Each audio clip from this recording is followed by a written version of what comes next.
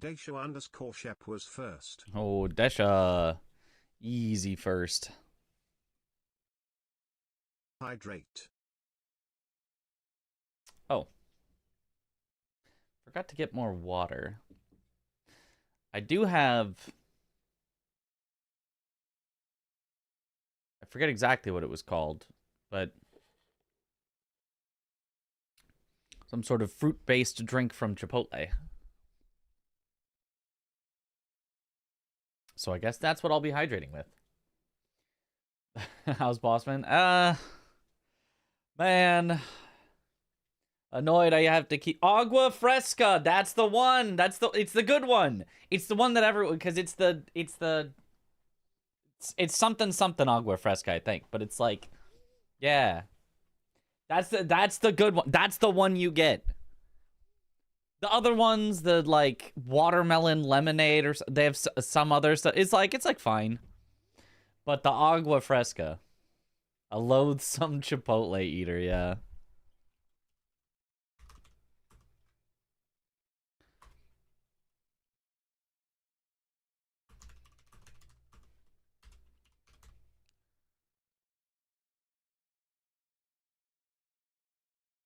Okay.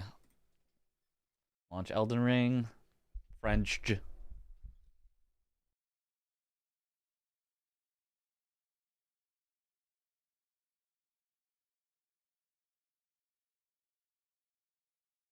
Death last night, that was rough. Yeah. Yeah, but you know, at least it was a skill issue. And at least it was actually in part caused by the use what you get. Because if I had a weapon that could stagger Misbegotten better, I might have been able to just power through and kill him anyway. At least it was caused by my terrible loadout and skill issue, and not just some random thing that I couldn't do anything about. I mean, it was kind of also caused by a random thing I couldn't do anything about, because they're literally not supposed to both attack you at the start. But they just did because the randomizer's a little broken, but... we'll take it. That's close enough to being a skill issue. Also, I need to update my PB. So, one sec. Randomizer. Overlay.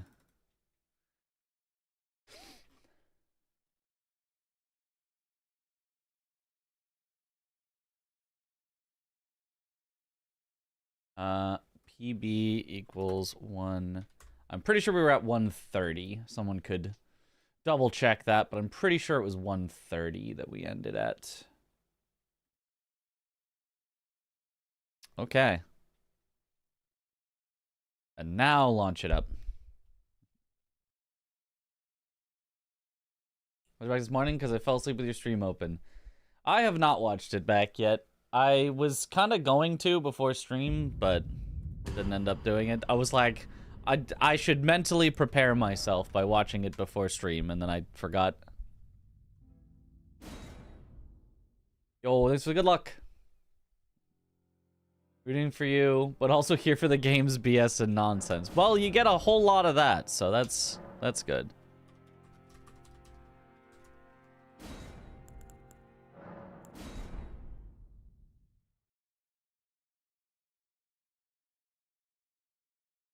Yo, 50 stream streak. Holy.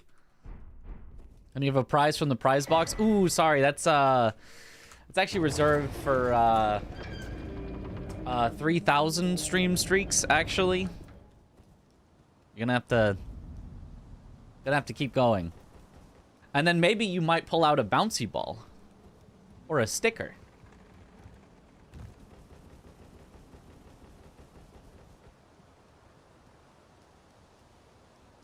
What did I lose yesterday? The very end.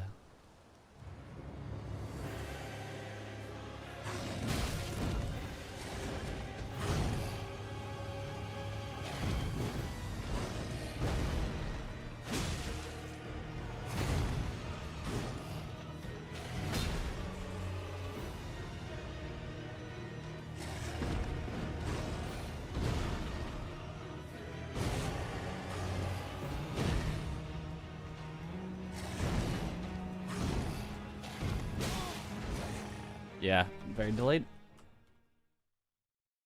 A fresh French. Starting fresh. I like this weapon. Let's just send Rick. Whatever. If it dies, it dies. Okay, Chipotle points. I see you. Yep.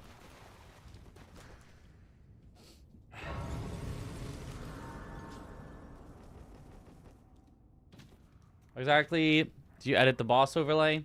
When I load, it only shows 0 out of 207. There's a .ini file. And in that .ini, you can find the spot that it says, you know, number out of 207, and then just type in there whatever you want it to actually say.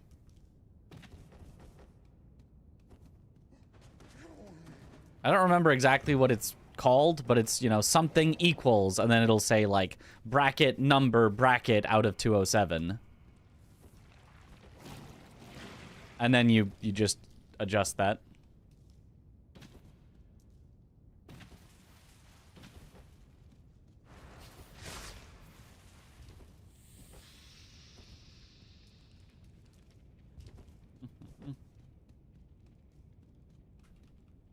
What happened to last night's run? I skill issued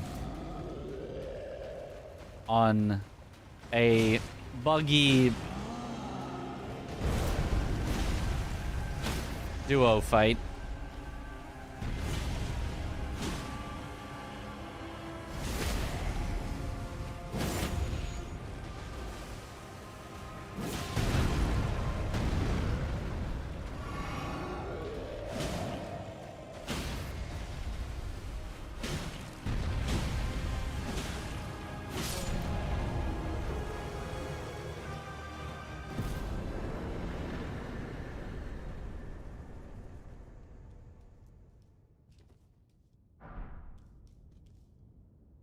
We...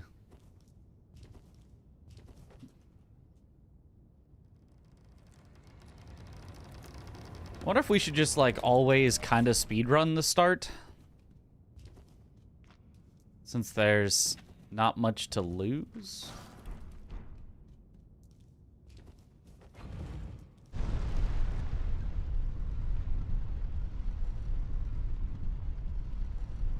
PCR plus 0, Skidoo Blessing 0, new game plus 7 today. Nice.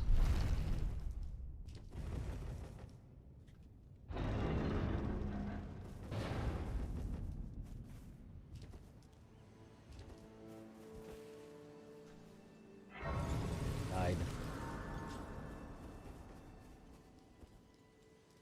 Yeah, I guess we should probably update the last death and PB death commands. Maybe I should make a clip to make sure that it doesn't hurt too much. Because I don't want anyone clipping too much of the crash out after. There is a clip, okay.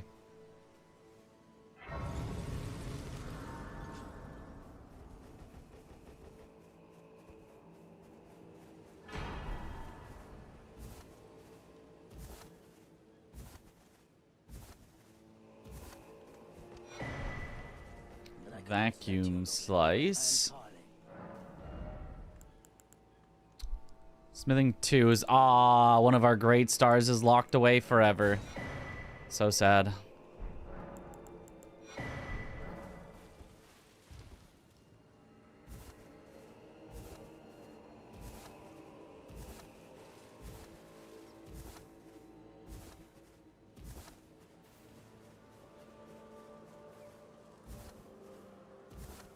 Ends fast, okay.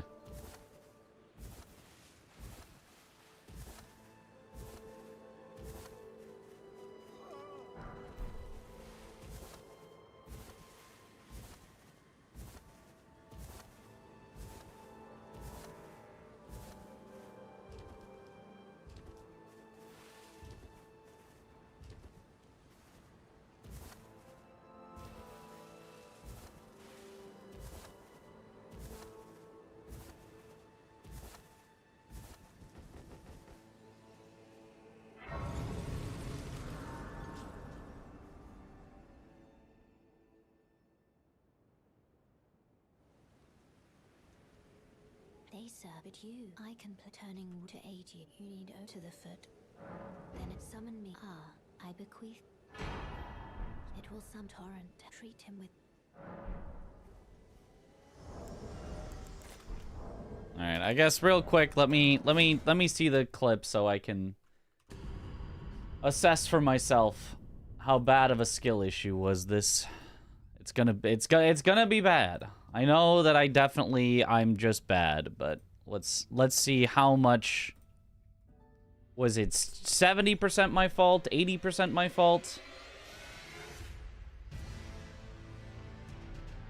All right, let's see.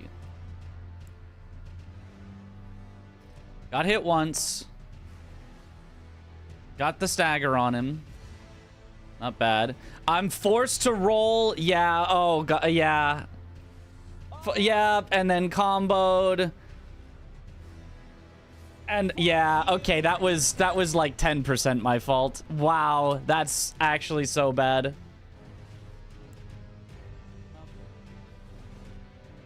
Right. So from here, I'm fine. He's swinging, which I heard. Which, by the way, how did I hear that and hear that I have to roll that? I guess this one is kind of a skill issue because technically his follow-up attack hasn't happened yet, but I'm rolling for the Crucible Knight's follow-up attack, which gets me hit by the Crusader, or the Misbegotten's attack. Nothing I could do, which full combos into the stab. I then miraculously don't get hit by either of them there. Have to roll several more times because they are still swinging.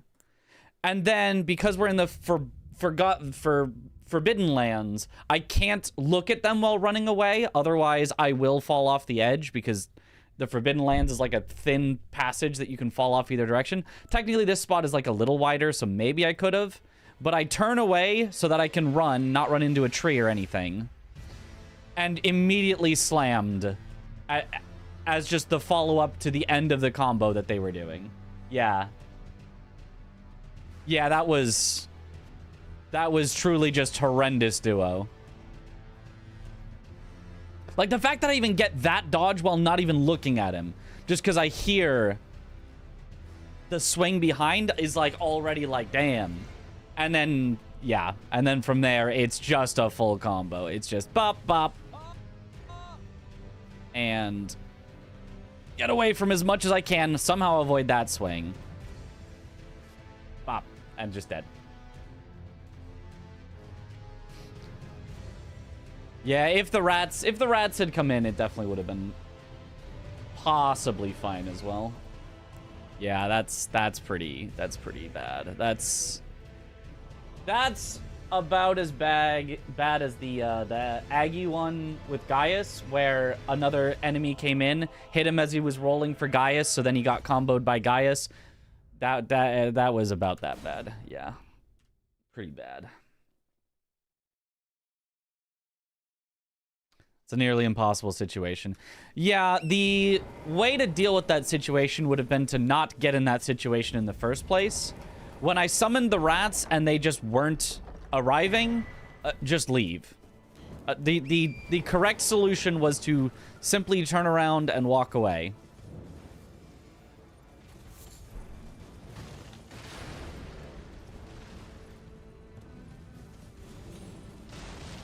Also, when I saw that it was Misbegotten plus Crucible Knight,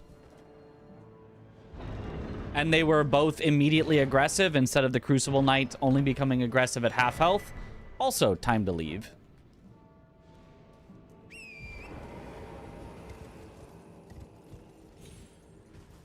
Leaving doesn't get you like that much because I still would have to kill them next because I was region locked, but leaving would have let me go find a better weapon because the weapon that I had was really bad for them. And knowing that that's a brutal fight, and with no summon, it wasn't helping.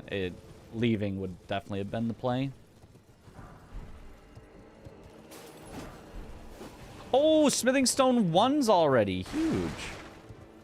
Okay, hopefully Big Dog is chill. Big Dog is not chill.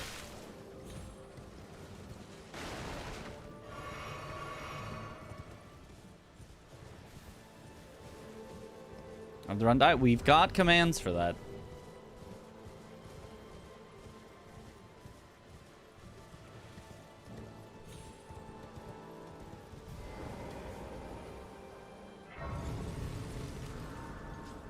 Any fight with more than one enemy are just dumb. In Elden Ring, and also probably Night Rain. Oh, I shouldn't have grabbed that before upgrading. My bad. Oh, I just needed it to not be a somber weapon, and it's a somber weapon. This way, tarnished. Me, I and the witch. I'd heard tanned upon the talk thou art but call for. I was instructed by torrents. 'Tis a bell summon that. Forgive mine intrusion, tarnished. I mean, it probably doesn't actually end up mattering at all, but doing at least that will make it so that if I get a new somber weapon, it'll at least be +1.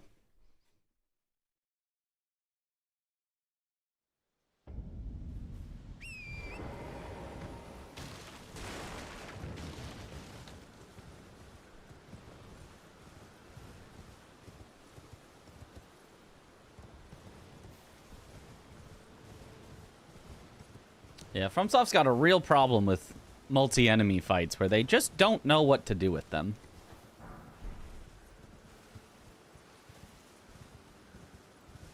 It possibly is just a way to sort of pad out the enemy count. Like it's basically a repeat boss that's like not exactly a repeat.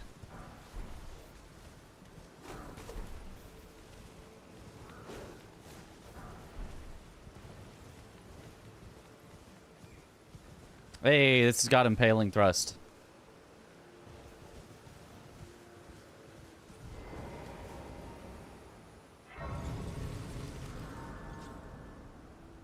Or it's possible they just get too ambitious. They're like, oh, we'll make this cool duo where we've got these two and they'll trade off and they'll do these cool things, and then they run out of time to do the cool things and just go, I don't know, leave them with their default AI. I don't know. But they really just have struggled to make good duos, like, at all.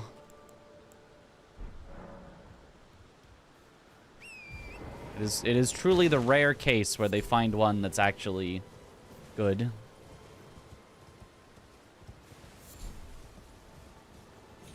this harder than the challenge I did a few months ago? I think it was similar.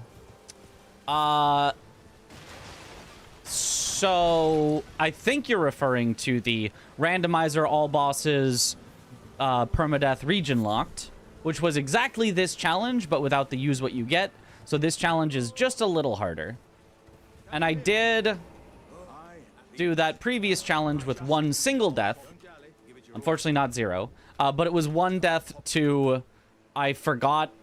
Well, not forgot. I actually don't think I knew at the time how to get through Ballarat jail. And so I died to falling. And that was the only death I had in that run. So...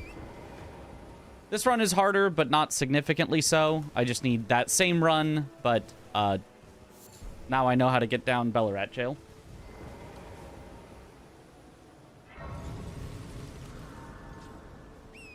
I'd say use what you get makes it way much harder. I don't think so. I truly don't think so. Like, most of the time that you die, it's not really... Well, I guess maybe the armor use what you get is what makes it hard. I don't know. But, like, most of the time that you die, it's to something where, like, your weapon doesn't really matter. You just get full comboed, full to death, and it's just like, ah. It's rare that it's like you come across an actual difficult boss that you, like, slowly run out of heals because your weapon damage is too low, and so, you know... It's almost always some BS that just instantly kills you. But I guess, yeah, if you were allowed to wear whatever armor you wanted, I guess you could just wear good heavy armor, and I guess you wouldn't run into that, so... Maybe you're right. A magma worm at summon water. Magma worms are quite easy, but you do got to be a little careful of their lava, but whatever, I'll just send it. Actually, I'll go upgrade first, then I'll send it. And the French challenge, I'm now attempting simple randomizer challenge. Yeah, it's if you do it without Deathless, I think the rest of the rules are a lot of fun. Just the permadeath part is pretty rough. Yo. Use what you get is alright, but Deathless with what we could have is bad, especially since we also have use what you get for talismans. Yeah, surprisingly enough, the talismans have been, like, kind of the easiest part, even though they, like, are the hardest part, because there's something that you can plan for, you can control for, you can make ways to make sure you don't have bad talismans. PB of 2 made you quit the challenge. Understandable.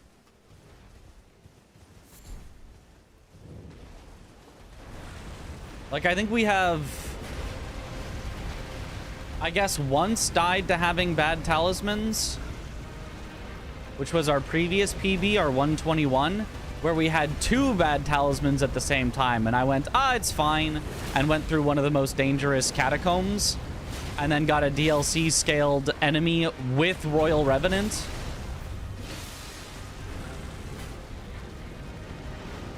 So I guess one time it has been an issue, but I think basically every other death has been to not that.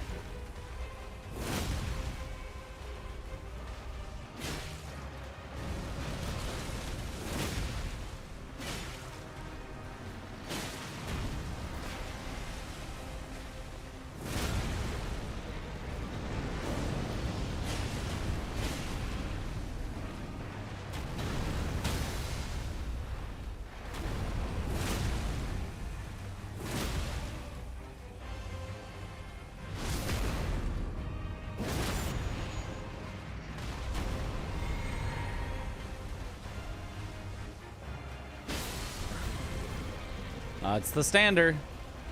It was a 50-50 of whether it was going to stand or not.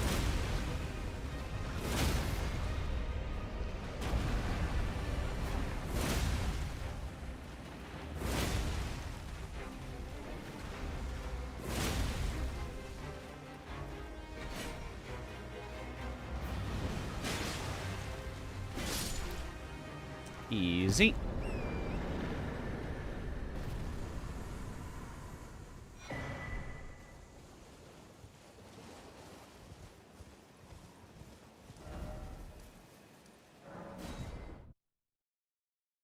At the start, it's hard and alright, but dying late is just so disappointing for chat too. Me personally watching earlier part seems a bit boring, no offense. Once you get like 40-ish bosses in is when it starts getting interesting. Yeah, no, I agree. I am also bored with the start of the run.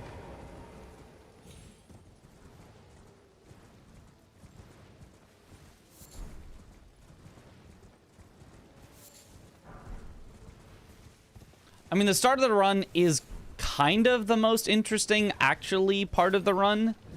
But given that you have to do it so many times, and you're not allowed to, like, continue on and finish out the runs. Like, something like a hitless run.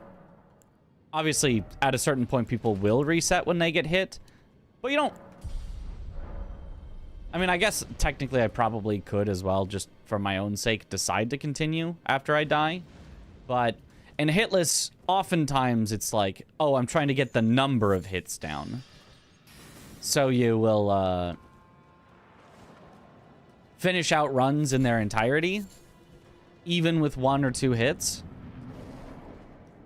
And so you at least get to see, like, the whole thing, and you don't...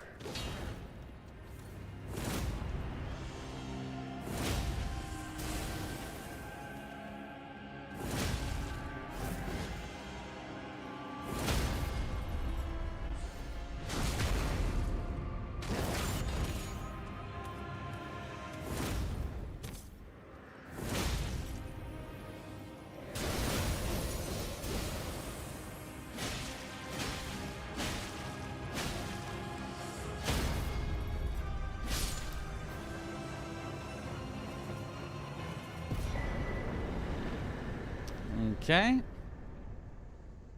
A good sword is cool.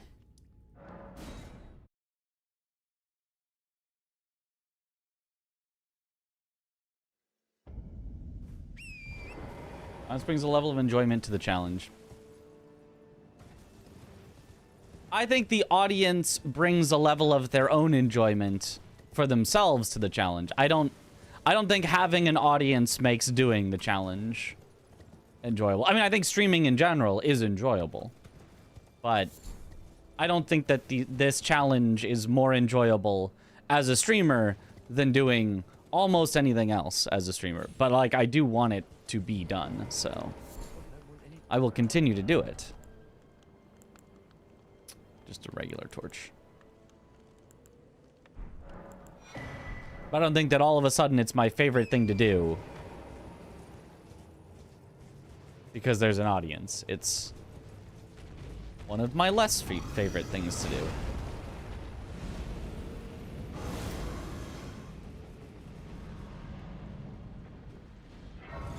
Very beginning is a little boring, then it picks up as you start bossing. Yeah, I mean, there's not a lot of, at least I don't do a lot of, like, picking up before I just kind of go and fight things, which maybe is a mistake.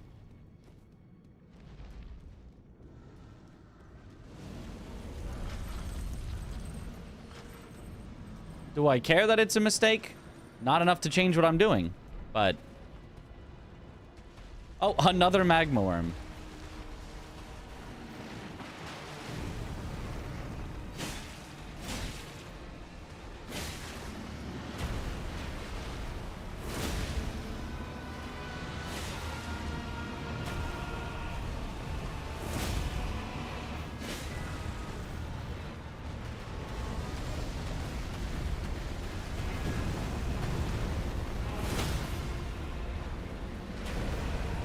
Bang.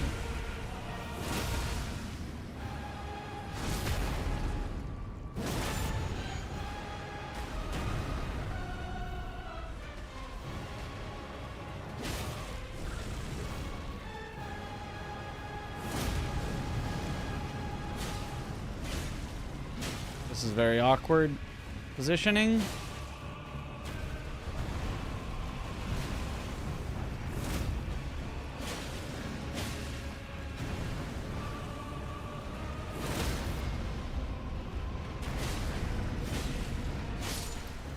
Okay.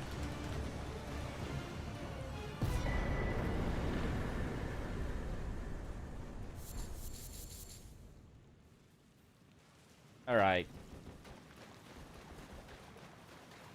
What car? Is there a challenge or speedrun that you look back on and loved the most?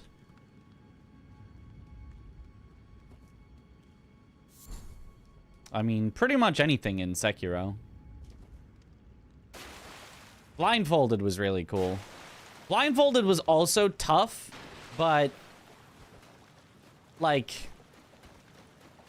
I don't know, it was also very enjoyable. There were days where I wouldn't say I ever like crashed out blindfolded, but like there were days where at the end of it I was kind of in tears because it's like it's so mentally draining to do this, but it's like that good, it's like you're like exhausted at the end as opposed to like you're frustrated at the end. So maybe blindfolded Sekiro. That was really, really fun. I love more than the challenge itself being told at least you got a PB. Look, it's a fine comment to make. I was frustrated and I wanted to take it out on somebody. That I could say, oh, it's the big mouth imp. And so in that state of mind, at least it's a PB was not helpful. It does just hurt more when it gets further. It's a fine thing to say, mostly. But it was not the time that I wanted to hear it at all.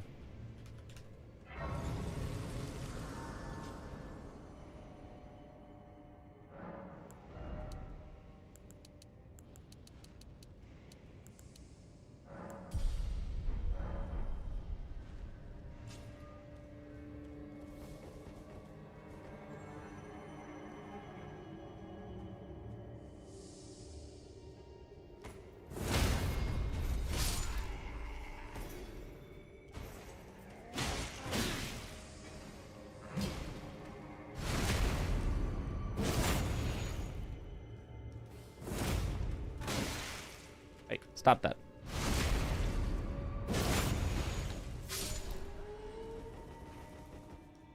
I probably could have just ran by him instead of doing that.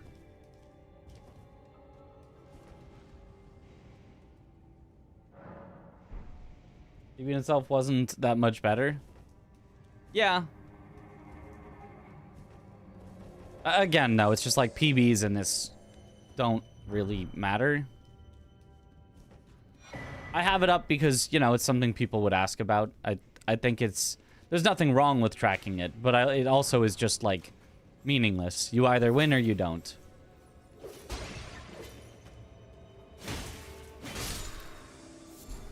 Right? In a speed run, not getting a world record, but getting a personal best has meaning. There is something that's accomplished there.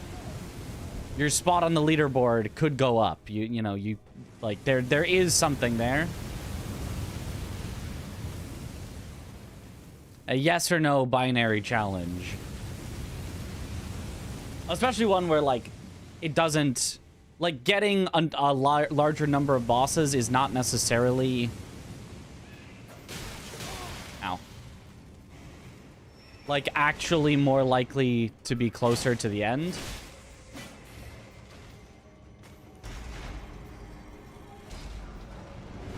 You know, because, like, a run that's 50 bosses in, but has gotten through all of the annoying duos and Deathblight Dancing Lion and has all the bad talismans out of the way and whatever, is effectively much closer to victory than one that's, you know, 150 bosses in, but still has all of the bad stuff left. Oh.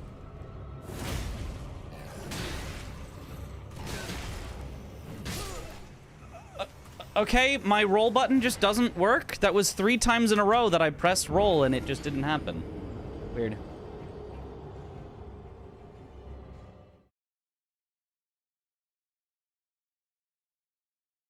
I literally just pressed roll and it just didn't happen 3 times in a row.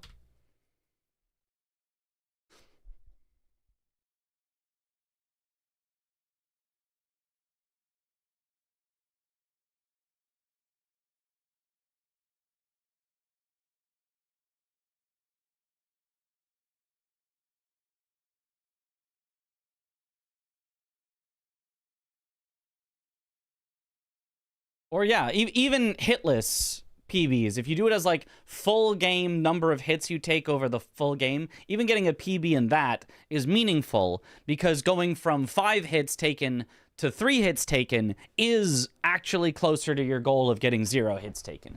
You can learn from, you're improving, you're actually making steps to reduce the number of hits you're taking. Whereas in this challenge, dying at, you know, 206 bosses out of 207, you are not any closer to getting to 207 eventually.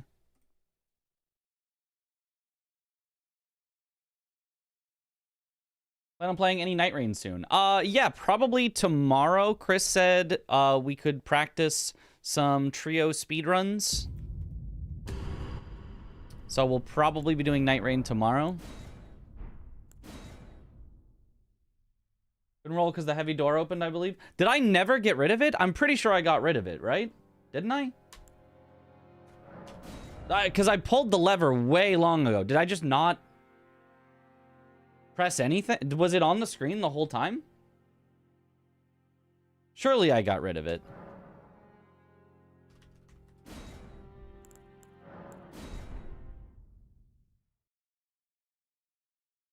My character, I think, was sprinting, so I think you wouldn't be able to sprint if that was on the screen. I don't know. I think it actually just ate my sprint inputs. I didn't have the message. I didn't think so. I think it actually just ate my inputs multiple times because his attacks are very delayed, so I like press then release to get the dodge instead of like tap immediately, because if I tap immediately I'm gonna be too early.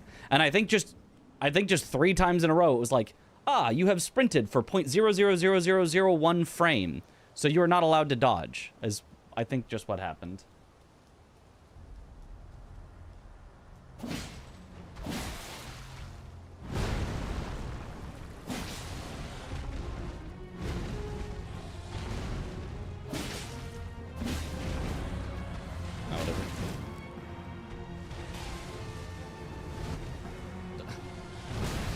There you go.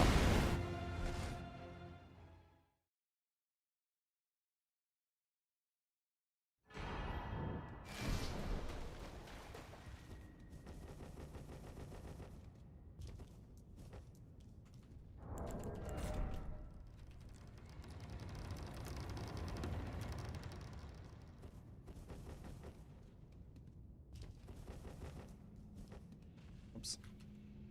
Need that.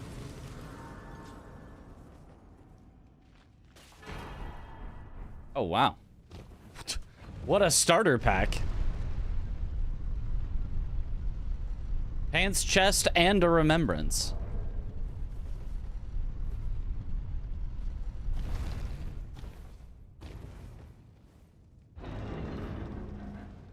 Does the tutorial boss count as a Liurnia boss? Yes.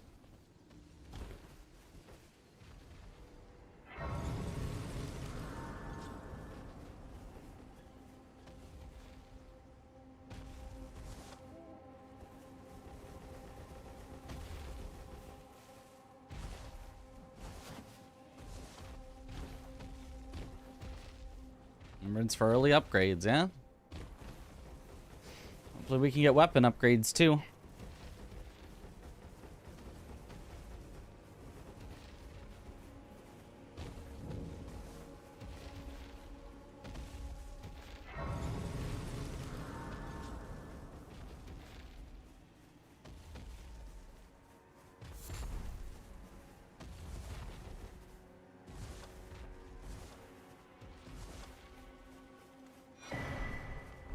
Oh, Ash of War Poison Flower blooms twice. That's an interesting start.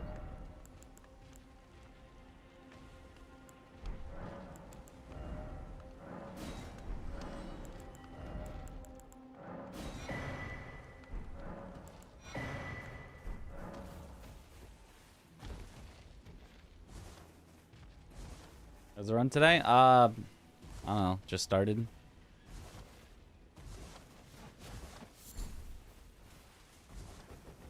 What's the recipe? I don't know. What would I want to craft? What recipes would I want? For that eagle? Eagles can drop stuff. Oh, yeah.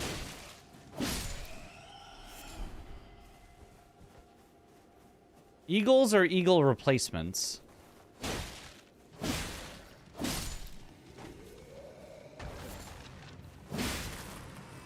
Or eagles aren't replaced?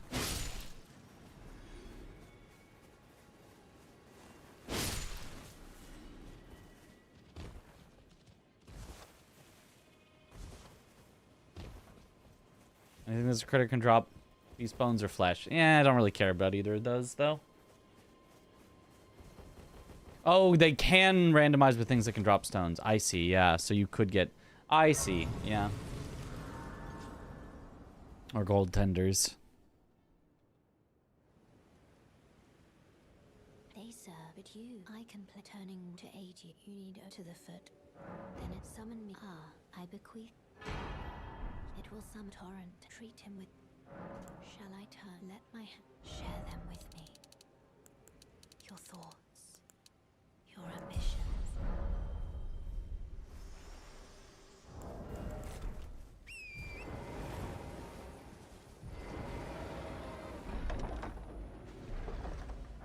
It's a good ash. Yeah, Poison Flower blooms twice is a very good ash.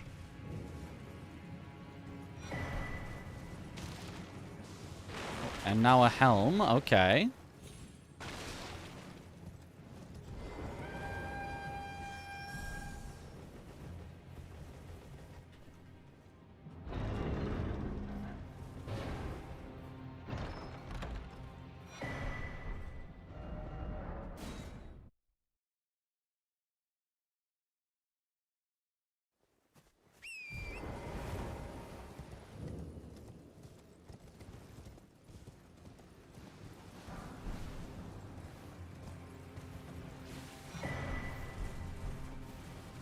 Godric Soldier Ashes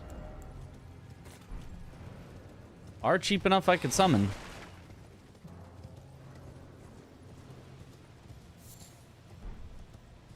Still your new batteries And tire inflator out of your trunk? Dang.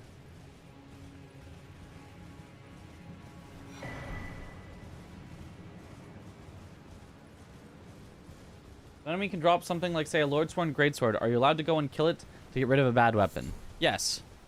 Yes, you are.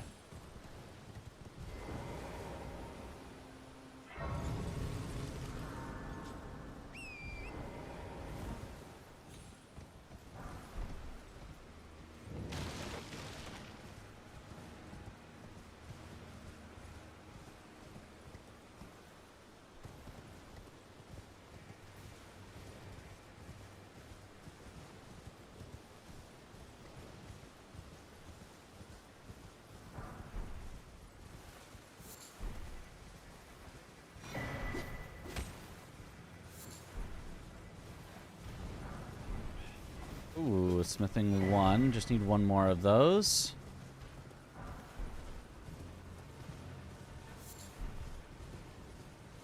But even a single one will help with some damage.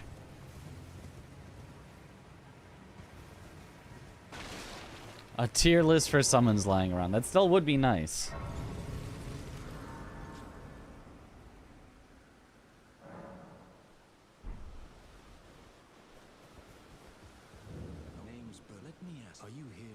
The first one of the day, technically second. We kind of just started up a previous one and then killed it off immediately, but basically the first run of the day.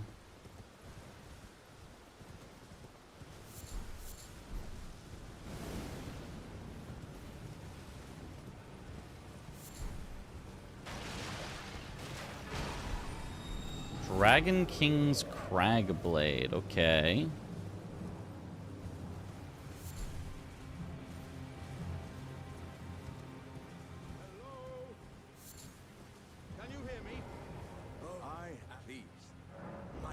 I'm dripped out.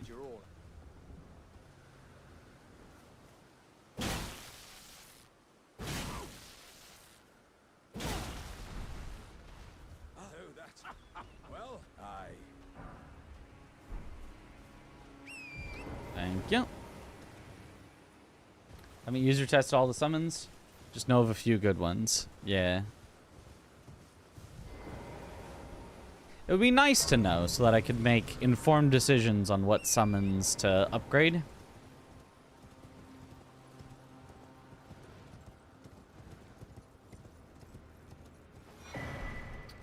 Crystal Sword. That's a downgrade. Hate this weapon.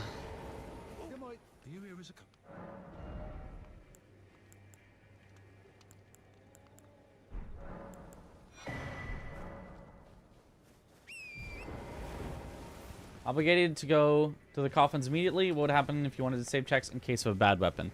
You can do that as long as they're not on your way. You need to pick up things that are on your way. But if it's not on my way, like for example, there's coffins right down there that I could go to right now, but they're not on my way to get to Renala right now, I am not obligated to go pick them up immediately.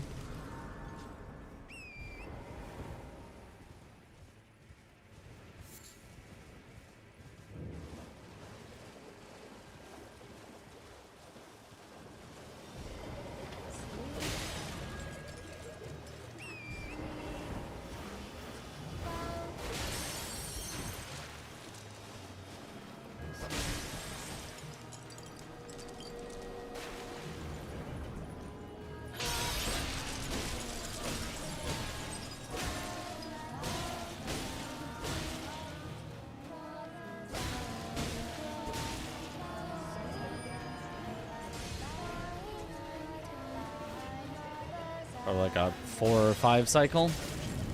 Ow.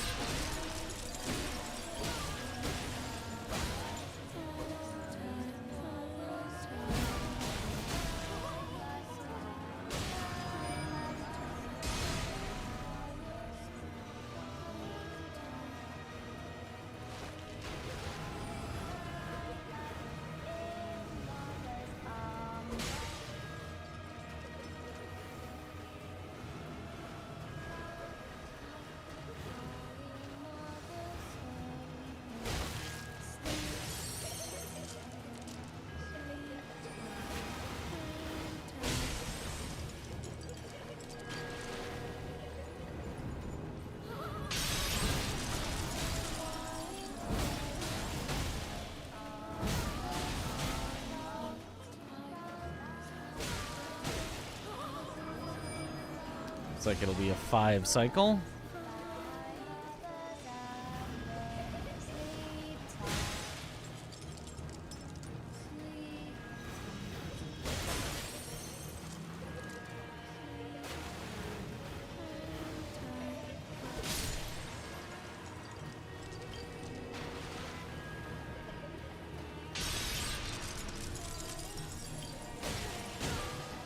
Maybe even a 6 cycle with how far away that ending one was.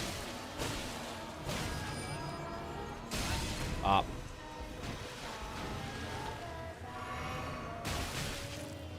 Okay, rude. Okay, also rude.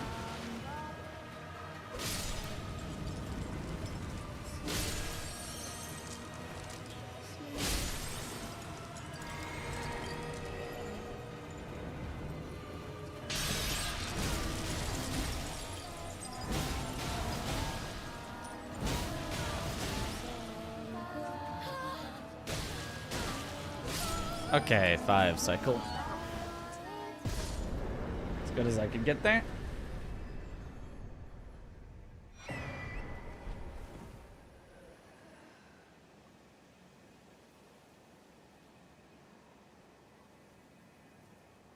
Are you serious?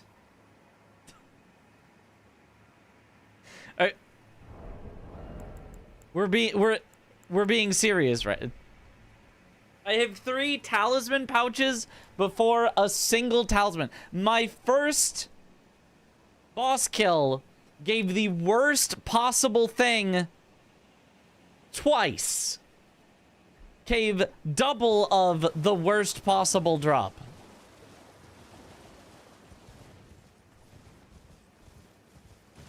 That... I mean, all right.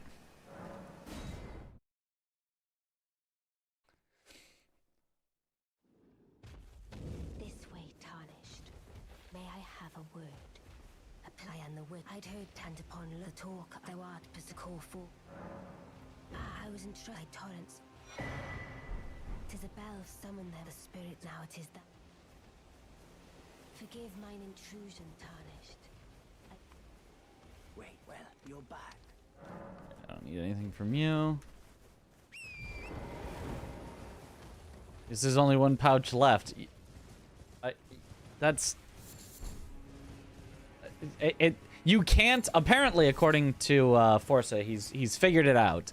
There are certain zones for where you can get talismans. We cannot get the last talisman until, I think it's Liurnia at the earliest.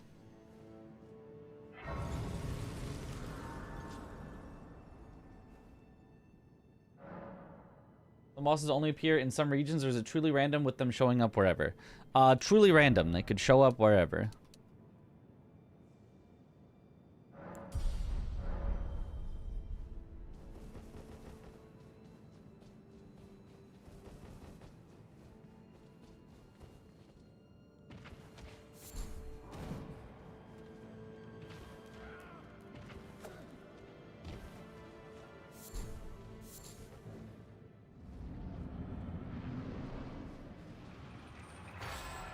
Adula is gonna be so resistant to this weapon. It's split magic.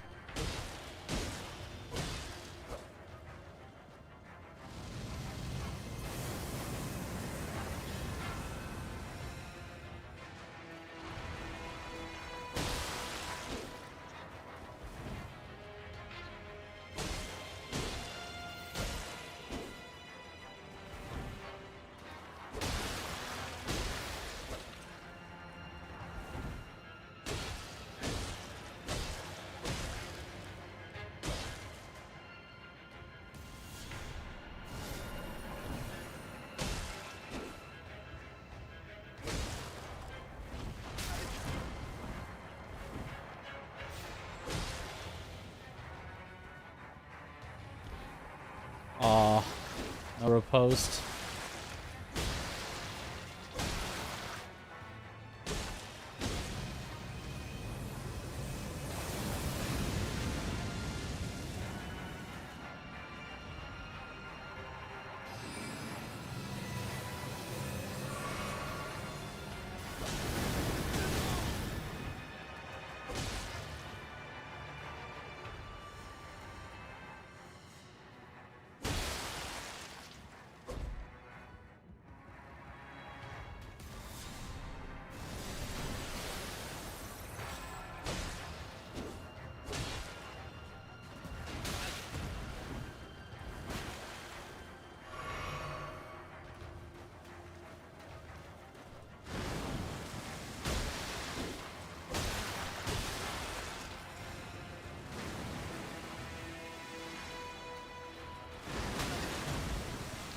I hate when you get that delayed hitbox. I think they fixed it on the Ghost Flame Dragons, because I think I've never had that on Ghost Flame Dragons. Maybe even not on Jagged Peak Drakes, but on regular dragons, it happens a good amount.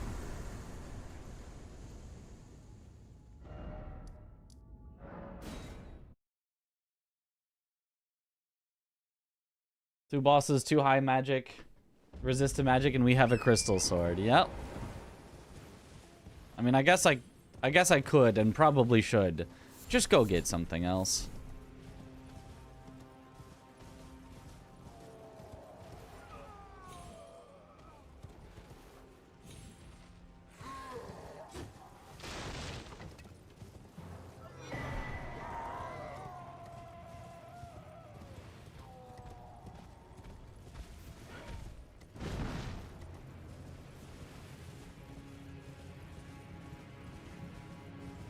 Extra embedded stream into his website, massively inflating viewership, and quit streaming forever once the embeds were discovered and called out. Did they quit streaming forever? I mean, if so, good. But I thought they continued and just, you know, tried to find other ways to cheat the system. Oh, thanks for good luck, Liv.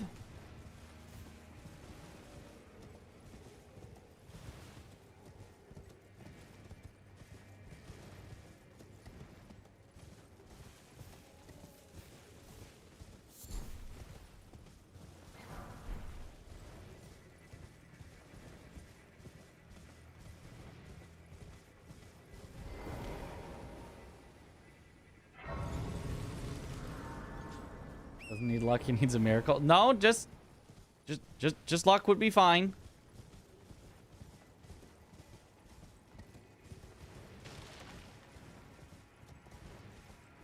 We just need to not get the unluck. That's... I feel like not get the ridiculously unluck is not that much luck needed.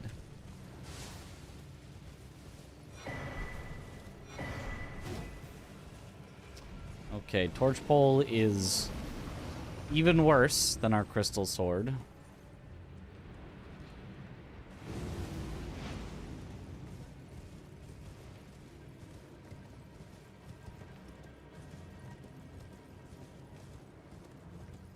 There's so many people read from there if there's so much inaccurate info. Like, people can just choose not to indulge in that, no? There's no alternative that people can reasonably find. Because Fextra rushes to get all the traffic. Nangosh, also terrible. It pushes out other, you know, other places that want to be aggregates of information. And so they can't have the success in traffic because Fextra takes all the traffic, and so they can't sustain themselves. And so either people don't even try to make alternatives that are more accurate, or even if there is an alternative that's more accurate, nobody sees it, nobody knows about it, everyone keeps quoting the wrong thing from Fextra, and then eventually the place that is trying to have a more accurate, you know, version can't continue to, I don't know, pay server costs or whatever. It's pretty bad. Having someone that's really successful and takes away all of the traffic while also being completely bad at it is very, very bad for the health of the information getting out to people.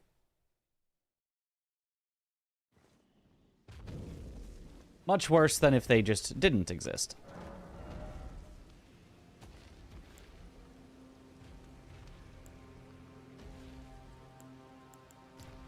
Okay, so we just somber up this. I still need another weapon, so I guess we gotta check the thing here. Some things are fine. Like, a list of weapons is fine because it's really hard to mess it up, but actual in-depth information is completely unreliable. Yeah.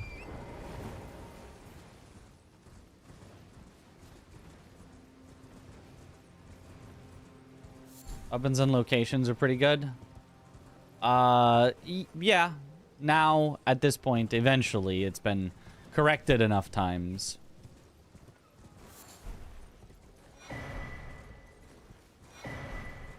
There's still probably some inaccuracies, but...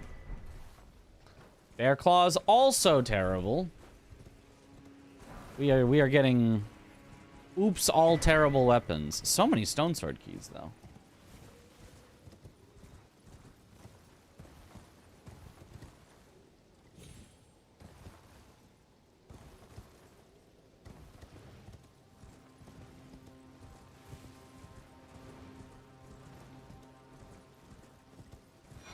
Had to buy the game guide, yeah.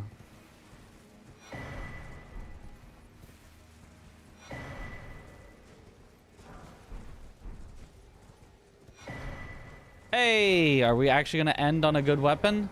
Nope. Finally got a good weapon, immediately replaced with a terrible one. This is... yikes.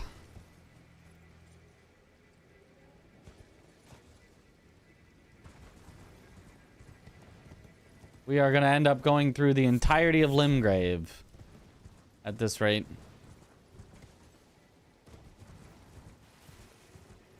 Would you rather all the bad weapons in the beginning, middle, or end? Kind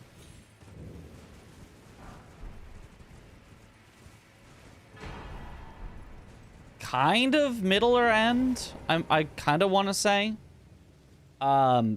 Because if there's no bad weapons in the start, you can save all the item checks in the start, and you can just have a million ready for if you get a bad weapon, you can go and immediately replace it. Me having to use up all of my weapon checks now early means I just won't have any mid or late. So even if it's like, oh, you got rid of most of the bad weapons early, but if I do find a bad weapon later, it'll be really hard to get rid of it. It's also not exactly, it's not like a zero-sum game. It's not like you can get rid of just all of the bad weapons and then there's only good weapons left. Because not every weapon, like, shows up. So you might not even have a lot of good weapons in the pool. You might just have an... Hey, that's a pretty good weapon. An excessive amount of bad weapons that are possible.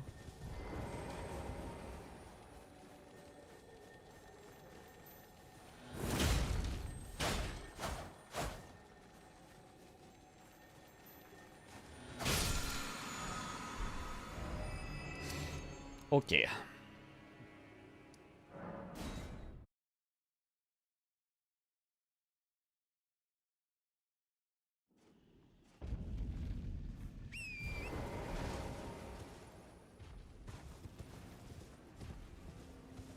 Elmir's Fury List is a drop from Bernal Invader, and he does not drop the spell. Yeah. There is definitely still things on there that are incorrect.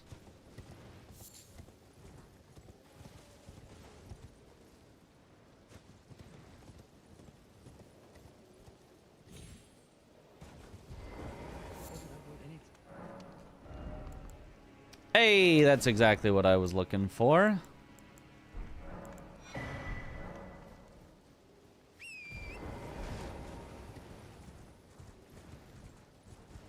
All your good weapons are in merchant shops. Yep, that can happen.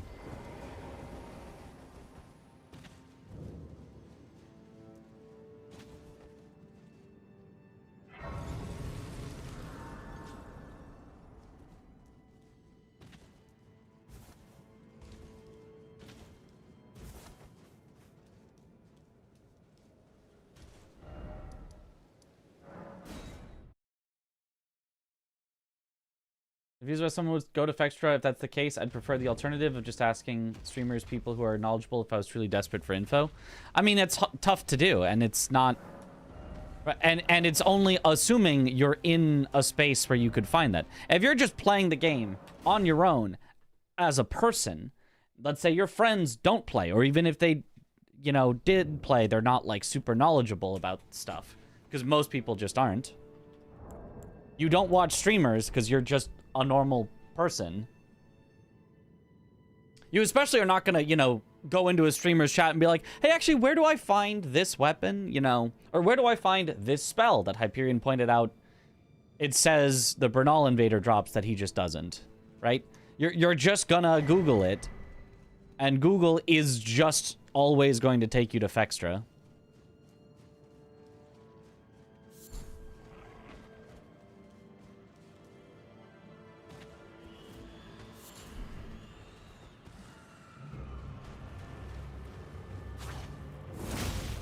As long as the dogs don't come over, we should be fine.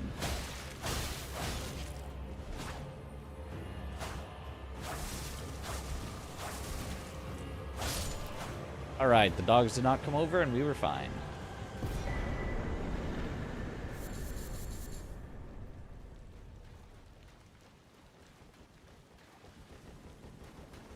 It's Fextra the Elden Ring wiki. It's just a...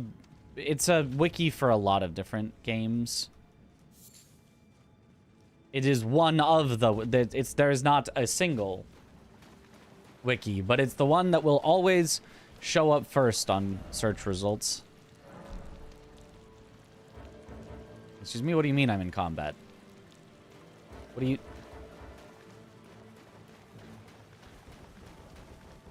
Where do I find the Bloodhound Fang in a randomizer? You don't. Had someone come into Bender's stream when he was doing all bosses, no-hit sorcery only. He was constantly going around trying to answer streamers using only Fextra, and he was so proud that he knew where it dropped and didn't because he read it on Fextra.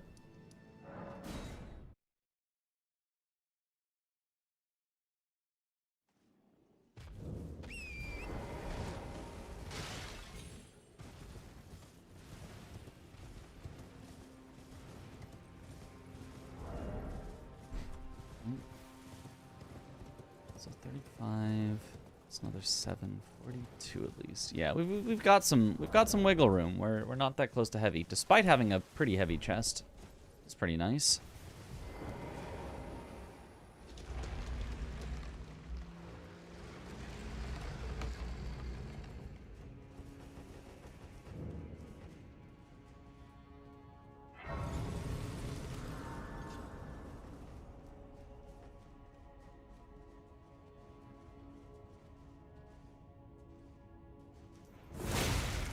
Always these frickin' Mesmer soldiers.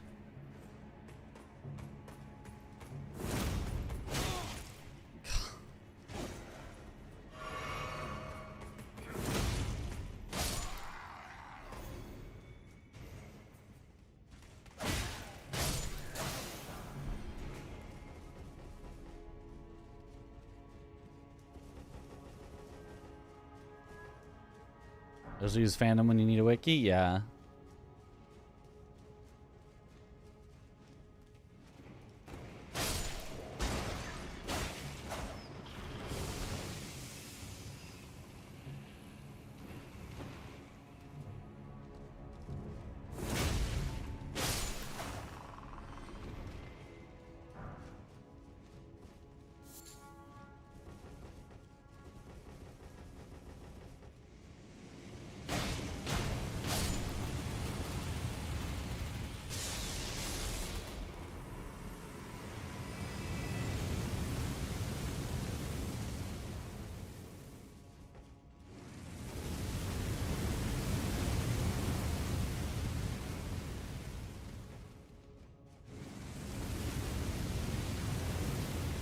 Fandom for Terraria is abysmal. Yeah, I'm not sure if fandom for Elden Ring is great, but at least they don't seem actively malicious.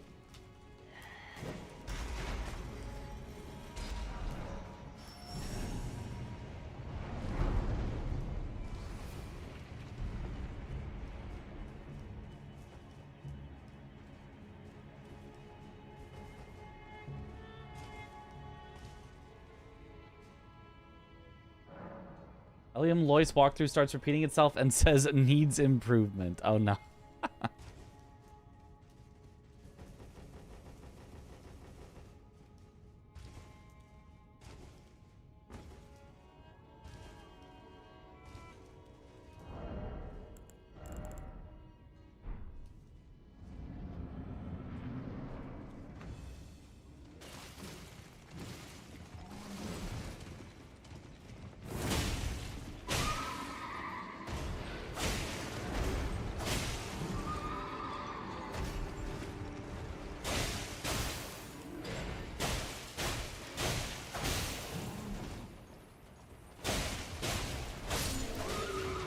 Nice.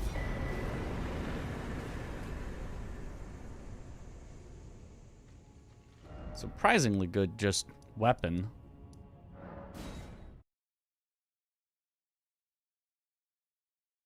Why the stream embeds are bad, I apologize if I'm too ignorant. So they were basically making it so that anyone that went onto their wiki had a little muted version of their own stream in the corner, just playing. Which, like, sounds like whatever, it's fine. Oh, no, it's using your bandwidth or whatever. That wasn't the problem. The problem was, the reason that they had that small little version of their stream in the corner was so that anyone browsing their wiki, or even just that left it open, you know, after they checked something, would count as a viewer on their Twitch stream, so that they could trick, first of all, other Twitch users into thinking they have so many viewers. Oh, so this must be a good stream because they've got so many viewers. Thousands and thousands of viewers. And then secondly, arguably worse, tricking advertisers into paying a lot of money for, like, sponsorships and stuff for their Twitch stream because they thought that a bunch of people would see the sponsorships. So they were effectively stealing money from sponsors with a bunch of sponsorships that nobody saw because nobody actually watched them. In addition to stealing people's time being a really incredibly boring stream, that people, if you were just looking for, oh, let me find an Elden Ring stream, I'll just click on whatever the top Elden Ring stream is. It's got thousands of viewers. They've got to be a good streamer, and it's just boring nothingness and wasting a bunch of people's time. That was the actively malicious part, was like tricking people and sponsorship companies into giving their valuable time and literally money, in the case of sponsorships, for a boring stream that nobody actually actively watched. The streamers just didn't talk. Yeah, it was weird. It's like you put all this resources into effectively view-botting, legally view-botting your own stream, and then you don't get somebody in there to actually make it at all entertaining. Like, that kind of a jumpstart, if there was actually an entertaining streamer behind it, could have, like, popped off from just the free, ridiculous exposure.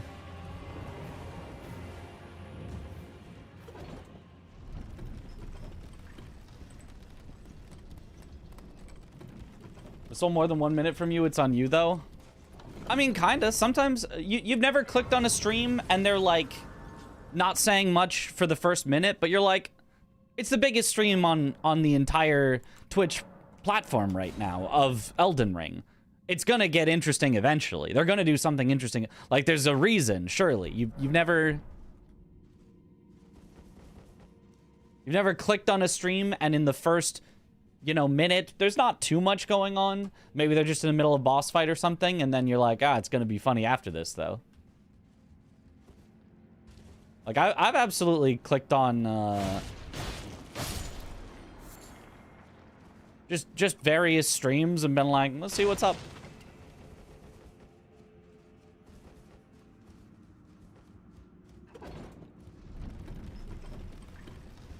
Why is the chat so dead in this 1,000 viewer stream? Yeah.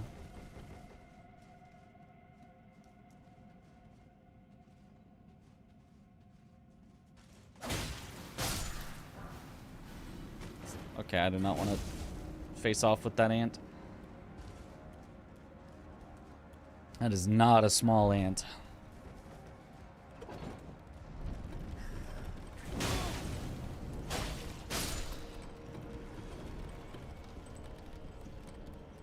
Sometimes you watch and still they start Farming random enemies for leveling. Ugh.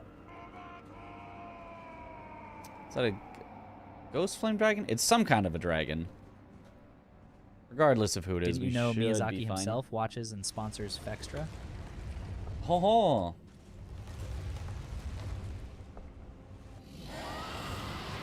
It is ghost flame.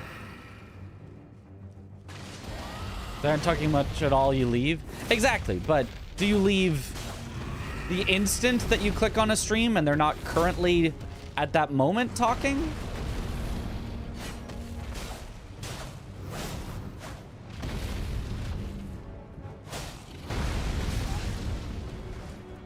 Right, the only point is that, yes, they were bad streams and people did click off on them. There's a reason that they only had viewers when they were embedding. It is not as though people just continued to watch despite it being boring. But I'm sure a lot of people got at least swindled out of, you know, 5-10 minutes plus of their time.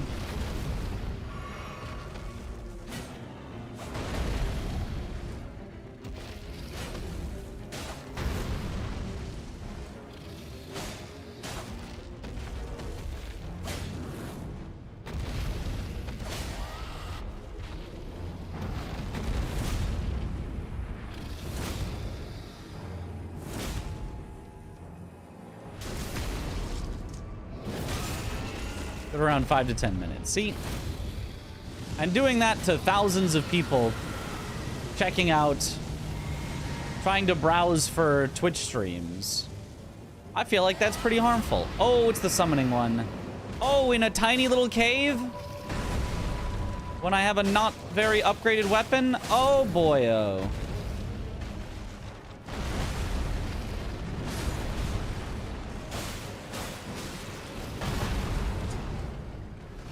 Well. Ding, ding, ding. Where did the dragon go? What? There he is.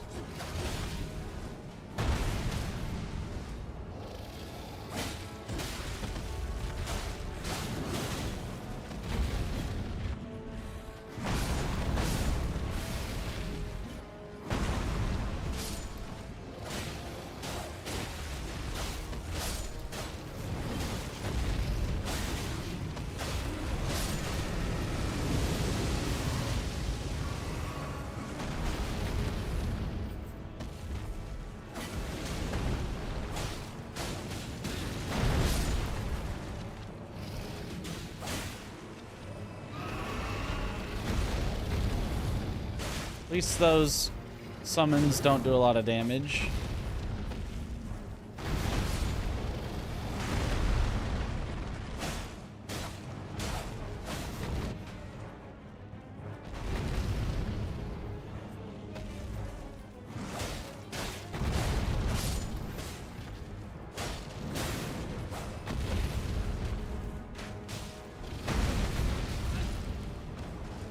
I cannot see what's going on very well.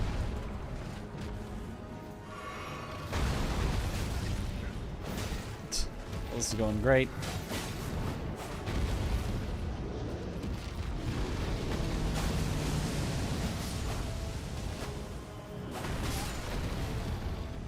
Oh, that was a bad idea.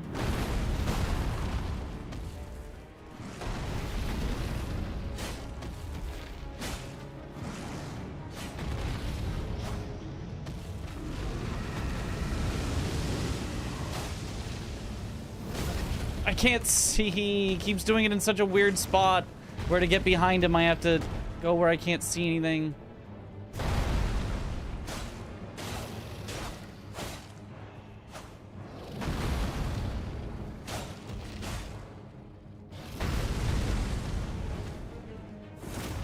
Oh.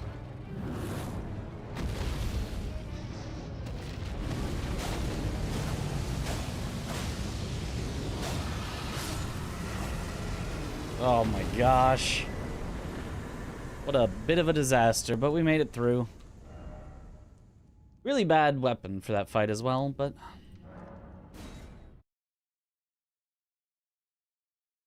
yeah. Nothing replacing Fextra. Where should I go to find numbers for Elden Ring besides looking at Fextra? There isn't a replacement that you found, at least. Yeah, that is the problem. That is exactly the problem. There 100% would be a better replacement if Fextra didn't exist, but... because they do, the incentive on everyone else is to not even try.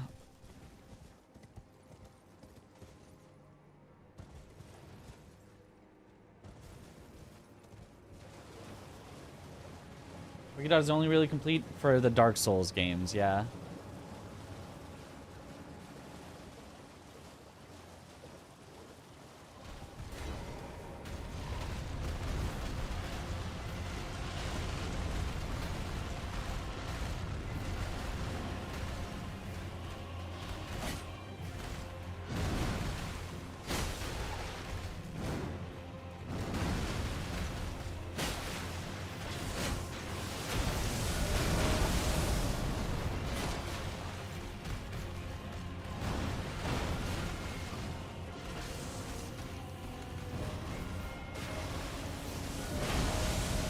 Did it on himself? Weird.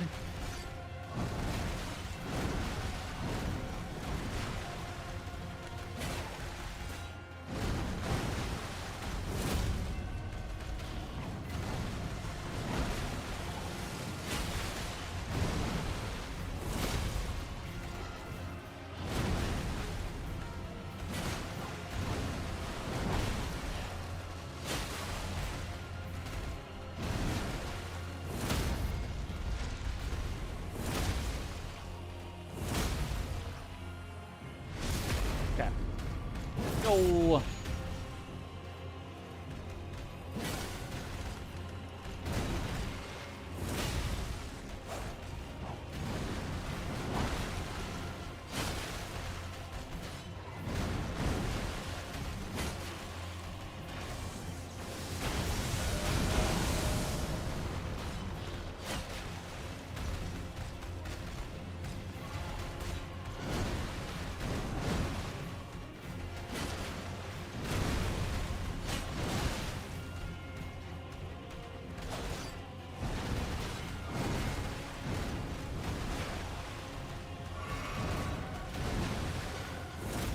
Oh.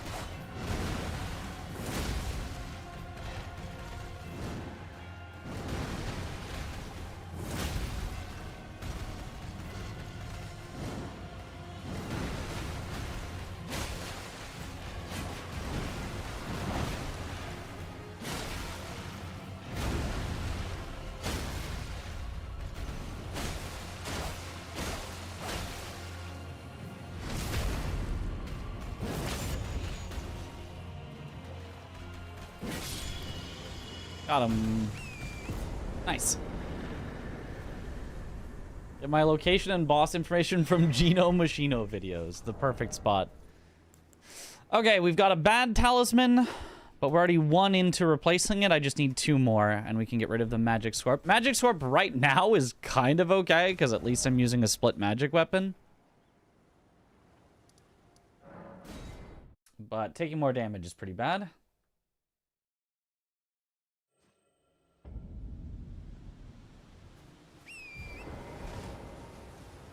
Ring.wiki.gg has some good info too. I was in the beginning, Fector was actually a solid place for info, but then their accuracy declined as they rushed things more and more. I think that's probably the case, yeah. I mean, I don't know for sure, but I feel like I remember Fextra being like a place that people were like, oh yeah, it's got a good information.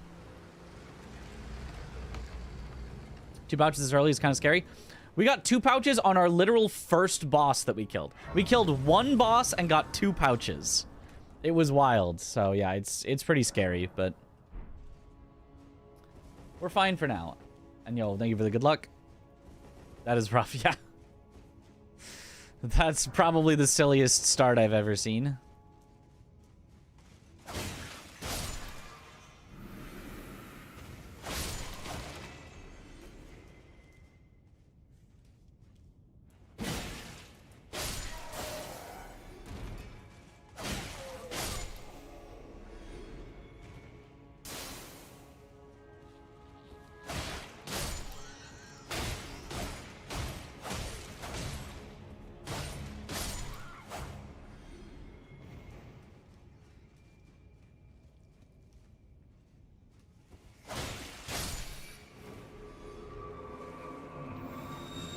No need to kill the Miranda. It's stationary. Oh, there is a reason to kill the Mesmer soldier or to run from it. One of the two.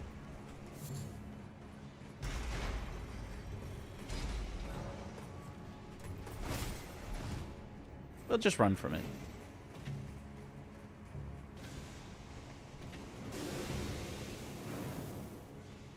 Yeah, we're chill.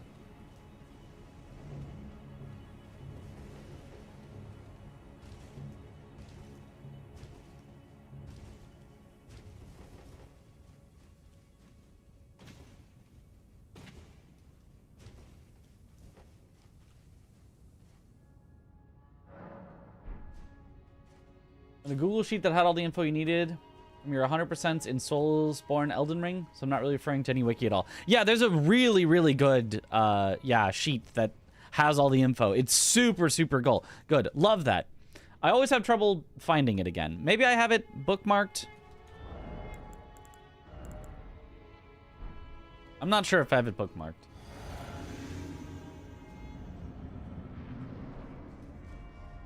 Gillica.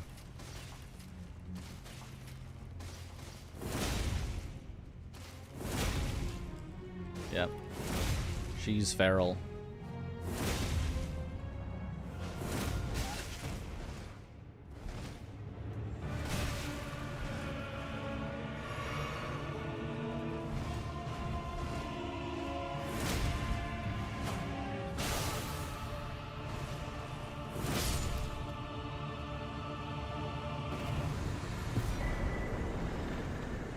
Ooh, this early Hallig tree is pretty bad. The first time I go to Round Table Hold, I will immediately be invaded. Is not great.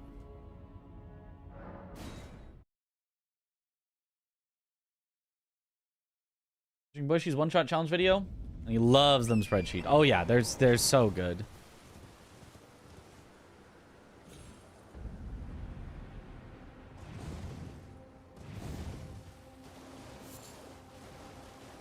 Once made spreadsheets and edited maps for games. Holy.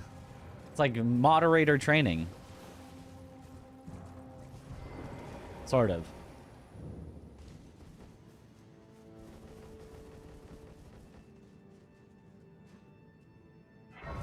Shout out to the guy in my band who played the triangle. Thank you for everything.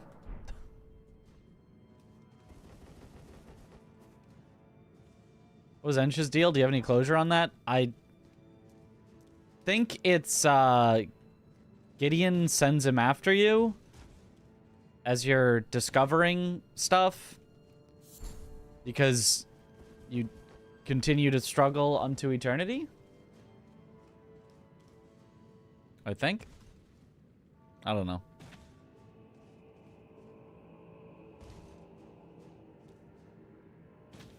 Anytime you only get invaded when you warp there yourself, you're safe when Melina brings you there. Okay, okay. Good to know, good to know.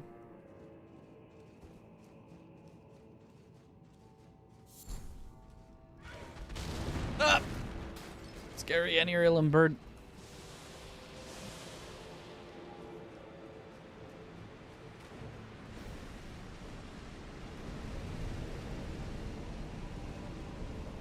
I don't know what that was behind me, but I don't want to know.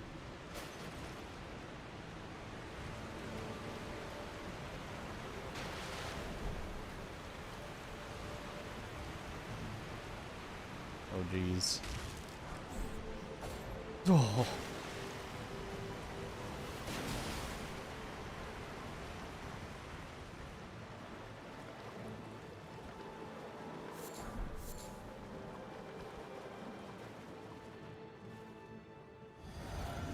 Is the implication that he wanted the Hallowed Tree medallion himself or something? Maybe?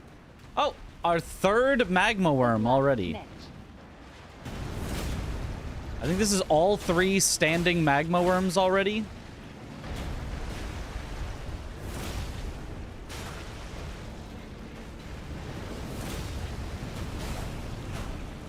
Unless that was the previous seed.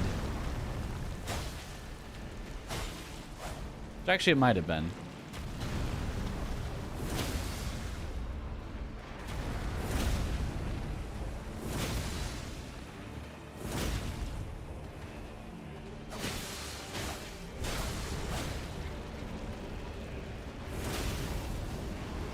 It was previous, okay.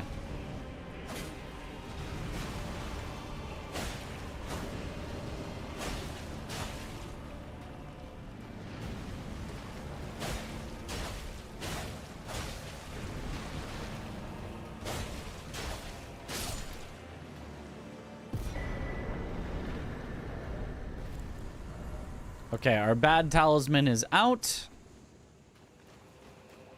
That's good.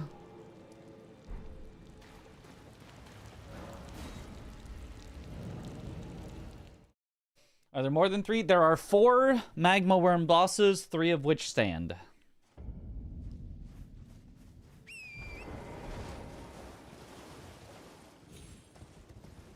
Theo gets chunked when he has like the lowest scaling of any boss in the game.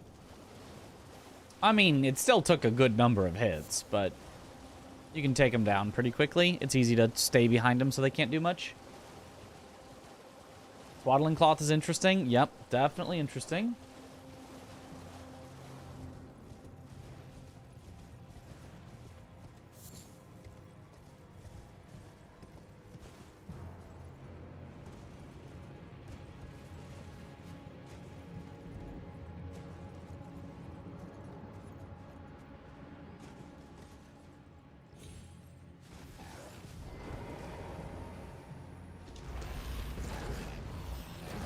There's a glorified letter opener that was left in the fridge.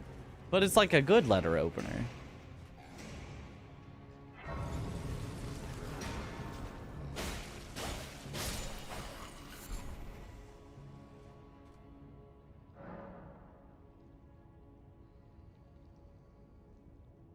Alright.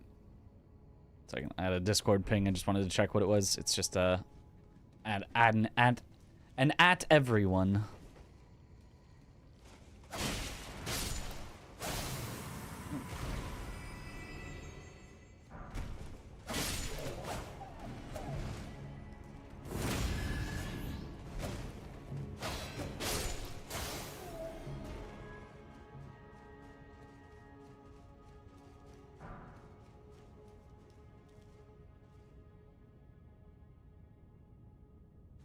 They got something for everyone. Hooray.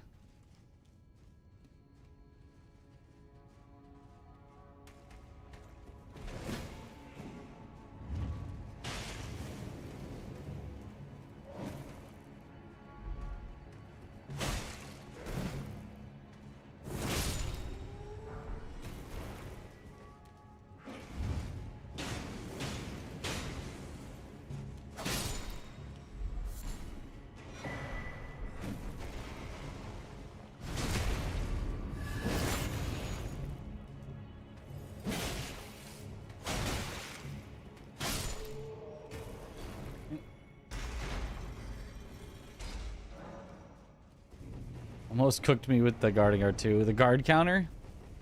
Guard counters can be pretty scary. You know, I've never thought about what the guard counter for this weapon is. Whether it's regular poke, which it probably is, or whether it's like a special projectile. Ah, Margit.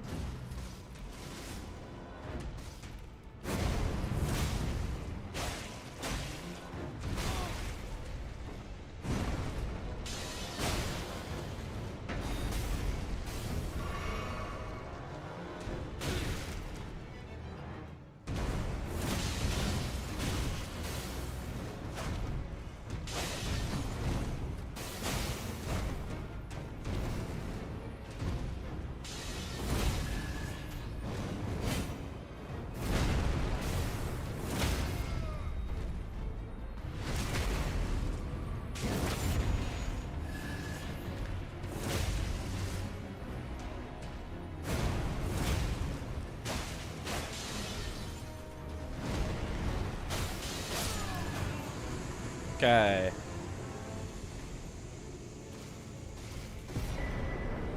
Hey, a sacred tier. That's nice. How's your day going?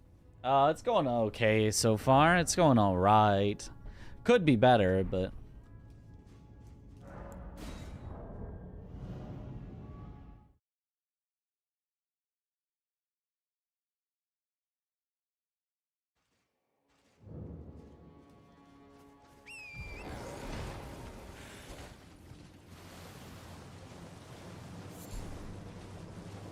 Thou art of passing skill. Ah!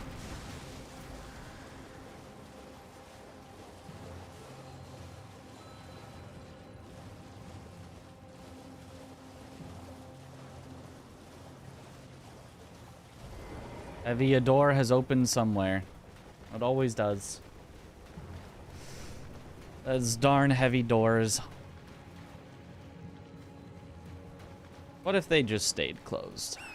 What if we just didn't kill those bosses, you know?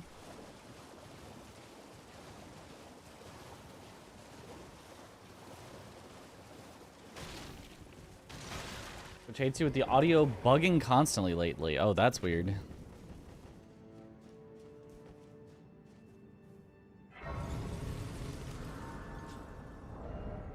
I guess +2 is pretty good upgrade already for this place in the game.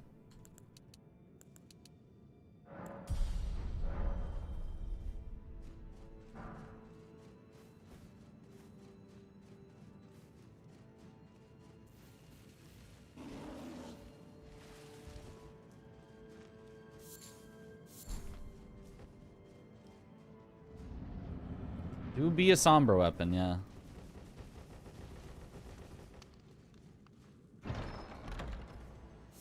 Does upgrading somber also upgrade regular? Yes. At a 2.5 to 1 ratio.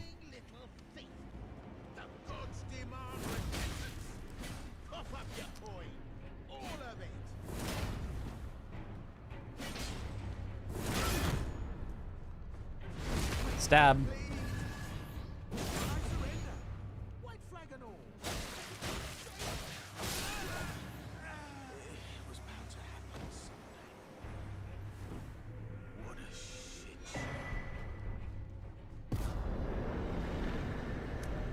Ease. You scheming little thief. What a show.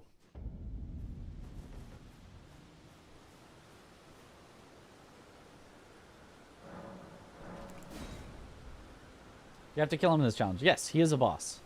Well, or sorry, no. Do you have to kill him as opposed to spare him? No, if you spare him, it still counts. But you have to... Yeah, that was your question. You do have to either kill him, in which case you get the bell bearing immediately, or you have to let him live and then reload the area if you want to see his shop. So generally, you will choose to just kill him to get his bell bearing. Oh...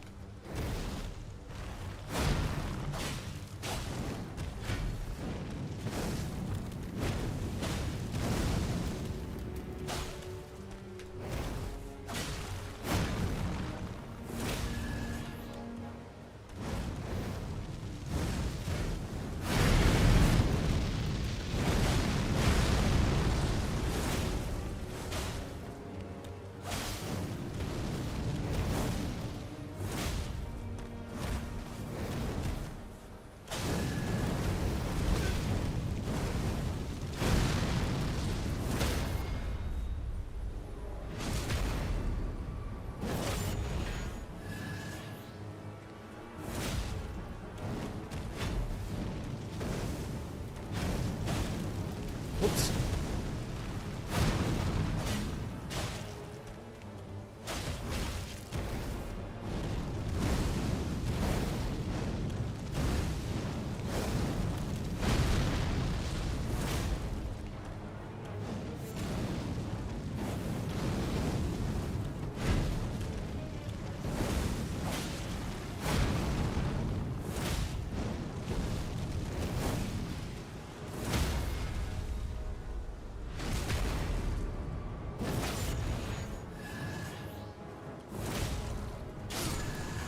There we go.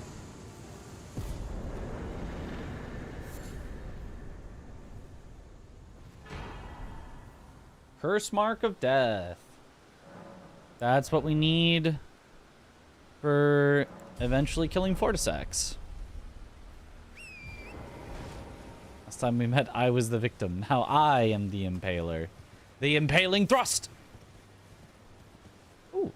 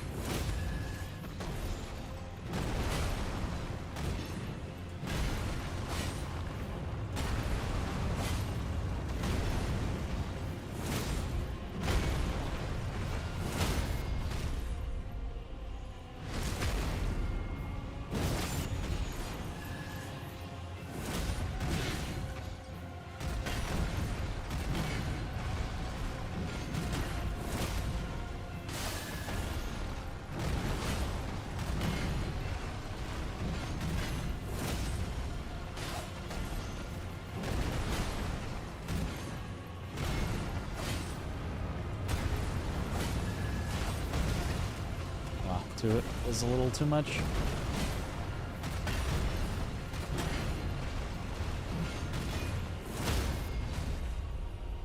Okay. Well, it's beating the French challenge. Approximately 9 or 10-ish people.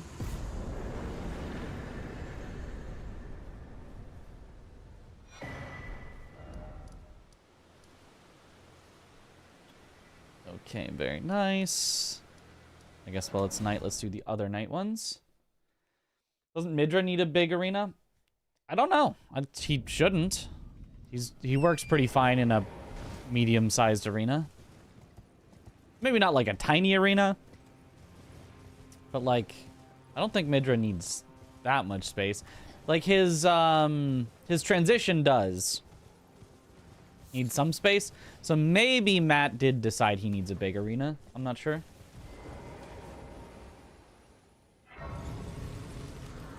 Did I get the tutorial boss from the start? I don't remember getting, so probably not.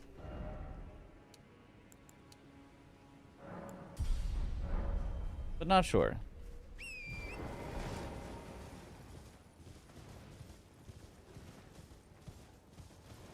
You don't want blanks and Gino and the graphic truth and 4 French streamers that I don't actually know what for. I was when I ended up. Oh, when they and so this is what I hope. Or I can.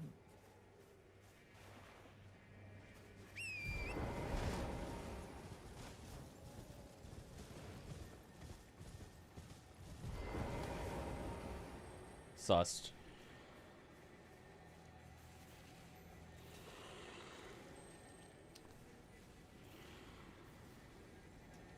If I just don't clear this out, because I just don't want to deal with this thing. And instead we fight Gary on the bridge, and surely I just keep him on the bridge and it's fine.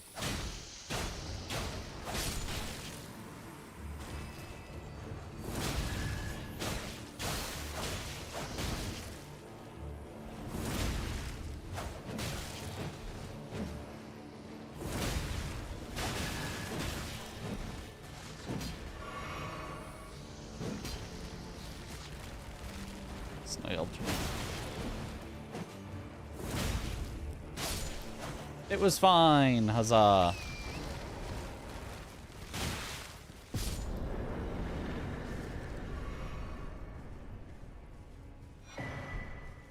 Nice, another sacred tier. Oh, we did drop some streams. Comcast, or some frames from the stream. Man, Comcast, you gotta get your stuff together. All right, Lordsworn's greatsword. I'm pretty okay with that.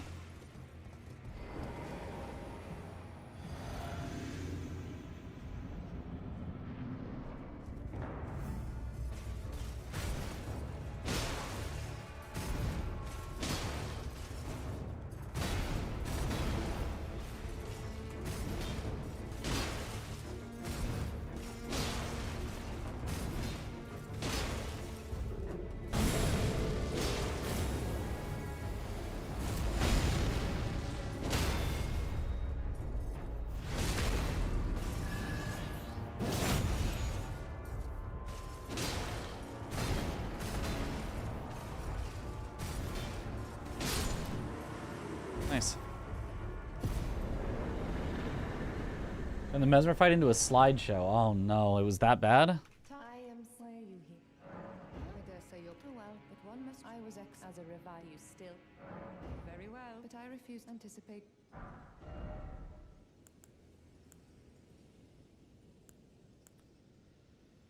I mean, I guess I'll buy it while I'm here. It might be good.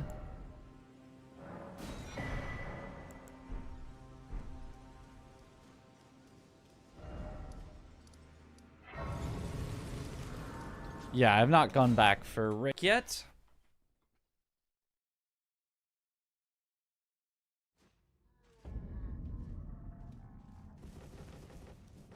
Watched Blank's Lies of P run a lot. I haven't watched much Elden Ring lately. Yep, understandable. Lies of P is quite a fun run to watch.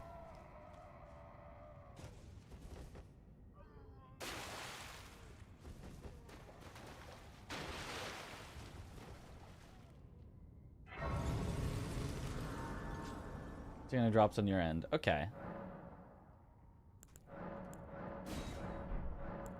I mean, I haven't seen any drops recently. It was just, I see that there were, I guess, some drops earlier. So I probably don't have any Ashes of War, right? Oh, I do actually have the Poison Flower blooms twice, and that's pretty fun. It was just during Mesmer. Okay.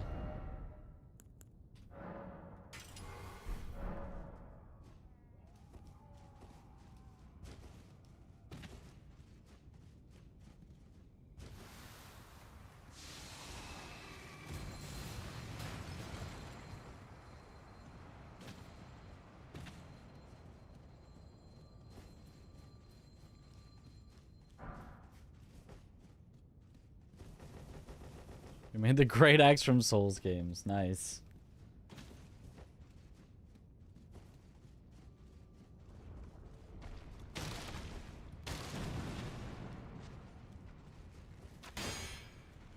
Oh.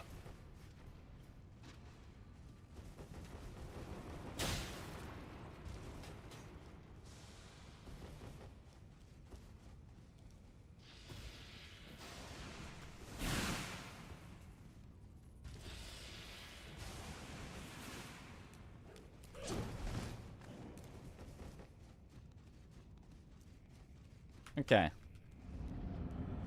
I have not played Steel Rising, no.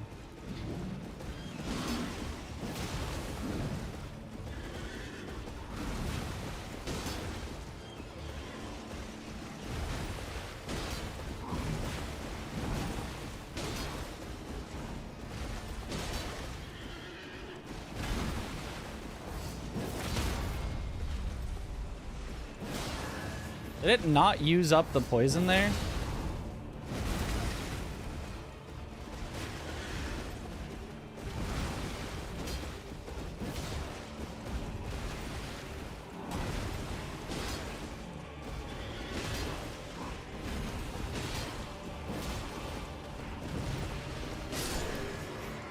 It's a bit strange. The first one hit him, but somehow didn't use up the poison. Diabolical damage. It's pretty good.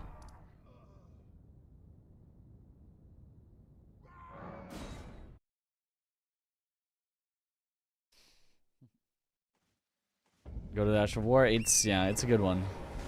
Is this the one where I picked up a bunch of Stone Sword keys? It is.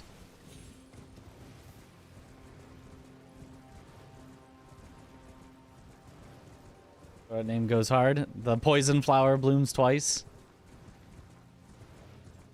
It's, yeah. Definitely one of the cooler Ash of Wars in the game.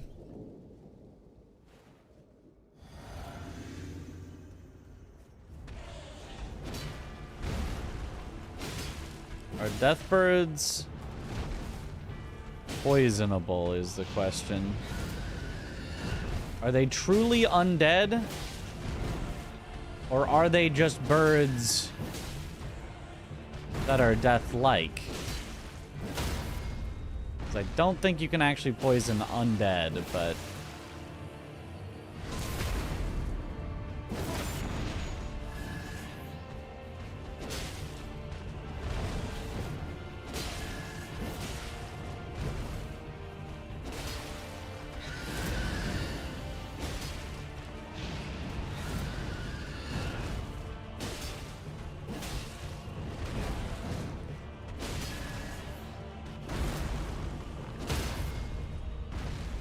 Okay.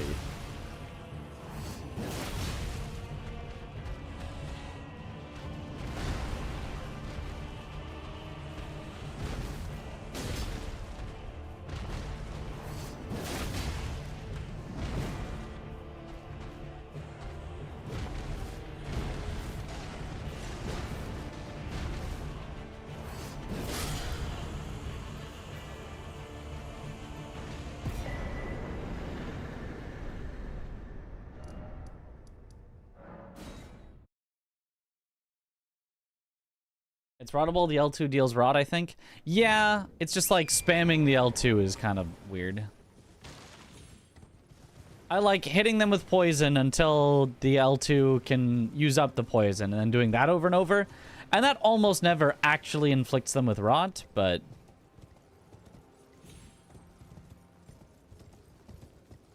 if I had to criticize this move, because it is a fun move, I would say I wish that the rot buildup for using up the poison was significantly higher. So that you're not supposed to spam it. It is supposed to be build up poison, then use it, and do that like twice, and then an enemy's rotted. The Domo strat.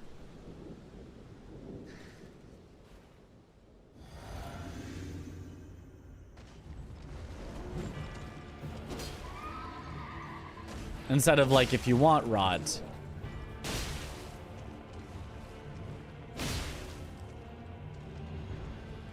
you probably have to just spam it.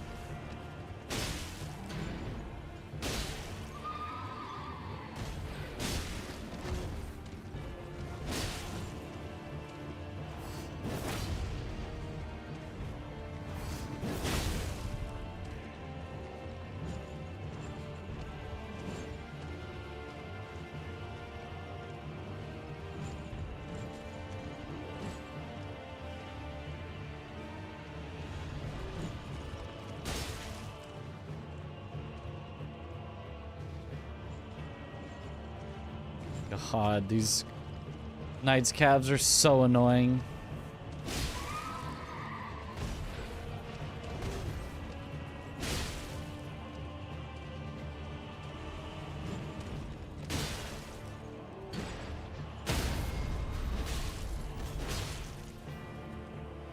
Dick stab.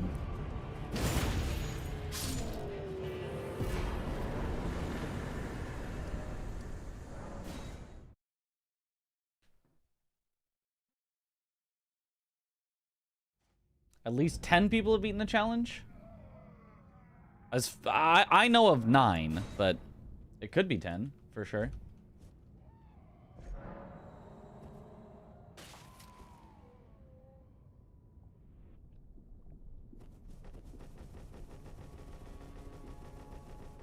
Pyramid head drip almost.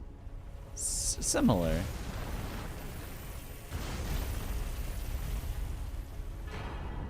Mimic tier ashes.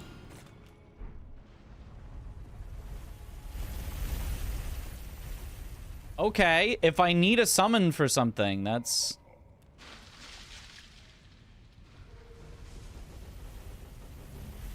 good. If there's a duo that I desperately need to separate,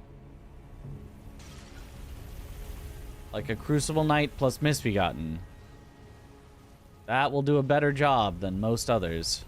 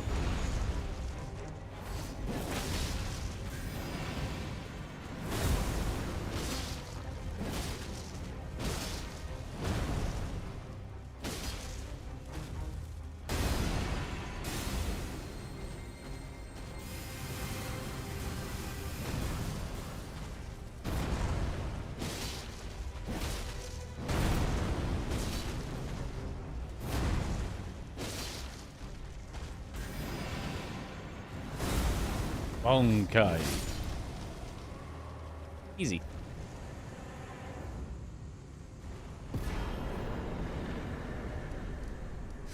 All right, I think then the strategy always is to go into Stormvale.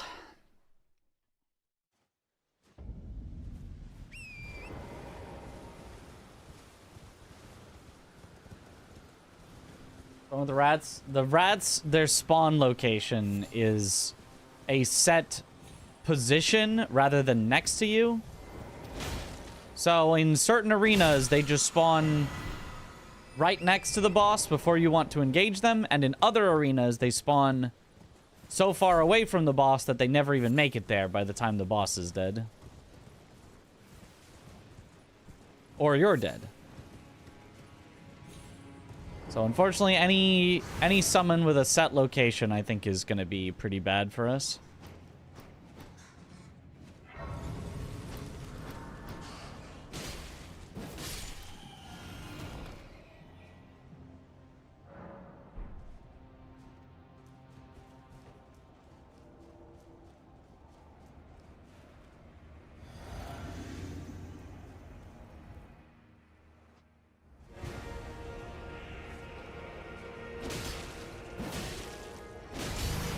Unfortunately, immune to poison.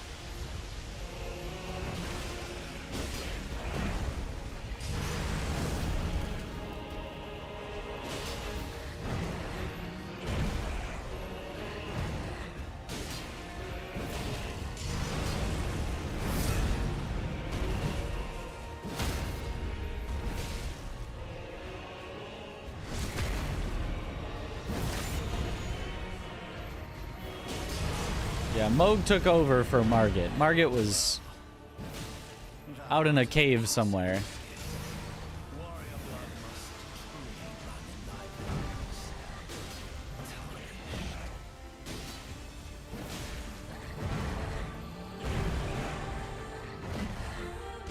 Grandma.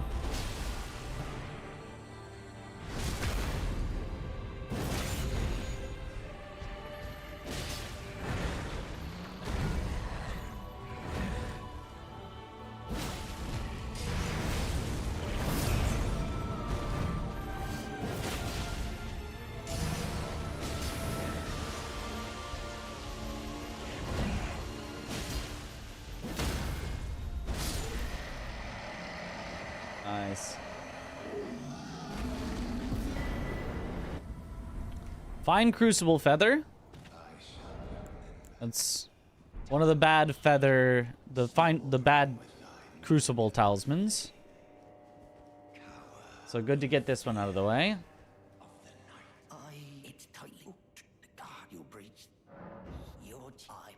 Oh, whoops. No.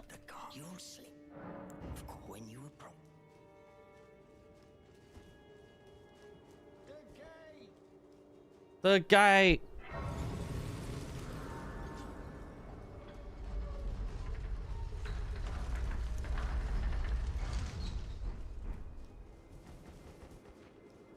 If someone's working this challenge, you can summon. That's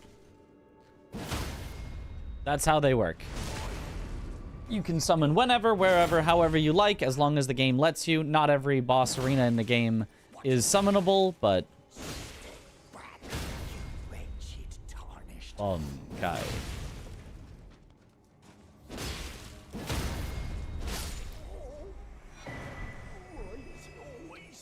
Okay.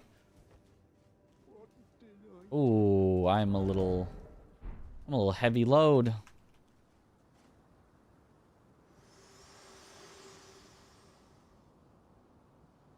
Had a 20-minute fight against PCR, and Grandma was getting old real fast.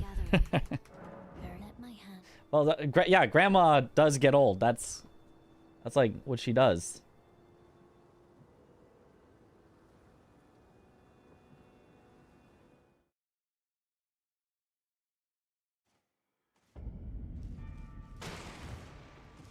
Oh, welcome to I teach and explore. So Adds up. Ensuring the way.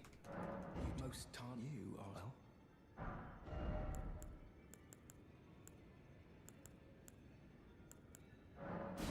Stone Sword key. He's got a Somber 7. Smithing 7s and 8s. So if we get very far in, he's got a lot of stuff. There's good ashes earlier, but obviously it was AI generated. I don't think that'll be particularly helpful, but thank you anyway.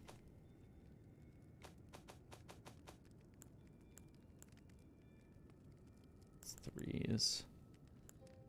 I have a 5. 2.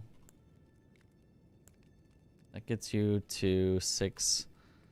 That gets you to 7, which is Somber 3. So I still need a Somber 4.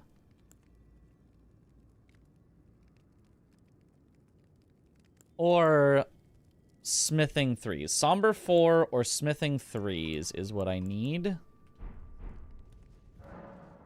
And then we're pretty set. Oh, Smithing 3. Well, that would do it. Ash of War Unsheath. Interesting. Although, wait. Isn't Unsheath only usable on Uchi, which has it anyway, and Nagakiba? I mean, that's still helpful, but...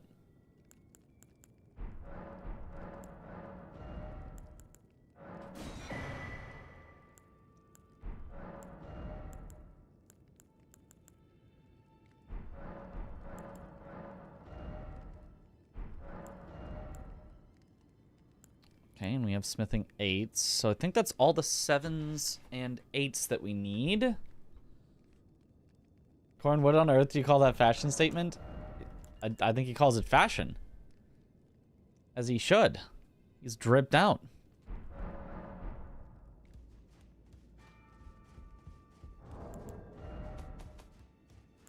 Okay, yeah. So we upgrade. Oh, I need one more smithing 3. I only had one. We still, though...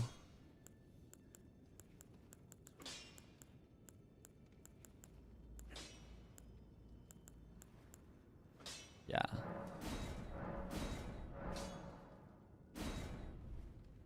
Go to a +8.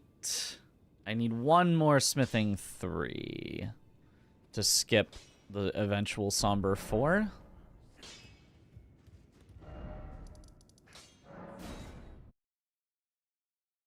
Bad list, I can't lie, but I asked it to exclude Vextra and Mimic tier.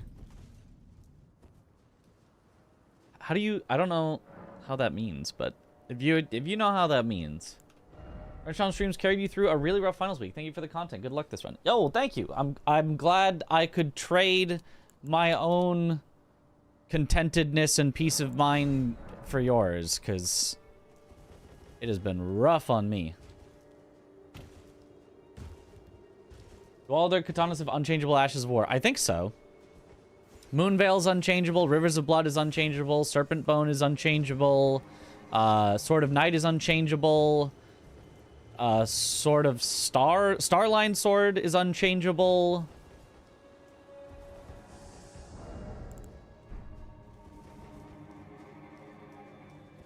I think it might only be Uchigatana and Nagakiba that have changeable Ashes of War.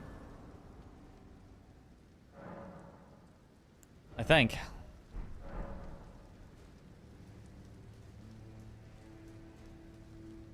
Tish, Latena, Hughes, and some others. Okay.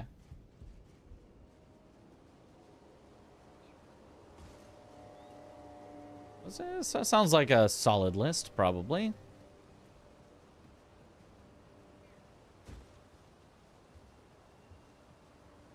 Excuse me, excuse me.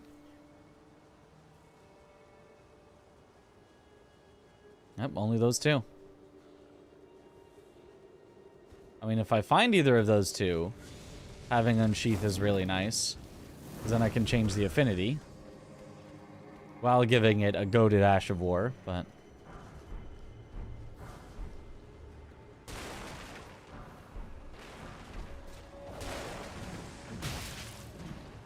Ooh, that really hurts. So do Curse Blades.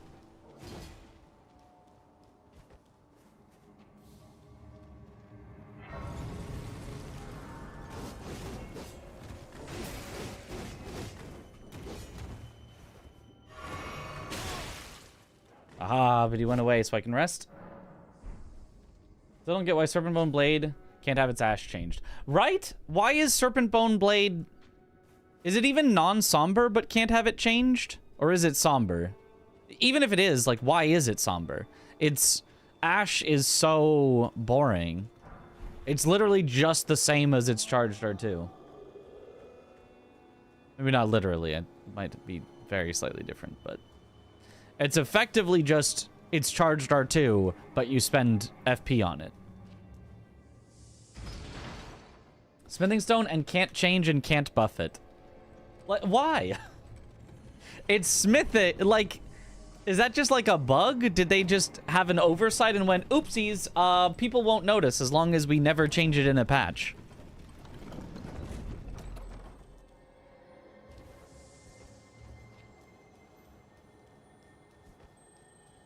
It has double slash. Yeah, but double slash is almost the exact same animation as its charged R2, which is a double slash.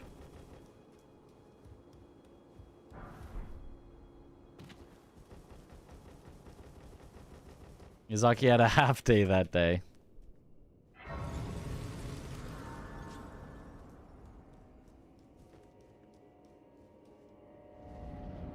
Some weapons are just bad on purpose, it seems. Perhaps.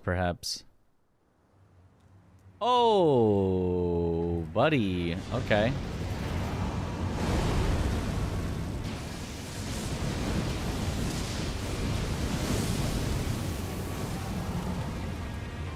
Oh.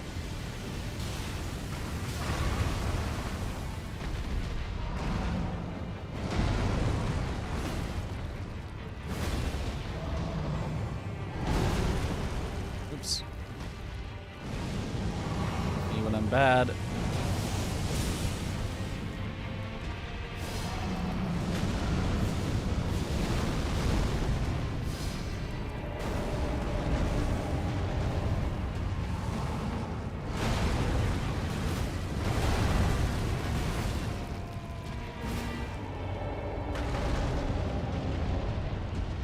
Kind of an awkward arena for this fight. Stop it. Nobody's noticed this. We don't need you to bring attention to it now. Daddy Miyazaki has his eye on you. Praise his weapon design and smile.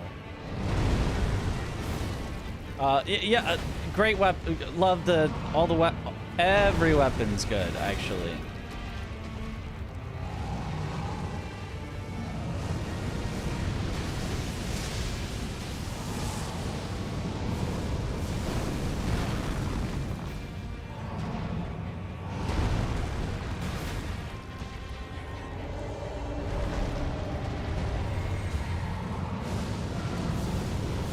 Stop shooting stuff at me.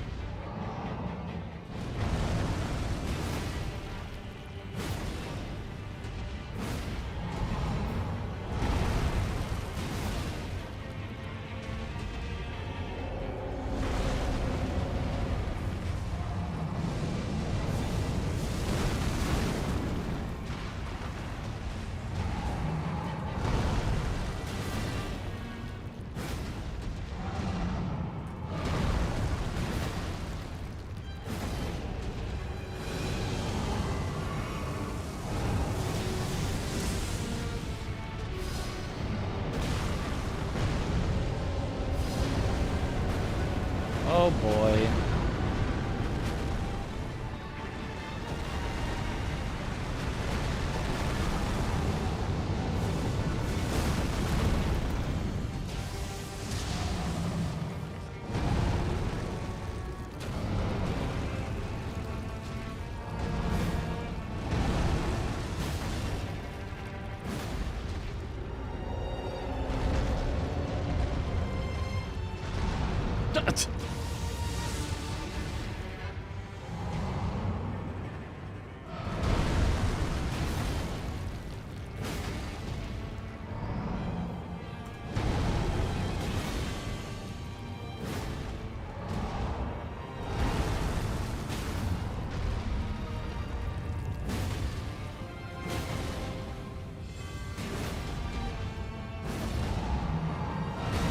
Oh, I got myself out of stamina. My bad.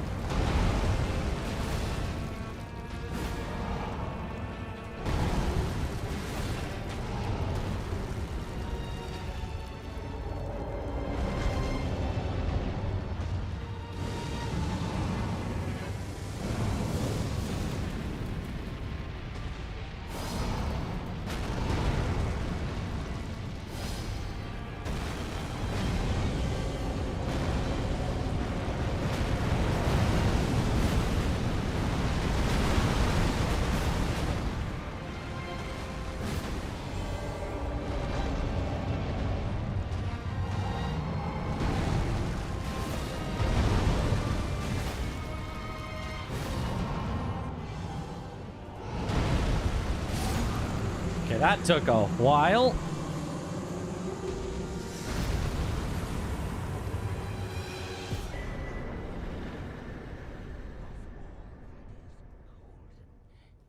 And one day, we'll return together. Maybe I just want to go straight to Weeping now?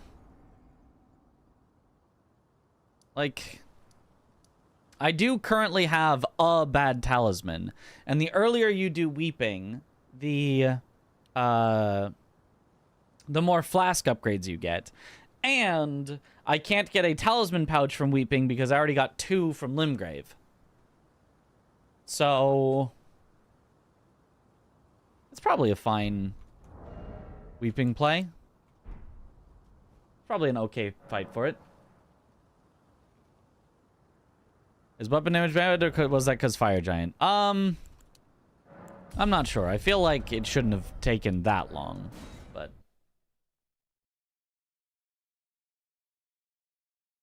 perhaps staying appropriately scaled up, gradually up is wise. Yeah.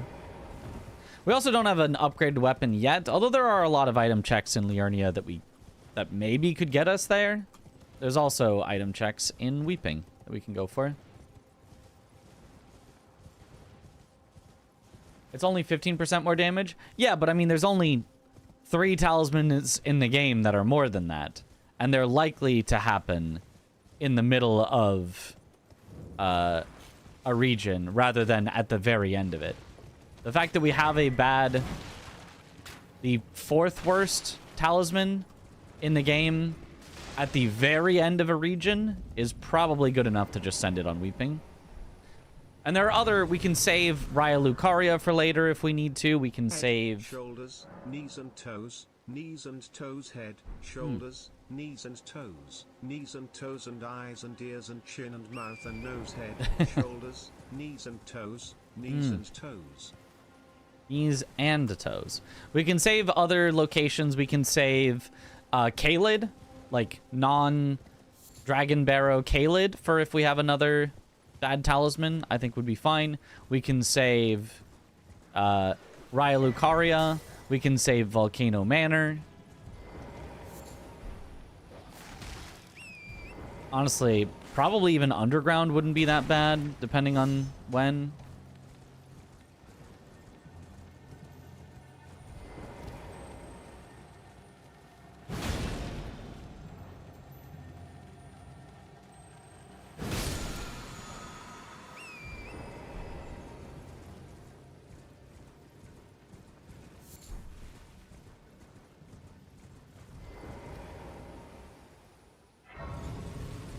Back to the start, yep.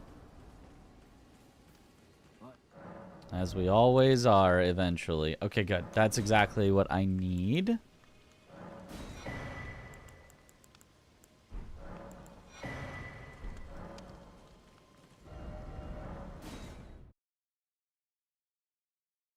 Oh, and we're going to get invaded. Which, this should be a fine weapon for this, I think.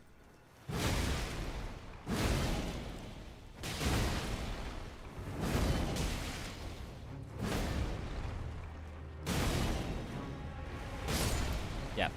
Good luck, Mitch. Colossals are good versus NPCs. Thank you for the good luck. You like using the auto camera recovery thing when playing mouse and keyboard? I never use it because it makes the camera and movements better for you. I've gotten used to it. Or not, wait, is it auto recovery?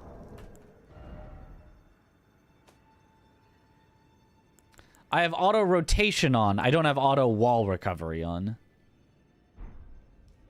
The reason I have auto rotation on is because sometimes I want to be doing stuff here, but I also want to be able to turn my camera, and so I find that to be more convenient. But I can understand why someone would definitely not want that.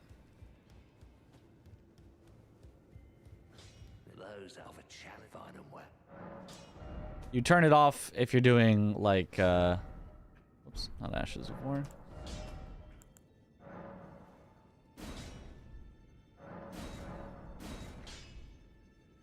Okay, I don't think there were any more smithing 4s anywhere. Were there?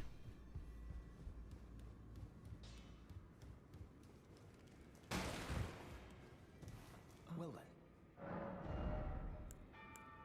Oh, there were 7s and 8s.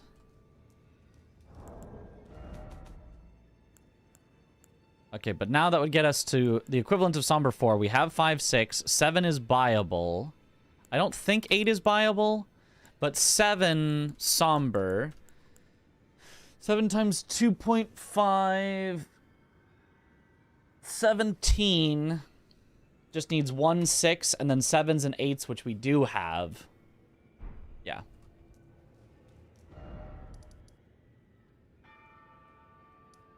Okay, we're pretty good then.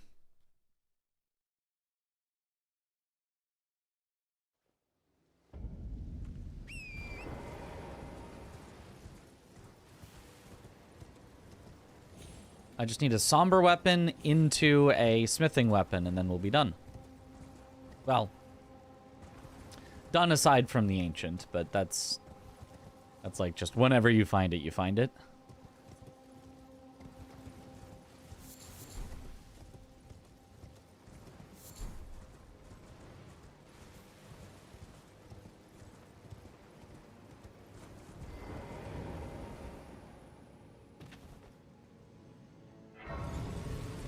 Do I have a somber right now? Yes, I need a new somber that gets auto-upgraded when I pick it up. I think technically within the rules of the challenge, you're allowed to drop and pick up items aside from the thing you're using. I couldn't do it on the thing I'm using.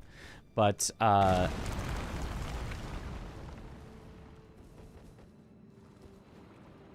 I think I could do all that shenanigans right now. Oh, there's an ancient smithing. Well, then we do have every stone we need.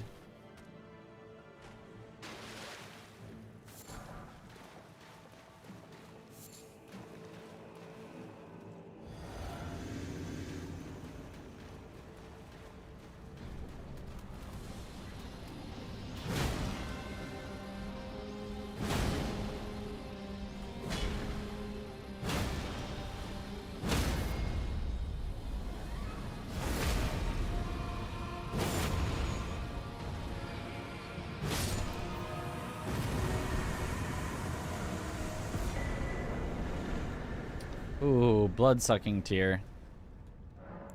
One of the only bad ones. Upgrade setting isn't on. What upgrade setting isn't on?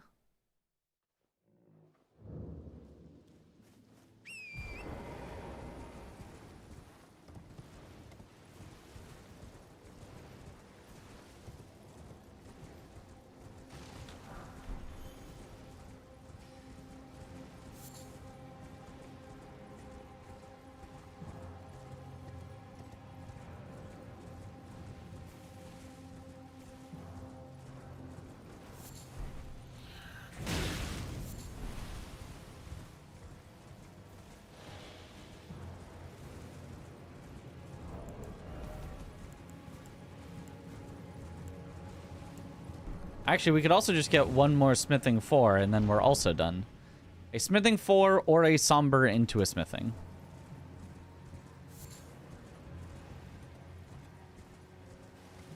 Dropping weapon to pick up and have them upgrade. Oh, okay. So I guess I couldn't, yeah, I guess I couldn't do that anyway. Interesting.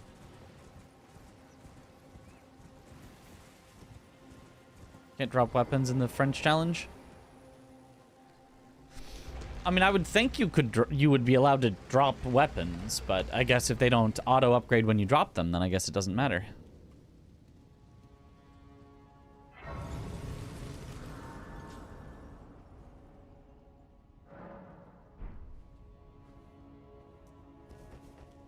Like, in a US challenge, what would it be? Sekiro blindfolded. No.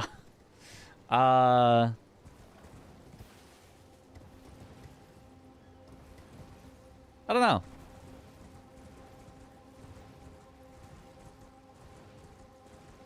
I can tell you that it would not involve any combination of randomizer and permadeath. Those are the only two things it would not have together. It could have one, it could have the other. It would not be the two of them together.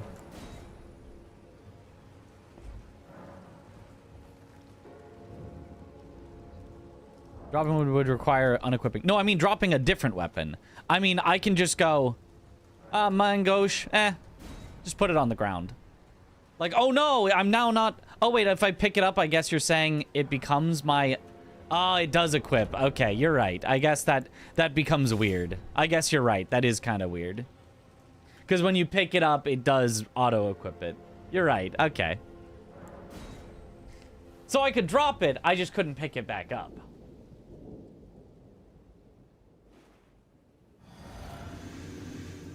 Oh, I should not have... Oh, I should not have done that.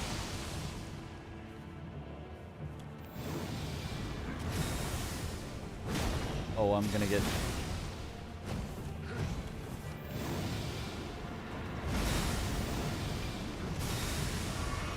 Gonna have to heal so much. Just because of my flask.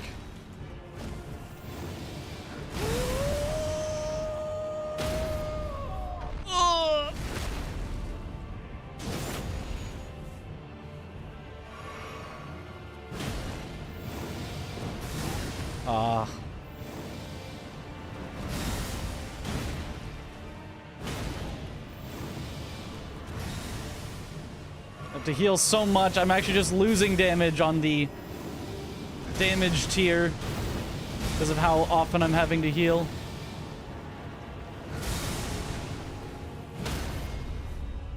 Oh, that was silly. Remember not to use my flask anymore.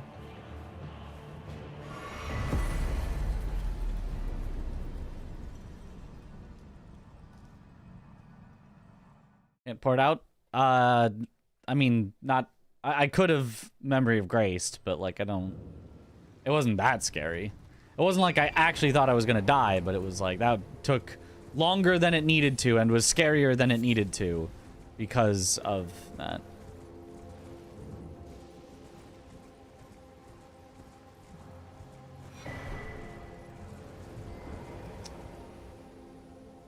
That's a...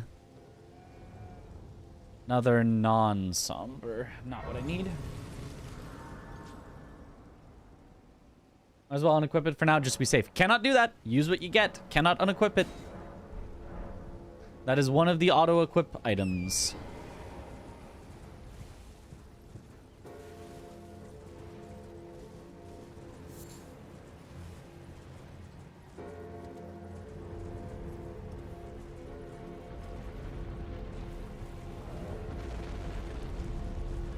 Oh, I can make it I can do the poison flower blooms twice on it, I think. Yo, Professor Crab Dance. Yo, thank you for the raid. Welcome on in, raiders. Do you Mog out? Do you have a recover, or do your souls just vanish? Mog makes your souls vanish. Like they are just gone. There goes the rando runs very poorly, but, you know, that's what you expect. Very expensive prawns. Very expensive. Probably still worth it, but very expensive. Jar right puppet, or jar white puppet. I mean, I probably don't need them while we're still in Weeping, theoretically, but out of Weeping, we might want that. If you have infinite prawns already, you also still are guaranteed to find infinite crabs, right? It's not one or the other. Maybe the crab will be cheap then. Surely. Our PB had cheap crab, which was very nice.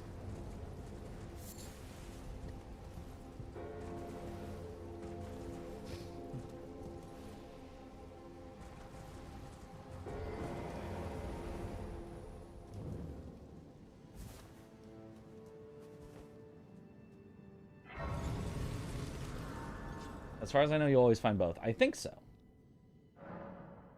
The imp cannon's the funniest summon. Does it just kind of sit there shooting?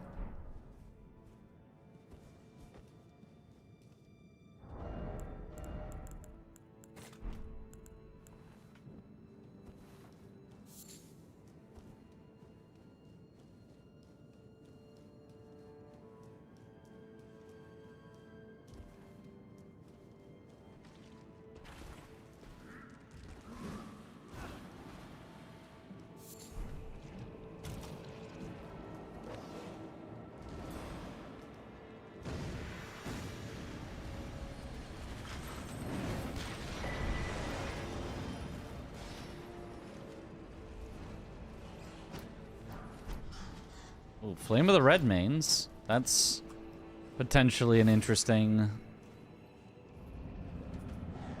Ash of War.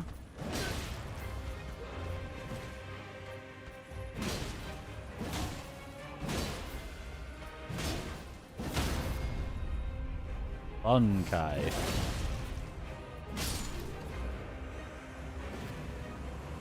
Almost one-shot him. Or, you know, did the remaining one-shot. Drip. What if eating crab meant you could only walk sideways? Still worth.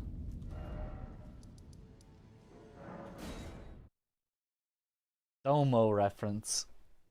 I'll be streaming over Christmas. Generally, yeah. I don't know that I'll be streaming on Christmas Day. Or, you know, I don't know that I'll be streaming on Christmas Eve because I'll probably be waking up early. I might even be sleeping at my parents' house to wake up early and open presents.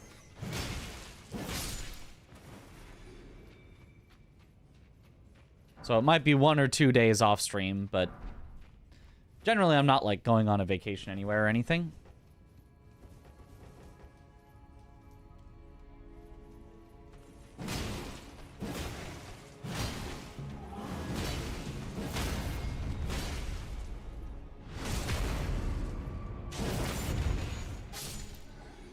Presents greater than chat. See, you know, unless chat gave me presents, you know. Put a bunch of presents under the Christmas tree and said you're only allowed to open them on Christmas. Then I'd have to stream. But what I asked Santa for Christmas this year? Money! Same as I ask for every year. Okay, I'm just gonna leave you.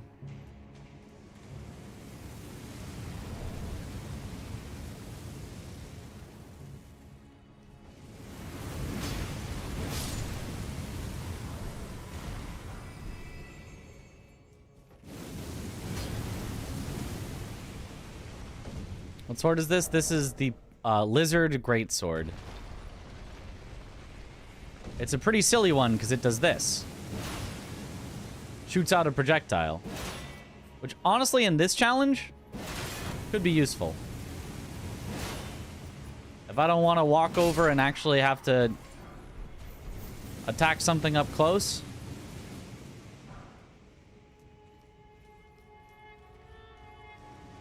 We just do a little... Hey-ah!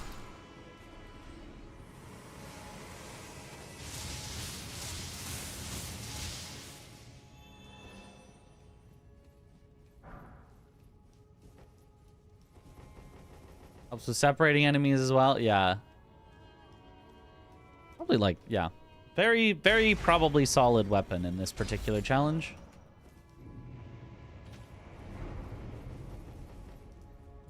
Plus Ash of War compatible. Yep, infusible. In normal playthrough, the Charged R2 being that projectile's kind of bad, but in a randomizer challenge like this, we kind of like it.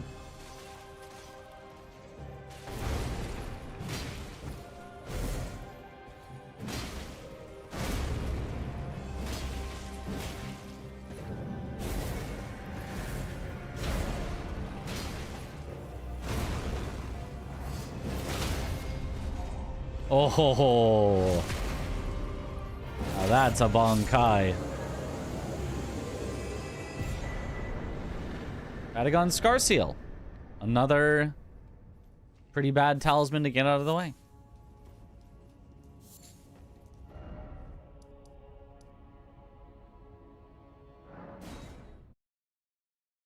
Top-notch silliness factor. You just can't beat that silliness factor. I was not aware there's a literal gun. Yep.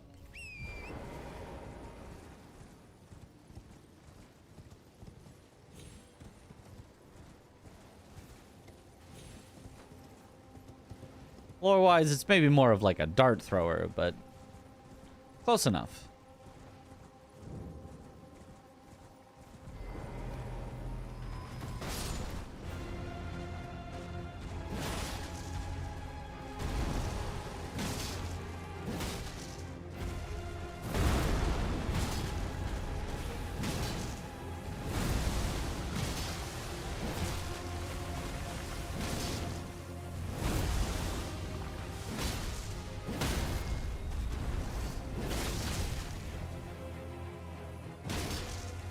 Oh, he got slightly stuck up on the little pillar there, so I couldn't take the riposte.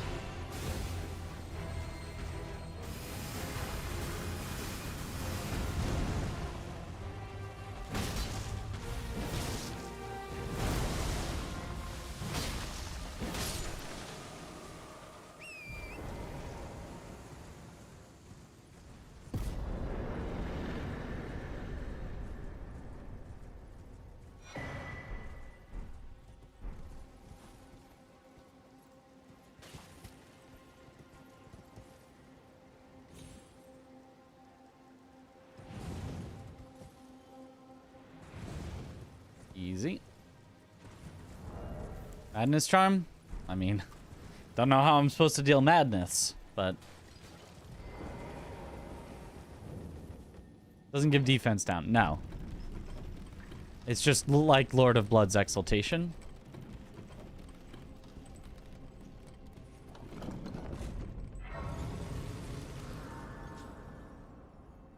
Wish there was a gun sword in Elden Ring like Lies of P.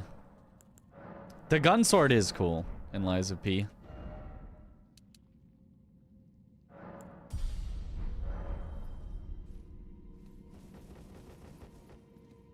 Don't you get scared when jumping into the Spirit Spring? Like if you missed an inch? Depends on the jump. Like that particular jump, I'm not particularly scared of because it really does just work. Like, it looks scary, but I don't know that it has ever failed me, so. Oh, the other fire giant. Well, I think he's poisonable. Do not use the physic flask. Yes, I remembered.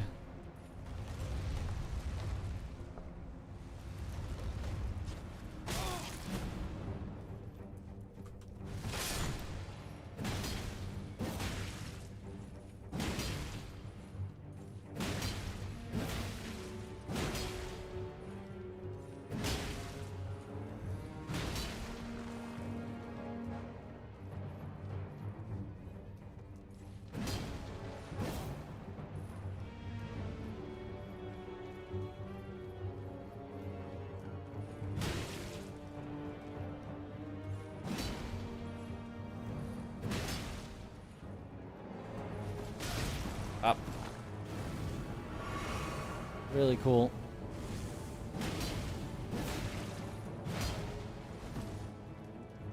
Whoop! Very cool in a tiny cave.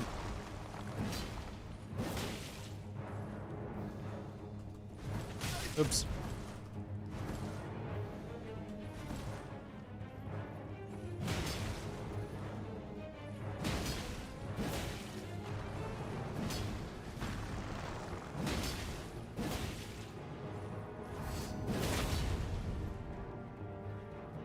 Nice.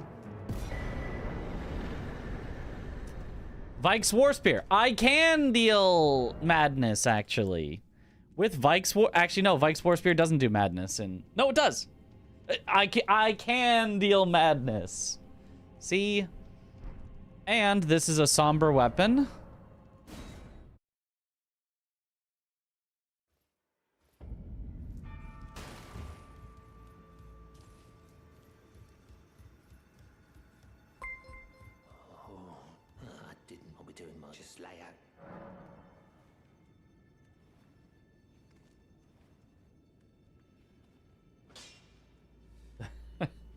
Thank you for the timeout.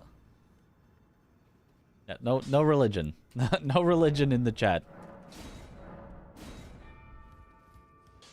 Okay. Okay.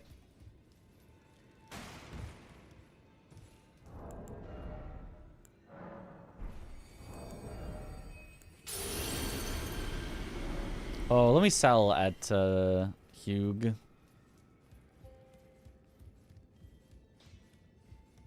Banner matter.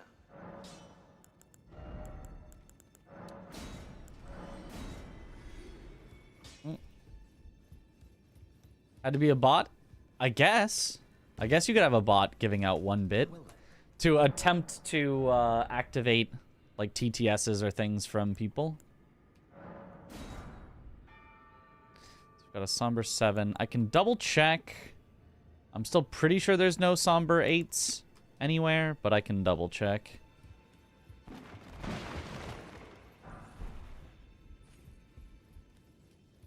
Elden Ring is our religion, yeah.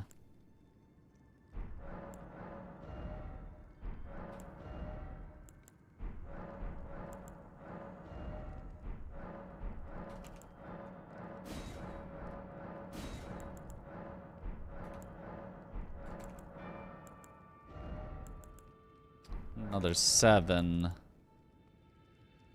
Yeah.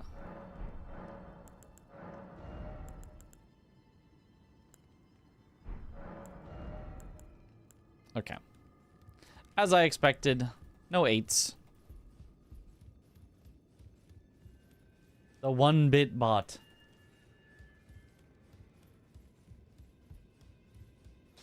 Banner matter.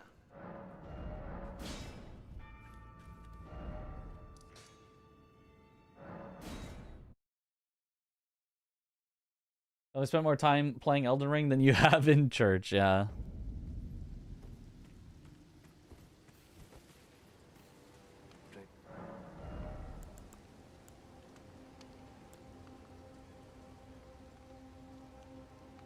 Oh, I've already checked you before, but now we can make it night.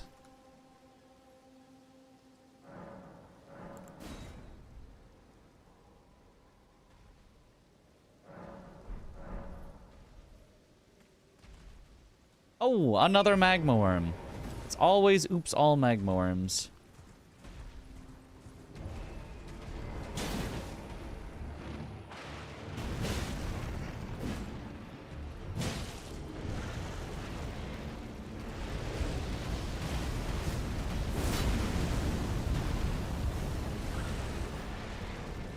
I could madness myself to proc my talisman.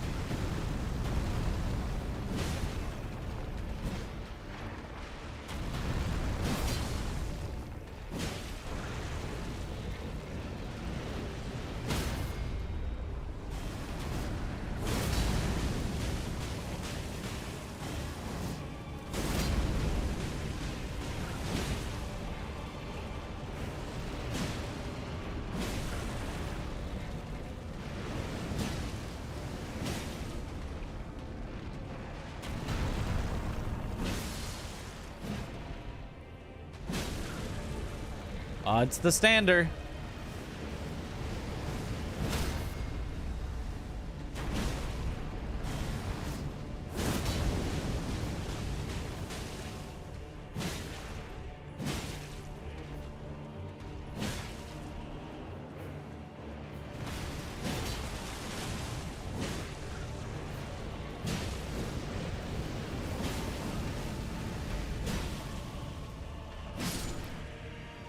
All right. Your weapon should be good there. Ruptured tier. So now we, again, do not want to use our physic flask. Big forecast, yeah. Madnessing ourselves probably is not realistic here, but they're immune to fire damage entirely? Oh, they're entirely immune. I thought they were only very, very resistant to fire damage.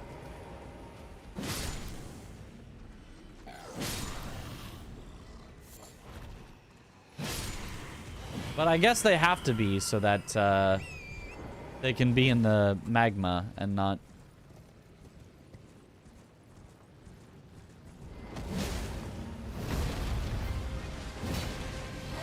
not get slowly killed by it.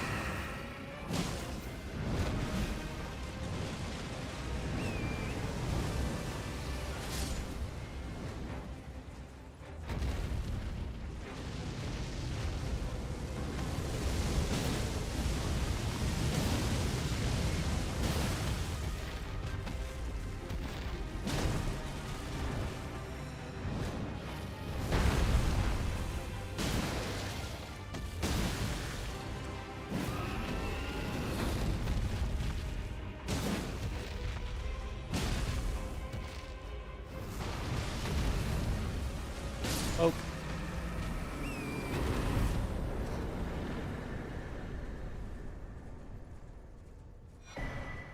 And another sacred tear.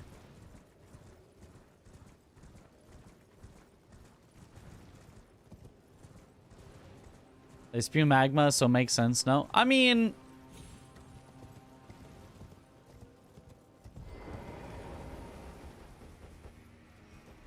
like... yes, but also, no? Like, I feel like your insides and your outsides could have different immunities and resistances.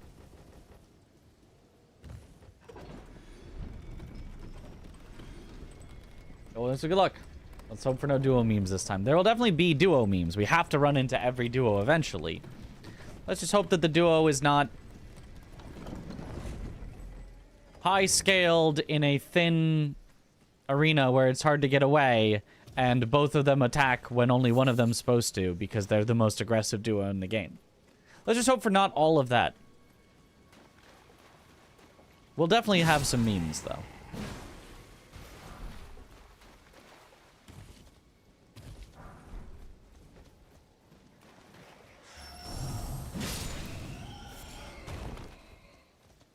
Like, what probably happened was the duo got randomized where, like, it was technically Misbegotten plus a different Crucible Knight than the normal one, and so it didn't do the default, the Crucible Knight stays deactivated thing. Probably, I don't know.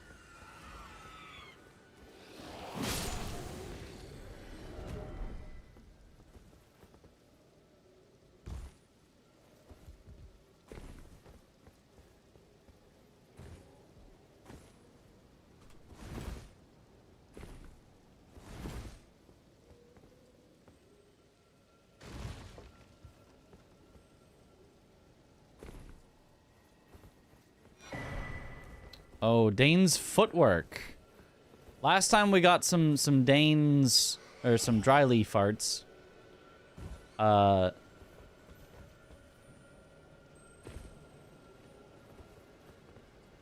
Actions, so we'll see how we like Dane's footwork instead.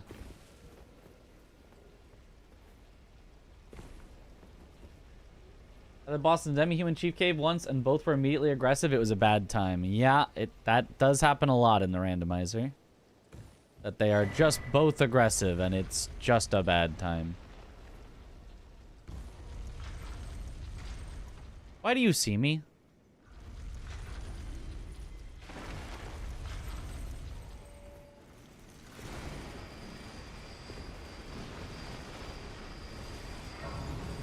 I heard dry leaf farts. Yeah. Yeah, dry leaf farts. Yeah.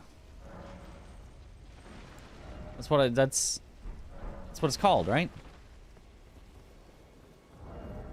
Okay, we're still medium. Duo behavior isn't always super consistent, even in vanilla in your experience. That one particular duo, literally the Crucible Knight like does not, I think, even show up until the Misbegotten's at half. That one is consistent.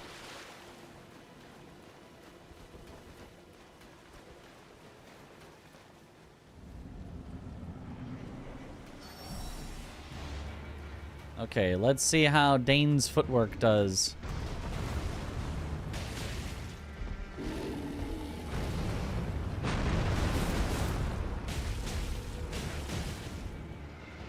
Certainly with this upgrade level.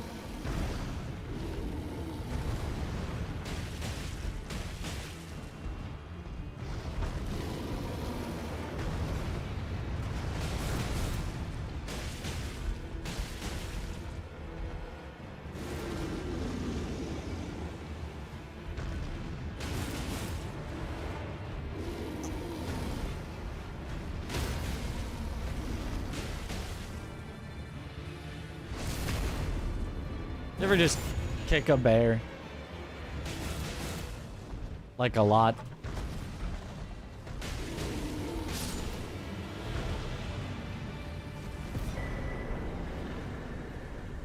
Green turret. Nice. We're slowly getting rid of our beloved Stardust, which is another bad talisman. So there were a lot of bad talismans in... Oh, but... But. We have one boss left in Weeping, and it's the scariest catacombs maybe in the entire game. Even though it's very low scaled, this catacomb is real bad. And we're going to be taking extra damage during it, so... I heard that's ill-advised. What, kicking bears? Nah. It's great.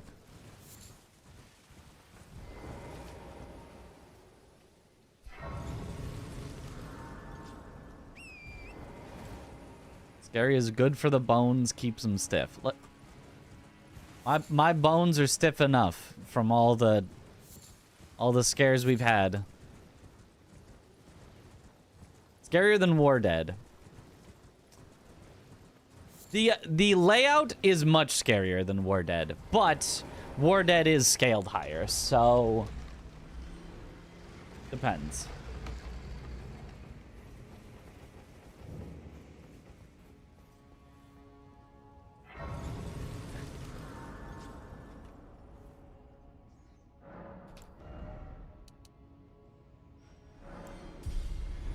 Okay. We've got a good amount of vigor, so maybe. Also, this is a non-somber. We did our somber. This is our non-somber. I could have fully upgraded this. Oh well. We'll worry about it after. The damage in this catacomb doesn't actually matter because you just have to run through.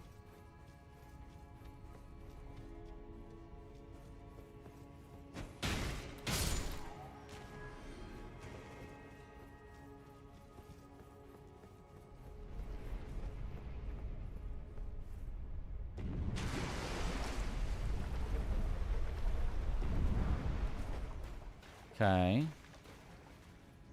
Starting enemies aren't so bad.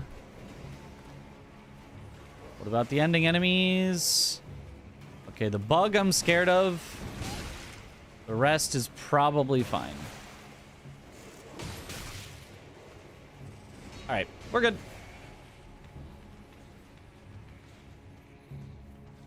Yeah, I remember this one. Yeah, this has definitely caused many a reset.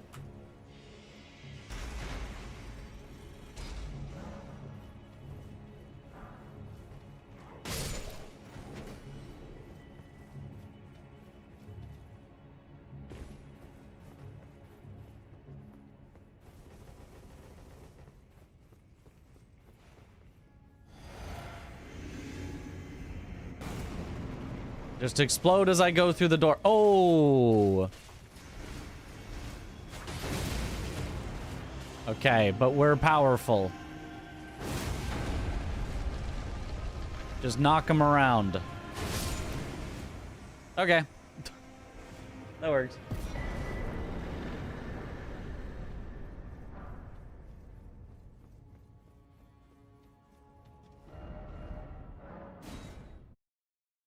Three-punch man. That's cathartic. Yes. Finally.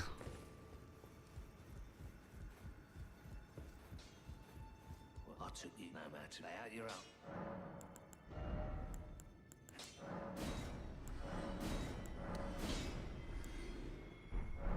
Okay, hopefully that is enough for the full buy and upgrade.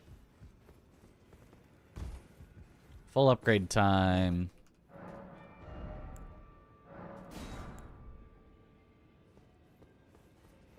And I believe that should be it. Yeah. No matter.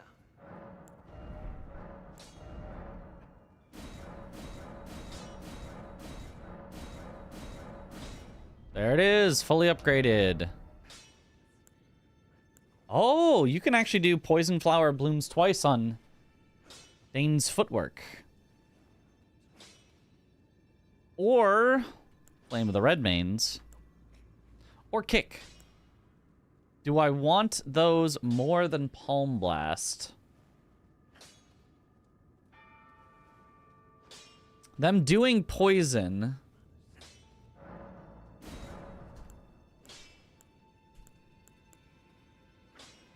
And the Poison Flower blooms twice is probably better in most situations, but Palm Blast was really good for NPCs. And Poison Flower usable on everything. I believe it does say usable on everything, so probably. It'll be fine.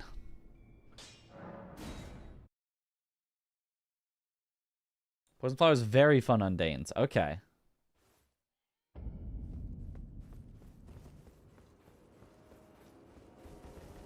Having an NPC blaster seems great. It is great to have an NPC blaster. Maybe I leave it just in case I see NPCs, but if it's anything but an NPC, Poison Flower blooms twice is probably way better.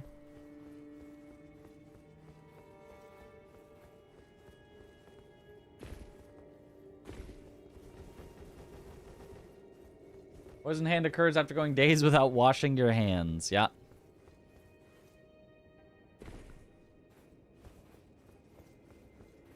What do I do to get the rotten hand?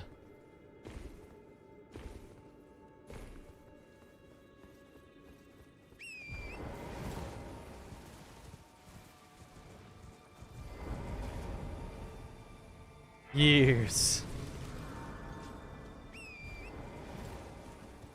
Yeah, NPCs are definitely pretty unfair, so having a good way to deal with them is a great way to improve your success chance in this. Oh, but never mind. We got a great mace. Or great hammer.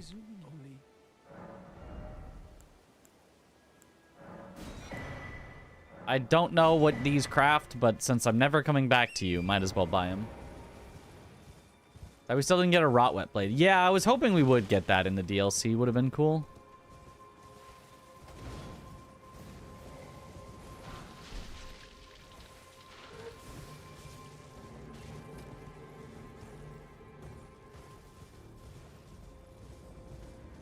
Okay. Could have balanced with low buildup if needed.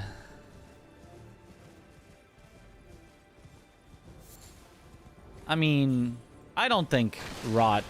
Well, I mean, FromSoft seems to think Rot is probably a problem because there's so few things that do Rot. But, like, I don't feel like Rot is, like, that big of a problem. It happens so over time that it's not even always the best status. Like, it's... When it's good, it's very good, but it's not even, like... Oh, of course, you'd always have Rot over everything else. Surprised no matter why don't. Take Academy Key. Oh, Dry Leaf Whirlwind. It's too late now. It's too late. We already got rid of our footwork. I could have tried it out.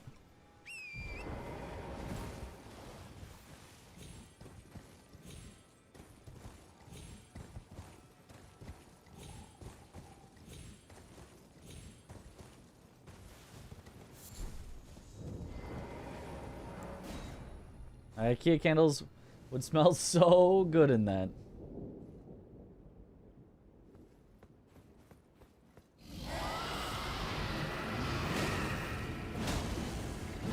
It would make poison redundant. I mean, poison's already kind of... Oh, I'm heavy roll, and I did not realize. That's...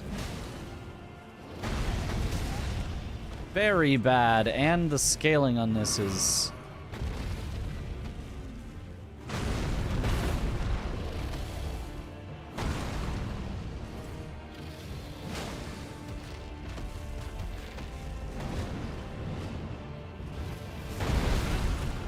Uh-oh, we did get the bad hitbox on that.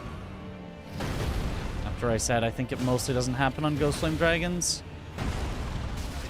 Oh, yeah, we are getting walloped here with the extra damage taken talisman that I just kind of forgot I had.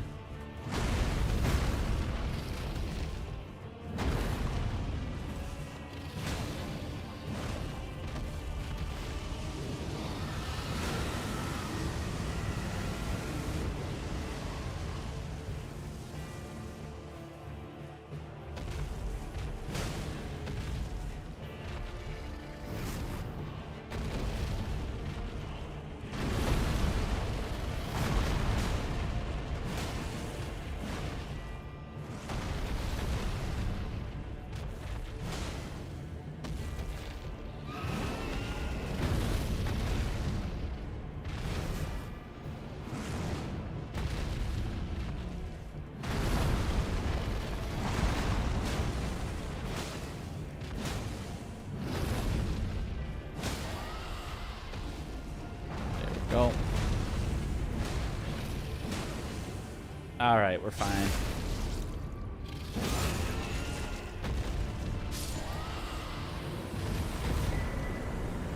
What'd you think of this challenge, but ditch Deathless for reverse region locked instead? Maybe including the round table for extra spice if needed. Zero backtracking whatsoever. Isn't something I've seen for Elden Ring, if I remember correctly. I mean, yeah, that's something like that could be cool.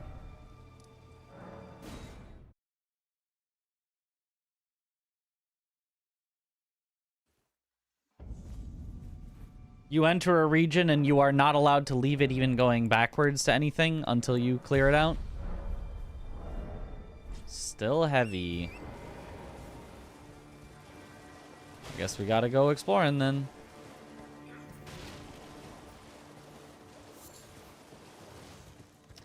I did not expect to get heavy weapon, heavy shield, heavy armor all at the same... Well, it's not super heavy armor, but...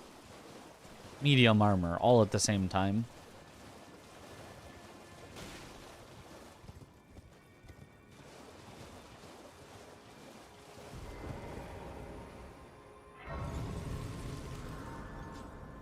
No Bloodborne run, no Hunter's Dream.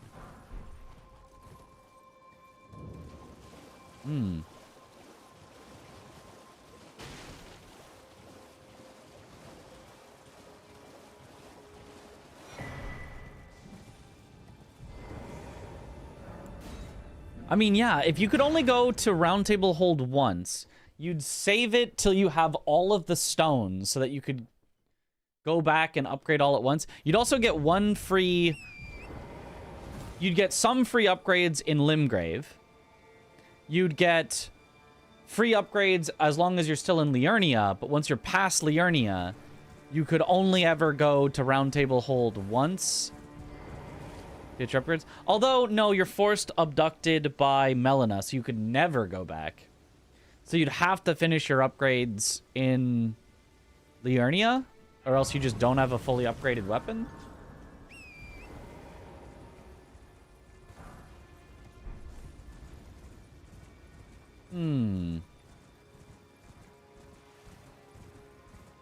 That's a doozy. You can say no to her, I think. You can say no to her. No, you're right. You can say no to her. You can't get into the capital until you say yes, but you don't... You only need to say yes before the capital. You know, you're right. Oh.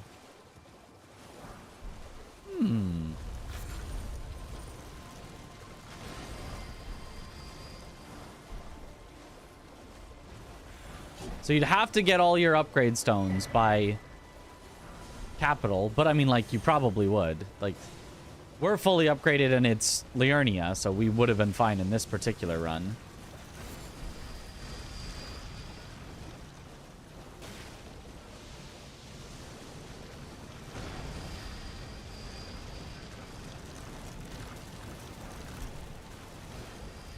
Even that maybe is still too easy.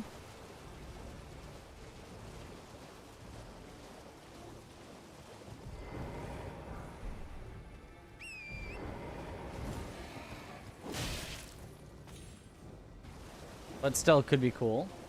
Maybe you also add in the setting where smithing stone availability is similar to base game. So you either have to go through a ton of the game without having access, without having the upgrades, or you have to like go dragon barrow on low upgrades so that you can get enough stones so that when you get to Liurnia you can do, or something. You have to like find some puzzly way to get all of your upgrade stones with availability similar to base game before the time you go into the capital. That could be neat.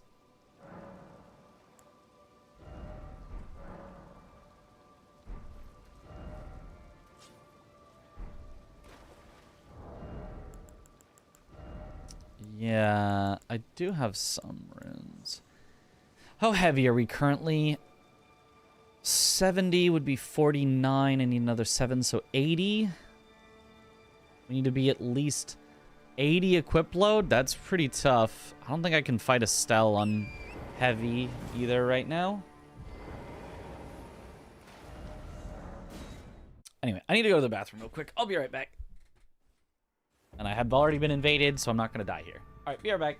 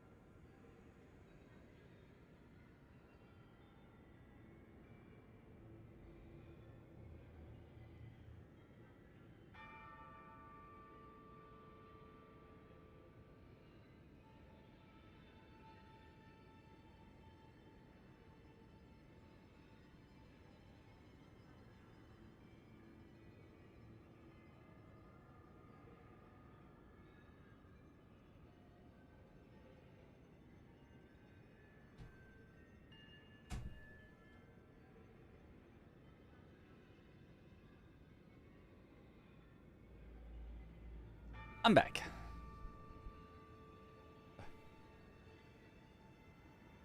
Okay. So I thought of an alternate to what we were saying. Instead of you can't go back to round table hold, we let round table hold be the exception. You can always go back to round table hold. But we turn off auto upgrade and we turn on weapon requirements. So you can totally just get stuck with a weapon that is unupgraded and you don't have the stats for, and you have to puzzle your way out and figure out how to get strong enough to be able to wield it. So it's like a puzzle, you know. There's the luck of, oh, I could just happen to find a weapon that's so good that I don't. It's fine that it's +0, or maybe it's, you know, oh, I have a bunch of smithing stones, but I don't have any sombers, but I get a somber weapon. You know, whatever it is, it's like you have to figure out how to get through with potentially a weapon that you don't have the stats for, or potentially that you can't upgrade. And tough respecking is also ruled out too. Well, respecking is limited in the game. There are a set maximum number of larval tiers that you can use, so maybe respecking is okay, because you will eventually run out of larval tiers if you just keep respecking for every weapon you get. So if you can't backtrack, you can't. Oh, you're right. You can't backtrack to... but Raya is its own region, so whenever you need to respec, if you do one time, you could then go to Raya, make your way through Renala, do the respec. But you'd have to figure out how to kill Renala with the respec. Yeah, but yeah, you're right. You're right, though. Could be randomly upgraded to your max upgraded level thus far. Randomly upgraded? Randomly upgraded. What do you mean by randomly upgraded? Well, I took it no matter. Lay out your own. Okay, well, let's see if I've got enough runes to be not heavy. I don't think we're going to get that close to being not heavy currently. But we'll see.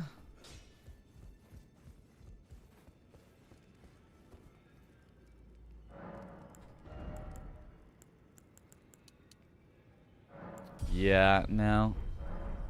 We'd need probably 3 or 4 more levels to be not heavy currently. I can go grab some more stuff, though, and hope for... Immediately leveling vigor and going for weapon requirements can be super tough. Yep, that would be the idea. You need to get enough stats to be able to use whatever weapons you happen to find, which can leave you on very low vigor. Or you could go for vigor, but then not be able to wield your weapon. Like... could be tough. And, you know, you could get into a spot that's so bad that you're like, I think it's better to reset than to continue on. And, like, that's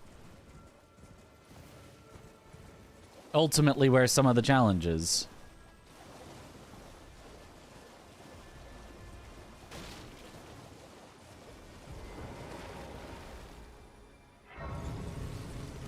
The American challenge. It's like 20 larval tiers, so that should be enough. Yeah, but if we're doing the you can't backtrack rule, maybe you're only allowed to backtrack once an entire region is entirely finished. So you can't backtrack within a region, but once you finish the region, you can backtrack till you lock yourself in the next region. So you could respec, but only between entire regions, and then you need that to keep those levels for the entire next region.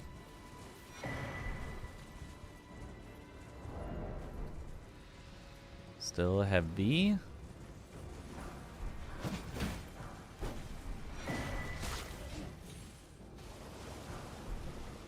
Okay, chain link flail might make us not heavy anymore.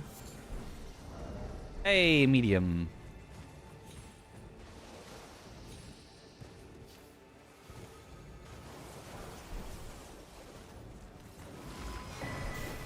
Oh, Syncadilla. That should be nice and light.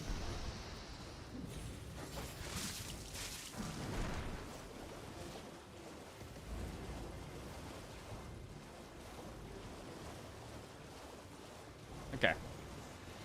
That just sounds like pain. Well, that's the point. Make it a challenge somewhat on par with the difficulty of this challenge, but without being so... Oh, one thing happened outside of your control. Dead. Nothing you can do to fix it. Run over. Like, at least in a sort of puzzle challenge run like that, it's like... Okay, this seems impossible, but can I figure out a way out of it? And you get to, like, do something. You get to have agency. So that could be potentially fun. Right, as long as the run is not forcefully over, but you just have to decide to reset if you want, I think it's a big step up.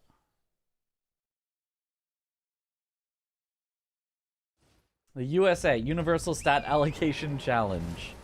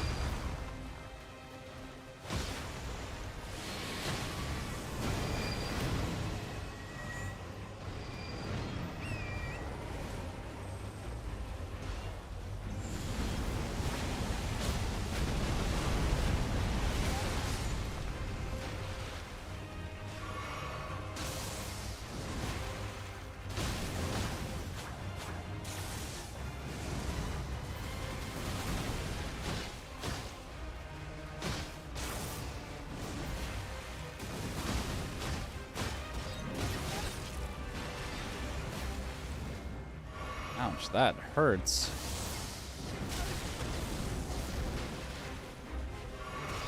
And I'm taking so much extra damage right now.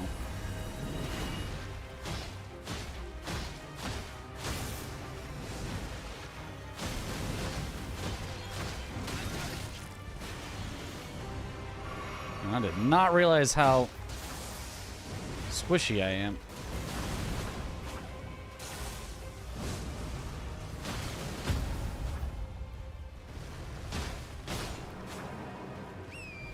Okay.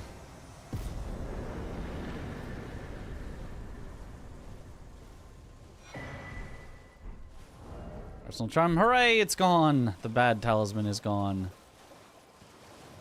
I should still grab this while I'm here, because it feels like this is along the way. Oh, a golden seed. Oh, and a black steel great hammer.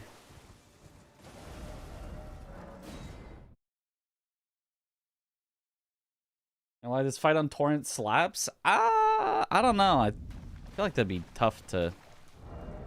We're still medium somehow. Okay. I do not care for Estelle. I may be an Estelle hater. I'm an Estelle hater. And proud of it.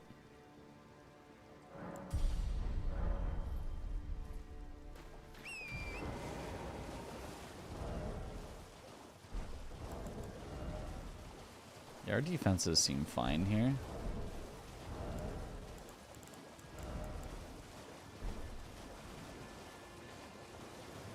Because Arsenal. Oh! Because of Arsenal Charm. Well, we have that at least for 2 more tiles, but you're totally right.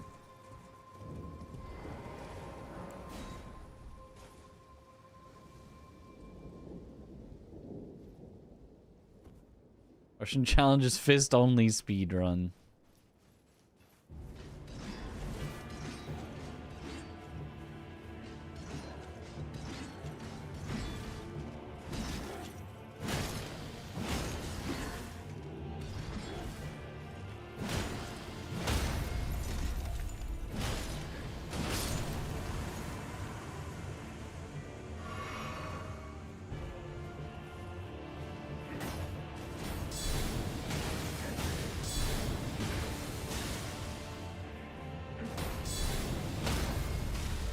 Oh, the guard counters.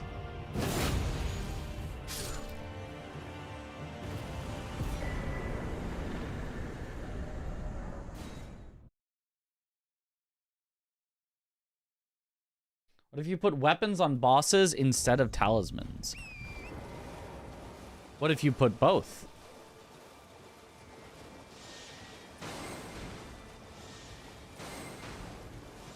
But if you did put weapons, if weapons could only exist on bosses, then if you got a bad weapon, you would literally have to use it for a boss. That almost feels like too mean with the idea that I had. If you are stuck with a weapon that there's no way you can get the stats for, and is unupgraded, and you are forced to kill a boss with it,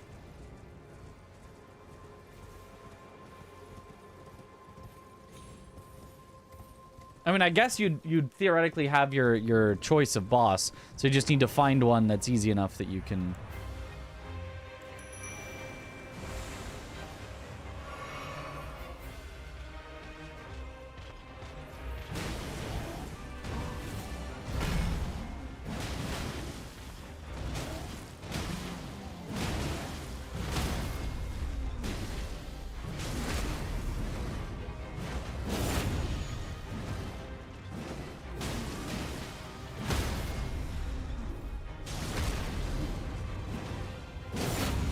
That weapon does, in fact, melt.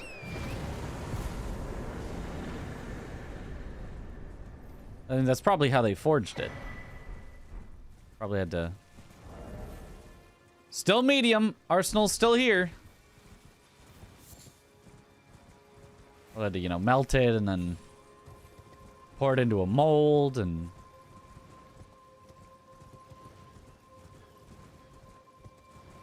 I do kind of maybe like, maybe my unupgraded and weapon requirements on is maybe then too harsh, but maybe auto upgrade off, weapons only on bosses, so you have to fight a boss to exchange weapons, but weapon requirements still off.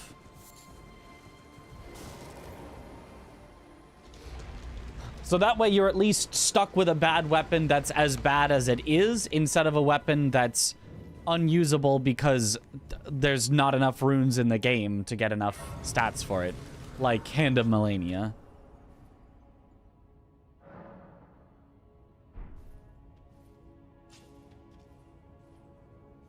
Russell Shalom is a bad talisman to get rid of. No, it's a talisman that I need right now to have enough equipment load, I think.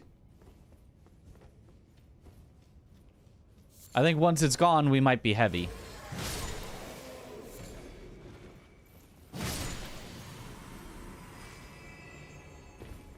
Although the big shield is gone, so maybe we're fine.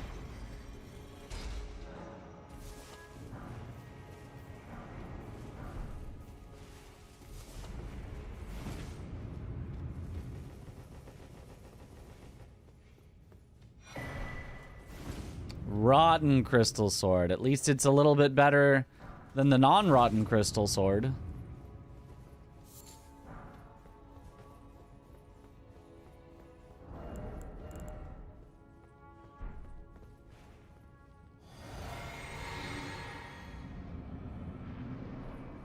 Oh. It's me versus me versus me.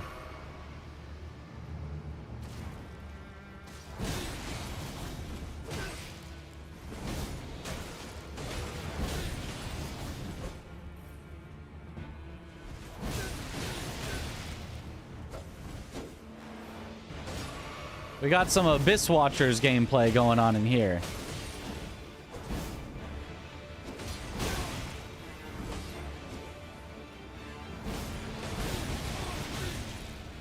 I even kind of look like Abyss Watchers.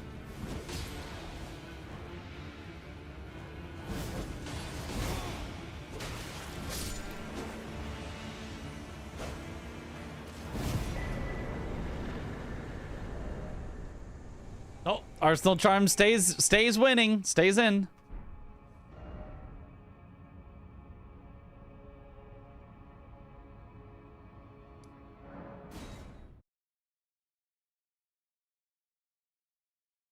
Image tier.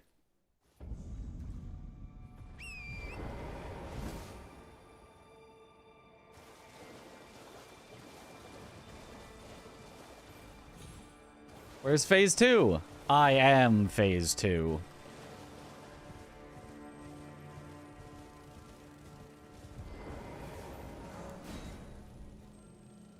Now this is some drip. There's no non-red eyes enemy Abyss Watcher mob, which gets no honor. No. But did we actually, like... I feel like this is actually some of the closest drip you could get to Abyss Watchers in the entire game, is it not? Is there anything significantly more Abyss Watchers looking than this?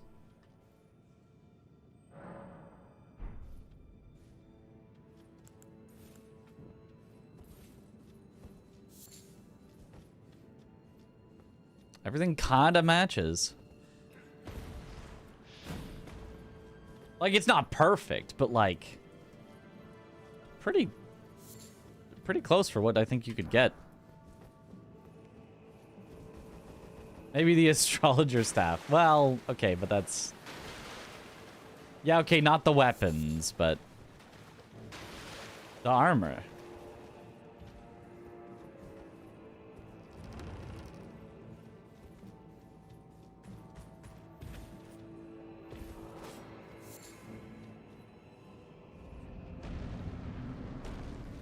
Bubaka. I don't know if these guys are rottable.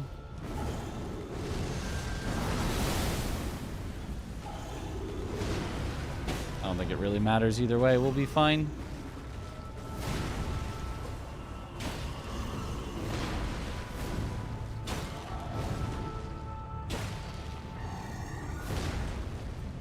I would guess not rottable, but...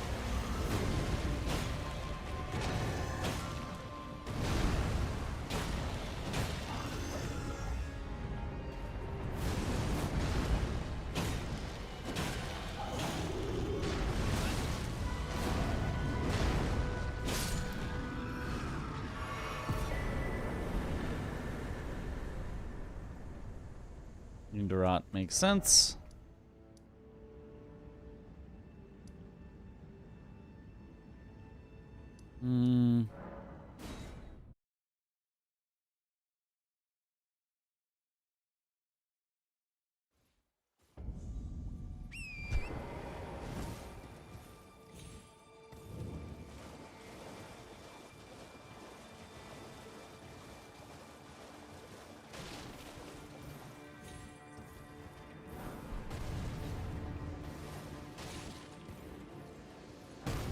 Okay.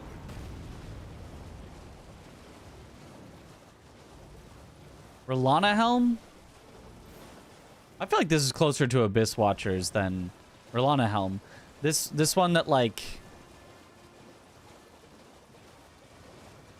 Isn't it?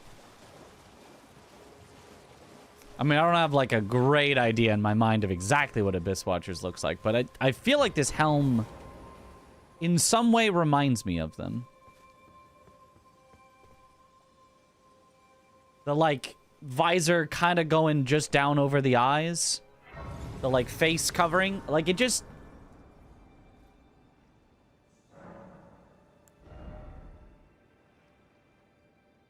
It just makes me think of those Watchers. That Abyss. What he had on a scarf that covers the mouth. See, a scarf that covers the mouth. See? I feel like that's pretty much perfect. Describe most helmets. Okay, but not like. Look, it's pointy, right? And it's got the because most helmets is like the full face covering, as opposed to like it's an open helmet and just like a scarf covering the face.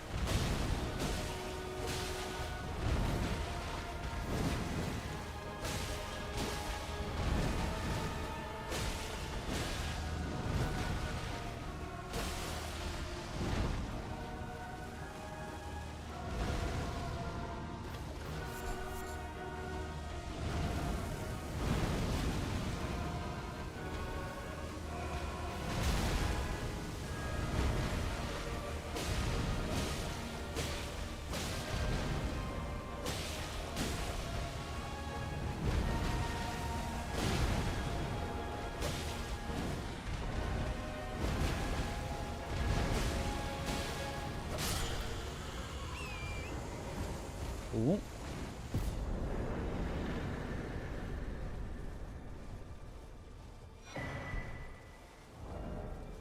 Seed. Yeah, but we are now way under being heavy right now.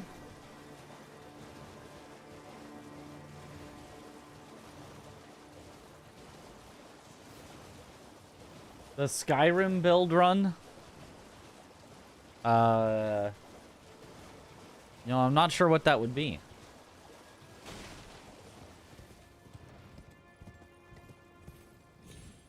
An Ishin build, a fire Uchi, and a katana you get from Midir was Gale's crossbow so that you could go parry this, you filthy casual. Pew pew pew pew pew pew.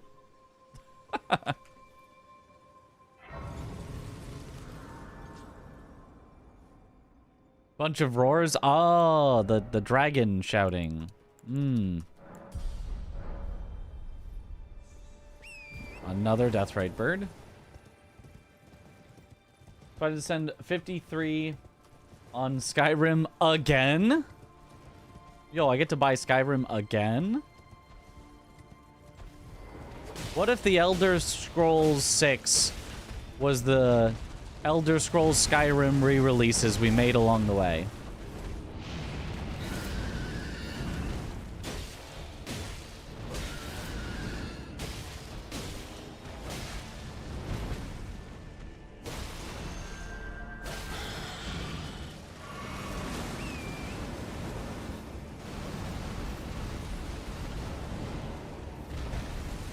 You get down from there.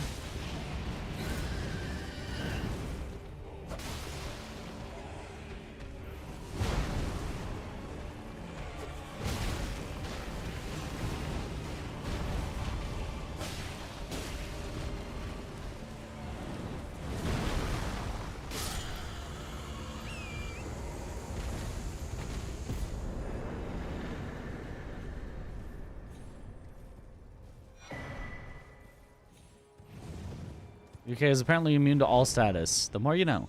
That is what I thought. I was like, I know he's not frostable. I know he's not bleedable. Good luck, Mitch. I was pretty sure he wasn't rottable. I was like, I really couldn't see him being poisonable. Okay, Jory starts with summons. I start with summons. Let's summon.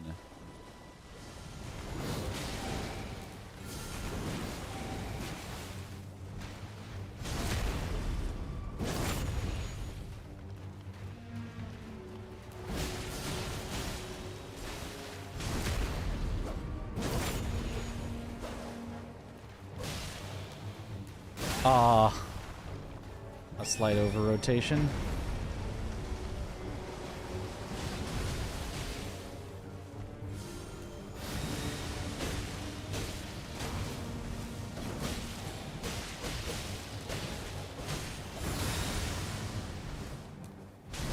Nope.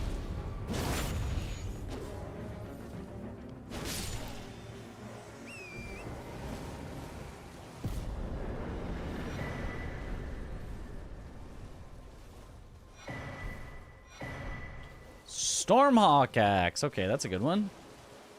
With lightning cracked here. Wait a minute.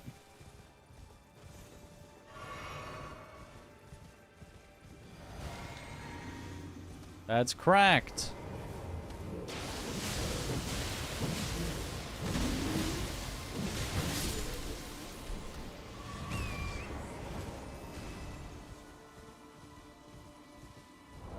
No, no, not holy lightning. Oh, you're right.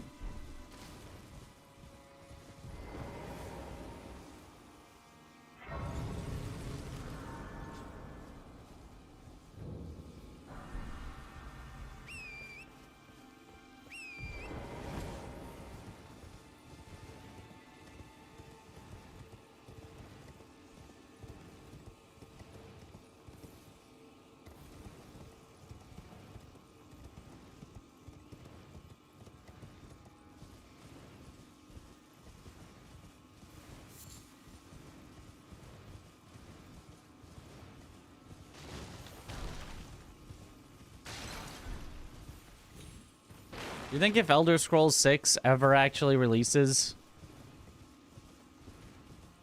do you think it'll be good? Do you think they've actually been putting 10 plus years of work into it or whatever?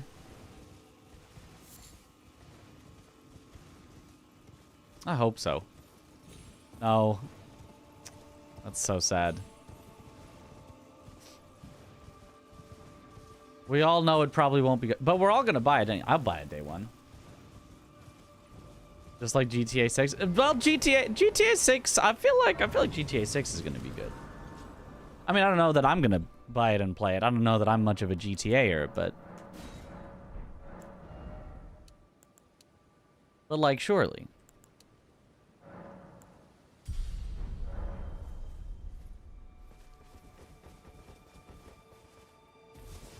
They only started developing after Starfield. Didn't they announce it like way before Starfield though?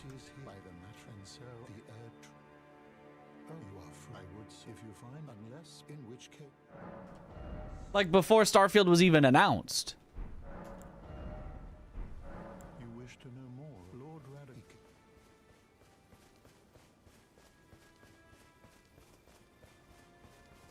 Let's go and follow Bethesda's bread and butter. They've barely done anything in a decade. Yeah. It has been strange.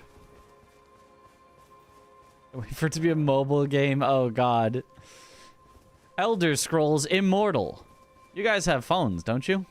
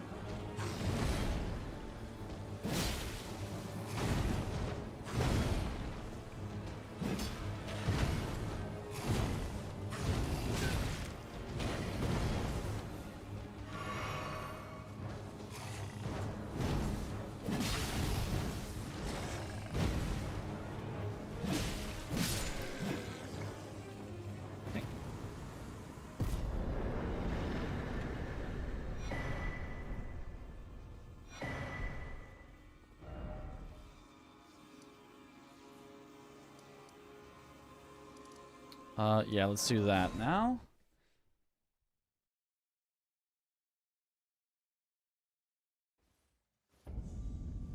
Elden probably already messed up your expectations. It was not remotely close to Skyrim, yeah.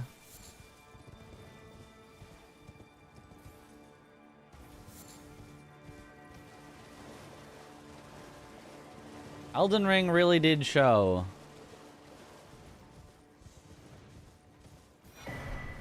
What an open world game can be. Bad. No.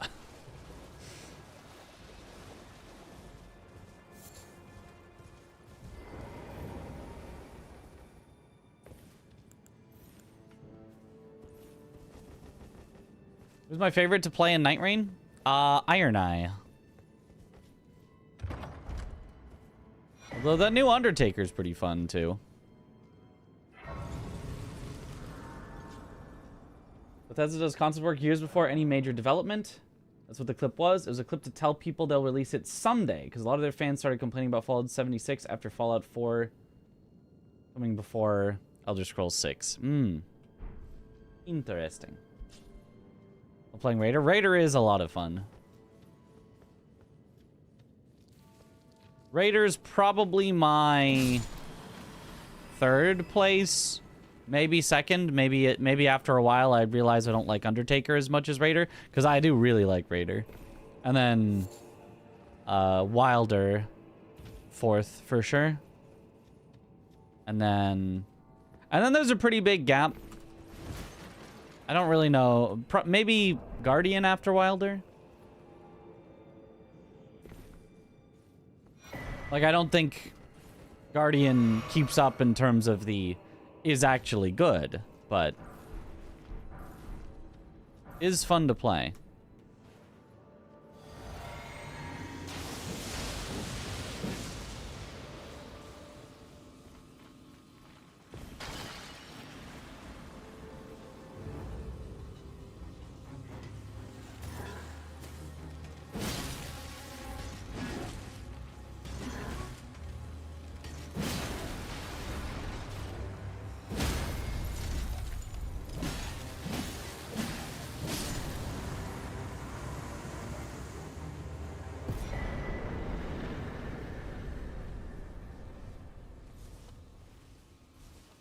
Or he's pretty good for the balancers, you'd say.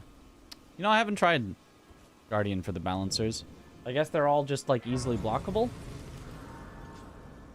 Deals strictly physical damage. Ah. Even the, like, waterfowls that the main one does? Interesting.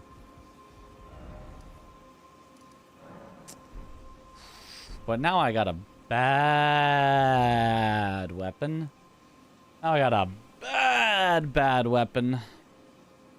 Another non-somber, non-infusable.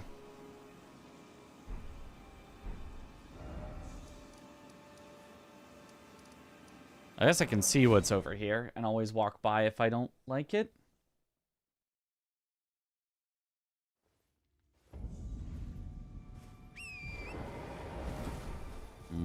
I'll make sure it's night again.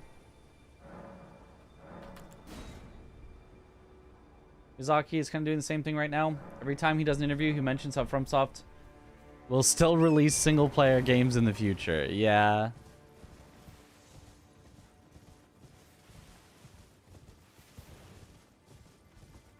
And it's good that he says that, because that is what I'm most looking forward to. Friends are hopping back on Night Rain. Life is good. Unless the Shifting Earth procs. Then life is bad. Who we got? Duelist? A scary duelist. No, not a scary duelist. An easy duelist.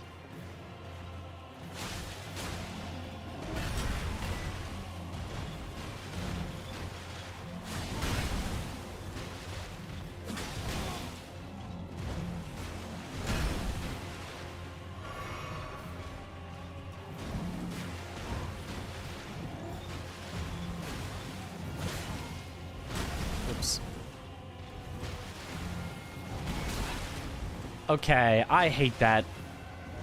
He hangs in the air a second longer than makes any sense. And even when he comes down, it splashes with damage way away from him that lasts longer than makes sense. I hate that. Aha! A stagger with a dagger.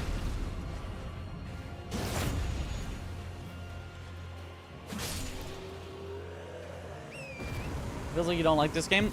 I don't like many individual things within the game.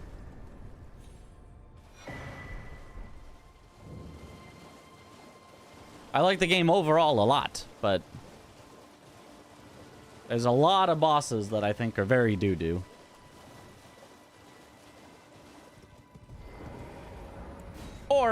even a boss that I'm like, oh, I kind of like that. And then there'll be a move that it's like, that move sucks.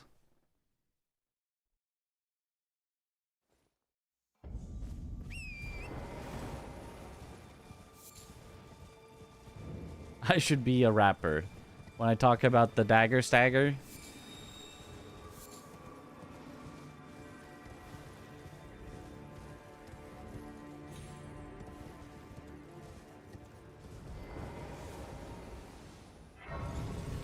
It's that one rock in the arena. I do hate that one rock in the arena a lot.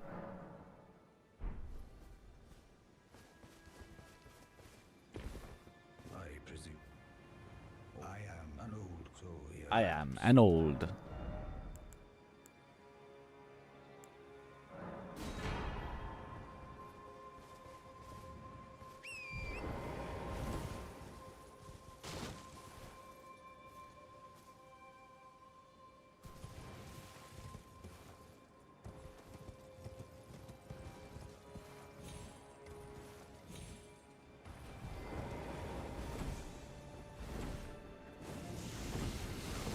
Hello? Activate? Oh, God.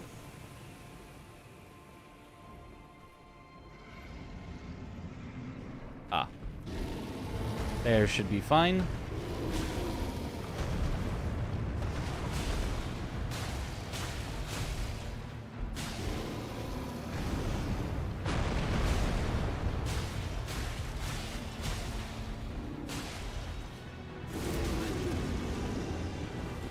Couldn't really get out of that.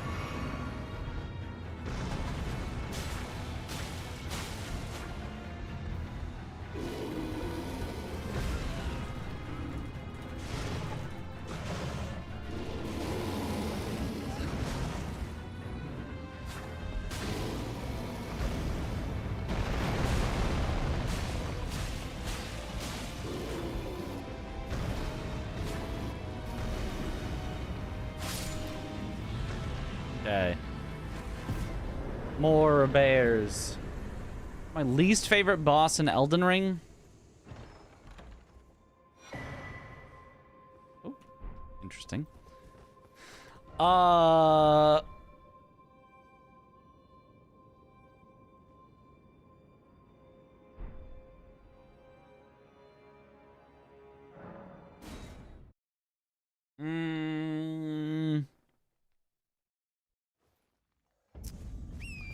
Probably like Gideon. If he is champs. I mean, it's 100% Leda and friends if you count them as a boss, which they are usually not because of the health bar, but 100% it's Leda and friends if so.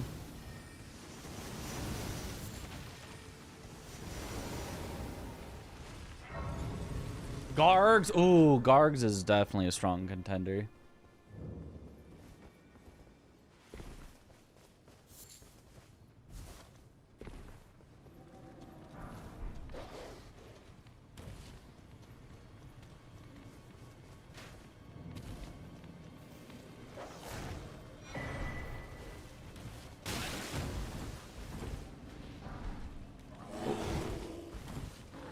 From knife to knife. But this one's a great knife. I mean, I don't know that I'd call it that great, but...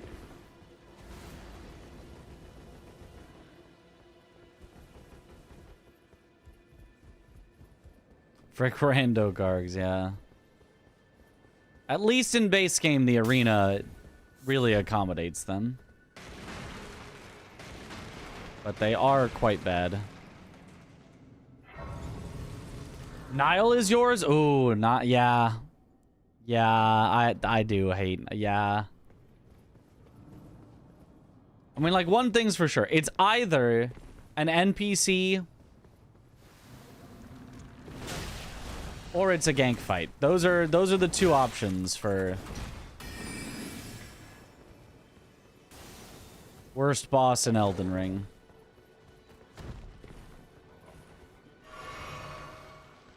Ooh, big hand and big bear. Whoa, okay.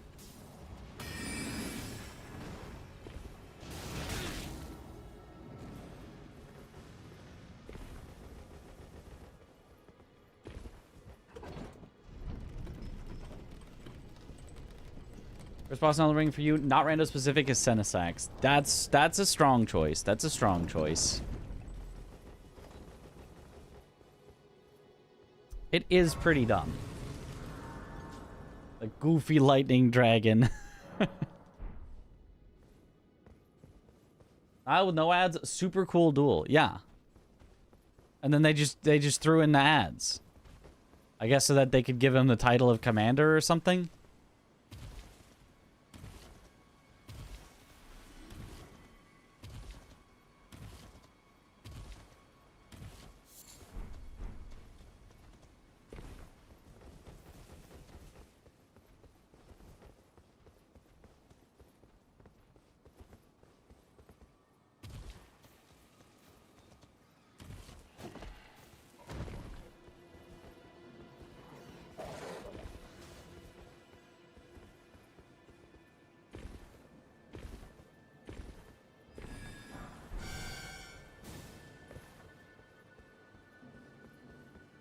A troll.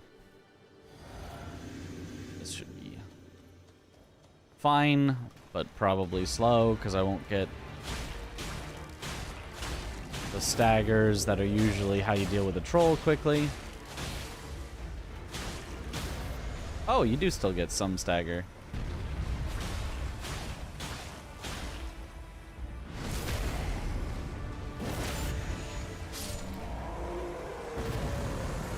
Gaius doesn't have ads. Gaius is, his charge is really dumb. But outside of that, he's pretty fine. In fact, outside of that, he's kind of good.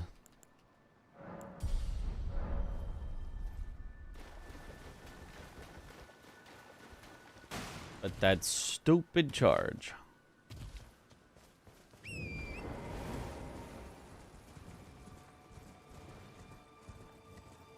Check out Pydia real quick. I usually don't even remember to go to Pydia, but maybe he can sell something super useful. I don't know.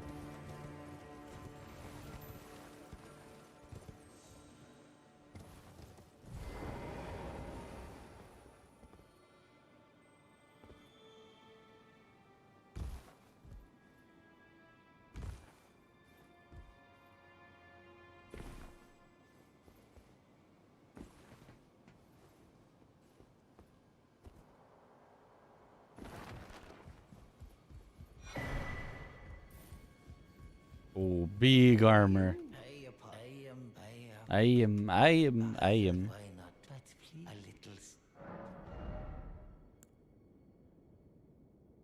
Boosts physical damage negation temporarily and gradually restores a great amount of HP. I mean, that sounds cool.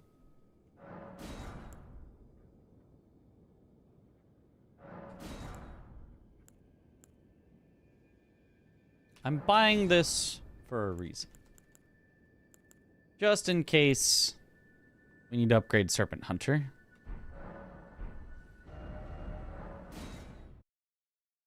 Big drip.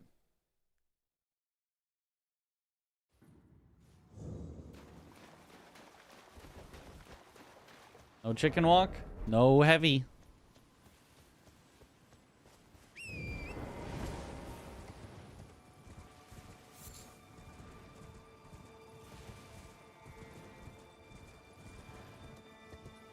Gained weight? What? Nah, I'm looking good. Looking slim down. Looking,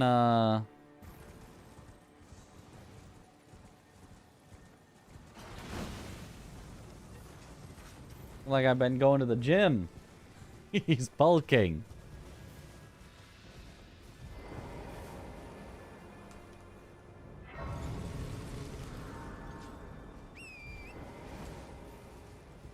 Holidays, leave me alone.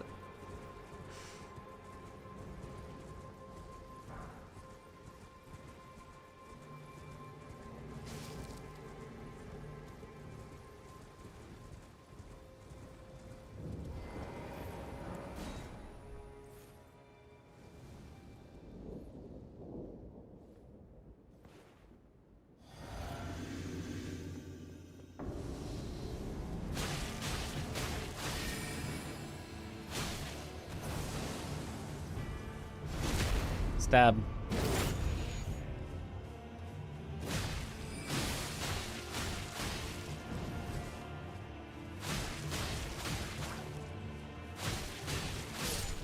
Nice. Itch cosplay. Oh, Academy Glintstone key. That is interesting. What can you get from a merchant? Smithing stones, although I already have all the ones I need.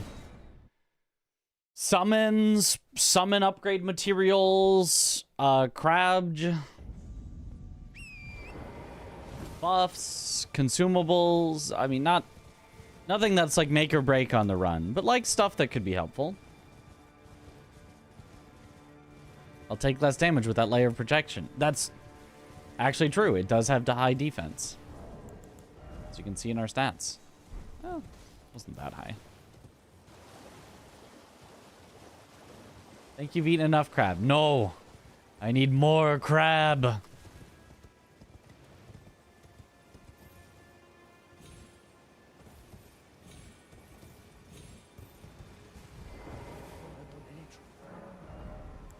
Oh, a second Stormhawk axe? Interesting.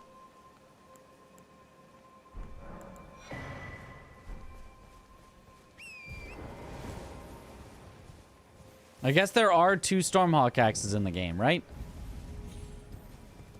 So I guess we just now have seen both.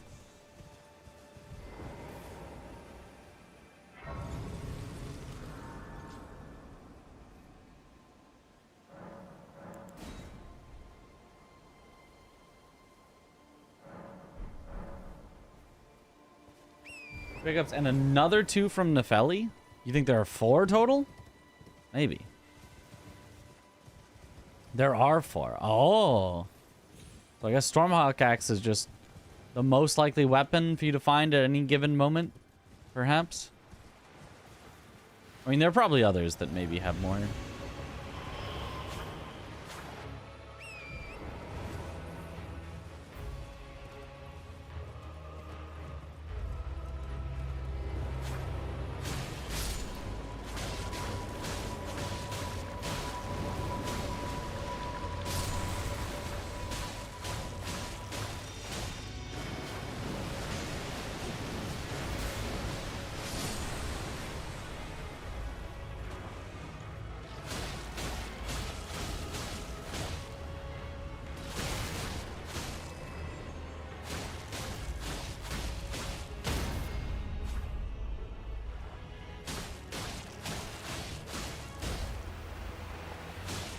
Tiger kind of putting in work against Tibia Mariner.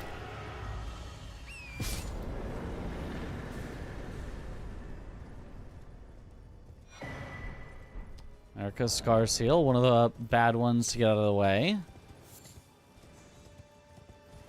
The previous run end, YouTube stream died. Yeah, my internet went out, and I tried to restart the YouTube stream many times, and it would not restart. It died to Misbegotten and Crucible Knight duo that were very high scaled, that both attacked at the same time, which they're not supposed to, but can happen in the randomizer. And my summon that I was hoping would separate them spawned somewhere else where it didn't distract either of them. So when they both went after me, I would dodge one of their attacks. The other one hit me, which then full comboed me into the first one that attacked, which then full comboed me back into the second one. So it was pretty bad.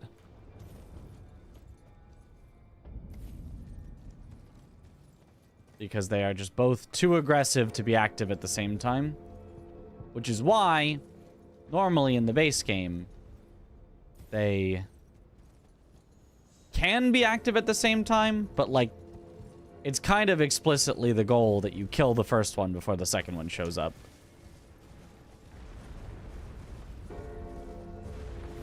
Night one was Tibia. That means it's Gnoster or Libra.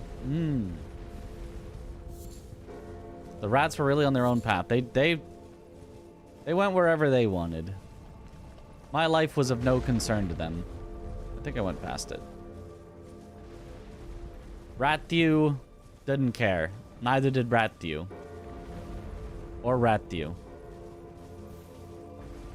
know, I thought I'd get some help from Ratthew, but he followed his brothers.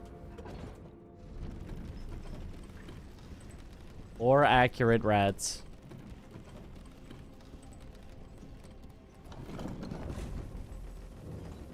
No Ratthews this time. Nope.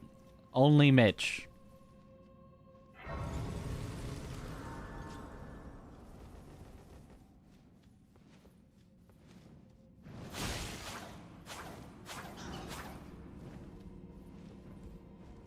Okay, well, you're being a jerk.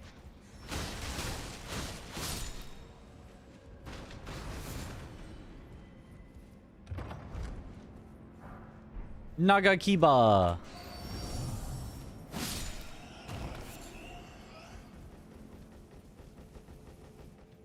Mitch and Mitch.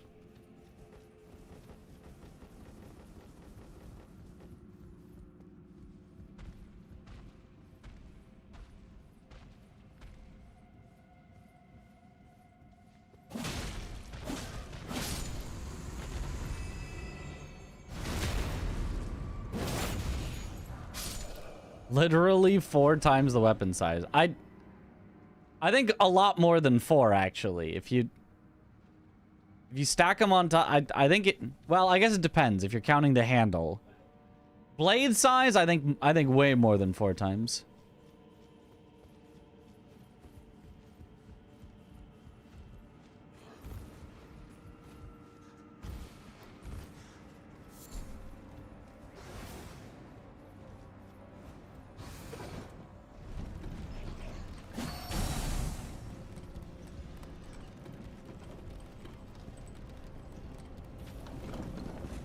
Undersold it. You were like FromSoft saying it's about the size of Limgrave. What if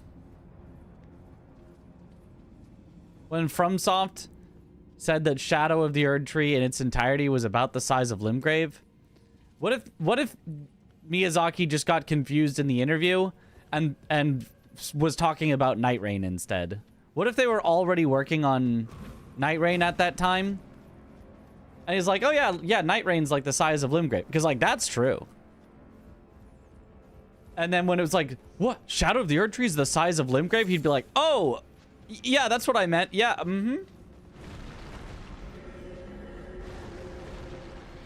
That's what I said and what I meant. Yep.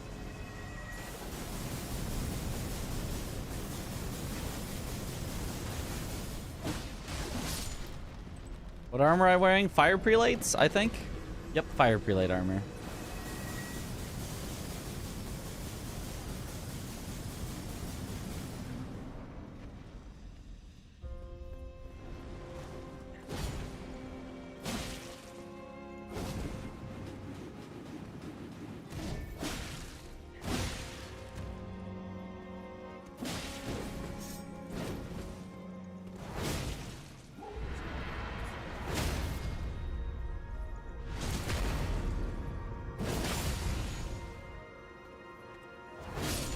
Oak. Piercing Fang do be pretty good. Oh, Rolana's cameo. I could put Unsheath on this and do Unsheath with Rolana's cameo? It probably won't last very long, but that's so silly. I need to do it.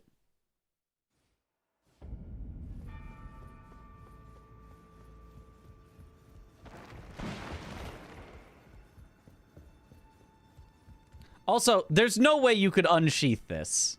Like, how would... There's actually no way you could unsheath this. That would not work, but there it is. We're gonna do it. That is 100% just an impossibility.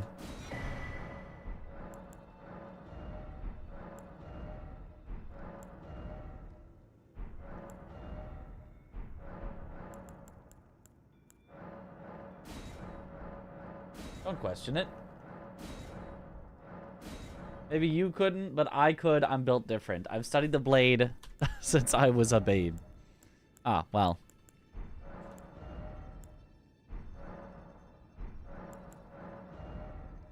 Like, trying to unsheath it would be that, Gurren Lagann scene where he's just pulling the sword out and it just keeps going and going and going.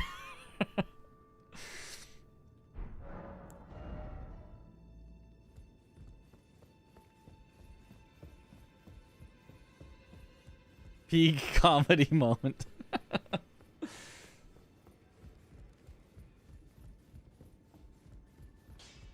took you no matter. Lay out your own. Alright, unsheath. I mean, Flame Spear would actually probably be better because you get an extra, like, buff on your weapon. But we gotta unsheath with Rolana's cameo. Our damage is going to be a silly.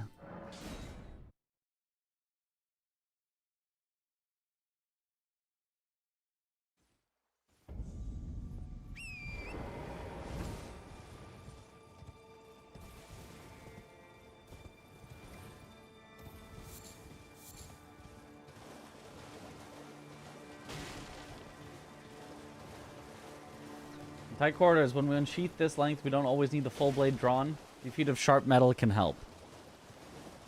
I mean, are you, like, punching at them with the like, hilt?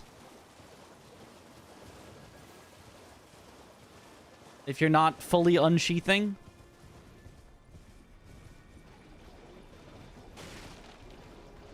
Like the near the hilt, not like the hilt itself. So watch this. Bunkai.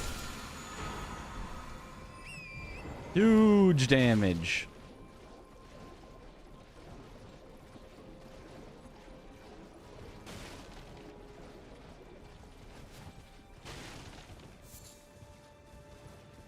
Nagakiba is classified as a spear. No, it's a katana.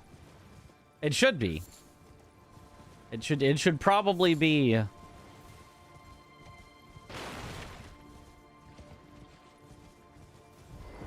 Classified as like a go-go gadget extendo sword or something.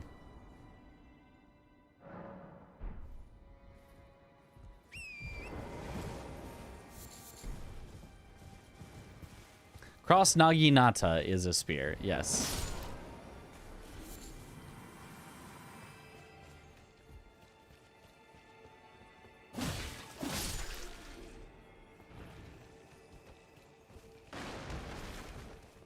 Similarly Japanese sounding name, but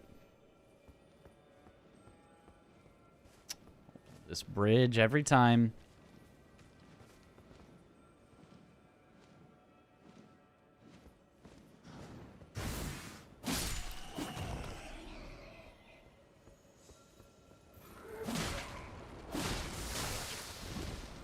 Ugh.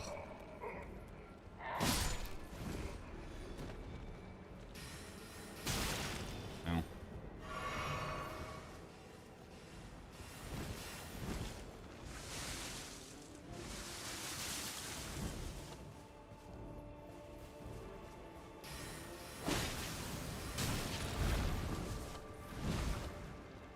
Don't like that.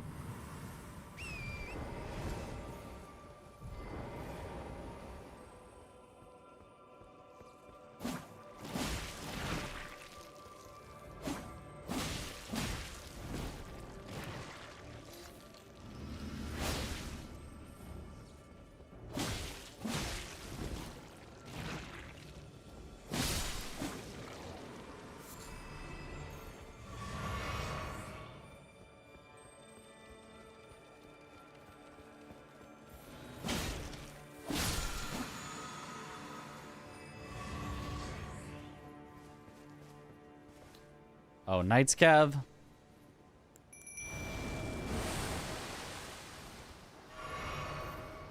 I think we'll be fine.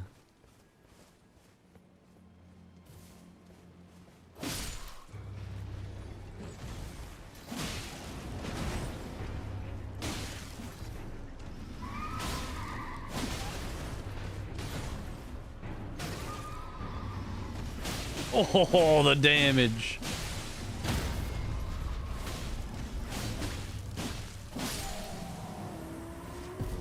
Get him. Are key item checks still a thing in French Challenge, or are key items dropped by bosses? There are still key item checks, yes. But I'm going to intentionally not check them right away. Be a little sneaky with it. Because those items can be talismans, and there are some really bad talismans in the game that you want to get rid of as soon as possible. So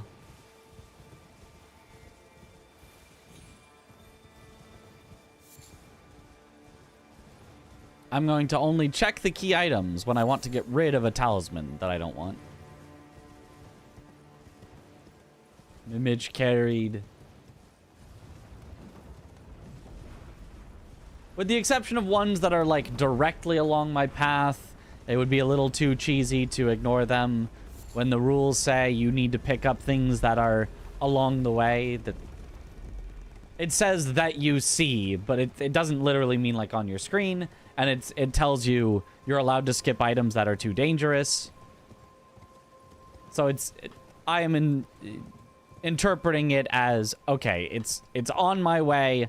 There's no way that I could die picking this up. I have to pick up that Arteria leaf.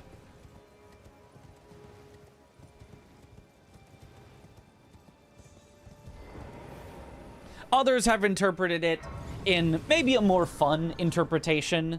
If it enters my line of sight, I have to pick it up, so they can try to, like, turn their camera away so they don't see things or things like that. They can be a little more silly with it like that, but I'm treating it as more of, like, a, you know, realistic interpretation of just, like, you're still allowed to speedrun stuff, you're still allowed to go optimal routes through places, but you just better pick up the stuff that's obvious there.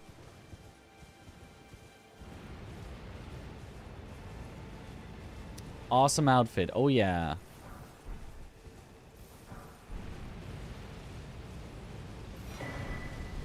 M'lady. At least it's got impaling thrust to start.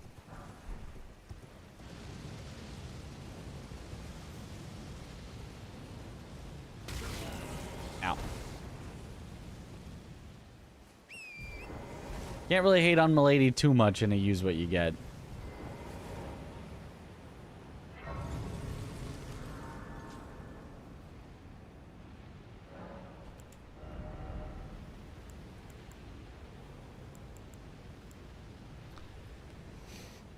I could Flame Spear as well. Flame Spear is really good. I think Flame Spear is probably better than just Impaling Thrust. Oh, if that thing sees me over here while I'm trying to fight this boss, I don't think it can shoot down here. I think we'll be safe.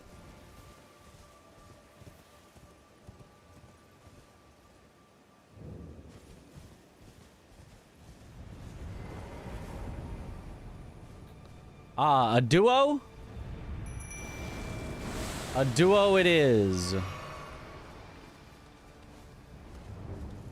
Oh. Or we could fight one at a time.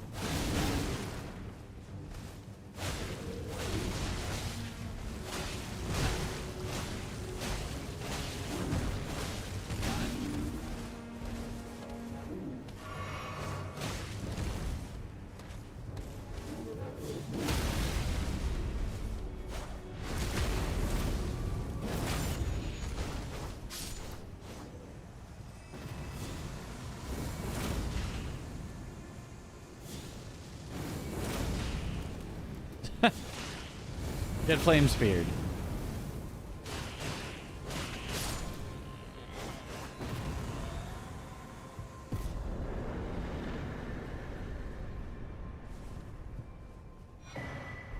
Oh, Godric's Great Rune. Let's go activate that right now.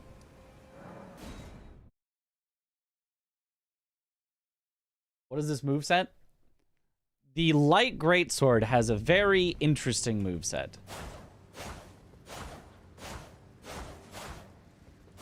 It is very non-standard. A lot of people really like it. This is the one-handed moveset. It's basically the same thing. I'm not a big fan of it. I especially don't like charged attacks that are 2 hits instead of 1. I don't know. I don't love it, but it gets the job done. Yeah, see, you can see a lot of people saying they love it. I am not a lover of the Milady moveset. Milady.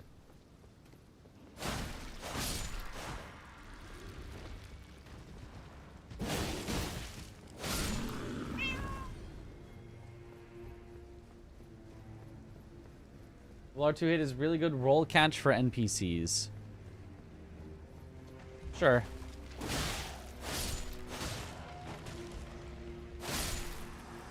Usually also a good roll catch is crouch, walk up to them, hit after they roll, or as they roll, sort of. Very ominous music. Good luck, bitch.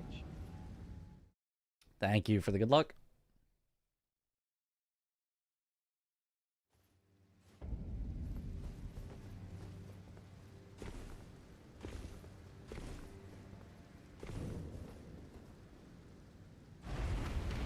Hydrate.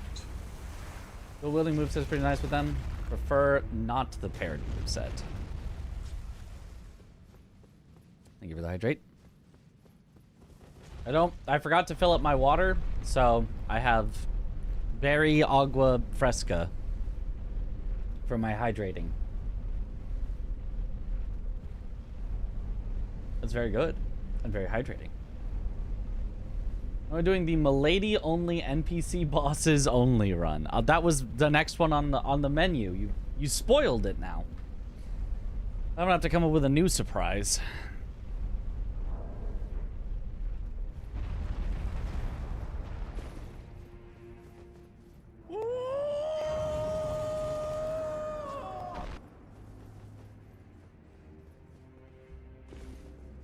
Yo, good morning.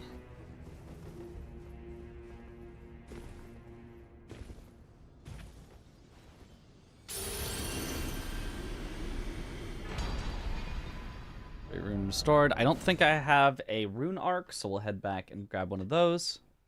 Does that sound from the Woo? That's from Sekiro. That's the Woo guy. Ah, that guy.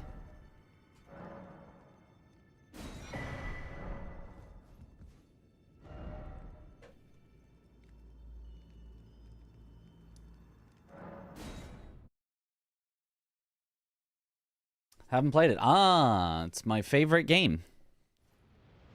Not that that will mean it's your favorite game, but I do love me a Sekiro.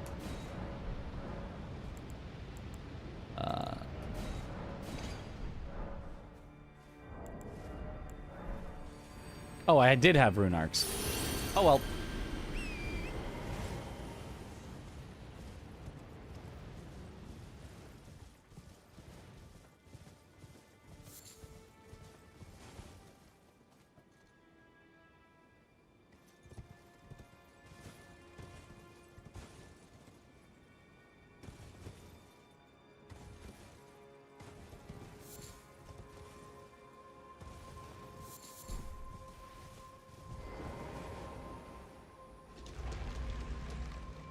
Parry noob? I mean, it's not parrying, it's deflecting. It's an entirely different thing.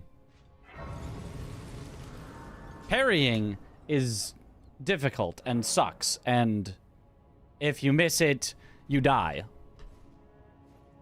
Deflecting is intuitive and relatively easy, although precise. And if you miss it, as long as you miss it early, you get a block.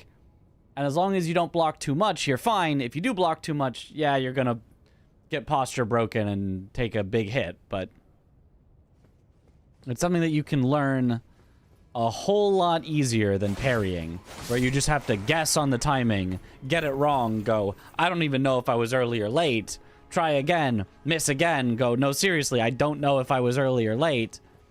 Do that 10 times till you finally hit it and go, aha, I'll bet I'll hit it next time too. I got the timing down. Miss it the next time, not sure if you're early or late. Repeat 100 times until you finally have the timing down. And then have to repeat all of that again every single time there's a new enemy, because they don't have the same timing.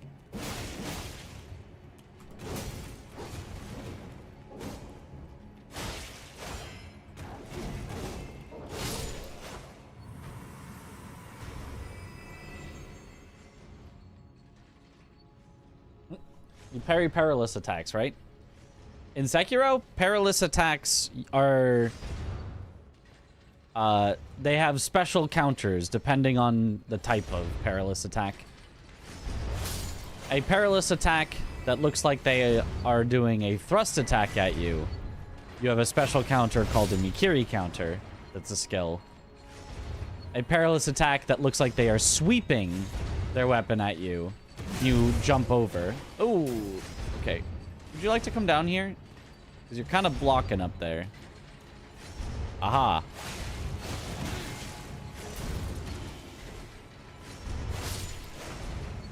That's a little scary. DLC scaled enemies.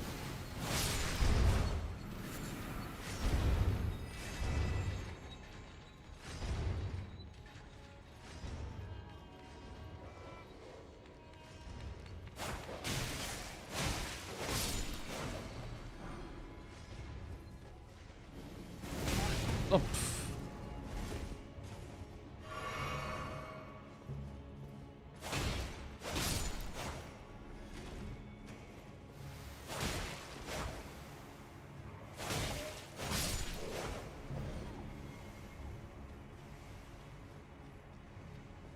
Sludge.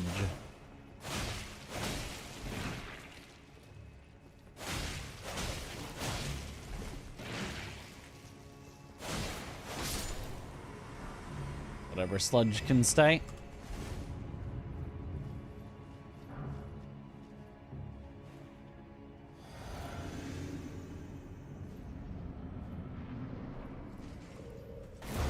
Babaha.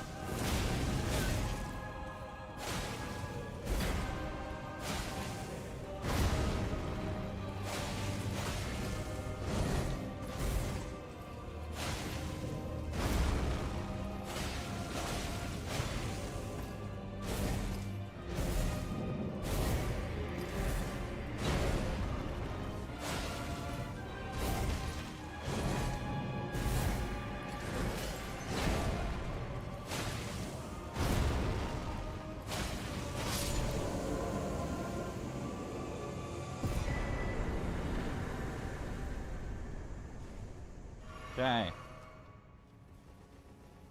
Did the new Neo game come out? Neo 3? No. Not yet.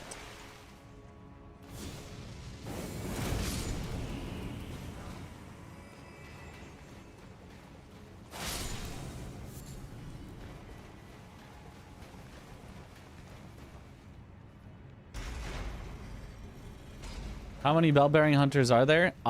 There's a good number of bell-bearing hunters throughout the game. I want to say around 5?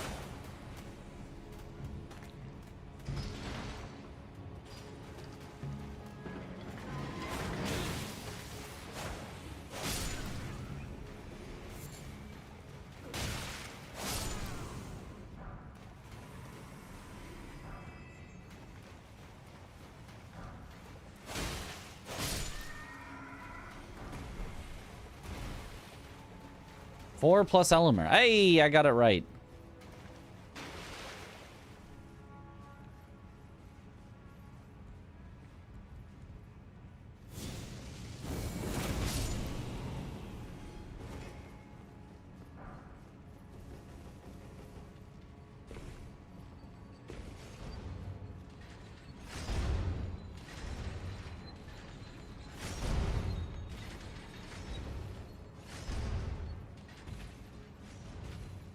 Bone bell, meat bell, poison bell? What are the bells? I do not know what the bells are.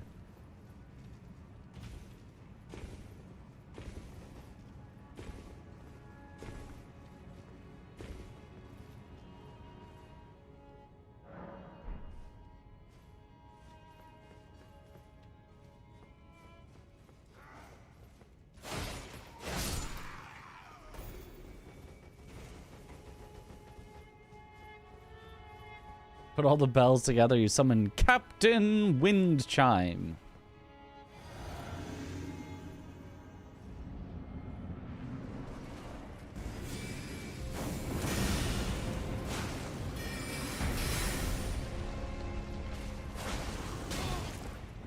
I don't think wind chimes are even bells, but I appreciate the joke.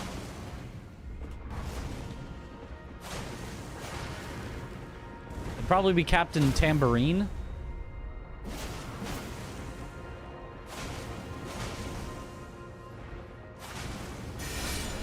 No, wait, tambourines aren't even bells. They're like little, like, cymbals. It's got a bunch of bells.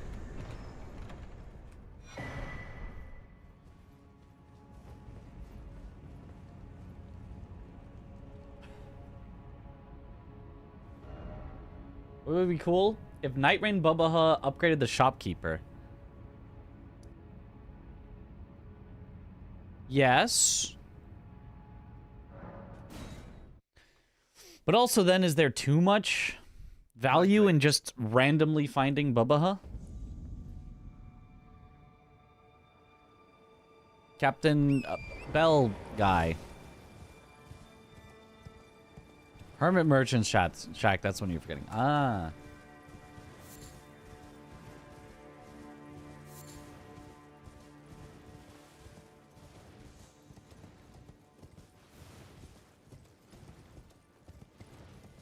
Is it formidable, so it's already good to fight him? Right. So if it also, like, upgraded the shop, would that be too valuable? Be too much reason? You'd, like... I mean, I guess it wouldn't matter for most situations, but would you reset for it in a speedrun because the upgraded shop is so good? Would you seek out to find exactly the spots where Bellbearing Hunter is to, you know... Like, I don't know.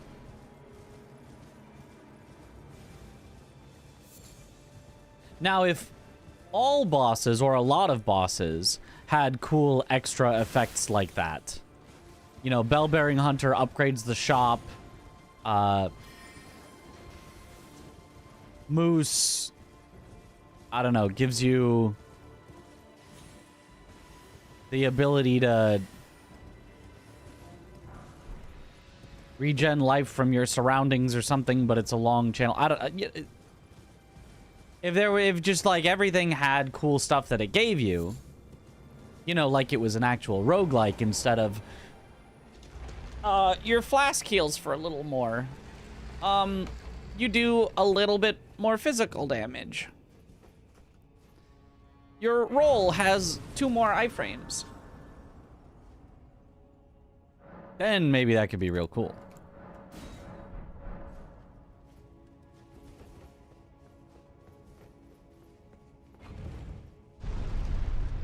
But flask healing is actually pretty good. They're all pretty good. It's just like, they're just kind of boring. You know?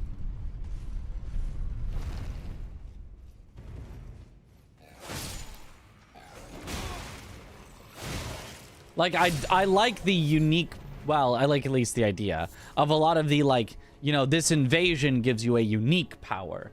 Clearing the special place in a shifting earth gives you a unique power. Like, those are cool. Theoretically. Some of them are still kind of boring.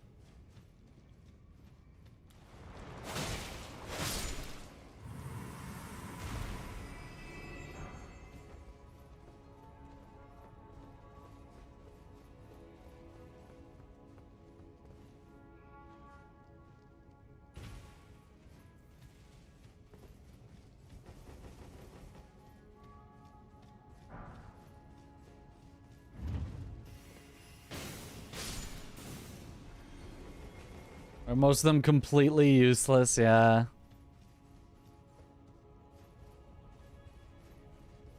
More stance damage on charged guard counters. What's the best boss in Sekiro? My favorite is Father Owl. But I would say probably the most universally liked is Ishin the Sword Saint. And then I think probably like the third place in everyone's mind, because top two are generally always those two. Third place probably most likely is Genichiro. Those are... just those three bosses hard to go too wrong with.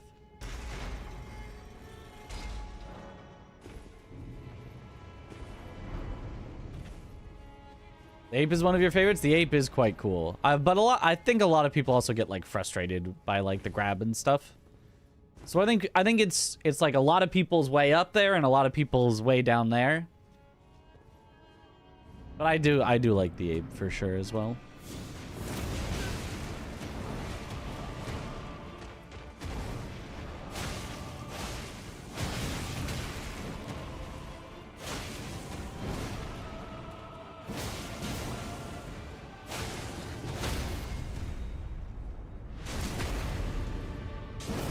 Inner Genichiro way better than Genichiro IMO. I actually think Inner Genichiro is just strictly worse in quality. He's harder, so that's nice, but I think Inner Genichiro is more imbalanced in moveset, which personally I'm not like a big fan of. I'm not a huge fan of the enemy does the move that instantly kills you. Or does the move that does like a quarter of your health, and you can just pick one of those two. Oh, and the move that instantly kills you also does chip damage through your block if you don't get a perfect guard, and also is a multi-hit so that you need to get all of them, and also doesn't have that big of a punish. You know, like it's just like I feel like he's just like a little imbalanced, and he's also buggy, but that's kind of just for some reason, all three of the inner bosses are just really buggy in ways that you might not see if you're not doing speedrunning. But in speedrunning, we rely on like the consistency of like, oh, they work like this. And the inner versions are just buggy where they just don't work the same way every time. They're just weird. Inner Genichiro, more like Inner Genichi no Emerite. Oh. But that's a little like specific, you know. That's not really something you're gonna see if you're playing normally, so I wouldn't expect anyone to hold it against Inner Geni. That technically, it's like if you don't have him against a wall and he goes back to shoot, you can't interrupt him consistently. Oh, and if you stomp on his head, you can't consistently interrupt him with attacks on the way down. Like, just these little things that, like, casually you probably just don't even really notice, but in a speedrun where we rely on, I'm definitely going to interrupt him with my attack here, and it sometimes doesn't, because sometimes it still does. It can be really frustrating. But yeah, that's...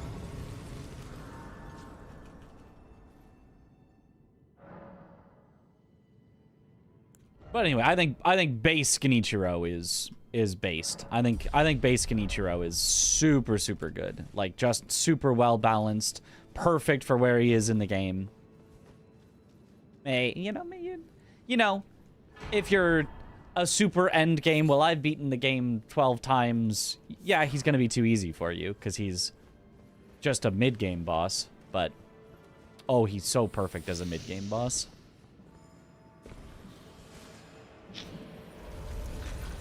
Oh, I made it by. I thought I was going to have to drop down. Nice. Nothing will top the feeling when you beat Geni the first time. Exactly.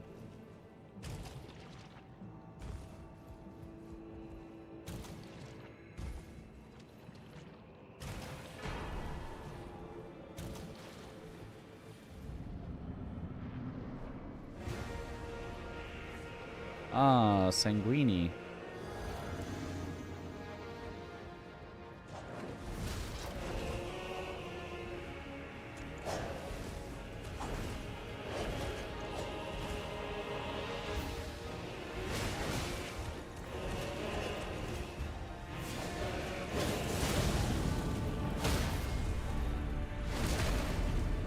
Dab.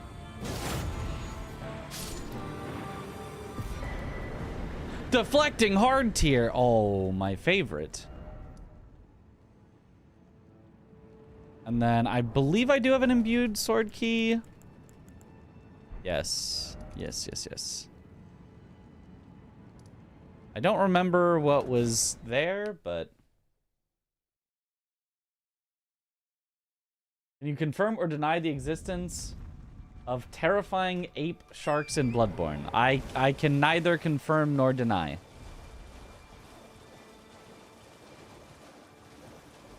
Speaking of Sekiro, deflecting hard tier. Hard suck on Genichiro for so long, steamrolled everything else except Ishin and Demon of Hatred afterwards. Right? He does such a good job of teaching you, of like, by the time you beat him, you actually kind of understand the game.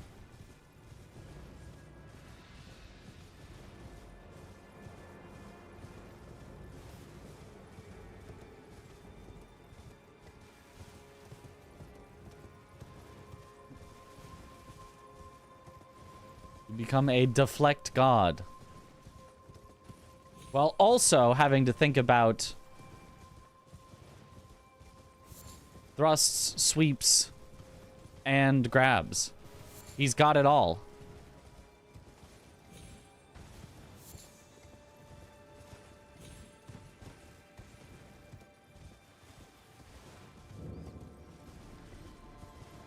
Green al dente. Your first FromSoft game? Wasn't used to hard games, yeah.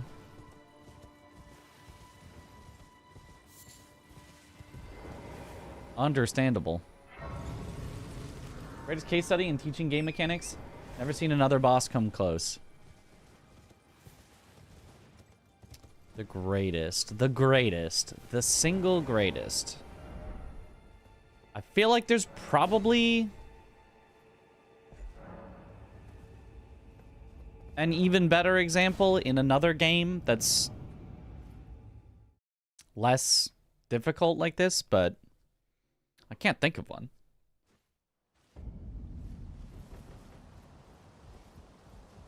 In Bloodborne, you have fast moves and fast dodges. You don't have equipment load, and your stamina doesn't get used a lot.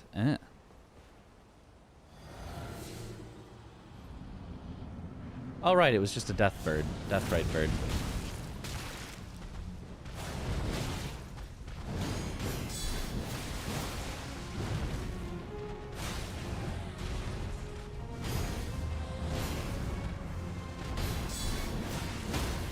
Oh, baby, deflecting hard tier.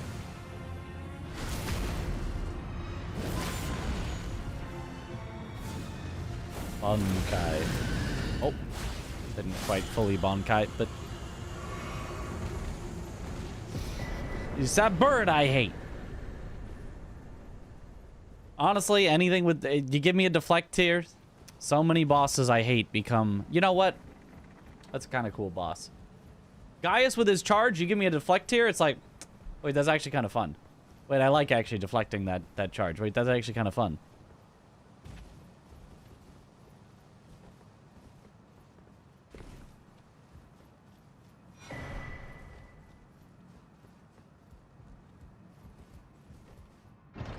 Your attacks become my attack.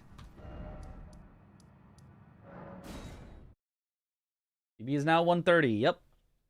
We did get a PB yesterday and then died.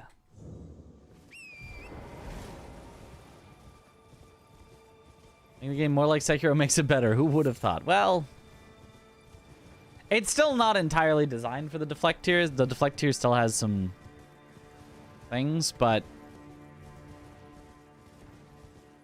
it is kind of funny how much... Not how much better deflecting is, because I don't think deflecting is inherently better than rolling. I legitimately think there is potential for somebody to make a rolling-only game that I like as much as Sekiro. But I think the way that they keep making rolling-only games is to make the attacks like they're making a deflect-only game, and then just not give you a deflect. And I think that doesn't work. We already talked about frame traps yesterday. I did the whole little graphic. But that's one example of ways that they keep falling into the traps of designing attacks that are not built around the defense system that you have.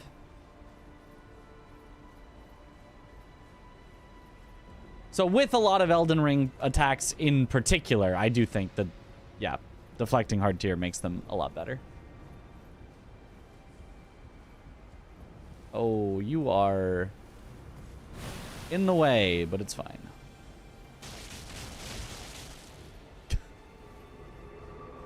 Oh! It got staggered. That was almost kind of bad. It almost got off its attack that could have knocked us off the ladder. In Sekiro, what got you into speedrunning, or did you do it before? In Sekiro, what got me into speedrunning was wanting to play more Sekiro, because it's just that good that I was just like, how can I play it more, but without wasting my time? Because New Game Plus, to me, that just feels like a waste of my time. That does not feel like a new, novel, cool experience. That feels like I'm just playing it again. And I kind of did just want to play it again, but I wanted to play it again in a way where it didn't feel like I was just playing it again. I wanted to play it again in a way that it felt like I'm doing something new. And speedrunning felt like doing something new.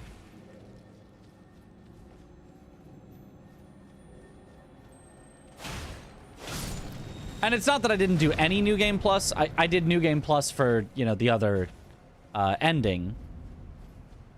That was new. New ending, new boss was new, but...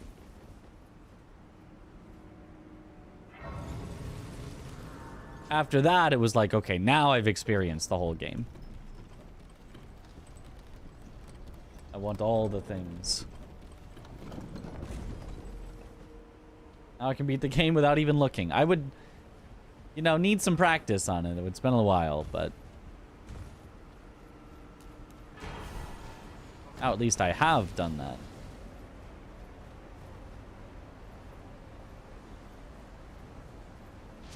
I'm trying to do a faster speedrun on Sekiro. You know, I've been somewhat considering actually trying to get a world record back in Sekiro. I think there are some categories that it would be a long grind, but I think it would be possible for me to get world record back from Wormdog.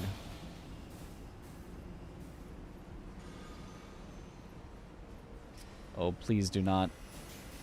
Oh, the ladder deflects them back. Nice.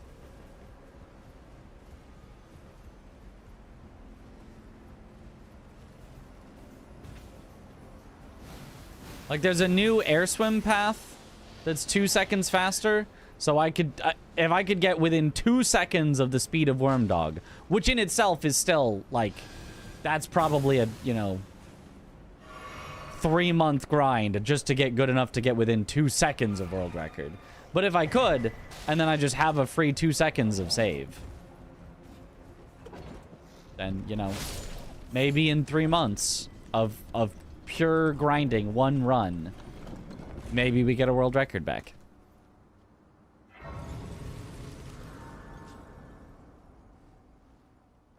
Get the Midge % world record and beat the game as Midge Riz.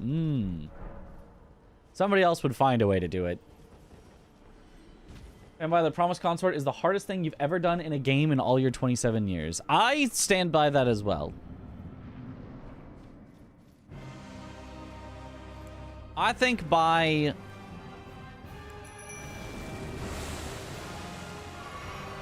numerical and moveset, I think he's just gotta be.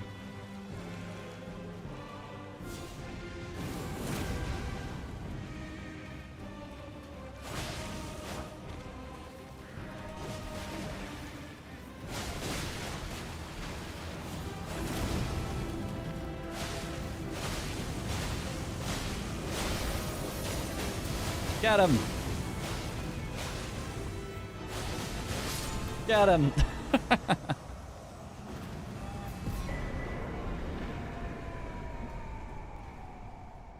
Not to be a gatekeeper, but pre-nerf definitely. Well, but that was also hard for just the stupidest reasons. Post-patch, Consort is just a much better boss fight, so I would kind of rather that we just call all existed that pre-patch Radon.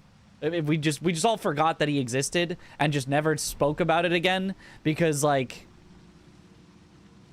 it'd be like being, well, actually the hardest boss that I've ever done was that boss that they accidentally made a bug on where it just instantly kills you. And so, actually, technically, that was harder, because it has a bug where it's actually, you just can't kill it. You just die instead. It's like, okay, well, yeah, sure, technically, but, like, it's just dumb. It's just silly.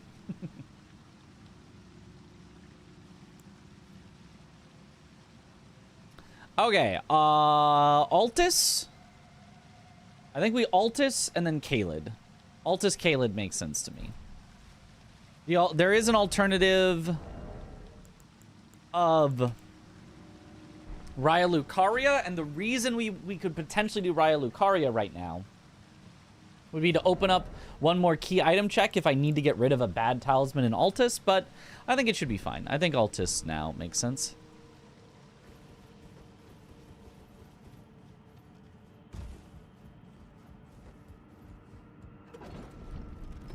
Radon could get nerfed on 2 separate occasions. Well, both of them, one of them is literally just a bug fix. Like, there was no actual nerf at all. And the other one, I would argue, was primarily not a bug fix per se, but like fixing the fight. Not bug fixing, but fixing the mechanics of the fight. With a secondary of actually making it easier.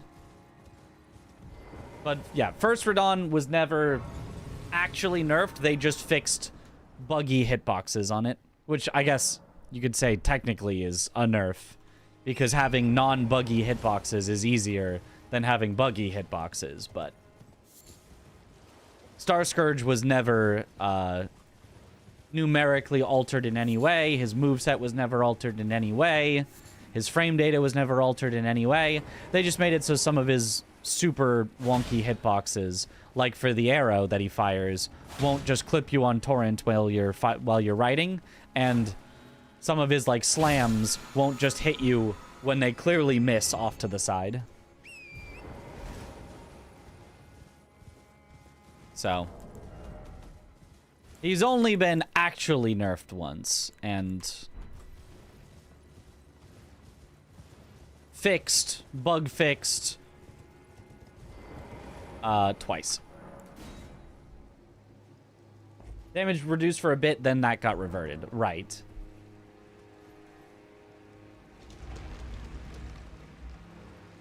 A speedrun in version 1.0 could be interesting. I wonder if you'd still use the stuff we used on day 1. Ice Rind Hatchet and, what's it called? Sword of Night and Flame. What pants are these? Godric Soldier Greaves. But what is the Godric Soldier Greave for?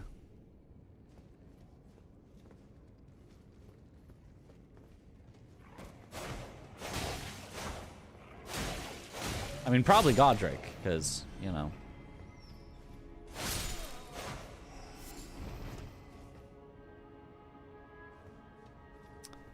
Zips, yeah. Well, if you're doing zip percent, yeah. You don't have to go all the way back to 1.00, but yeah, 1.04. Zip percent is very fast. That is absolutely how it is still done today if you want to do a zip run. Thank you for the good luck. Godric, who became phase 2 fire giant. He grafted himself so much. Grafted an entire new body onto himself.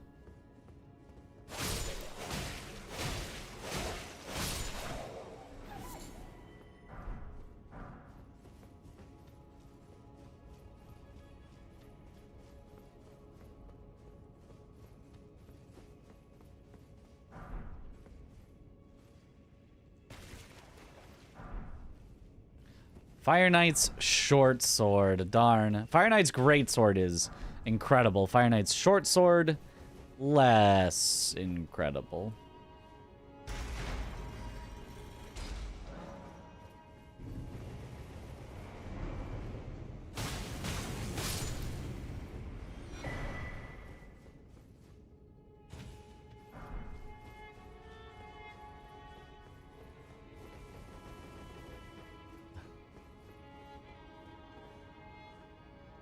That emoji? I can't see it, I don't think. There's a crouch mechanic for stamina regen. You miss it? Yeah.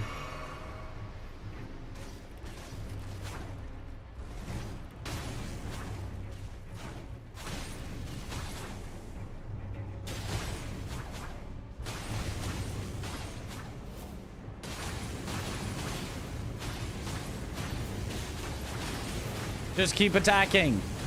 Just keep her in the corner.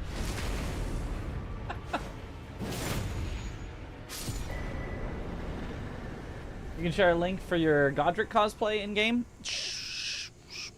What's it? Is it on like an Imgur or something, like a recognizable website?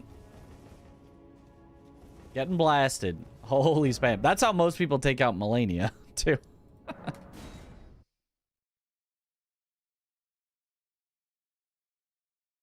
O dash at the end of your message so it doesn't get auto-completed to that. Oh.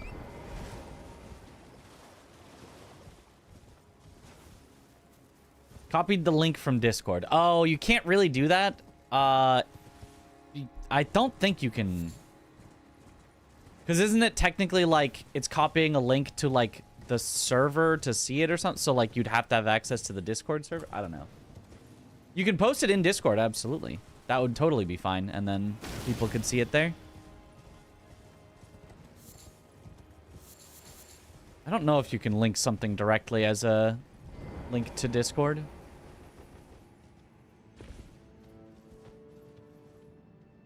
I'm laying on underwear in your third playthrough, and that felt good. Let's go.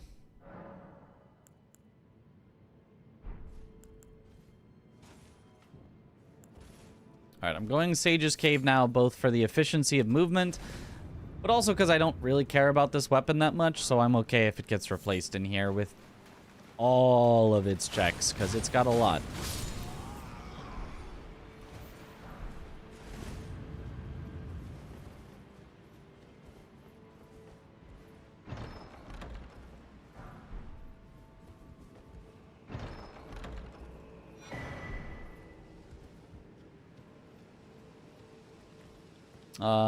I think this weapon's decent. Oh, this weapon's great. It's probably gonna get replaced again by the time we get out of here, but...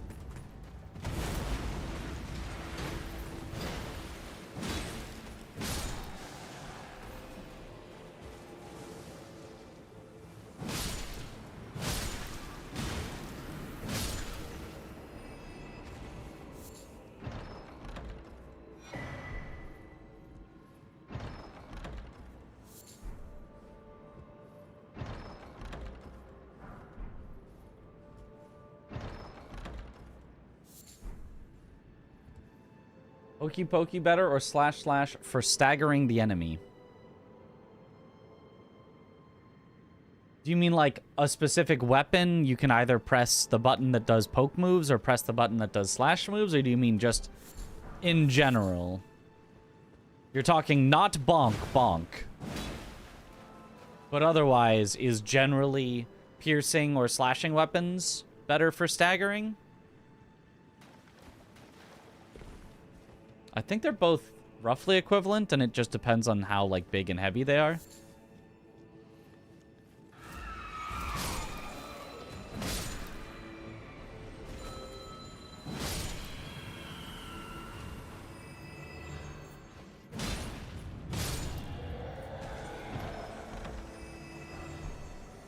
Oh, I might get to keep the long half time. Oh, well, there's a few more. Shouldn't have said anything. At the last one end, you can do exclamation last death. Last death?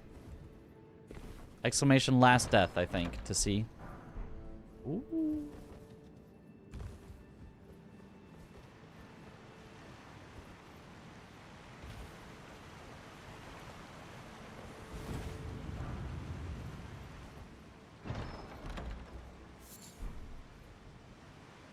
It's updated. I mean, it's the last important death. We did update that at the start of stream.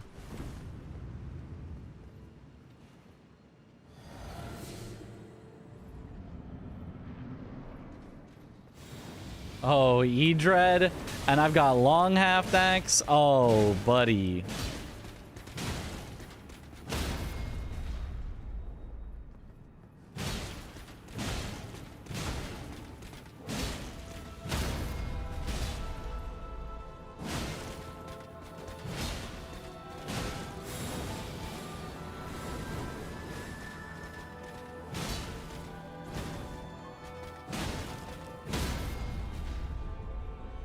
You know what? We'll just take the closed. This is games, nice.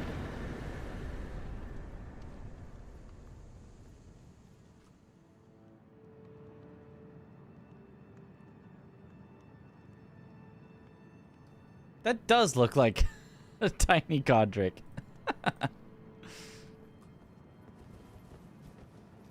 That should be the actual last death. It's not always up to date, right? Well, yeah. I think it's okay for it to at least be the last, like, big important death. Because if it's like, we died on 0 bosses killed, it's like... If someone's looking for something, that's probably not what they actually care to find. Oh. This could be dangerous. I've got a Mimic tier, though. So at least we've got 2 versus all of these.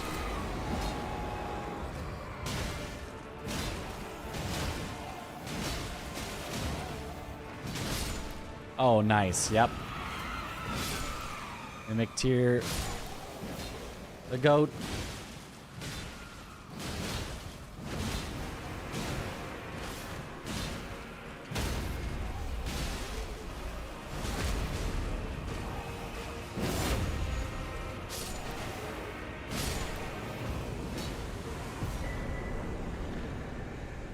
Easy.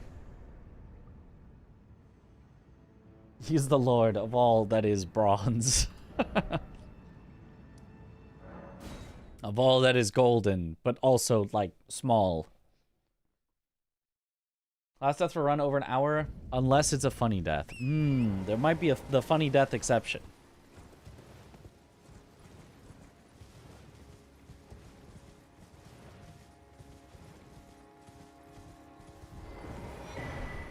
Ah.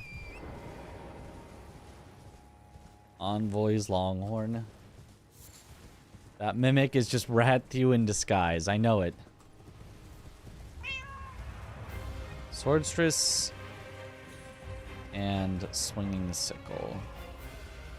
That's probably actually an okay duo to fight later. The lord of all that is. And cute.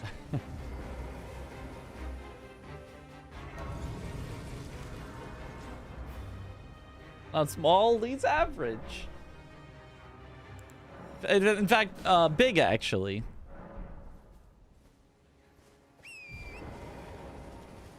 Boy's Longhorn is probably powerful enough I can still just send some stuff.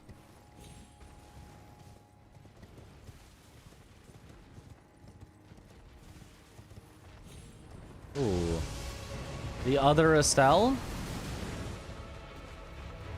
Come down here, that'd be... Especially because if you come over here, I can summon.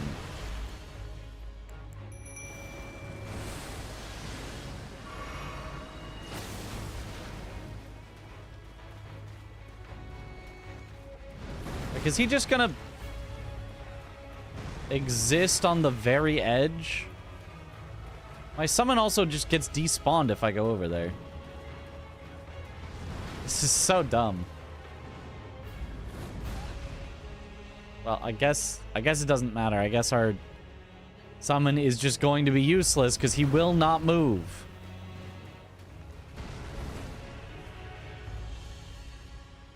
Whatever. He's just... I can't hit him there.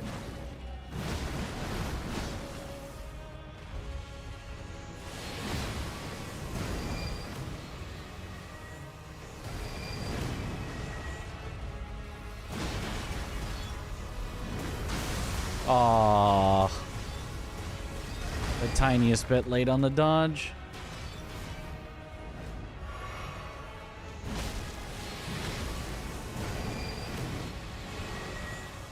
He's teleporting, but not anywhere back to where he's supposed to be.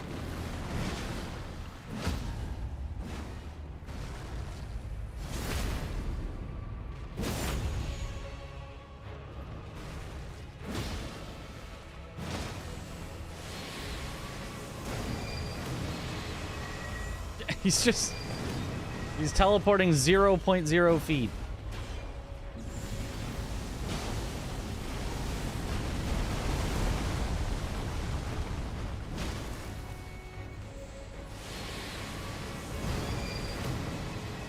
Oh, he finally teleported back into the arena.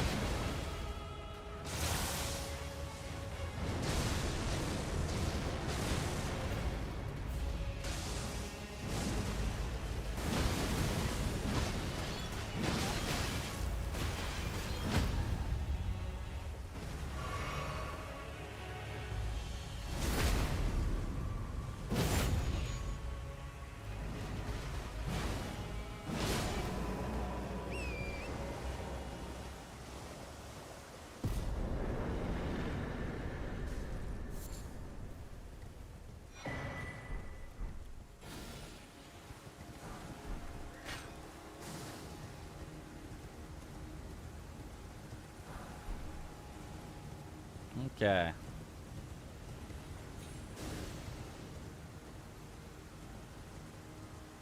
Oh, you? That's a scary guy. So glad one of the two of them is gone now. Whatever, we take those. Some moveset is very telegraphed, so it's not too bad, but it's not a very engaging moveset. Yeah.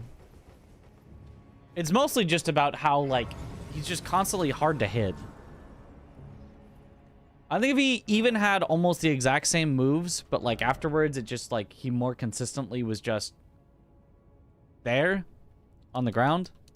Which I do think is less of a problem in non-randomized. Like, it's mostly randomizer that makes him really annoying because of differences in rocks and stuff.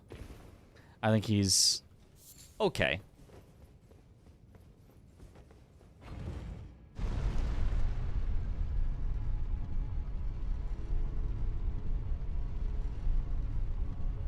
Estelle might be the most terrifying boss IRL.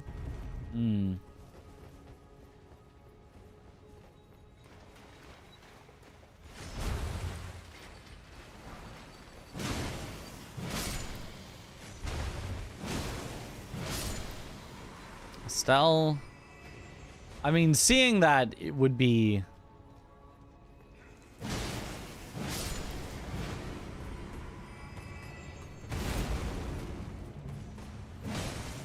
concerning for even, like, your place in the cosmos. You'd be like, what the? Like, even if you make it away, you're gonna be messed up. Oh, a giant hand and an entire troll. Troll in the dungeon. That's... oh, great. I can probably just run by them both and be okay. Thought you ought to know.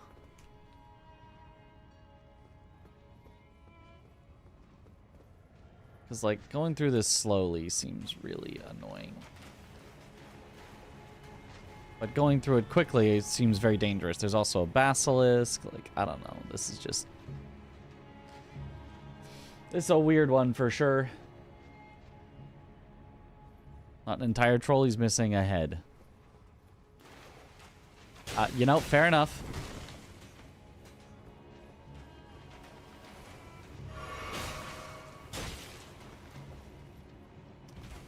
Break it.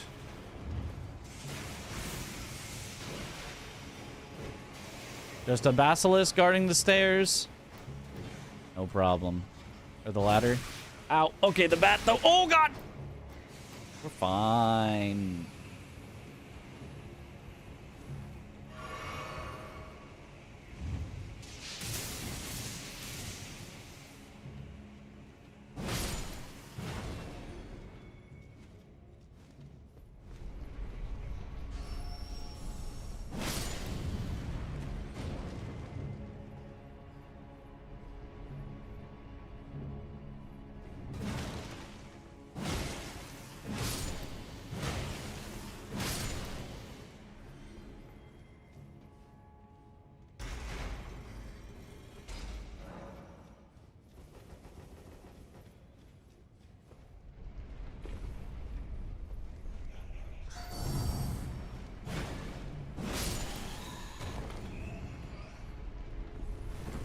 Now, I probably should just Memory of Grace out, because that's absolutely allowed. But... what if I just didn't?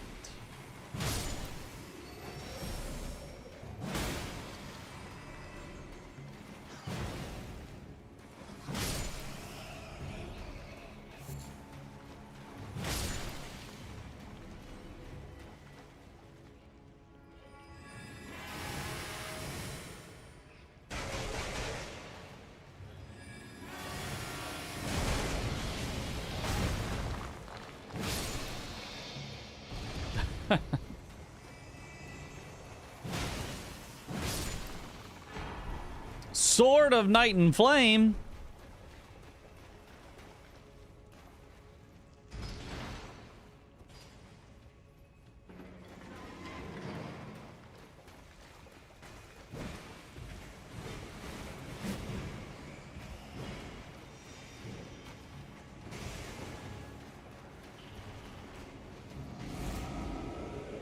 Okay.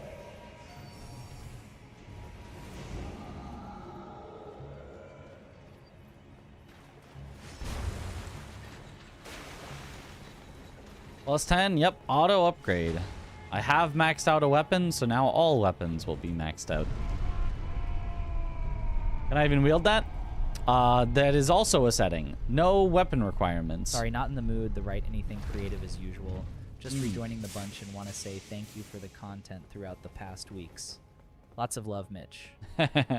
Copy, thank you for the sub. Welcome back to the bunch. Enjoy the emotes.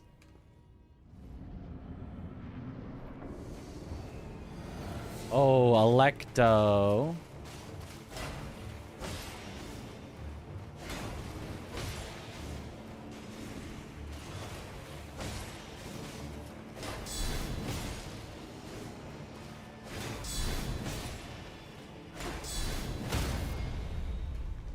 Okay, guard counter, Sword of Night and Flame. That's a build you've probably never seen before.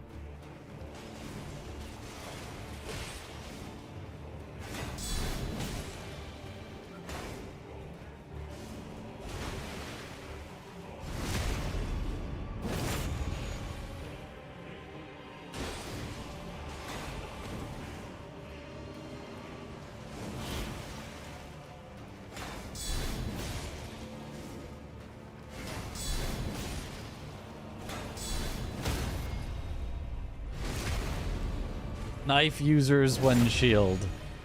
Especially when great shield.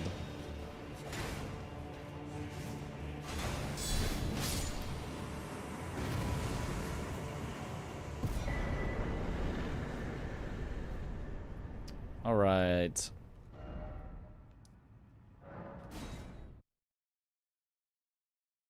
long as there isn't some invis assassin that grabs you, it's fine.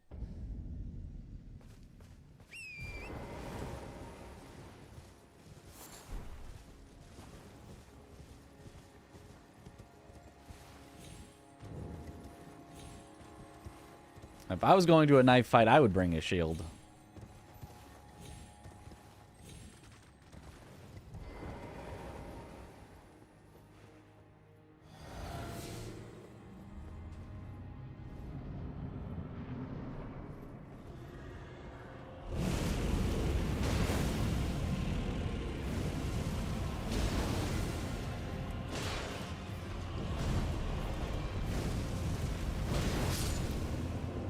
That works. Spicy sword.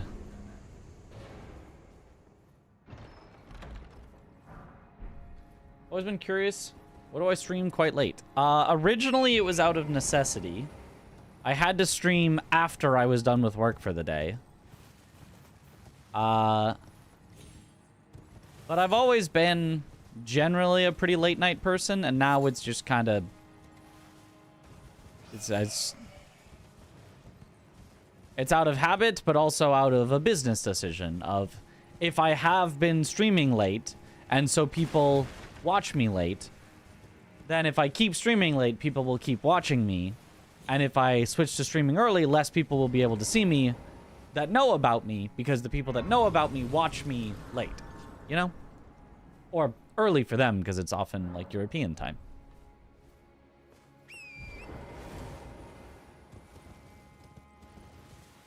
If I really wanted to, I could make the swap to being, like, more daytime stream, like everyone else is. But, I kind of like it.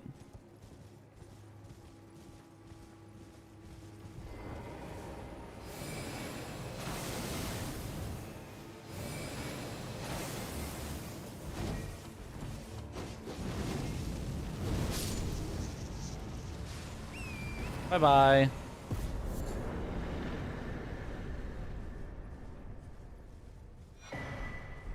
And Asia, yep, and Australia. Lots of places other than the US.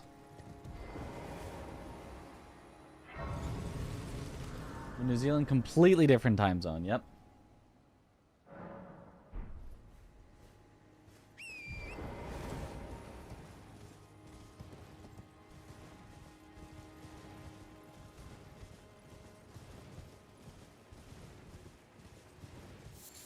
I would say perhaps the only thing Besides the third shift needed more. True. Yo, Crimson, thank you for the 100 bits. It did need some of that. I would say the only thing that I kind of dislike about being so late, I mean, aside from, like, every so often, it's, like, hard to wake up early for things, you know, all that. But, like, it's hard for others sometimes if they have to stay up late. Like, you know, there's pros and cons. I'd say the only thing that seems, from what I can tell, to be kind of maybe an objective downside to streaming this late to an audience of non-Americans is I think my earnings potential is lower.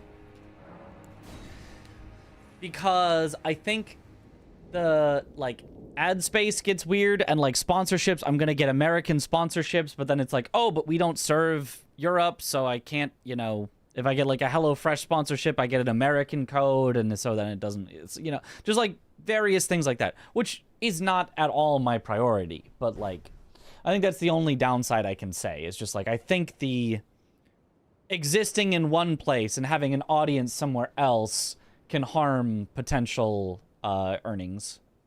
I think. French challenge, streaming in European French times. Just trying to become French. Oh, you figured me out. The 4 a.m. US viewer, the ads are weird. Yeah.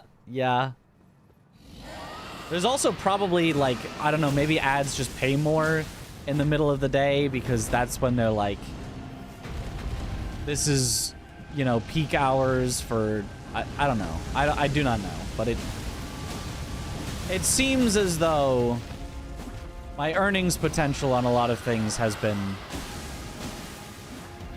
lower than my contemporaries.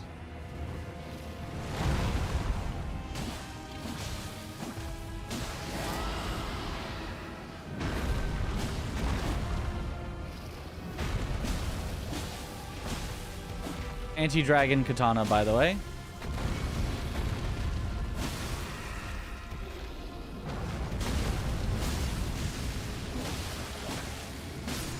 Easy.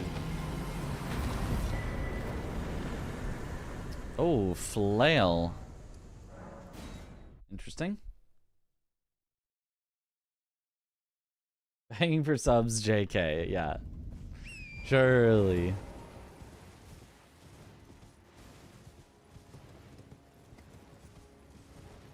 Also, the hosting thing, if you stream around the same time as other streamers, they will host you. Well, also streaming as they end. It's also, I think I do get a good number of raids. Because I'm streaming while other people end. So it's like, that's not, it's a pretty good time for that. Scale Blade is a guilty pleasure. Why would you be guilty about it? It's just a good weapon.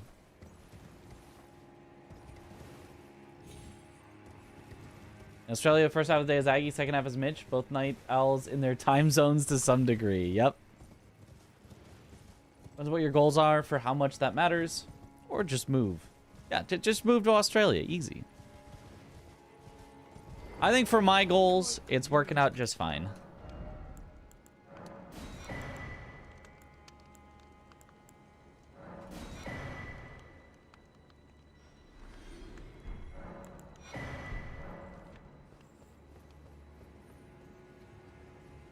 I could probably think about upgrading my Mimic tier.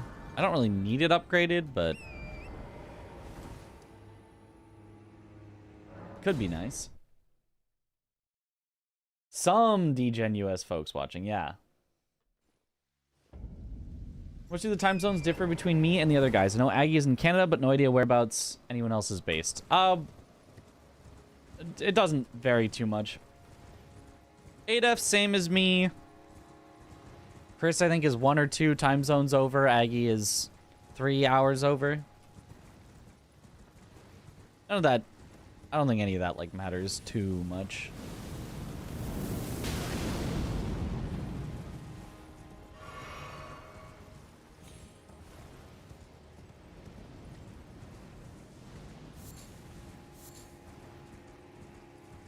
You know, stream full-time is great. Yeah, I'm my own boss. That's right. Being able to stream full-time is the dream job. I am living the dream.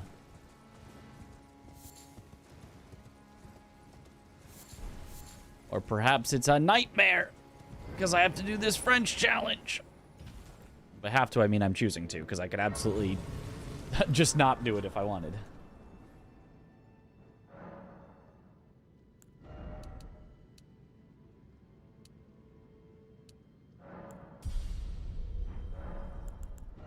What ashes can you use? Yeah, that sounds good to me. Poison flower blooms twice, builded back.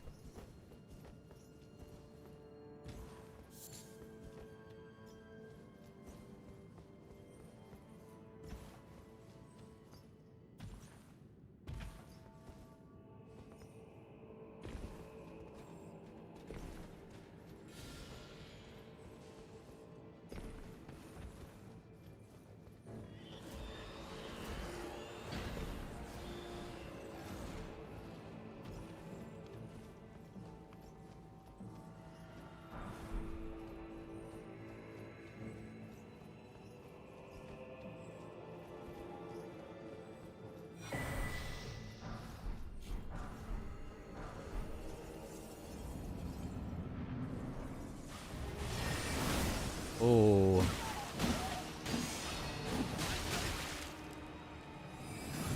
Okay, it doesn't seem like his scaling is absurd this time.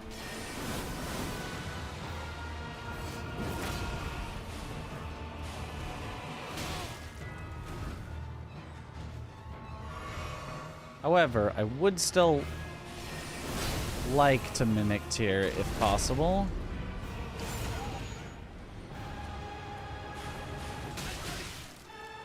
Maybe that's too dangerous. Because mimic tier costs health. Ow.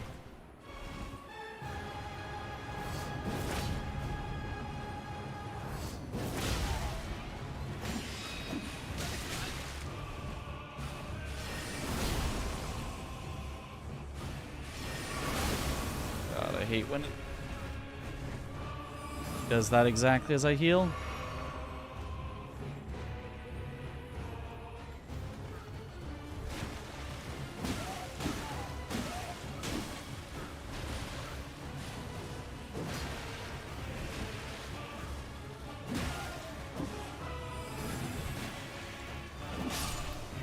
Alright.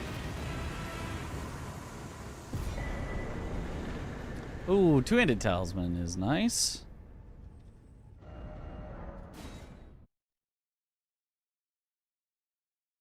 I hate all odds.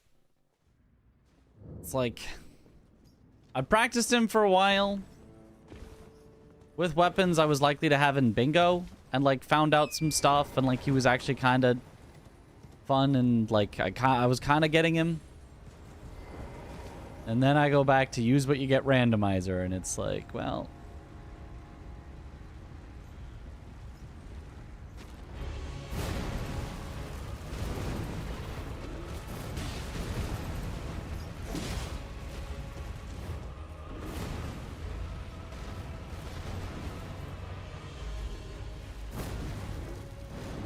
let's go out here so that you don't pull the death right bird. Oh, you can't? Can you make it through? Oh, he's too large? Okay, but the death bird is moving on, so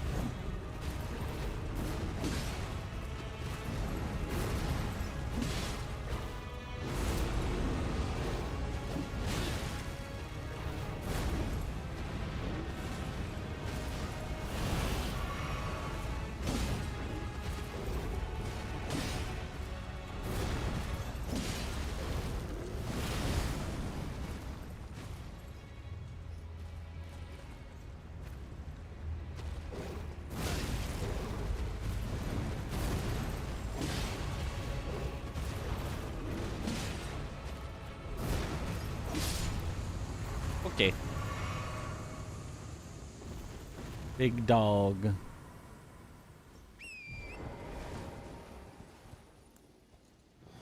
Well, I guess I might as well mimic Tyr for...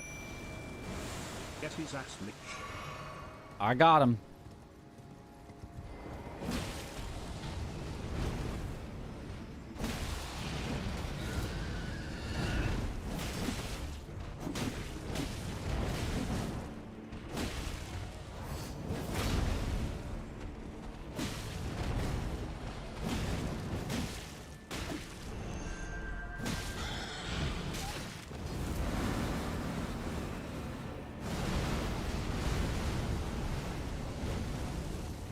Can you come down here, maybe?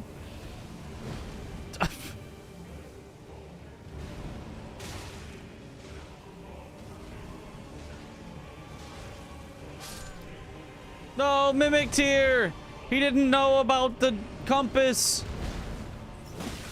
No!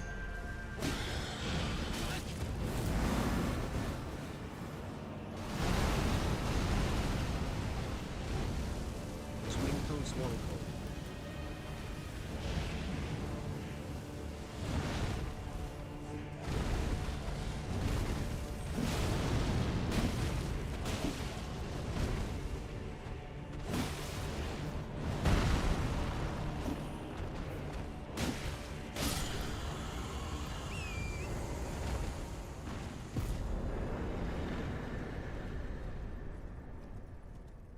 $69,000.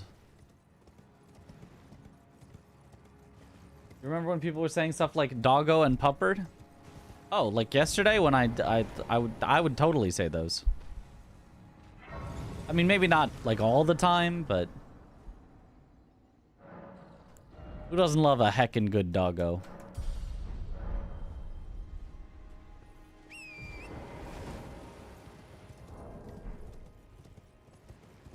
Just a hungry boy.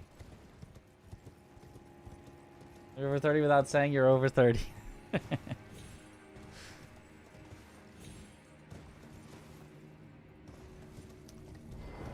Chris with his just calling everything cringe.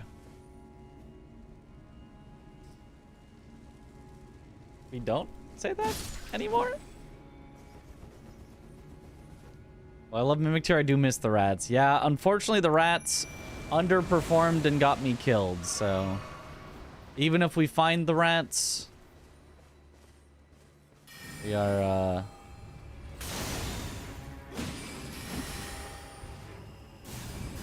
kind of locked in on this.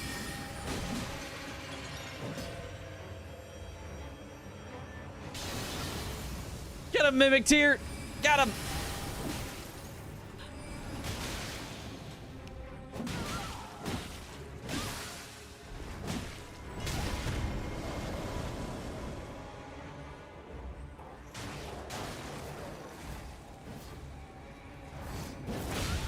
Fun guy.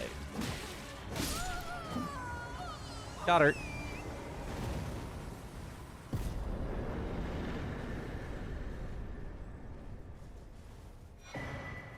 Why does she have the invader health bar for a second? I don't know.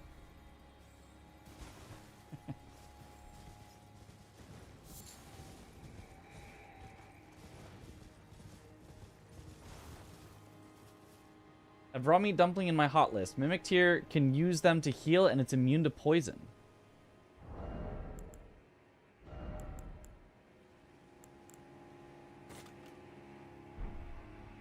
Interesting. I guess I can have it in the hot list.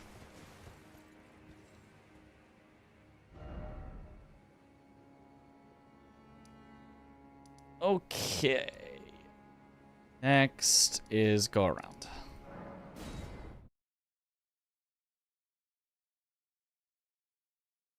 It was a matter of time till I got hit with because it's faster. Everyone always does. Because Nightbot's always correct. It is always because it's faster.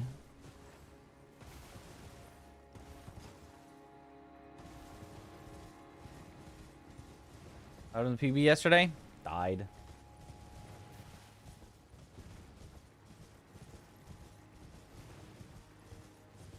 Yeah, it is a spirit. It makes sense it would be immune to poison, I think. Or it makes no sense if you can poison it during its own fight, but I don't know. Well, I guess it's a different type of spirit. Like, the Mimic Tier that you summon is a spirit. The Mimic Tier that you fight is like a physical entity that's copying you.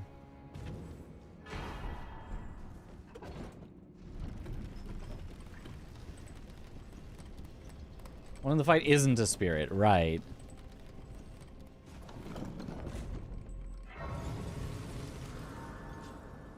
Chris is the best mod, and we should all look up to him and be a better person like him. For sure.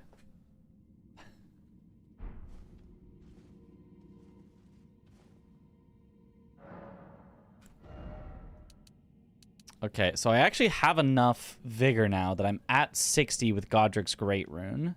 So until I get more God's Great Rune, I guess I just get some more strength and dex for the moment.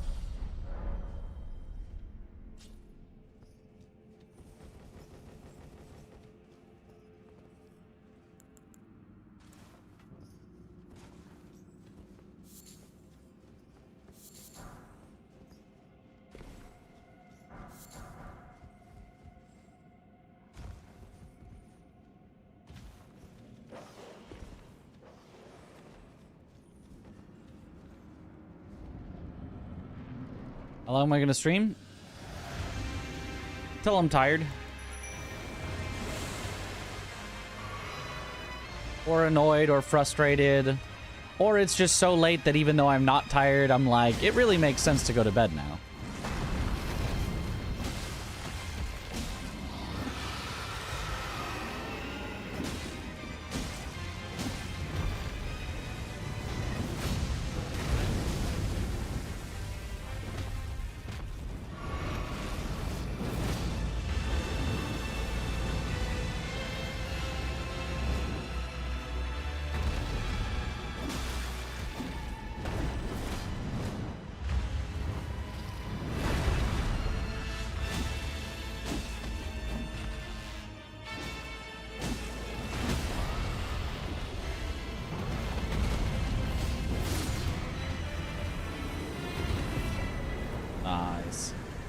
Dragon in cave. It's always dragons in caves.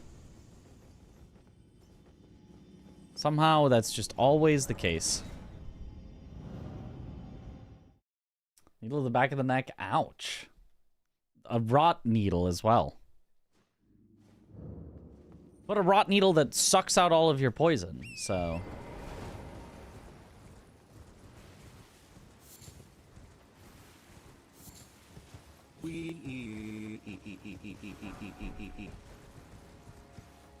Wee.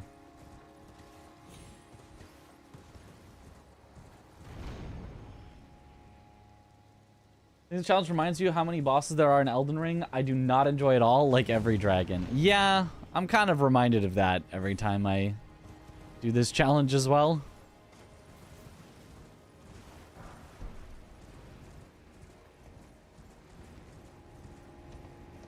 Honestly, in dragons, I don't think for me dragons even make the list of bosses I do not enjoy at all. Well, maybe some of them. Maybe like Fortisax, Placy, Senisax, those ones.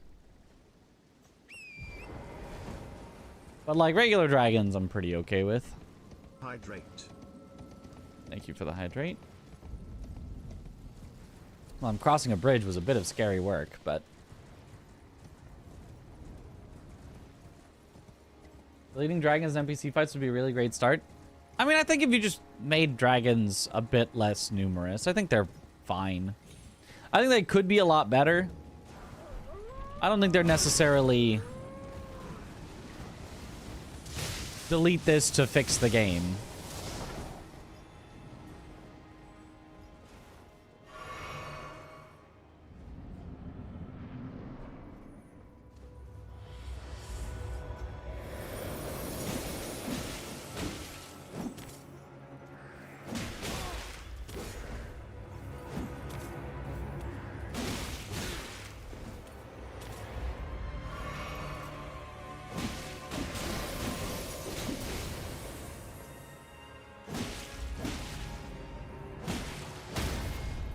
Bankai.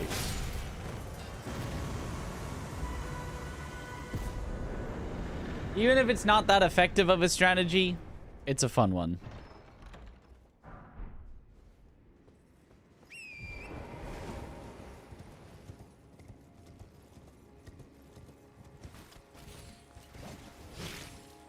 Excuse me, pardon me.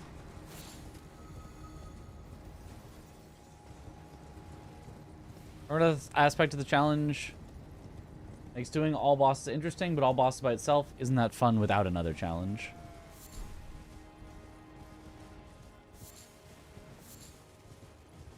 Yeah. But also, they have the very negative synergy of now you've got an absurdly long run that can die at any point due to something dumb. And then you have to start all the way over. And, like... can be very, very much more annoying and frustrating than fun. But yes, it is something to make it interesting to do a long run of all bosses.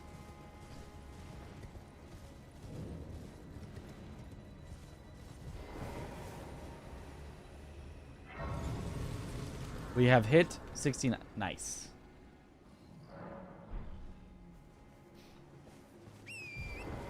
Dragons would be fine if they had more variation. They're basically all the same except Bale and Placy.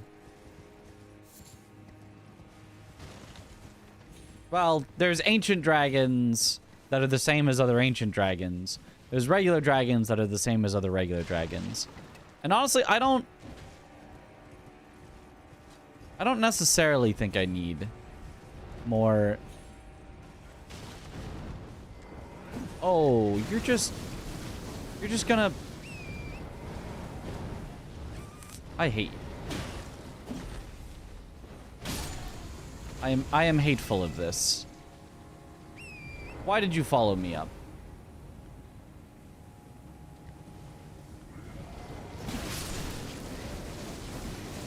Jesus. Jesus.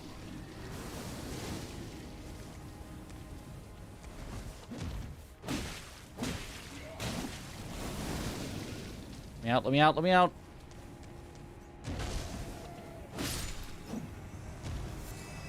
Okay, hate that. Oh, Death Purge. Immune to poison, but we've got strike damage. We'll be just fine on the damage.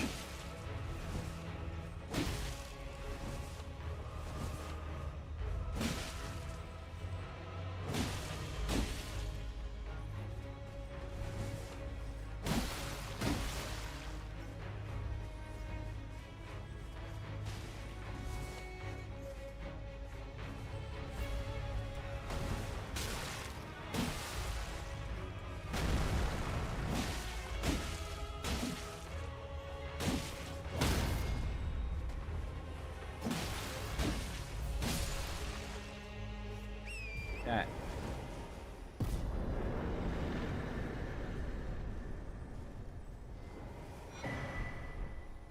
Ooh, Primal Glintstone Blade. Another bad one that we want to get rid of. I'd probably say for me, like, for dragons, the main thing is I just want them to move around less. Like, I get they are flying creatures, but, like, I like the attack where they, like, fly up and then they, like, try to land on you. I don't like the attacks where they fly up, deal fire, do a fire breath that can be really annoying to avoid, and then land way over there.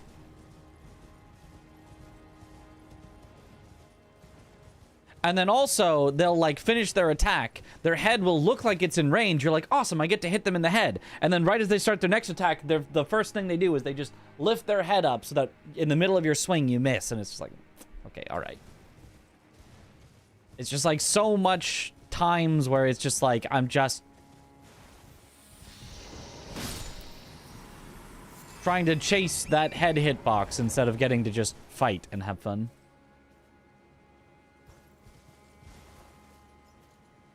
Because after flying boss is a pain, yeah. Ooh, that's a big lobster. Big frosty Oh,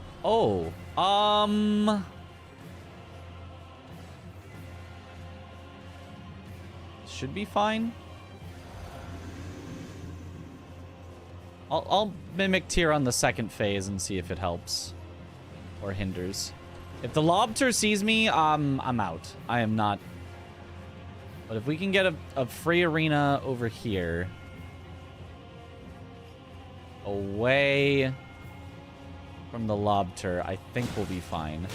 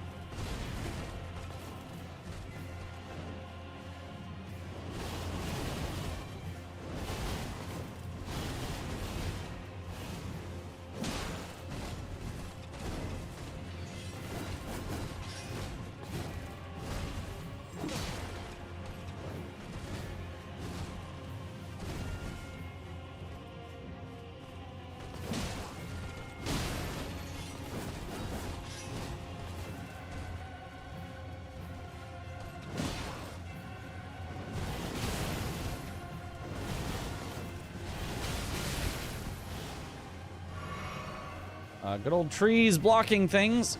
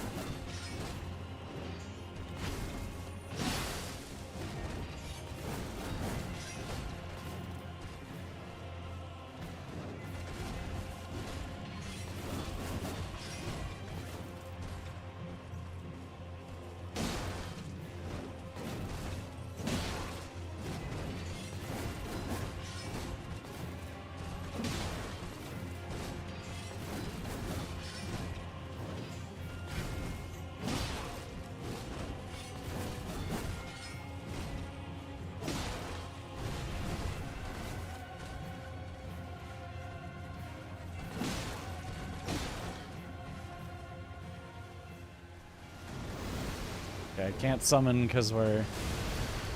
I moved her over here, but it... Oh, no, I can?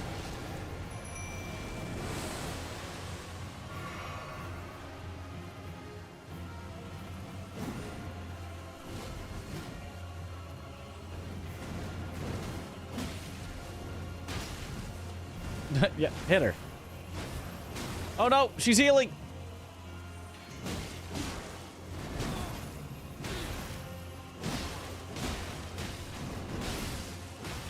Get her.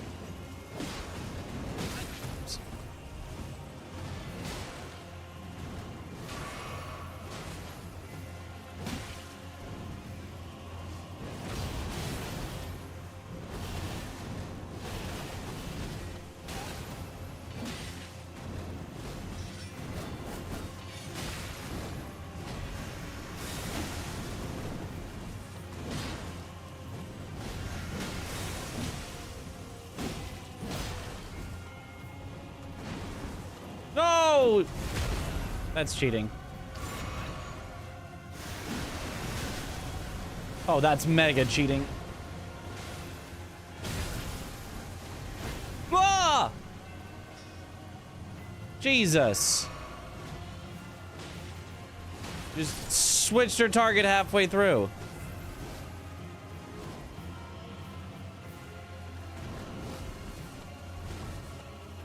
And now she's like back to half health. This is so silly.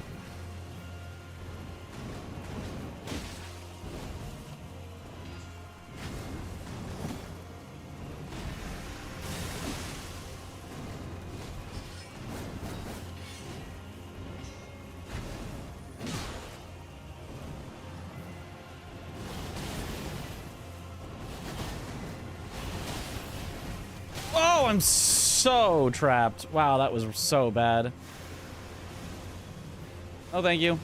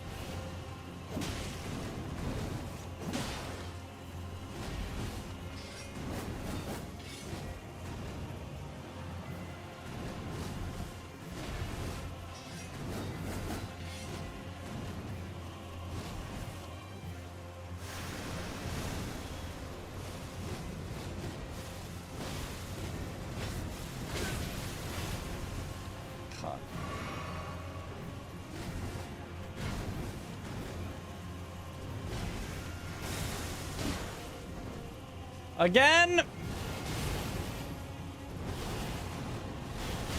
How many times are you gonna do this?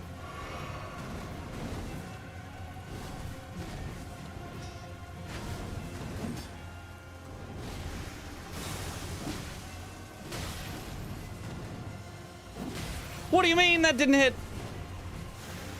What do you mean again? Oh god, I'm stuck on a rock.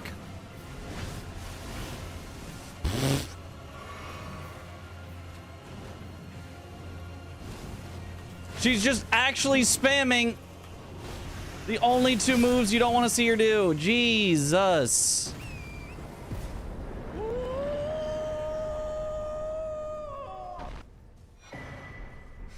That was absurd. How many waterfalls did I get there? Like 10? And like 5 illusions?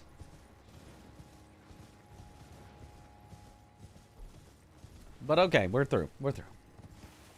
I'd say around 8. Yeah, that's pretty far off from 10.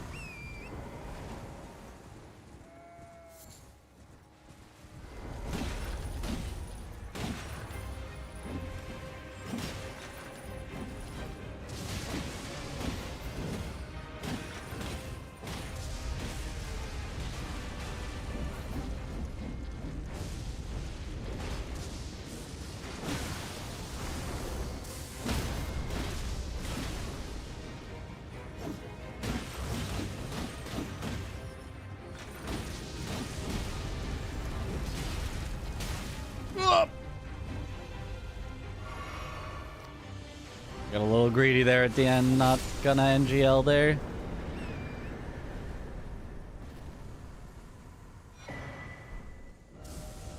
Did Red look weird? Did we have some dropped frames? I'm not showing dropped frames, I don't think.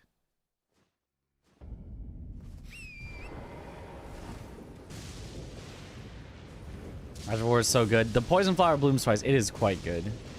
It's a reason to actually use poison.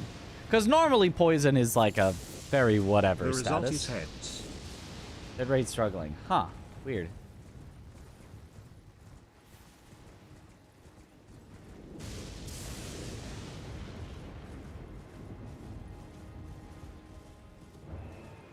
Would bow be useful to separate duos? It can be. Or kukris or things. It depends where you encounter them.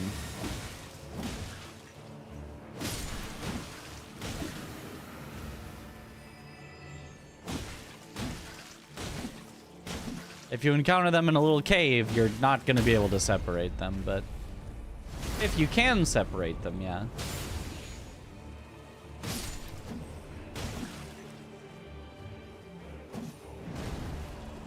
Oh, you can poison the flower?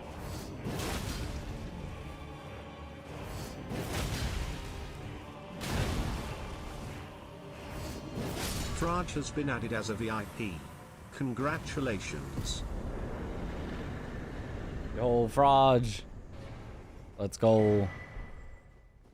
Except it's Fry, but Fraj. Did I get Godskin Duo yet? No, not Godskin Duo. YouTube stream fine. Oh, so it's just a Twitch problem? Weird. I guess that would explain why I don't see any problems on my end.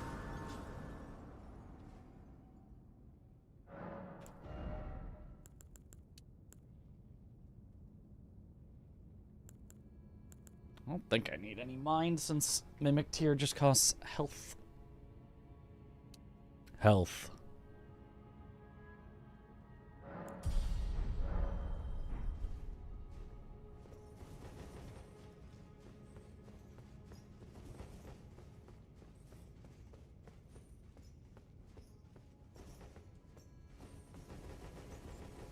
Run is alive so far.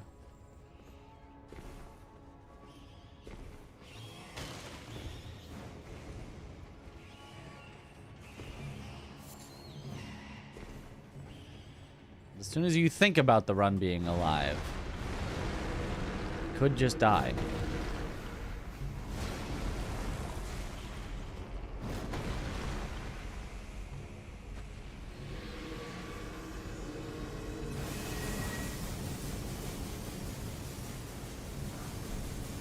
Ooh.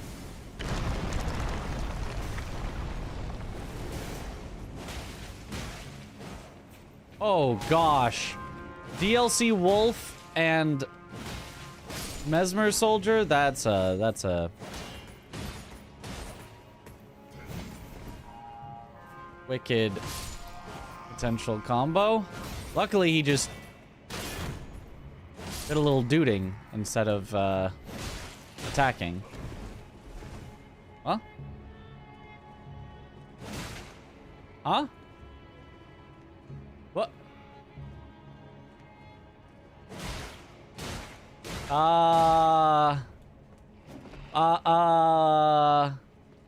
Well, that's not good.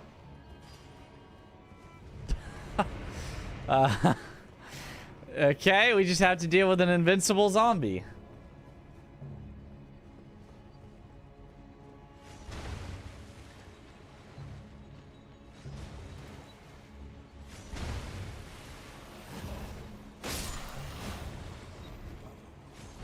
But it'll be fine. It'll be fine.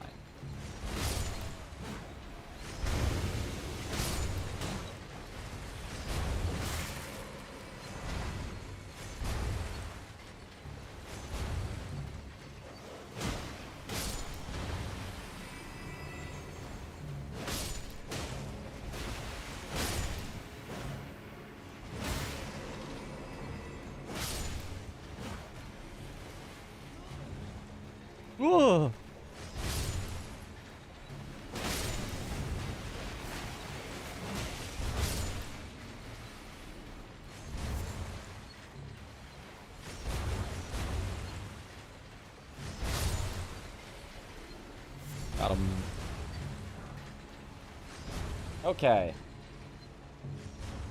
The immortal snail. It's constantly following. Lore accurate zombie. I don't know. There's a lot of lores where the zombie can absolutely die.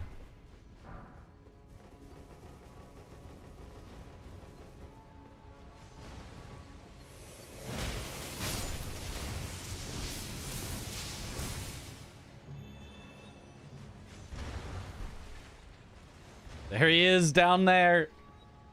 I feel like I'm in It Follows. Oh, bastard stars.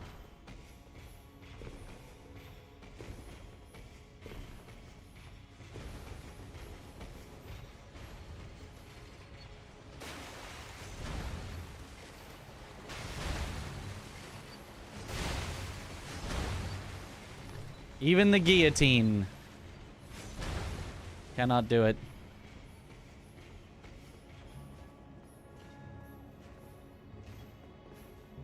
Come on.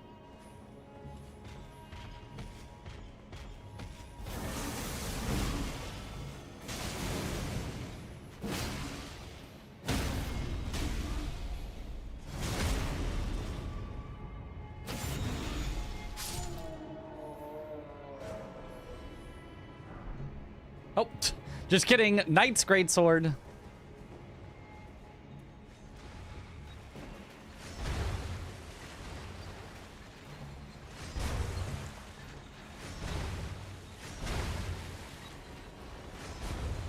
But not a vanilla enemy. The duelist is always a duelist because it needs to be able to chase you. Matt could come up with a pool of enemies that can chase you, but if it was a zombie, it would never make it there. If it was a slug, it would never make it there.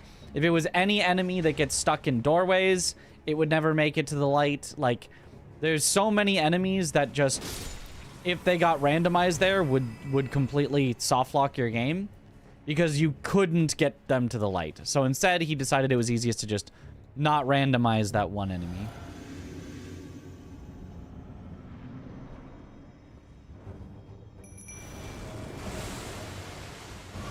Time to get my revenge.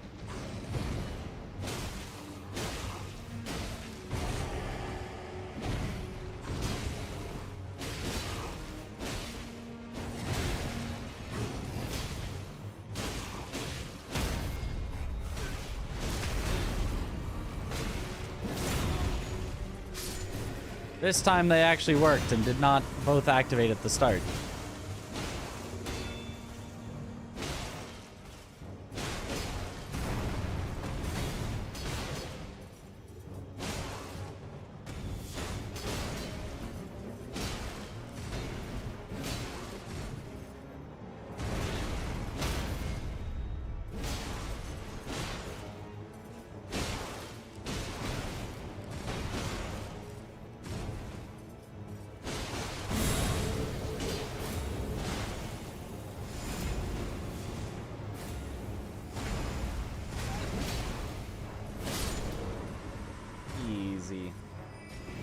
This is how it's supposed to go.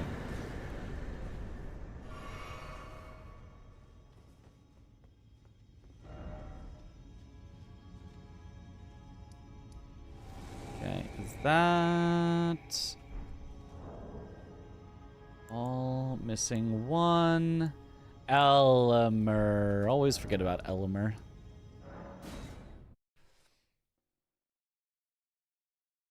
Three horn shields. Orange challenge allows summons. Yep.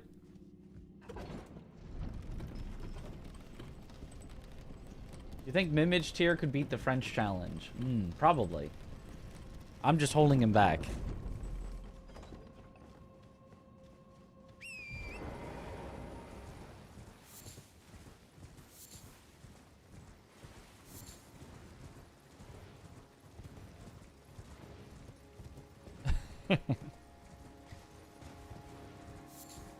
That Mitra's 24/7? It might be. No one's ever seen Mitra's 24/7 in person. Nobody knows what he looks like. You know, aside from the webcam. This could be.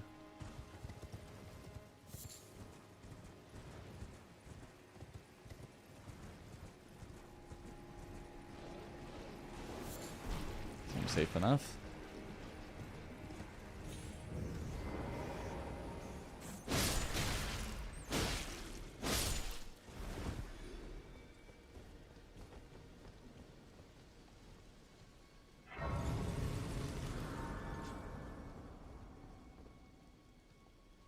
A favorite moment from the Streamer Awards? When Aggie won, of course. Oh,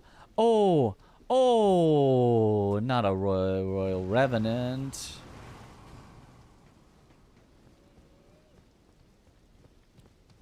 He teleported somewhere. Come on, teleport up here.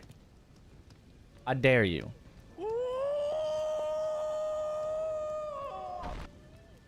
I double dare you. Oh. No?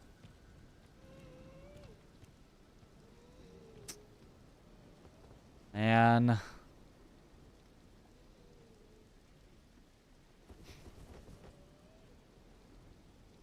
Don't want to fight him with the jar. Oh! No?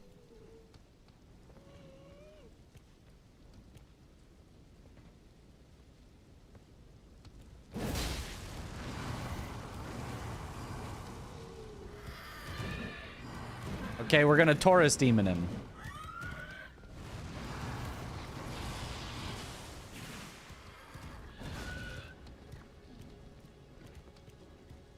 Bugged.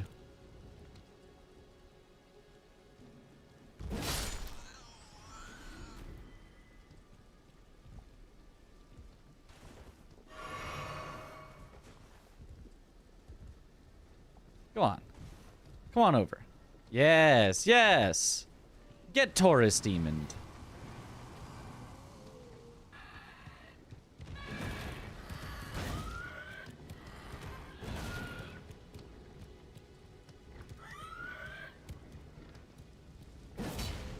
Ah, it didn't work.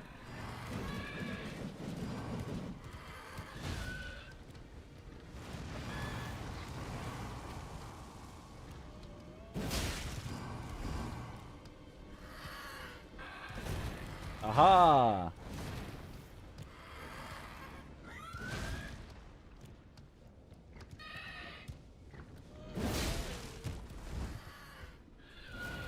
It's working.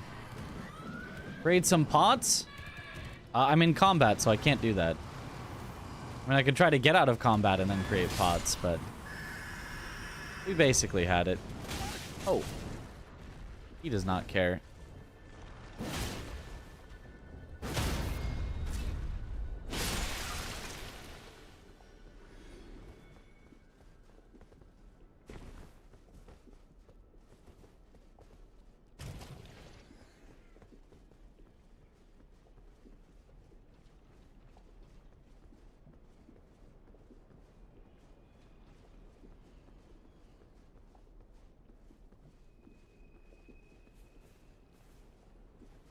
Okay.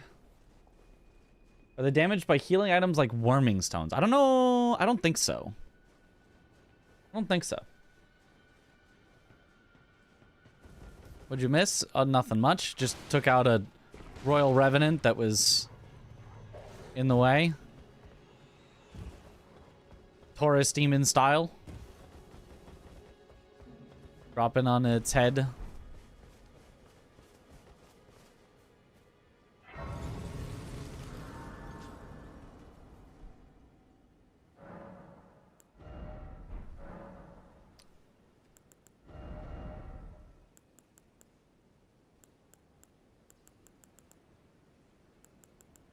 Yeah, I think it's Flame Spear.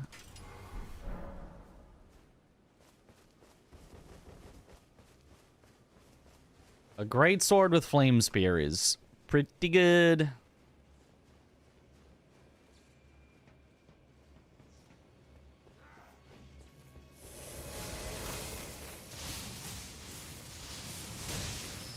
Ow.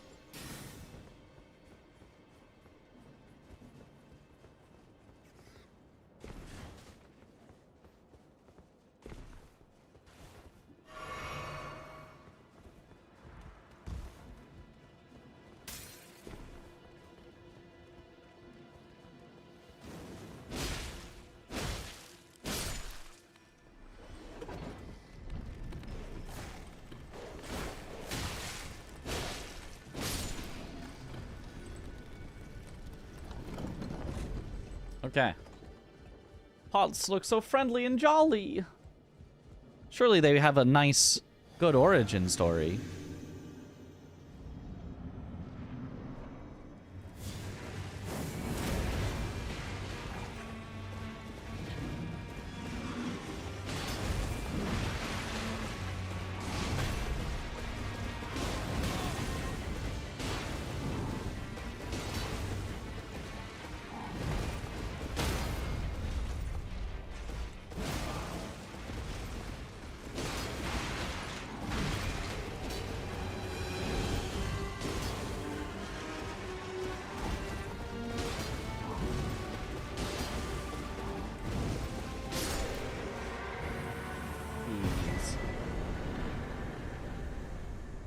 Yeah, the damage is good with Flame Spear on.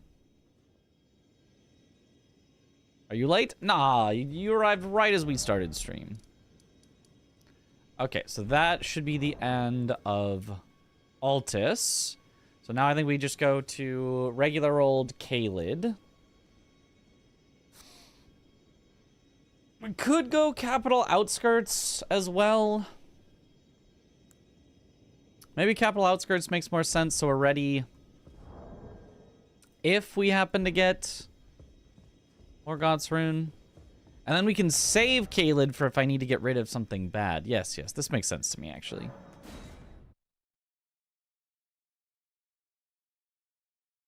He arrives precisely when he means to.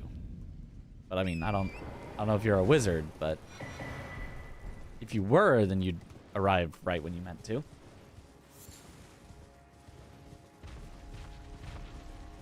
Enjoyed seeing DS runs when we raided Regal yesterday? Yeah. Did you want to go back? I do at some point need to replay DS1, play DS2, and replay DS3.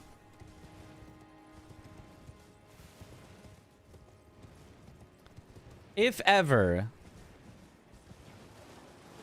all of the Souls games with Demon's Souls and Bloodborne all are on PC one day. We absolutely will have to do an all Souls marathon.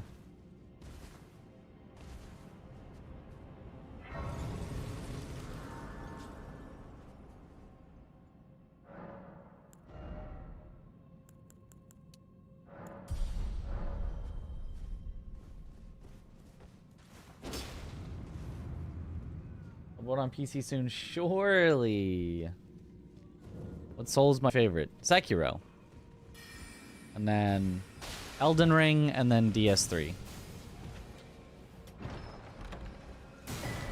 So if you wanted to know of specifically Dark Souls, then the third one. I think my favorite at the time I played it was Dark Souls 1, because there was nothing like it, but I think looking back, I can say that DS3 is the better game. Oh, red bug.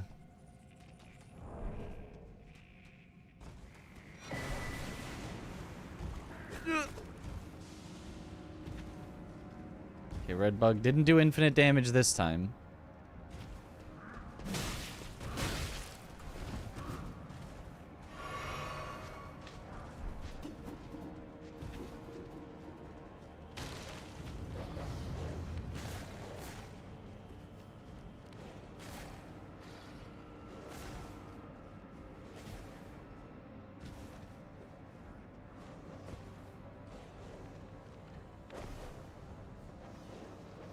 Dog made it like all the way down.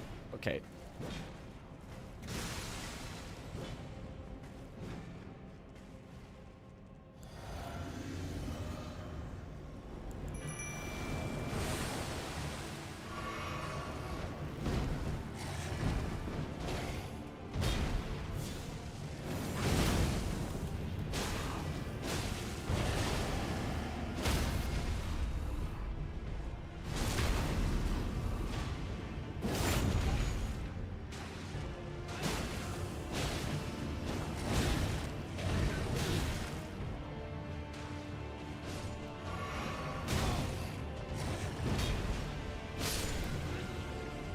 Oh! Mimic tier! You gotta hit him not in the head!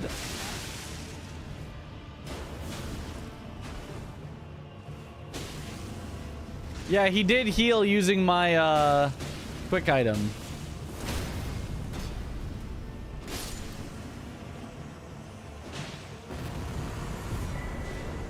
Get him, Mimic tier, get him! I'll be over here.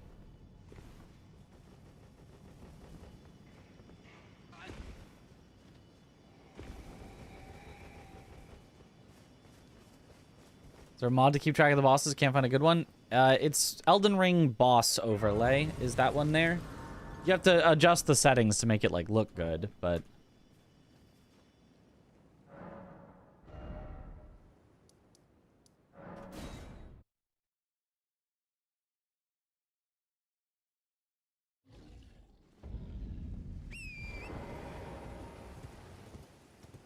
eat dumpling. Yep. Just equip Blessing America if available. Oh. Sure, give him more options to heal himself. Infinite Mimic tier.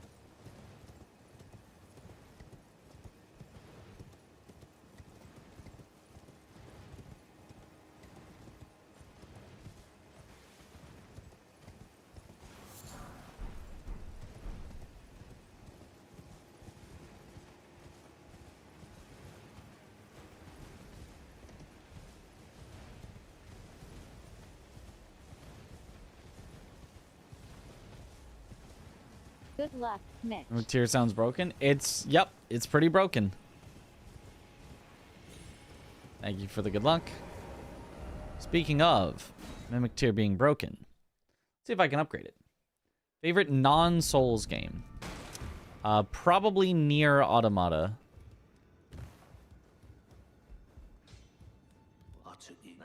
Classy waistcloth. She has it. I saw in her eye.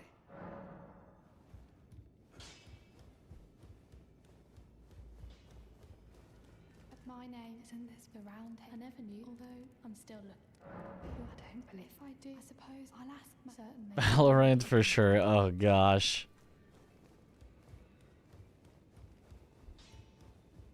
No matter. Look, I hoots absurd. I don't.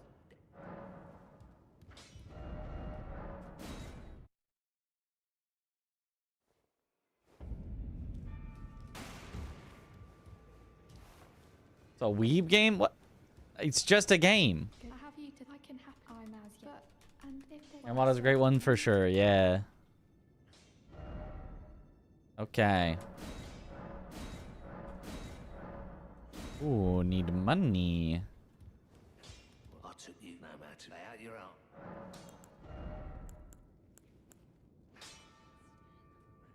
I mean, I guess might as well. When else would I really need money? I need Ghost 6. We can check if there's Ghost 6 to buy, but I'll doubt it. I've decided I'm off in soon. May not if there's any. Where's Expedition rank in favorite non-Souls? It's up there. I quite liked Expedition 33 for sure. It was very good.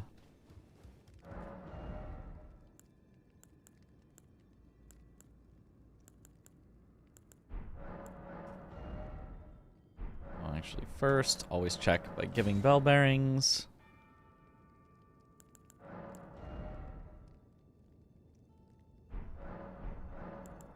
Now I gotta actually keep my eye out for the glove warts. I think I have been keeping my eye out and buying ones that I didn't have, but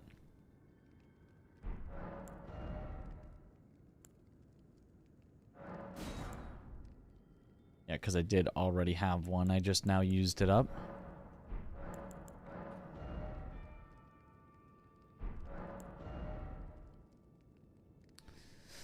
Could also buy prawns. I'd love to get crabs instead, but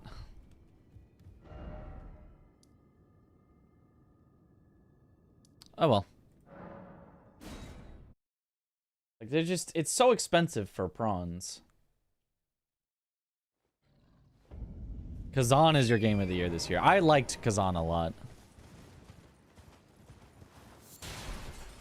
I kind of forget that that was this year.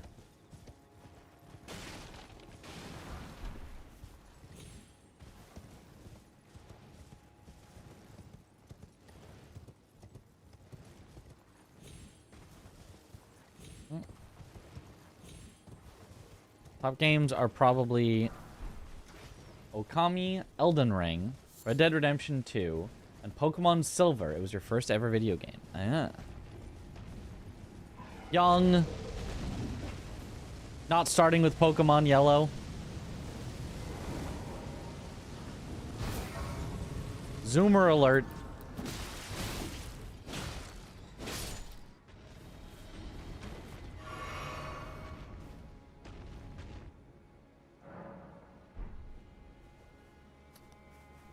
Oh, I do not like that positioning. The customer hell.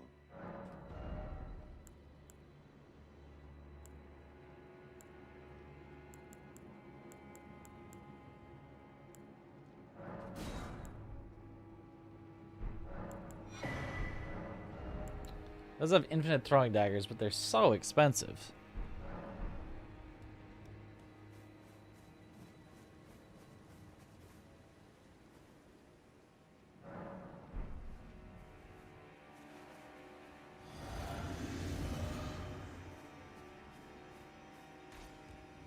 Ah.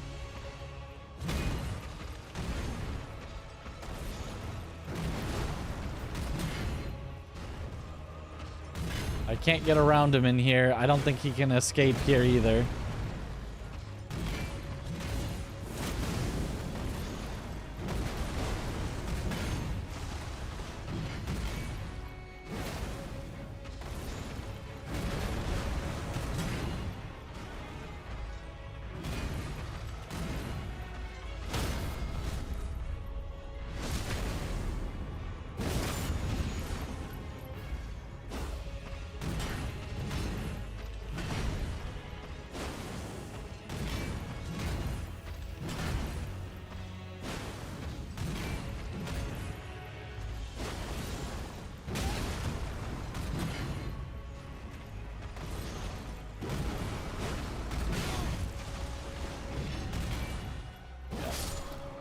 The lack of space made that very awkward, but...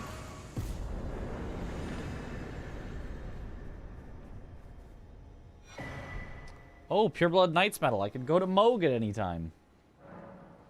I don't think I want to, but I could.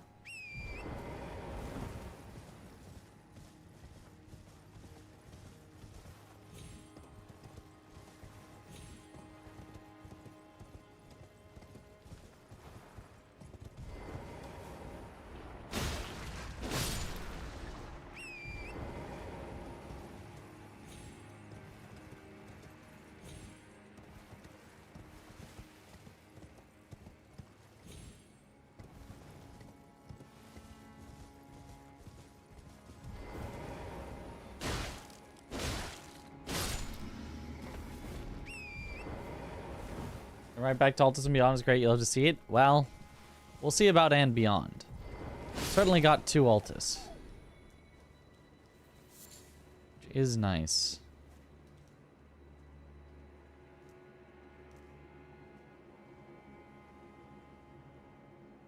Don't tell me that's Gideon.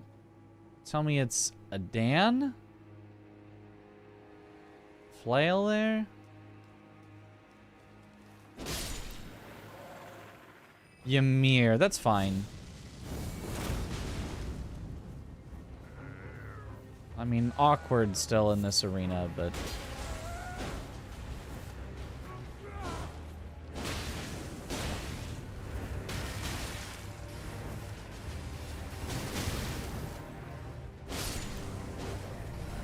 maybe it's less fine than I imagined.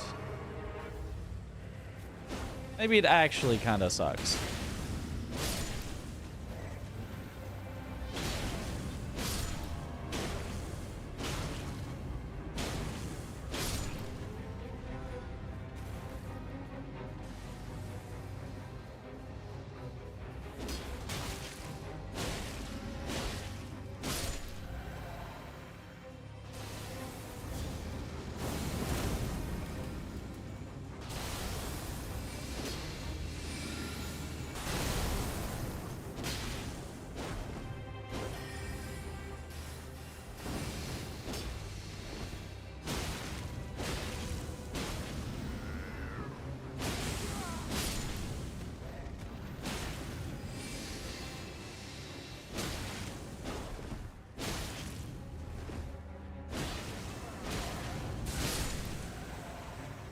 A little scary when he got up to the edge, but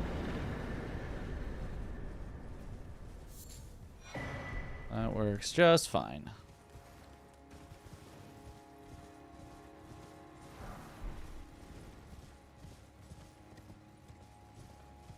What's the current build? Like what about it do you want to know? Currently, it's a Banished Knights, or no, just Knight's Greatsword with Flame Spear. All of it? Knight's Greatsword, Crucible Horn Shield, Death Knight Helm, Vagabond Knight Armor, Battle Mage Manchettes, Sanguine Noble Waistcloth, Sharp Shot Talisman, Blade of Mercy, Wrought Winged Sword Insignia. In our Physic Flask, we've got steadily restores HP of allies and raises our max HP. We've got a Mimic tier.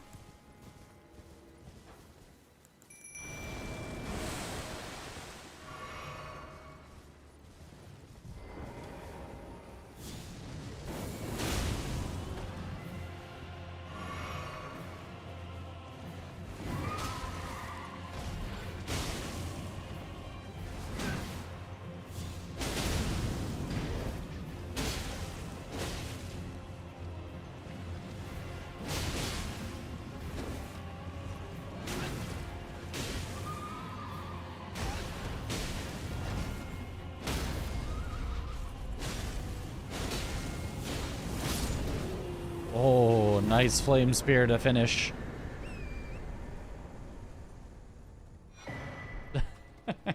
Midja, Dal, Midja.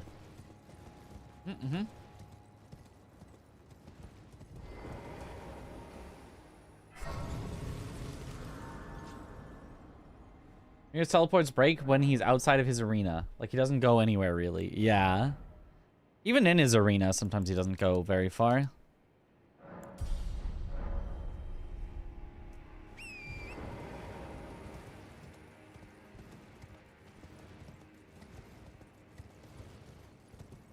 Image should be a 7 TV emote like main Josh. Somebody's just got to make it.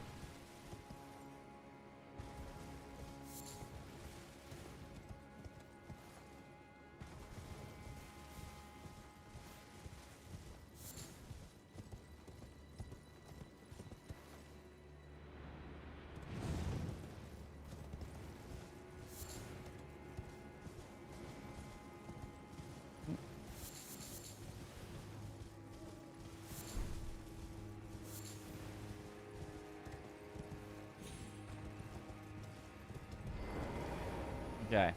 So tired of Elden Ring randomizers. Every time I try to do a run, it feels like, oops, all Knights, Cav, and birds. That is how that works, because there are just so many Knights, Cavs, and birds.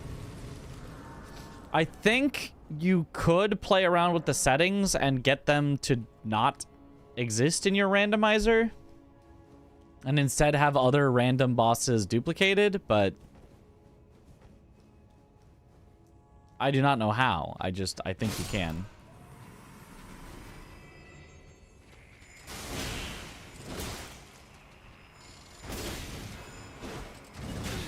Oh, you're being so annoying. Alrighty.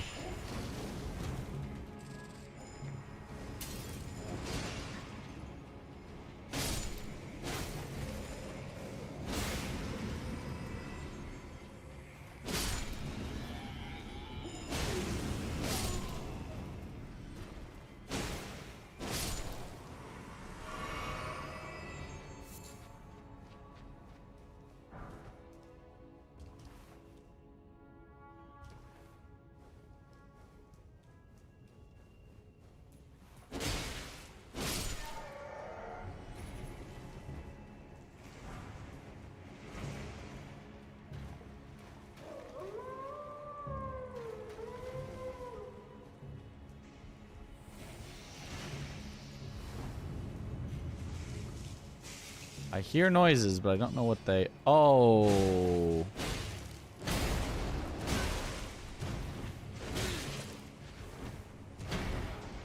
I hate this guy.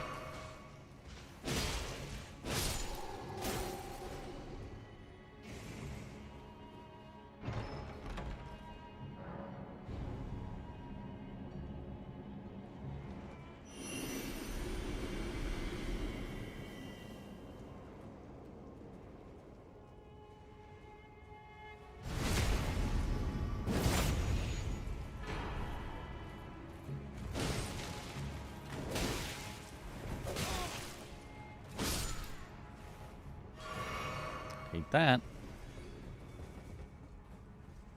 Their sides are just insane, yeah.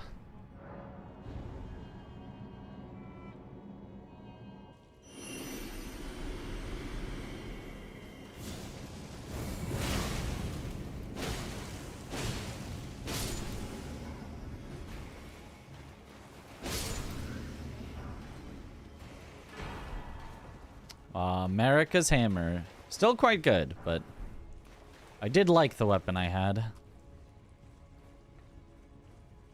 There's not randomized night bosses, never interact with them, so you have knights, calves, and birds at the original locations. You could do that. That's an option.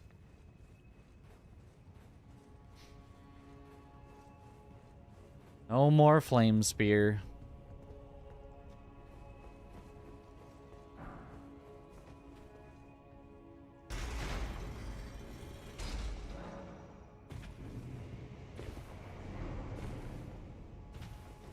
America's Hammer, it is good. I do like it. Also, the Ash of War is actually quite cool and does destroy like NPCs.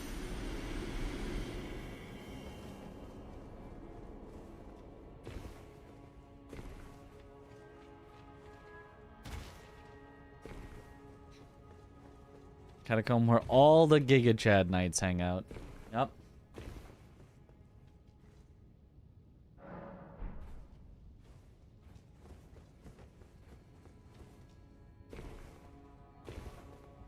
Ash of War also multi-hits very big enemies. I'm not sure if I knew that.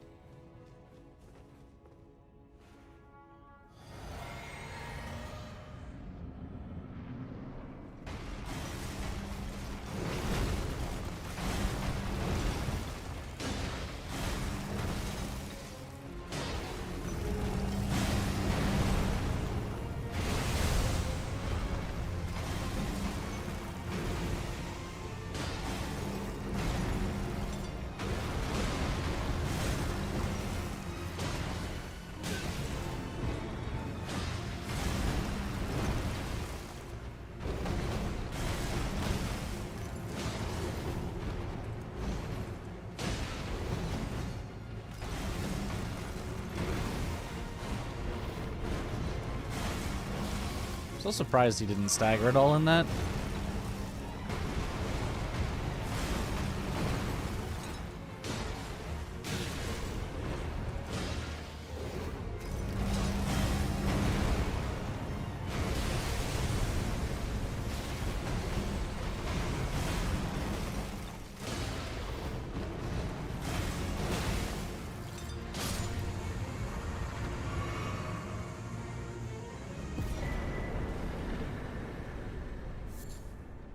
Was it the second Haligtree half?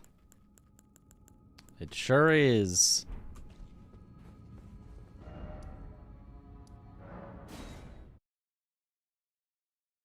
Have we not found the unlimited crab guy yet? Not yet. We do have unlimited prawns, but they're super expensive.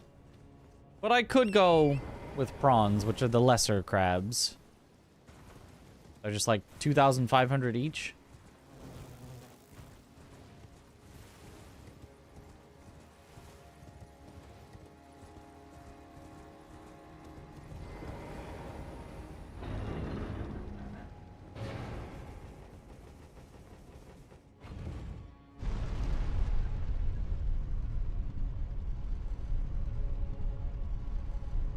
America's Hammer against Dog is sad, actually. Aww.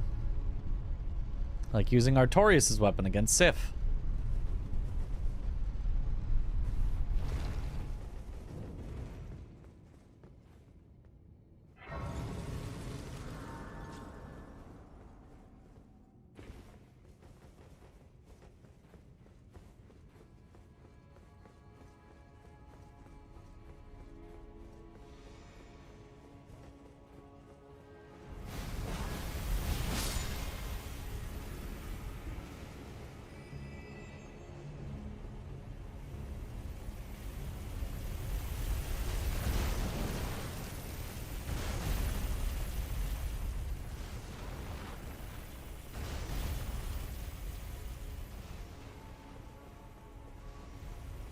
I am speed.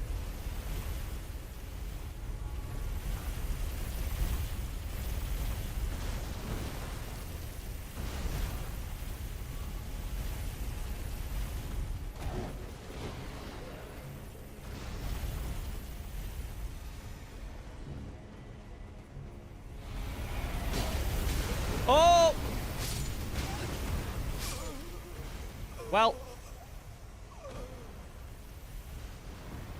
Never had that happen before.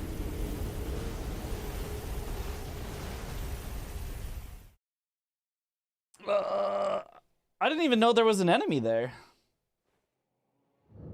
Did you guys even know there was an enemy there? Because I swear I've never seen an enemy there before. Yeah. I skipped him? Wait, he ran from all the way. No. He was there. Hold on. Let me see where that enemy even spawns.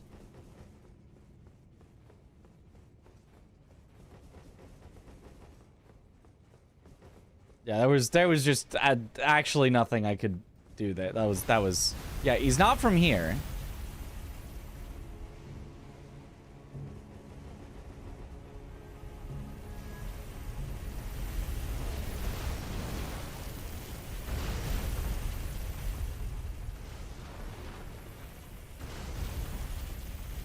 He's not from there.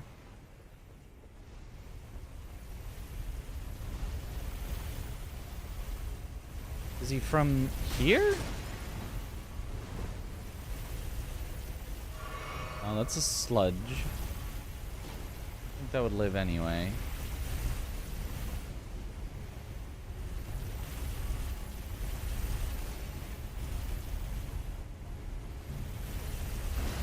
Oh, why did you stop there? Where did he? I didn't see where he came from again. There? Did he drop down from that? Also, how do you get there? What is that?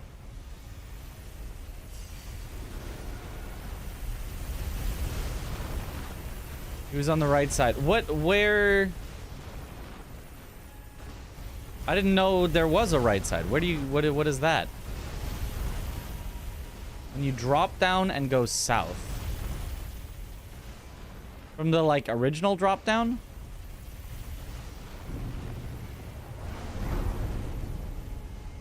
Is that, like, the intended route?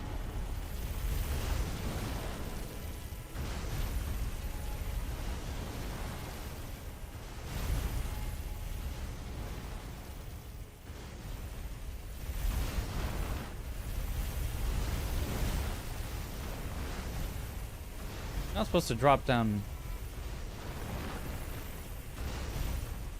There's like a whole like pathway down here.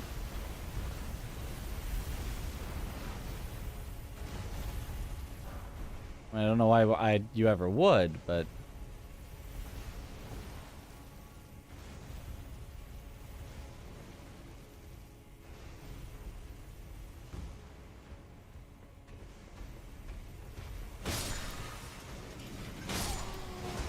huh.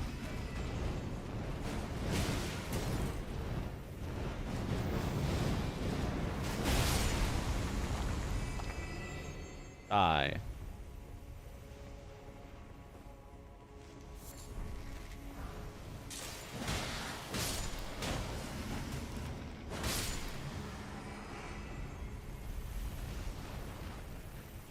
Ever been down here? Not since my casual playthrough.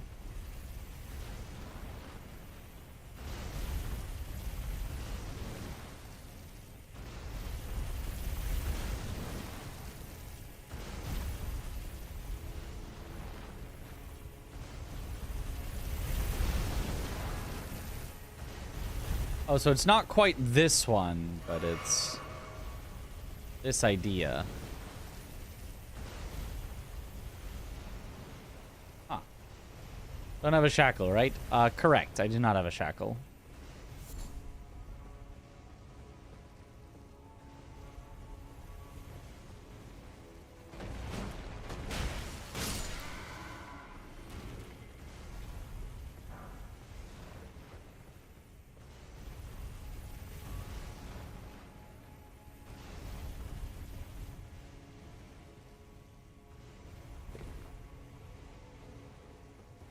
So it's over here.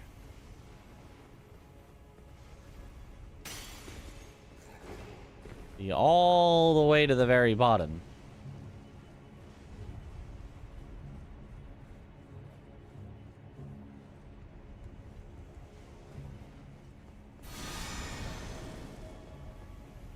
Or wait, is this? Oh, and then there's... Ow, sludge.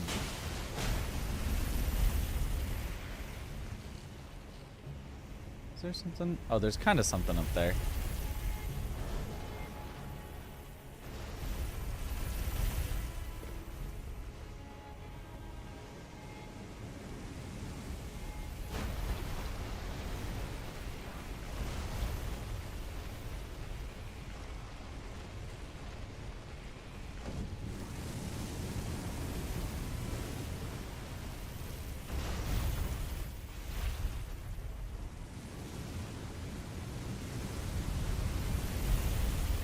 The chariots will explode when I go back. Okay.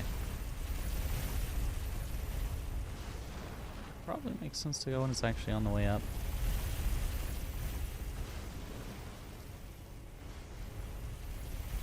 Maybe not. Oh, the cubby's only on the left side?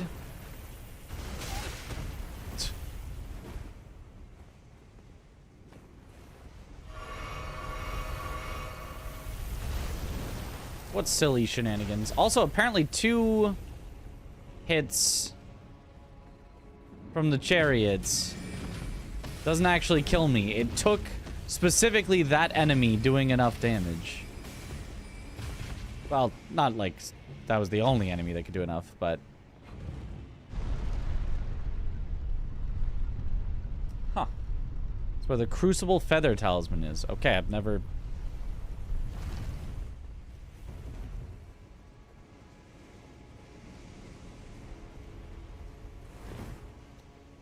That felt like it could have been an invisible wall. Ah, and then it's out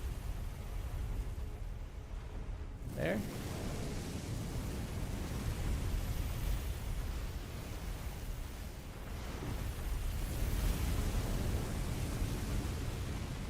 All that effort for a terrible talisman.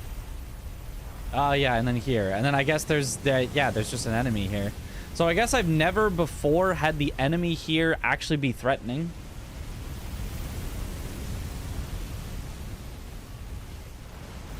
Aren't they supposed to explode now? Isn't that what I was told? Oh. Once you pop down, they do. Okay. Huh.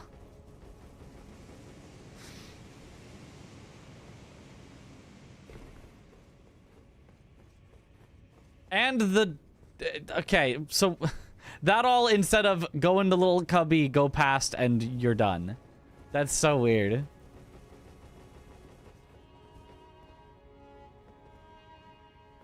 Let's see what the boss would have been. I mean, obviously we're not going that way ever. We just have to hope that we don't get a terrible enemy that will just kill us. Ah.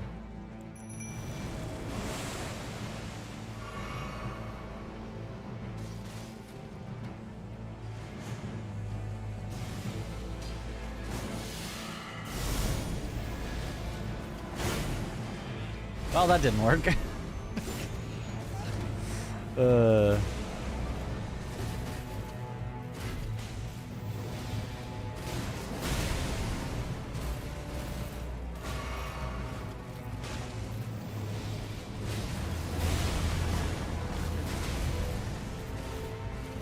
Yeah, get him!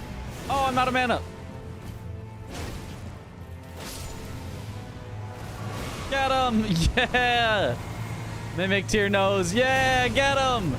Yeah, get him!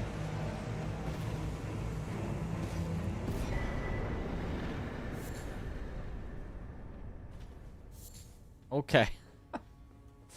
What a tag team. That's bullying? Correct. As it should be.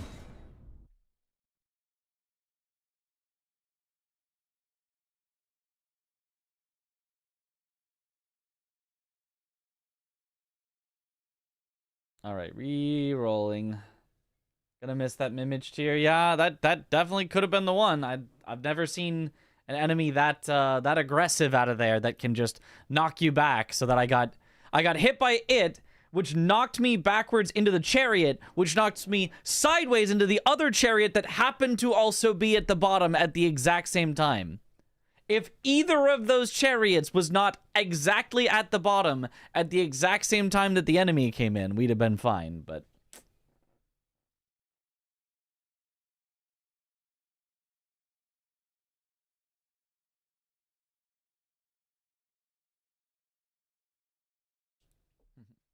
Let's see, after a huge amount of time, glad you caught a stream. Achieved a lot. Next year, you're returning to Elden Ring. Nice. A series of unfortunate events, yeah. The chariot sinks, desinks are so stupid. Yeah, I don't know why they do that.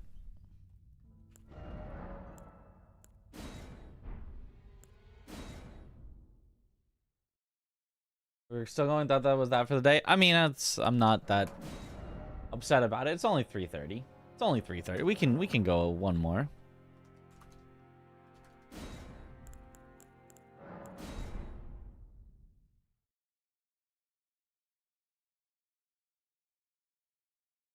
That was like a, yeah. I don't know. That was just kind of one of those that you see it happening and you're just like, yep, I've accepted this.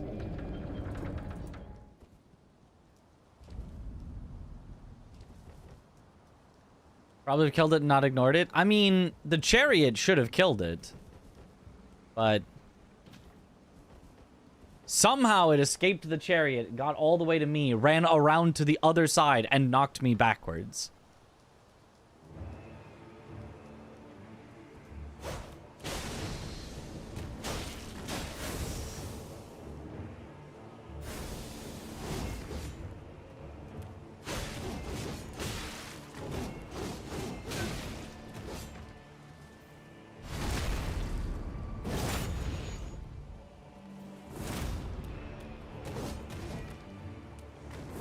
The chariots weren't near synced. Well, if they weren't synced in exactly the perfectly wrong way as well.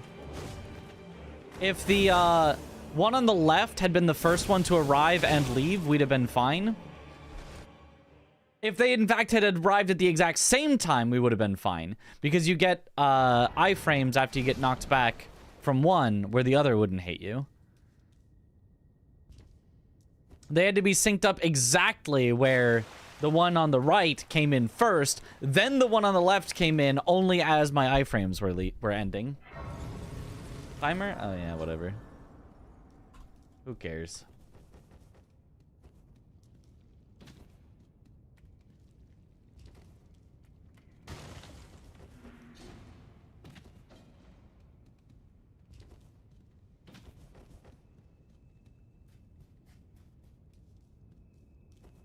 Just use Valve the Indomitable to avoid those things? Well, that's not an option in this, but yeah, that is a way to do it.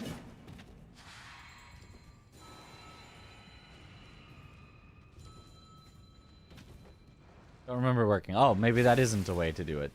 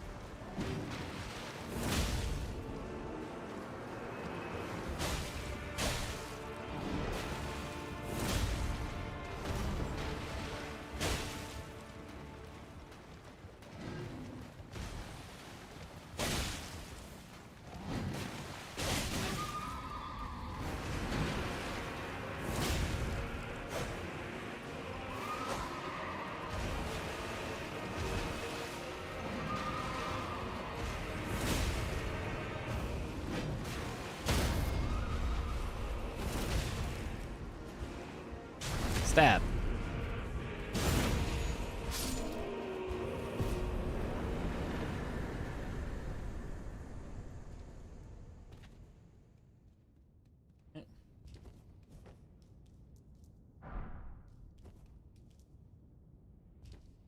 We do the Game Awards stream, which is technically tomorrow, but day after tomorrow, sorta. You know, sure. It's the 11th? It's on the 11th? Question mark? At what time? I'll probably find a way to make that work. Diablo season starts after Game Awards. Oh no. So I'm losing Yathlin for weeks after the Game Awards. We'll be down a mod. 11th evening, like 5 p.m. Like 5 p.m. Pacific or like 5 p.m. Eastern?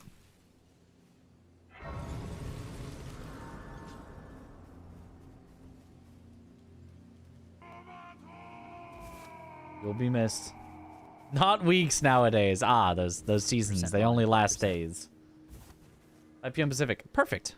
Yeah, that's very reasonable. We can do that, and then when the Game Awards wrap up, we'll be basically in time to just keep on going with our stream.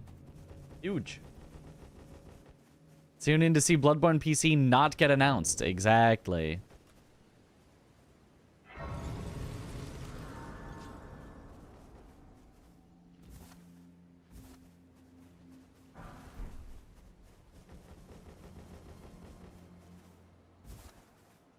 Be cool to watch together, yeah. I haven't usually done that because I haven't figured that people have wanted to watch together.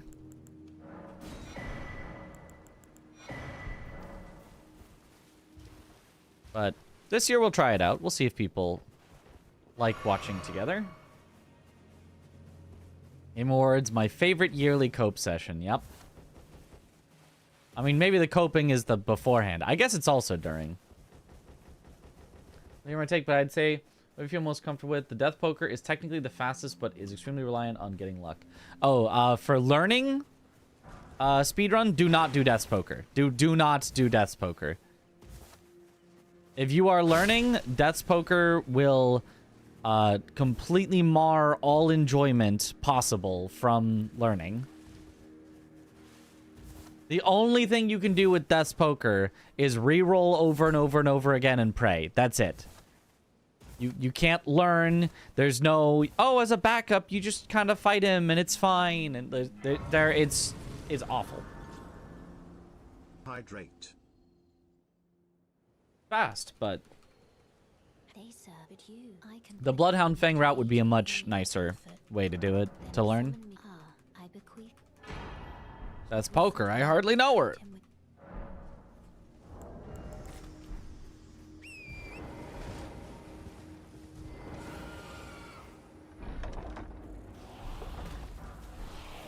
Ooh, perfume bottle. Well, good thing we'll probably get rid of that pretty quick.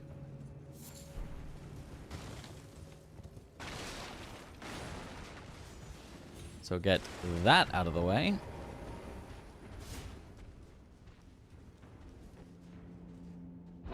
Watching the USA vs. France VOD.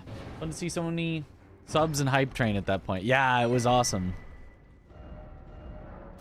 I do wonder. I don't know if it was a lot of like French viewers that were doing the hype train stuff, but it was super cool regardless of how or why it happened.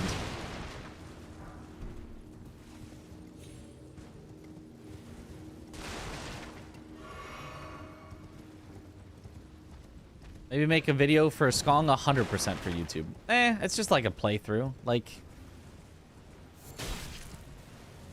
I'd rather have my stuff on YouTube be like stuff that is unique. Like, I think there are some people that just play things and put it up on YouTube and do very well. I don't think that would be me. I think I'd rather put up, you know, challenge runs and speed runs and co-op with friends and stuff.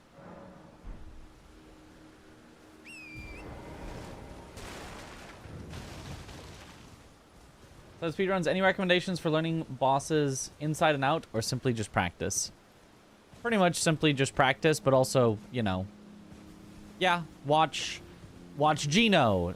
He's got an all 207 bosses hitless run. Now, a lot of that might be, oh, he just kills it before it does anything. But I'm sure there's probably some bosses that you can, through watching, learn some ways to deal with, some ways to get around their moves. It doesn't have to be Gino. It could be Dino. Could be Swed. Could be like any hitless runner. If you're asking for aside from speedrunners, any hitless runner doing bosses can be good. Especially if they're doing it with restrictions like RL1 or no weapon upgrades or things like that. And then go into practice and practice those things. Banjo. Banjo. Yes, Banjo is a good one. Good shout. 467 from Bernie. We should try to remember that for later. I'll probably forget, but maybe we'll just have them all anyway.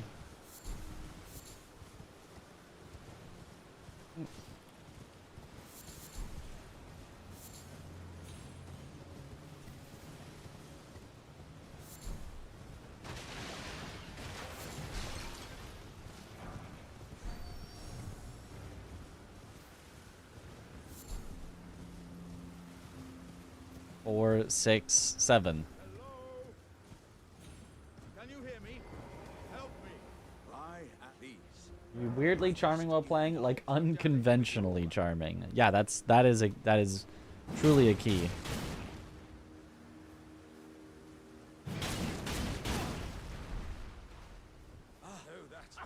Well,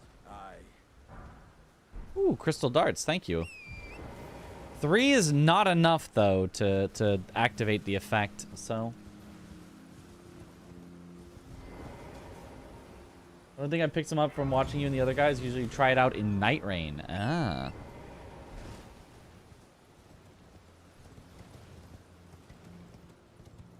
Andrew got you through your RL1 Zero Blessing DLC run. Nice.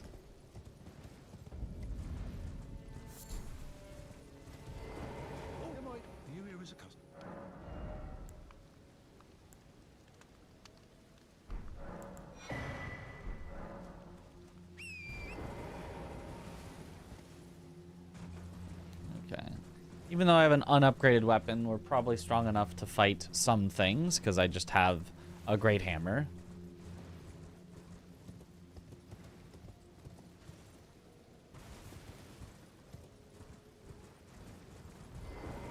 Who is that over there? It's some sort of NPC.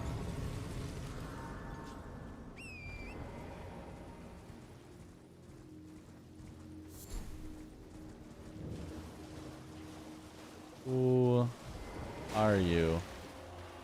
Dane. As long as it doesn't hit too hard, this should be fine.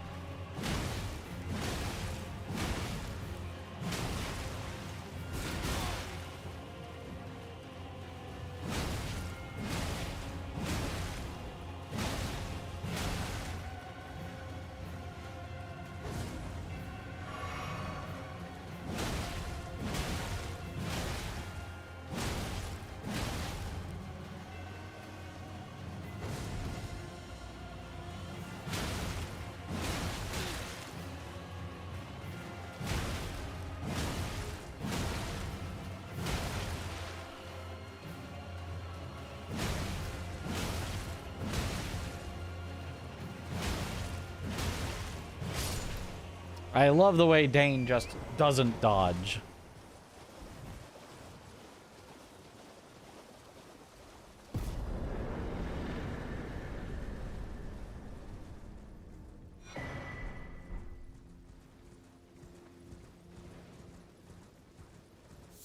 I should not have gone out to do stuff because we're back in Limgrave.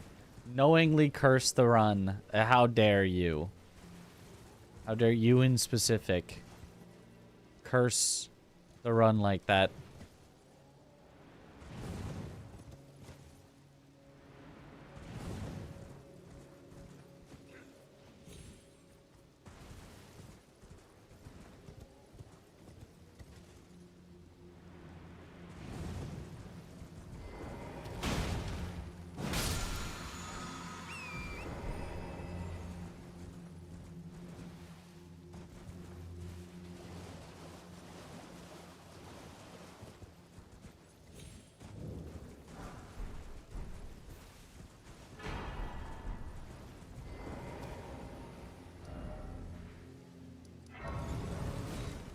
Okay.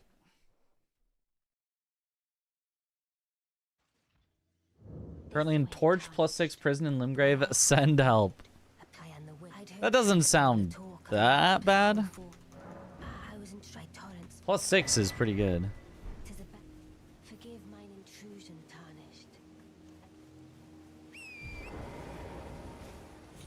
So even for a torch in Limgrave, if you're +6, you should be alright.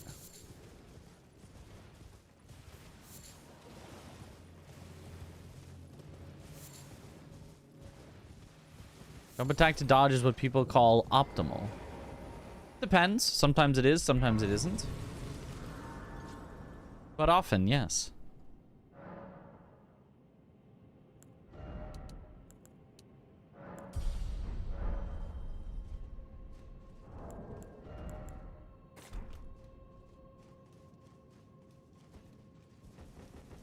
It's the throwable hammer, yeah. So you kind of just don't have a charged R2, because, like, it is just too slow to use almost every time.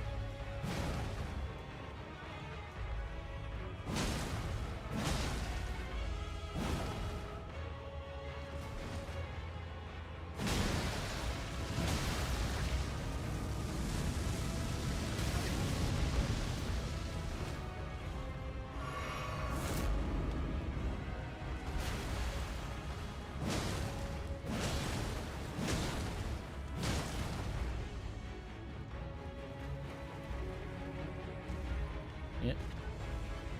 We get the riposte. Please! Yes! And what if I do this anyway? It did no damage.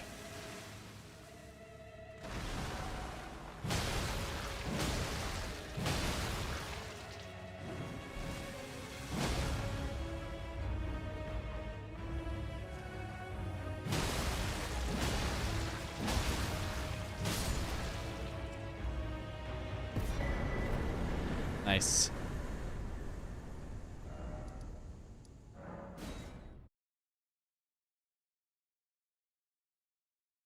Invest a ton of runes into endurance because the game kept giving you heavy armor, so you're also low on vigor.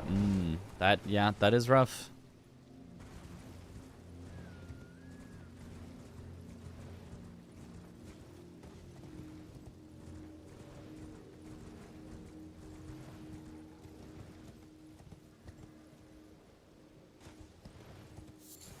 Holy damage. No, actually, it's all physical. It's actually just a strength. It's not actually a strength faith weapon. It's actually just strength. One's on 2s. Nope.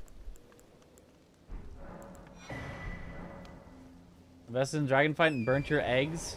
Knew I hated those dragons for a reason. You can give them to me. I'll eat some burnt eggs.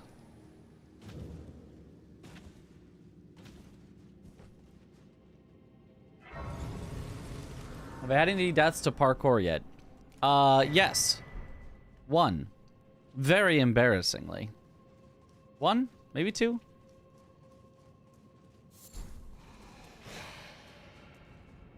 Died to the sewer skip. The easiest skip in the entire game. Because I was very out of practice on it.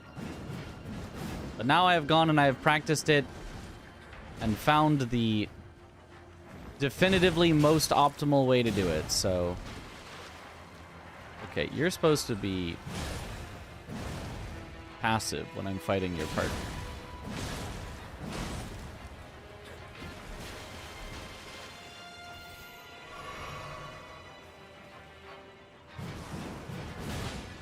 Oh!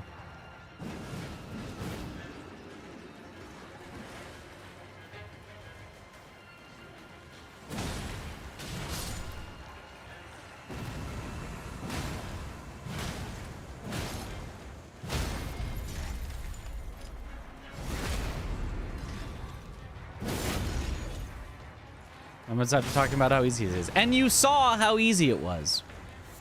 All I had to do was actually do it correctly instead of doing it entirely wrong. And then it was easy.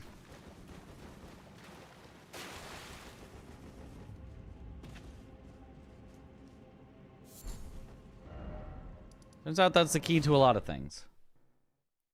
How's dash R2 on this weapon? Oh. Didn't know it did that. That's kind of neat.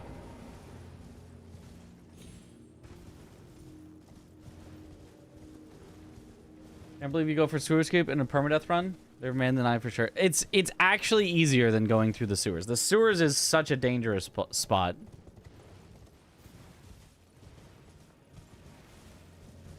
Just don't be bad and it's easy. Yeah, I've been saying that, and it remains true.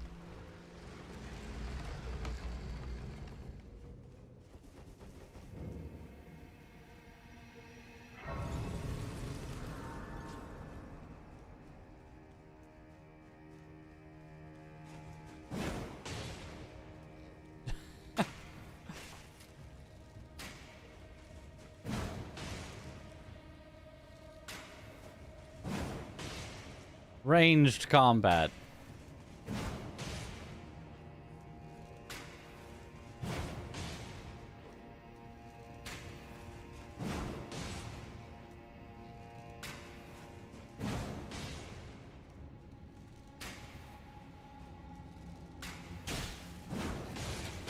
Oh.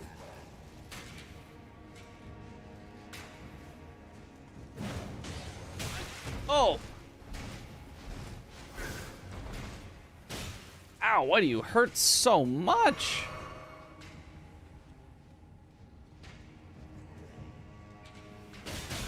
Ow. Oh, and it just hits the wall.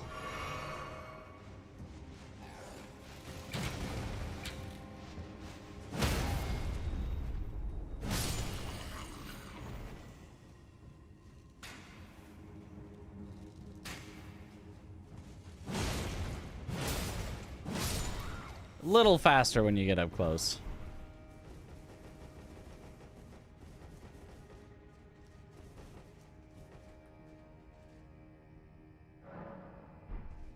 Sewer skip is almost essential in Deathless Rando. Those tunnels are too tight. That's how I feel. It's so likely that there's gonna be some bad enemy in there that completely traps you.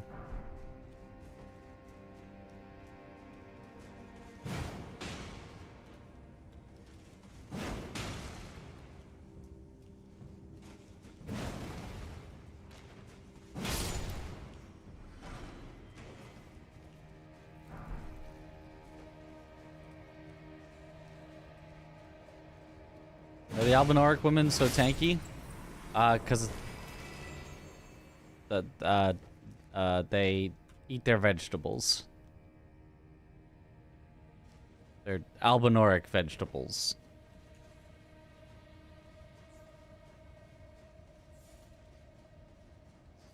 Turn-based Elden Ring. Yeah, I was playing E33 for a minute there.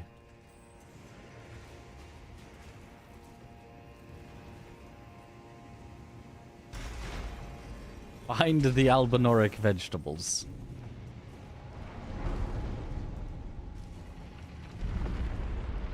With them, you too can survive a hammer to the head.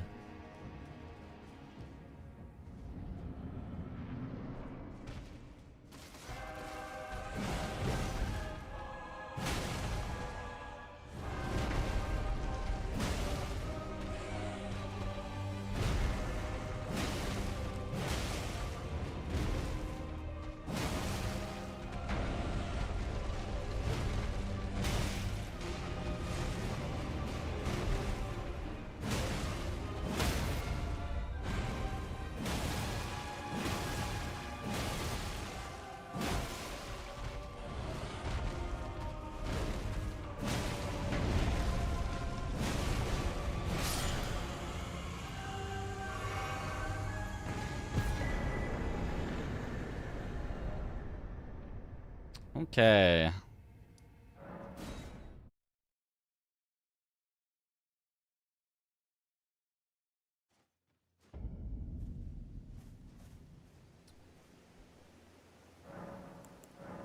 Yeah, duelist here is actually pretty scary. You'd think like, oh, duelist, what's the big deal? Nah, tree sentinel scaling is actually kind of high. And duelists have that, like, charge at you double hit that combos into itself. It's a frame trap if you dodge the first one. And does just monster damage. So. From Dragon, I would like to kill with this weapon, but I would also love it if I had a little more survivability already.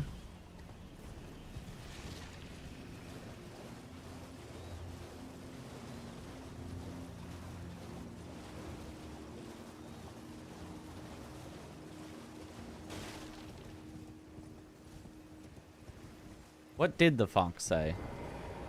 Wapa pa pa pa pa pow.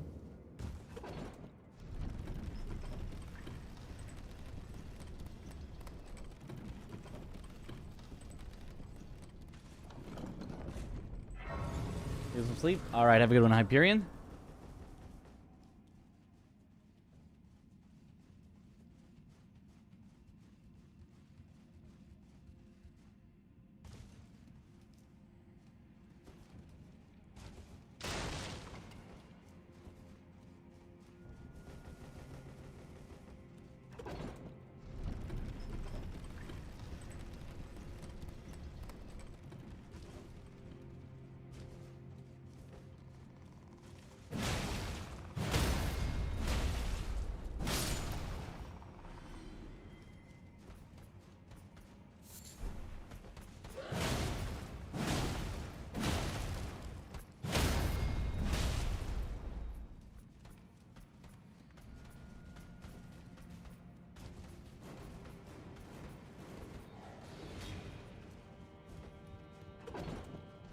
Okay. And tell us a bedtime story. There once was a bed who owned a watch. That's the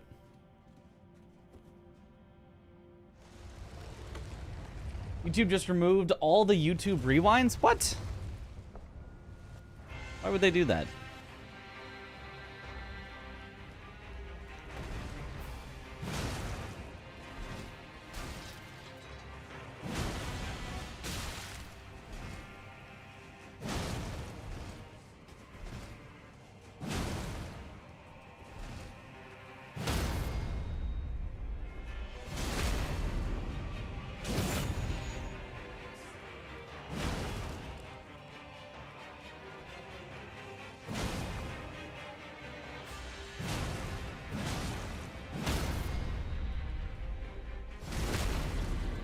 How does the bed wear the watch? On its wrist. Same as everyone else.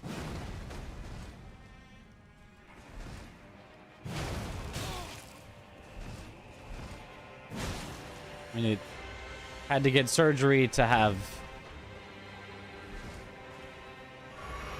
a wrist implant, but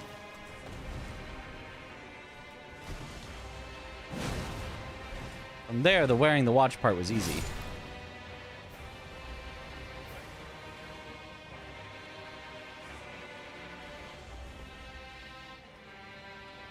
Snailed. Oh, that was really weird looking.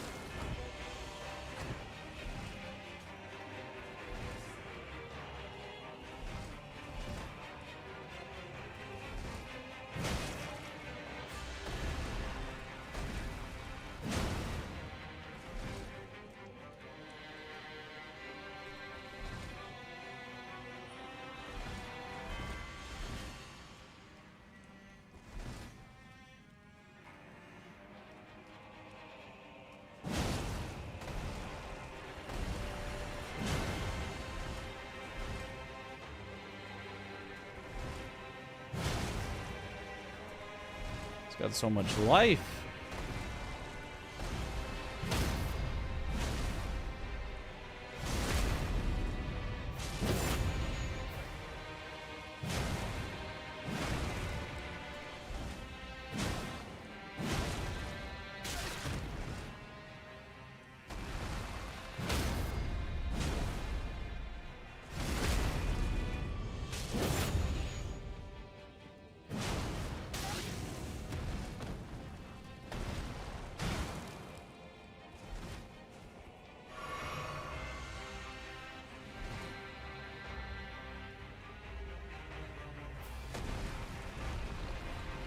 Hate this. Do you guys get less dizzy when I go like this instead of targeting him? Is it worth it for me to do that?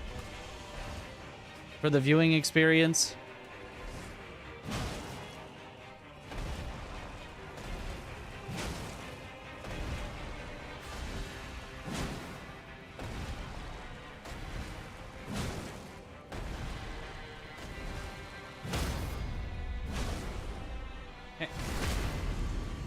Anything's fine, honestly.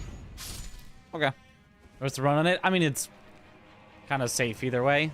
It's just one is a little more automatic. I don't have to do as many inputs if I target. It's just then it's also spinning.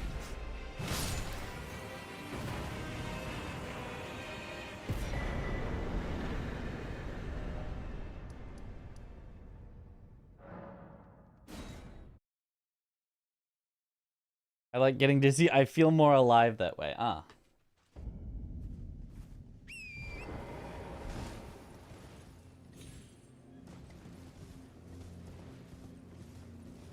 Surely this Ghost Flame Dragon won't be that bad.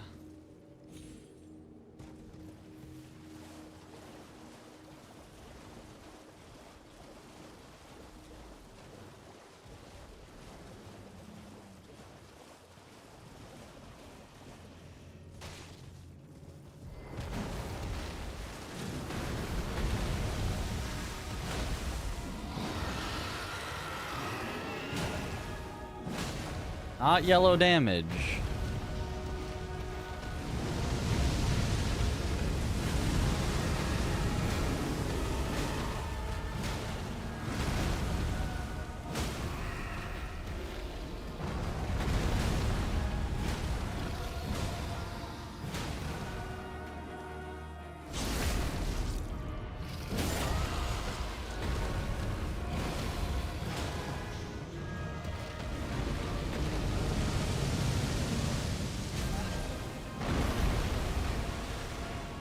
I don't know why that sometimes like gets behind him.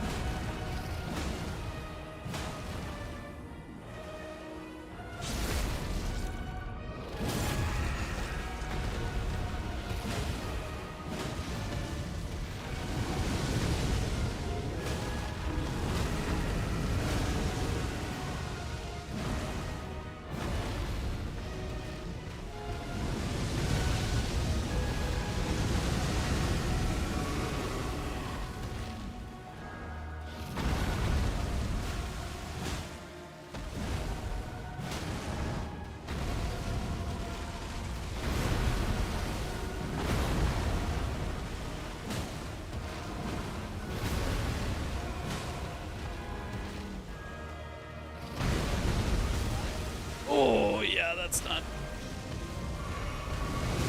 Oh! This bounce is wrong. I could just be dead.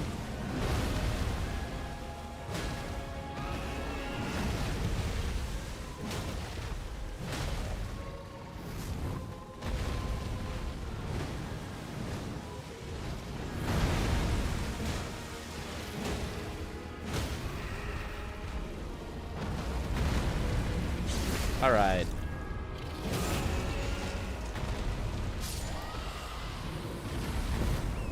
Easy. Not even remotely close. This is weak hammer. This is the Smith script hammer. But also Ghost Flame Dragons just have infinite HP because DLC specific bosses just their scaling's kind of messed up.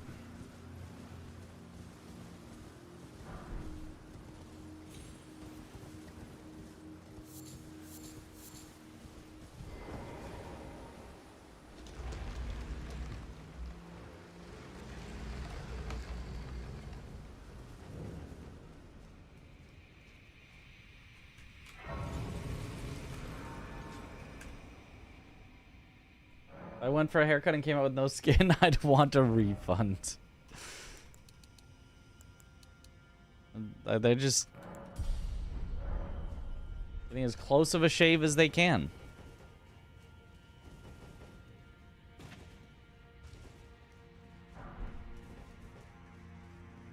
Ooh, a Smith script 1 or a smithing stone 1.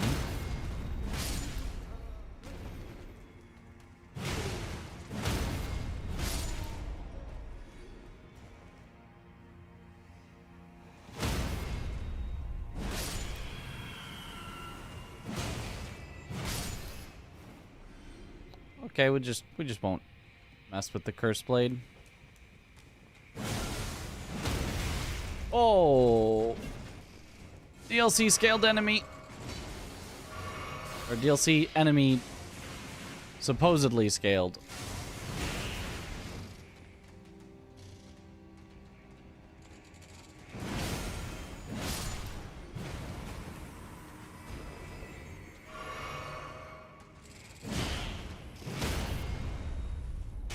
Okay.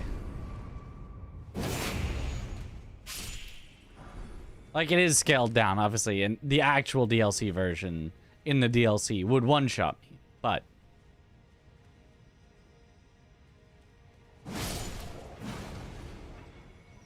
still does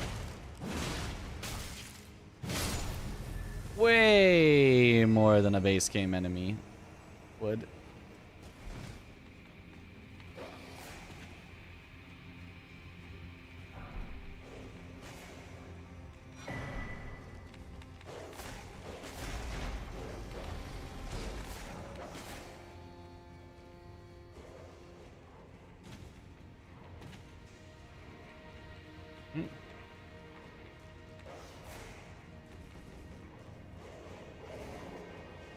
All right. Seen a bit zombie.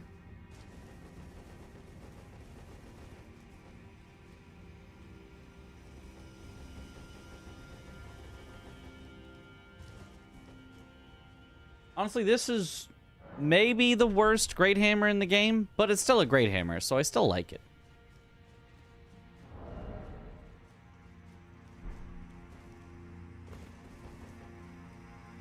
Like, how can you not like a Great Hammer?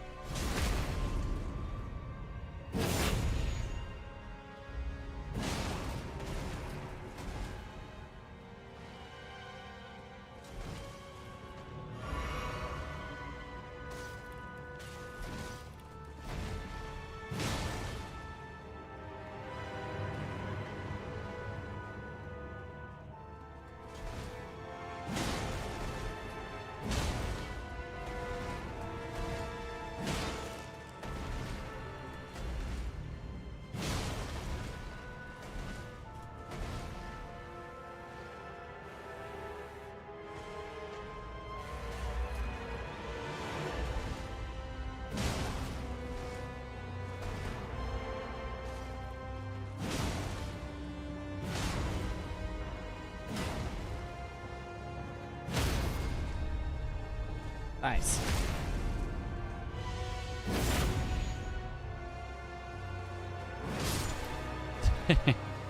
Had to finish him with a throwing attack.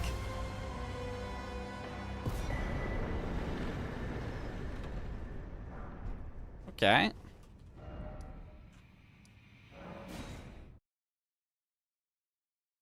What OST is that? I'm not sure.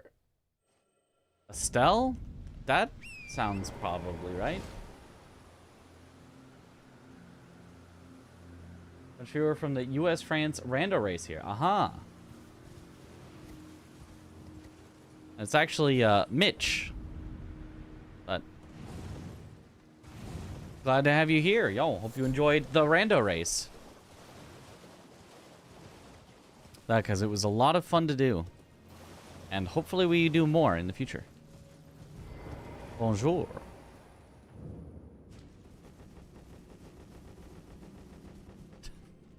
Mid-Chris. You the US team, thank you. We did work hard for it. We came in with a plan. And then we were a little disorganized and I'm not really sure we stuck to the plan. But we left with, you know, kind of accomplishing what we wanted, so.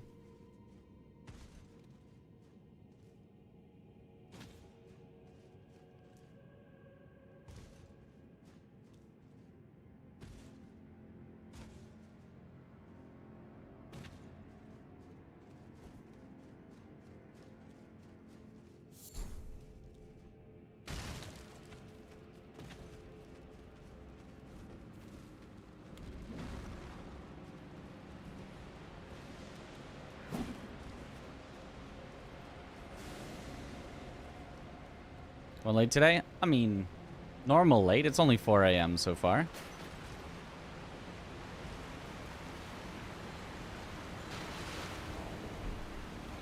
It's not 5:30 a.m. yet. That's the actually late.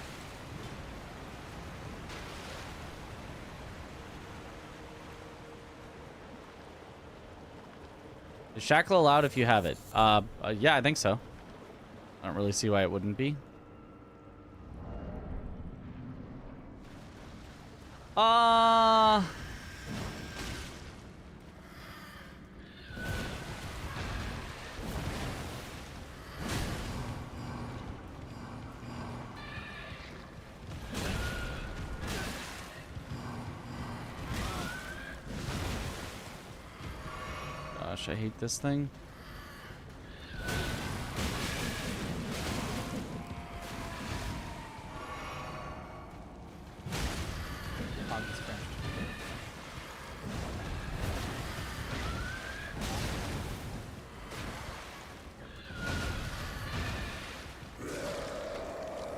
There's just actually no way that someone at FromSoft thought this was a good boss.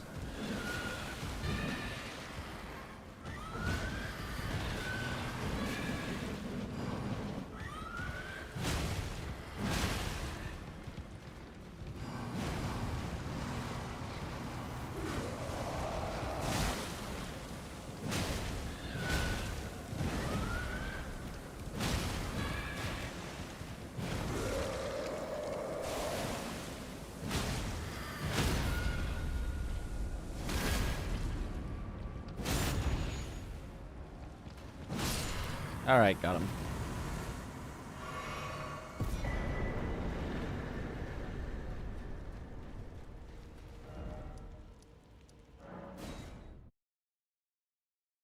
The intern design a boss. What's the worst that could happen?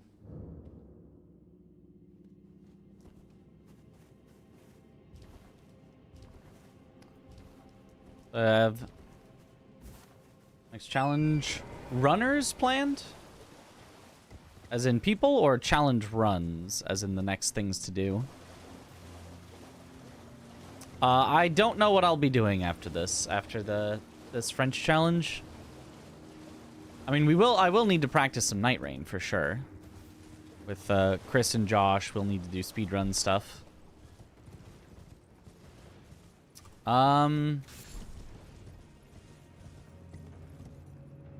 Yeah, outside of that, I don't know. I'll be free.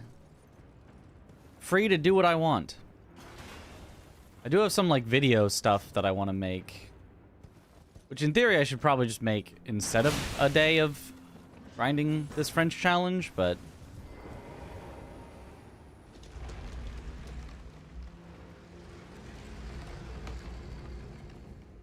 Tom's challenge, not that.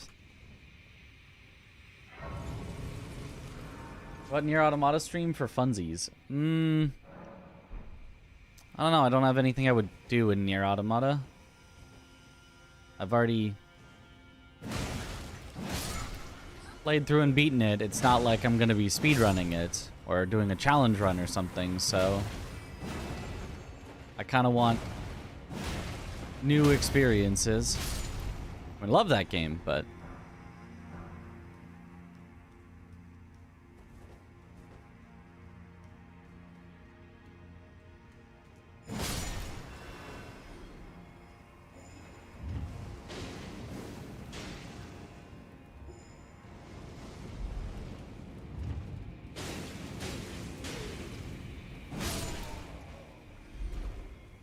got 'em.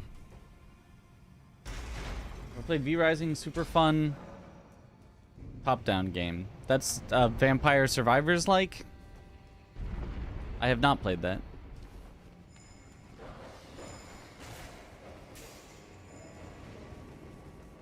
Have I played Nier Replicant? I've played most of it. I played through a few of the endings, but not all the way. Did not grab me the same as Nier Automata.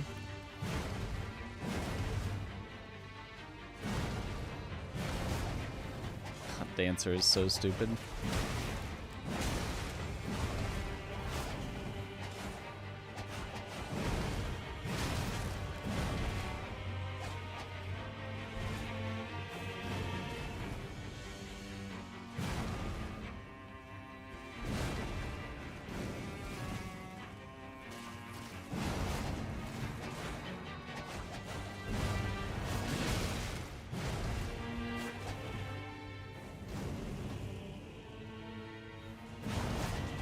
This is just what everyone wanted. An NPC that input reads all your attacks to avoid them every time.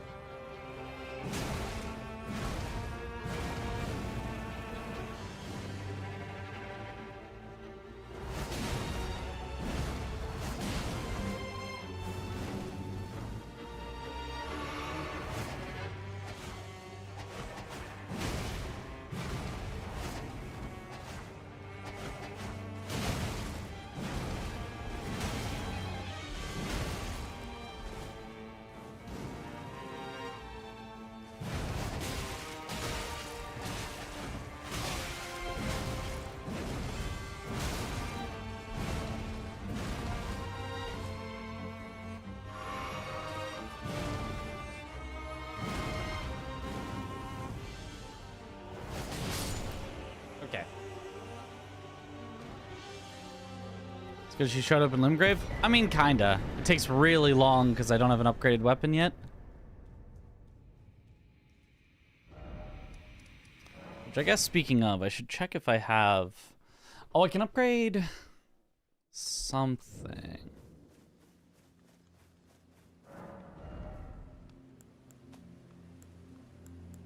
Oh, I actually don't have a somber weapon yet.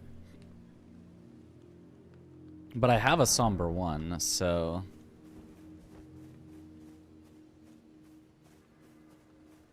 Are NPCs actually affected by the equipment they wear? I think so.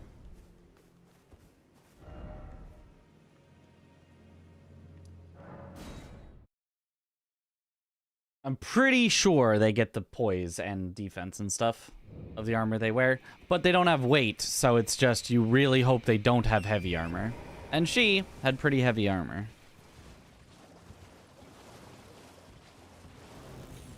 There, she should do less damage without the set. You know, that would make sense.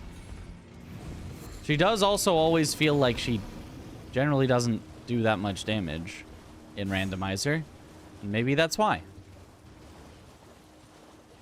If you're forced to use another weapon, do you lose the upgrade progress? No, there is automatic upgrading. So as soon as you pick up a new weapon, it is automatically upgraded to the highest upgrade level that you have.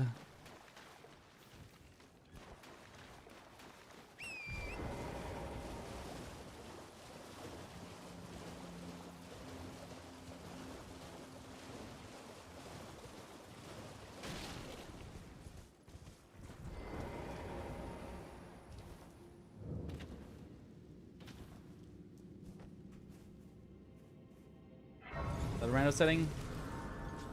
Couldn't find it in yours. Yeah, it's a rando setting. It's at the, like, end of the settings under the miscellaneous. It's randomizer helper. I don't know why some of the settings are just sectioned off into their own separate thing instead of just being selections.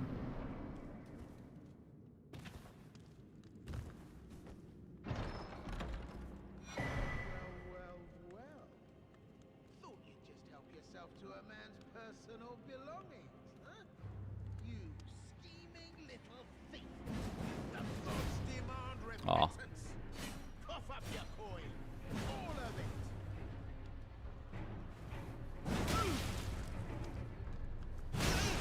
And the ranged attacks on this just actually do nothing.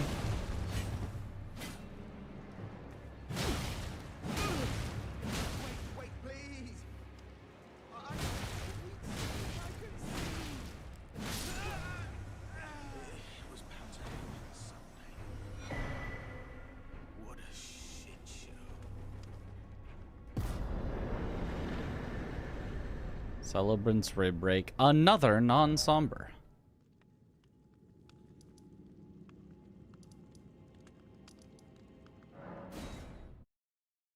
You get a weapon, does it always go right hand or can you decide to dual wield? It always goes right hand.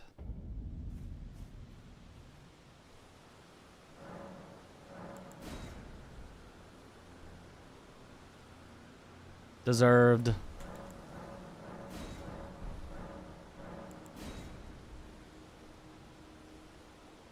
Pull out Patch's ribs. We'll rib break him.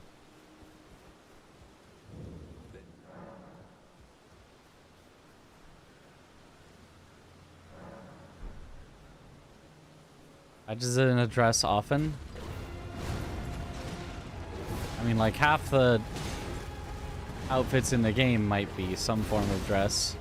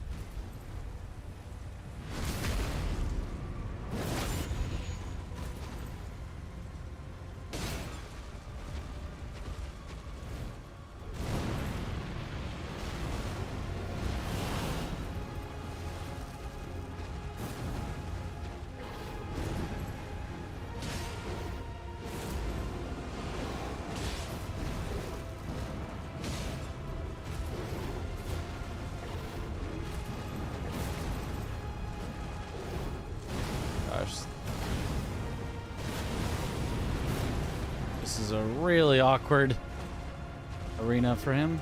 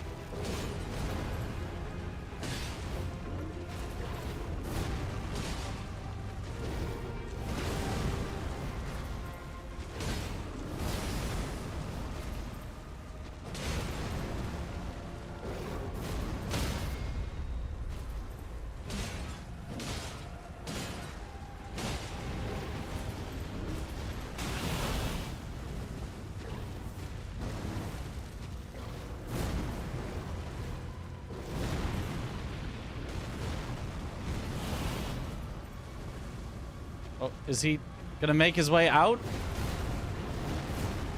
Oh, this is awkward.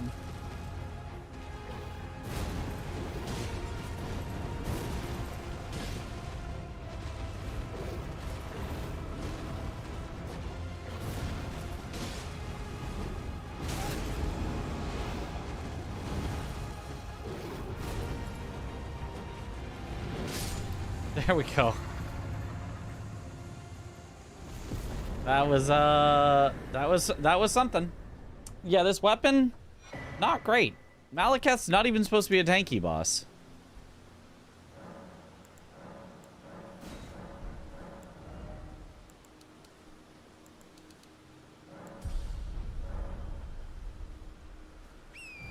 Pretty bad.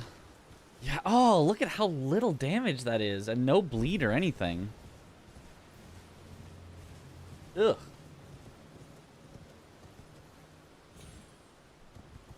Okay, Bloodhound Knight should be fine now.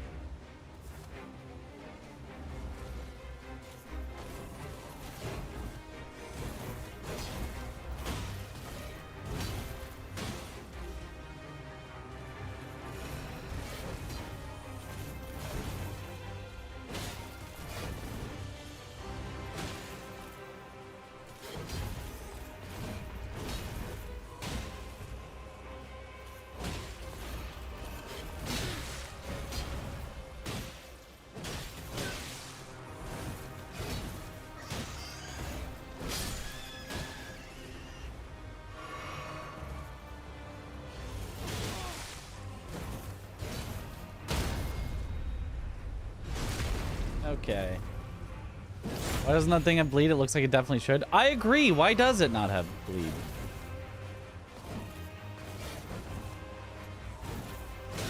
Over-rotated.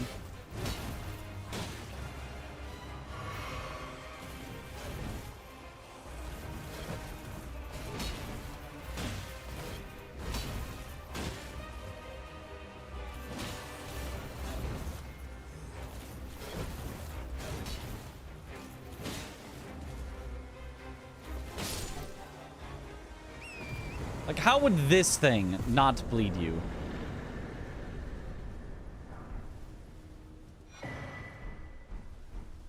Stone Sword key is cool.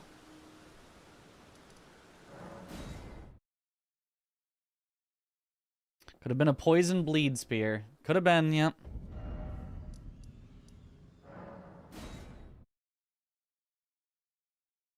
Insane plus 10 runes per hit, though. That's true. We're raking in the runes. Yeah, I do not want to fight a duelist with this, that's for sure.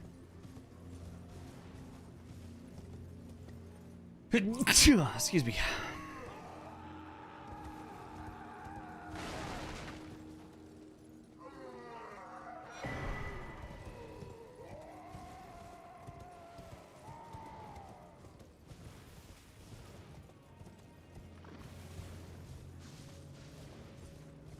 Thank you for the bless.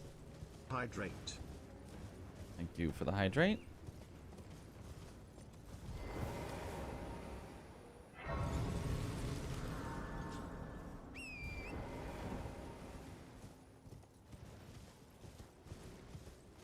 Does the weapon give you 10 runes on each hit like the cleaver does? I think so.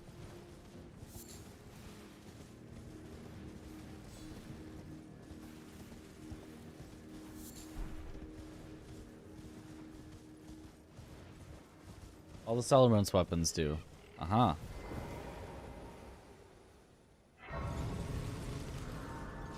This, sickle, and cleaver. Skull? Celebrant's skull? Is that what you mean by cleaver? Or is that a separate? Ah.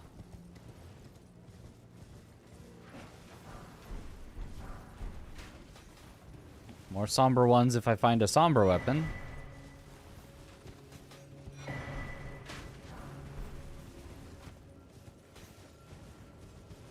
use Somber 2s instead.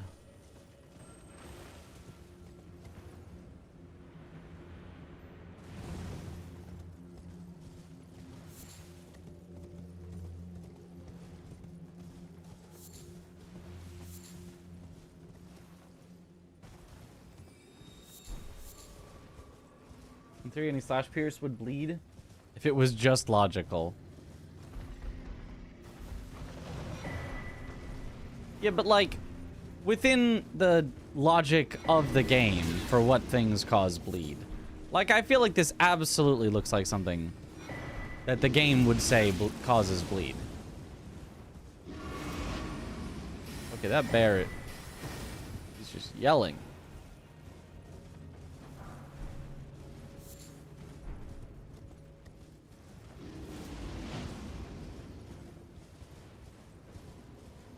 Oh, you have 4 weapons in such a small corner of the map society. Yeah, good question.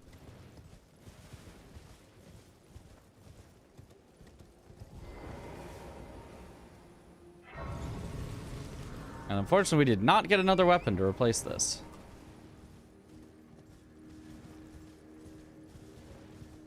Guess I could check the other graveyard, but...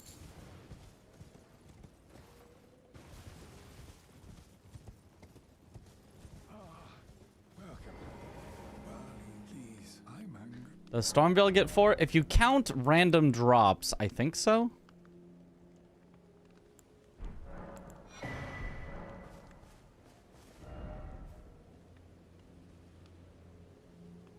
Maybe they thought 10 runes per hit and bleed would just be too OP. I'd be too OP to have 10 runes and bleed.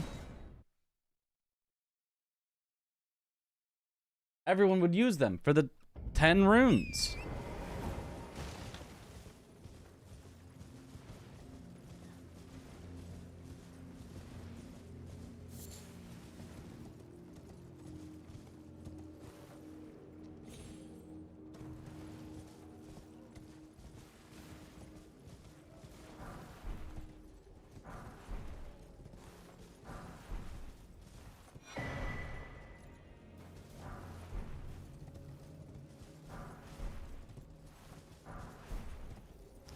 Okay.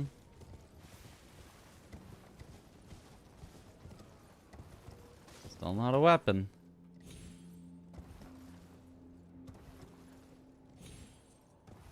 Celebrant Skull gives 20. Holy, that's too much.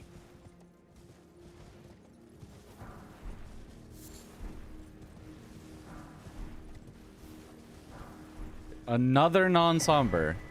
Can I get any somber? I mean, at least I think this is a usable weapon.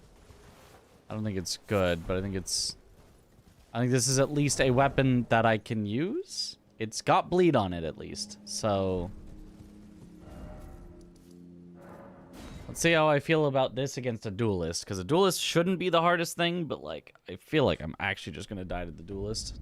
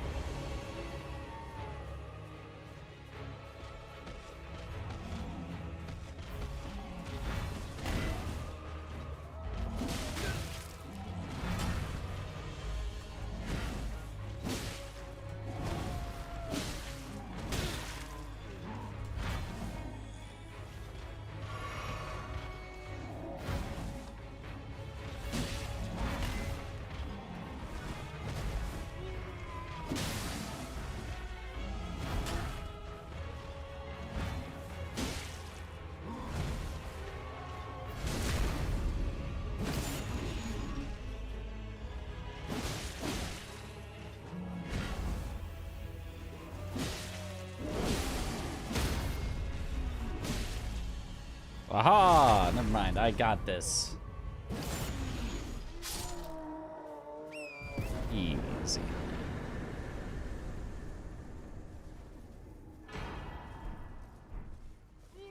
Ah, talisman pouch.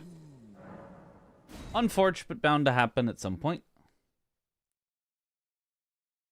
Avoided bleed, you would need less hits against the enemies and get less runes. So it's better without bleed. Ah, now you're thinking about it right. Yes.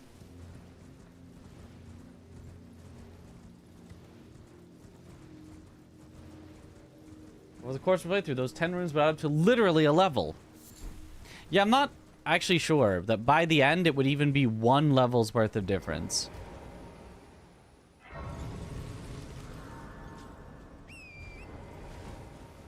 I think you'd need... Let's hear. 10,000 hits would get you 100,000 runes. I'm not sure you do 10,000 hits in a playthrough. Maybe you do. When they, and so this is all I hope. Or 1,000 pouches are bad in this challenge, yeah. Because FromSoft had to put in stuff with, like, huge downsides. That way outweigh the benefits. Or one that's just straight up trolling.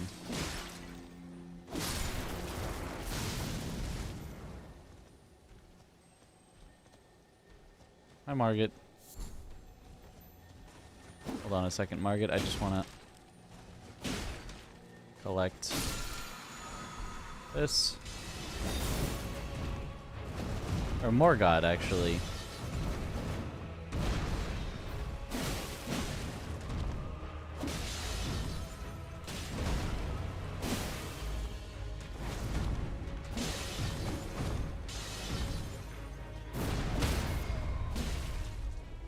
Yeah, the stagger on it at least seems solid enough.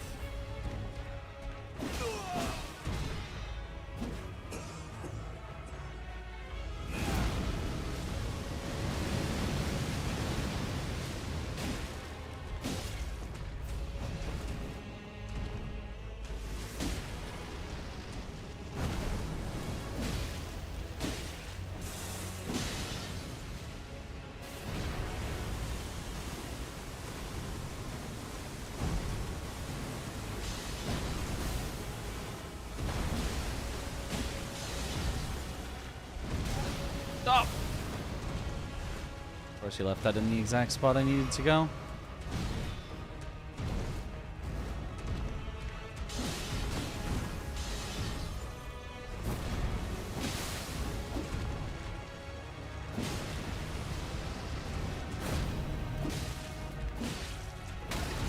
Oh, I jumped, but it didn't get high enough in time.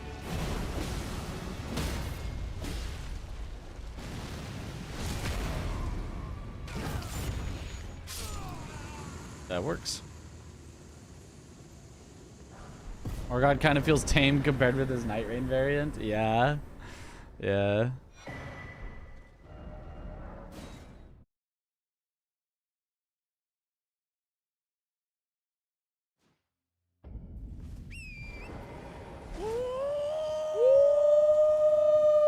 Ah.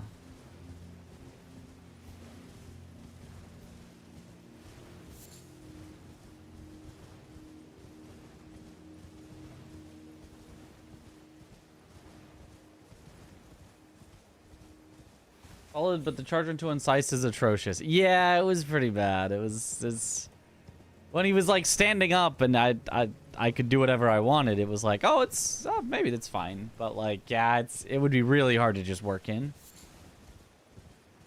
Farm purposes, they're great, both wheat and aura. We do farm some aura with a scythe.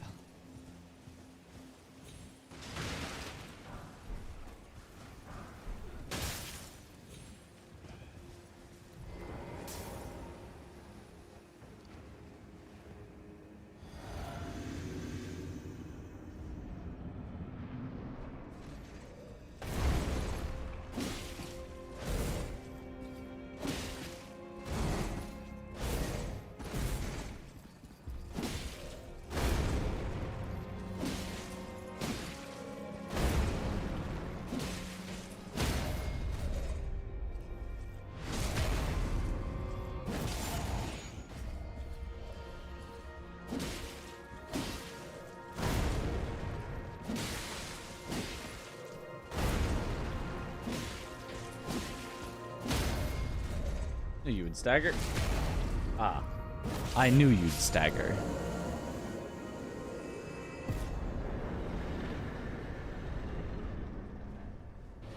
I am where you here. I dare say you're well, but one must. I was ex as a revive. You still very well, but I refuse to anticipate.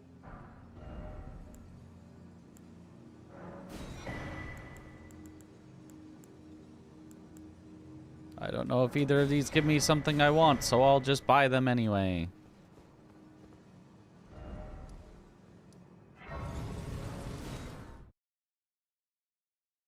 Solve game sides usually end up bad or super late in the game where they never get used. Oh, like they would make them OP, but they'd put them super late so that you don't get to use them?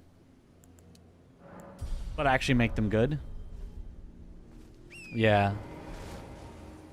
Guess that kind of makes sense. The stagger before the stagger lord.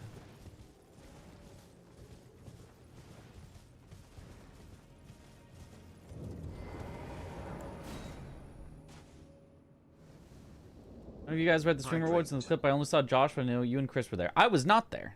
So it was, if you go by halves of the table, there was Aggie with Parky and Josh on either side of him, and then on the other side of the table, it was Dom with Katie and Chris on either side of him, and I was not there.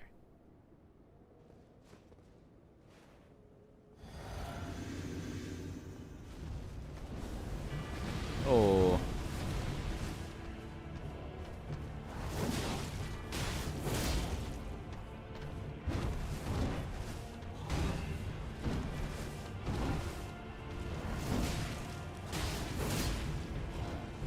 Oh, rolled way early. Okay, at least they stagger omens. Reapers do.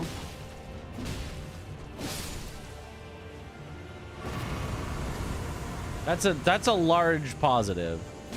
To have a weapon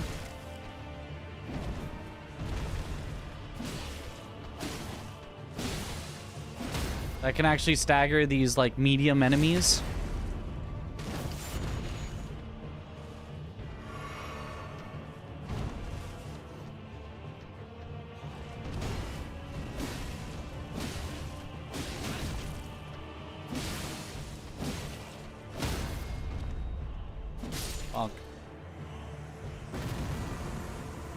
They're there, Josh and Chris, the third couple. Yep.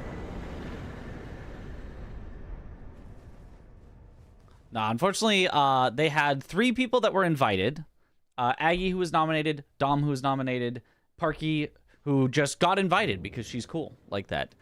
And each of them got 1 + 1, so that made a total of 6 people that could go. And so it made sense to have the 3 couples.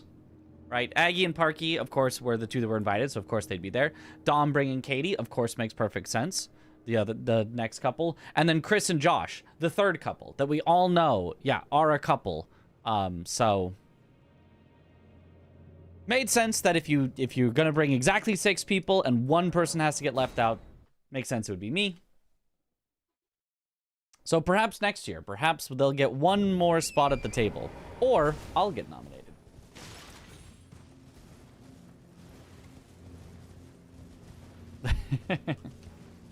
Finally, they are in the open.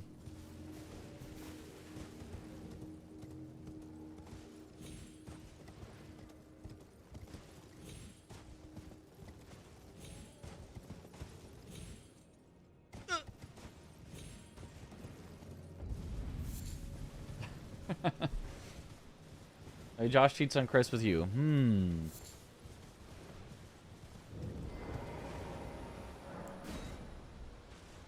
Duo fights are so much better when they take turns. I know, right?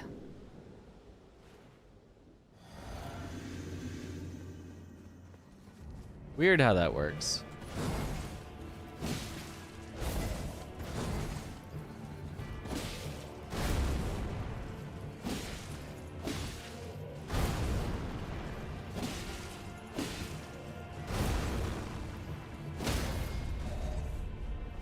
What do I have that's causing me to take more damage? Oh, Rakshasa. Doesn't actually cause you to take more damage, but...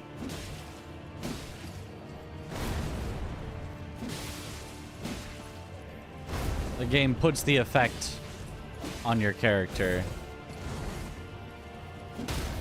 as though you do.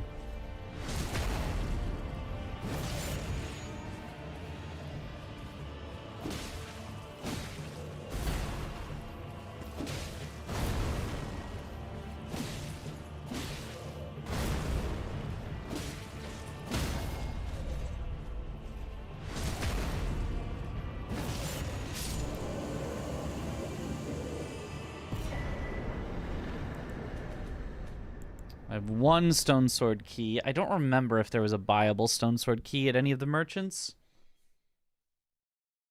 New PB, yes. Yes, there is. Adef and Midge, the missing couple. There we go. Yep. On a scale of 1 to 10, how much am I enjoying the French challenge? On a general, like, whatever time, like a 4. Like, it's fine. It's not my favorite thing that I would probably most be doing, but I'm still getting to stream and talk with chat and things like that. And then in specific instances, yeah, 0 would be too high. Definitely somewhere in the negatives.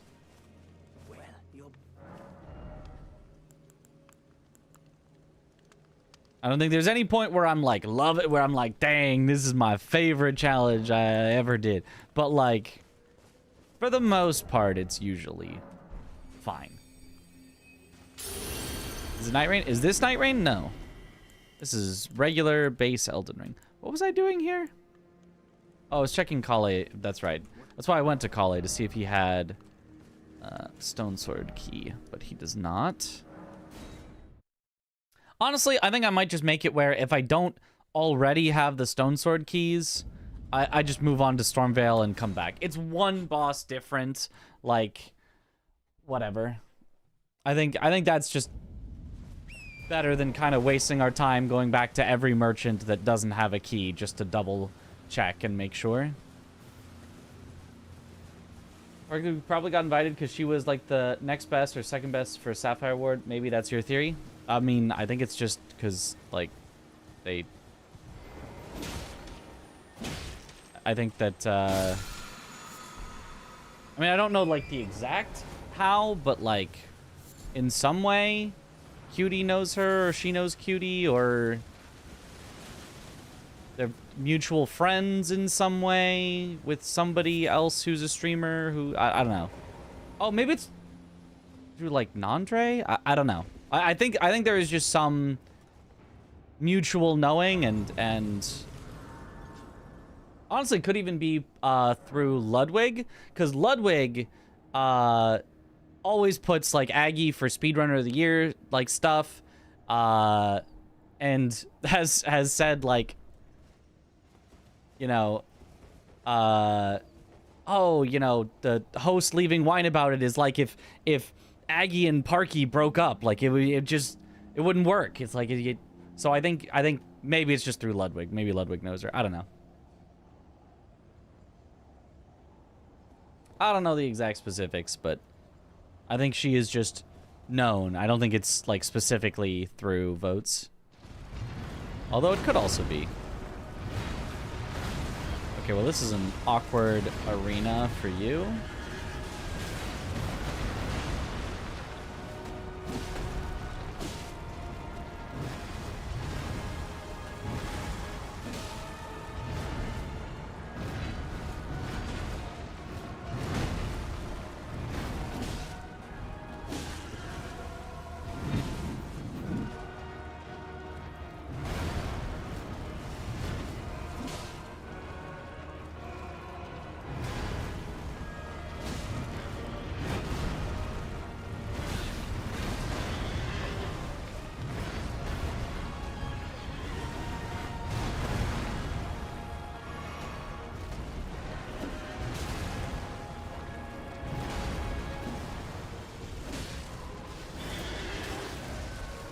Sure, that still was active, if you say so.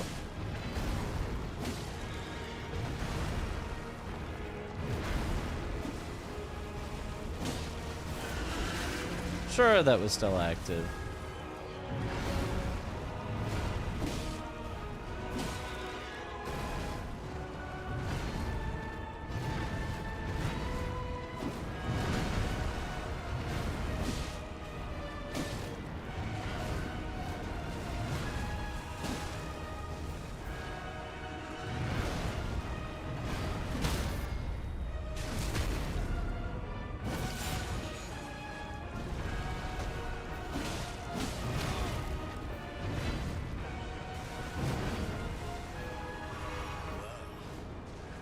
That's what I thought.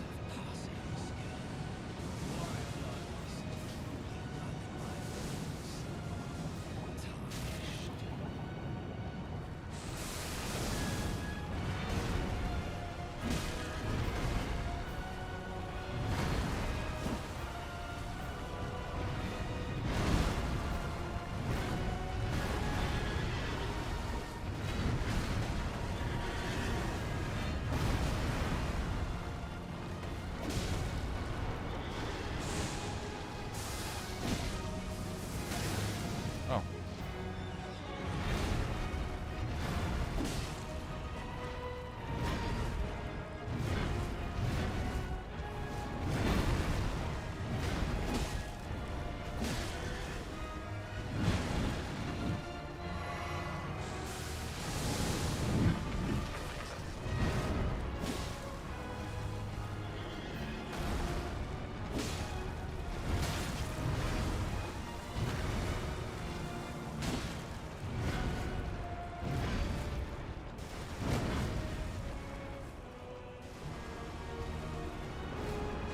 Of course, again.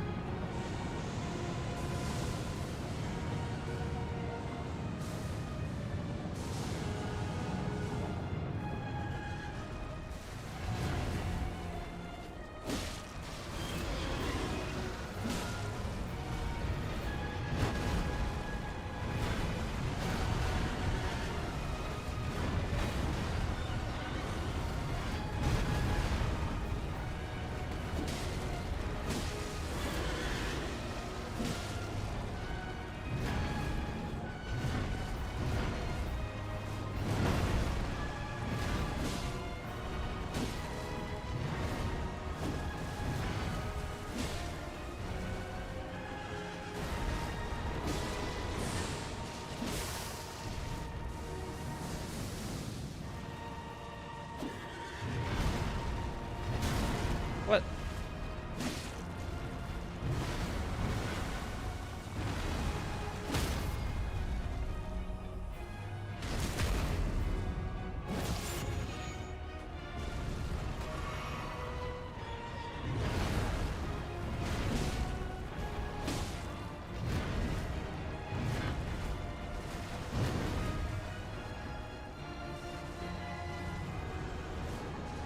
Yep. Once again. What? Where is the fire? Okay.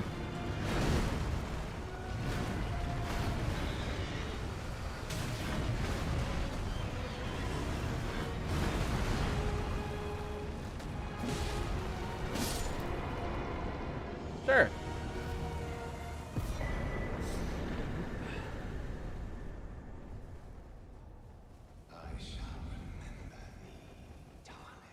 Okay. Smoldering with thy meager flame. Cower in fear of the night.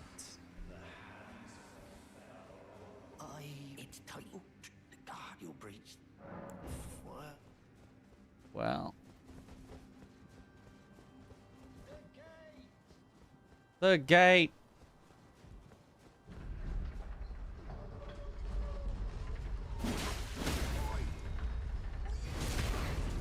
What's it to you? Step back, you red.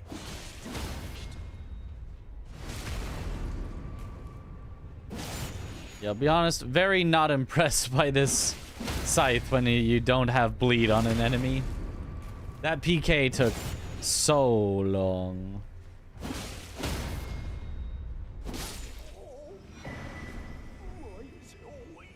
Why is always me.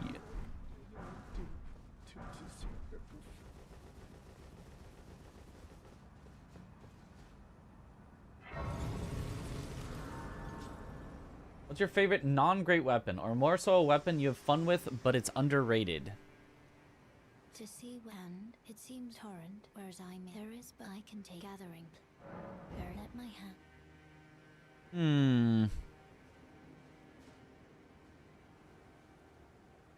There is probably an answer to that, but I can't think of anything off the top of my head. What's the earliest I died in French? Jumped off at the very start. Not realizing that that counts as you died. Second fastest was I wanted to test out whether Deathblight works in the tutorial. So I took Deathblight. It didn't kill me. I was like, that's weird. And then I'd let myself get hit so that it would transition into the, you know, regular...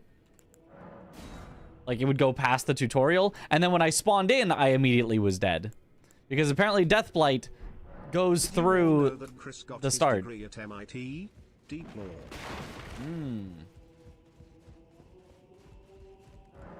It's so true, so true. That's why they call him MIT Chris.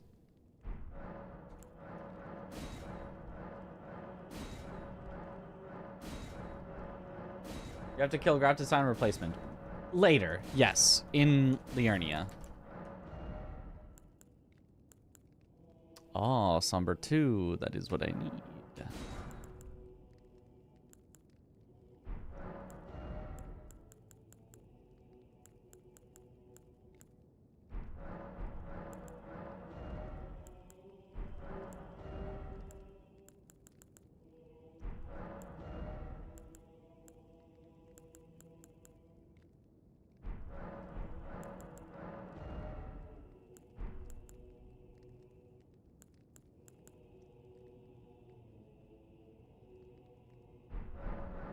Okay, so first of all, I must purchase that. Second of all, I really can't upgrade my weapon very much at all still. Oh well.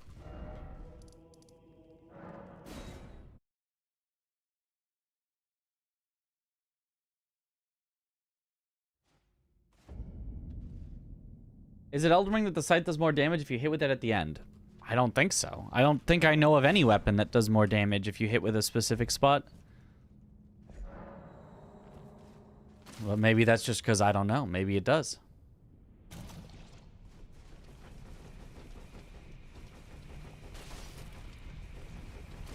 My favorite non-great weapon... My favorite weapon that's bad is...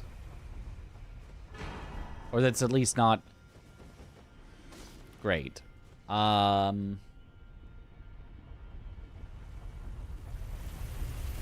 don't know. The reason that I tend to like weapons tends to be the same types of things that makes a weapon great.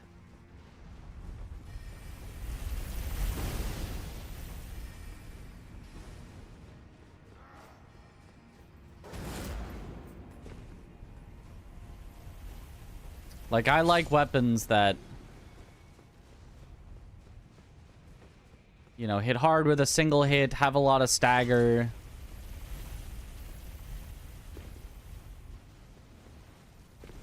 Are slower, are relatively big. Hitboxes that are easy to collide with, like, which are just good things for a weapon to have. Yours would be Rolana's Twin Swords. Yeah, a lot of people do like that one. It's not really my style. Fia's? Well, this might be over. Well, the damage isn't good, but maybe it's acceptable.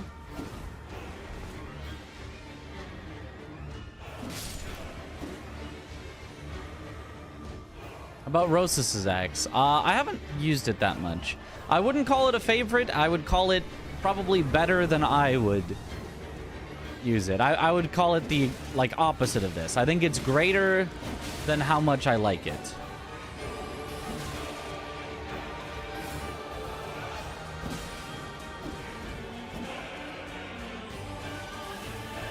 Like, for Aggie, that would probably be the answer to the question.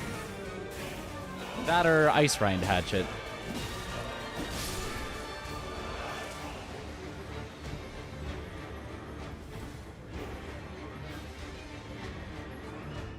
And split damage, quarter scaling. They take so much stamina with power stance movement.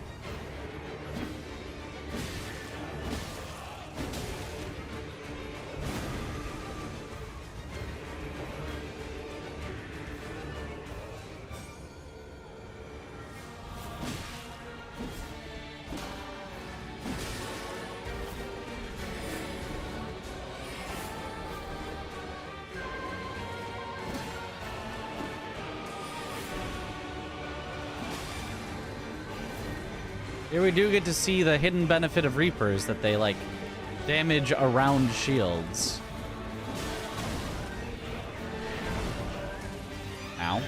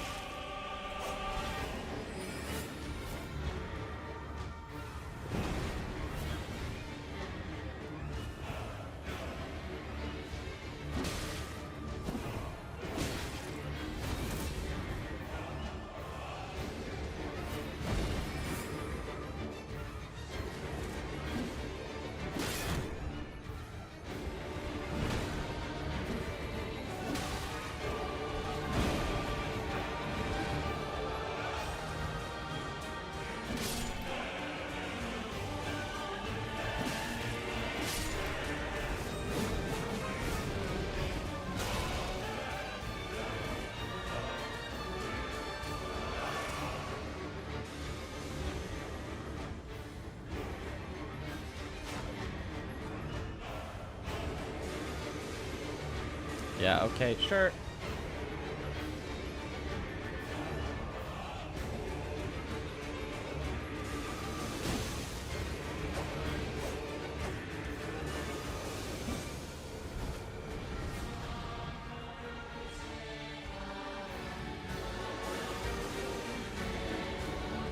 Yep, just never not have skulls up.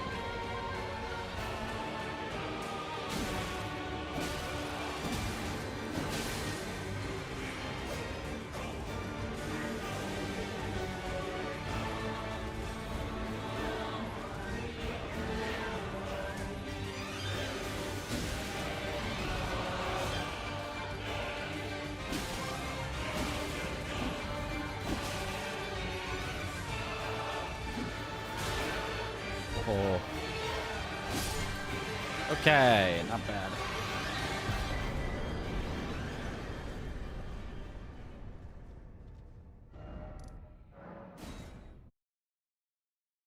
Solid play. Thank you, thank you. Black Knight Halberd has to be mentioned from DS1. That's pretty good. Best FromSoft weapon ever. Oh, best FromSoft weapon ever. Mortal Blade.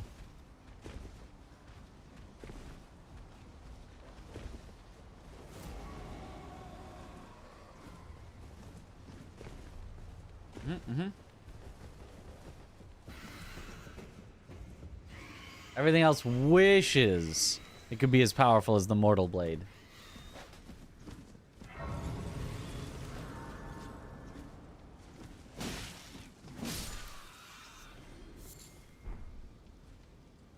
This one's Vihander for the swag. Do the Giant Dad.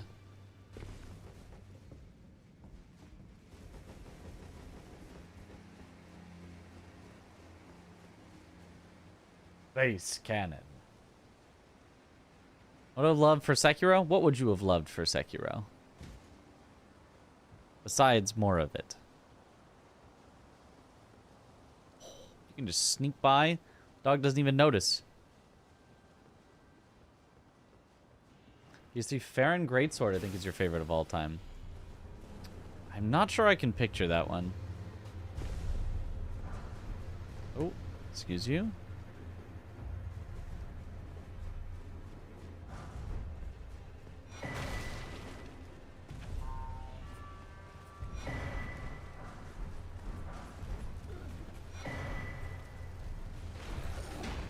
Fire spark perfume bottle. That's so bad.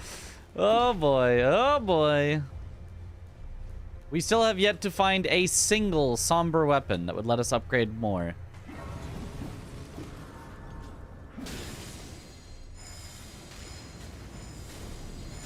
Oh my god, look at how little damage this does.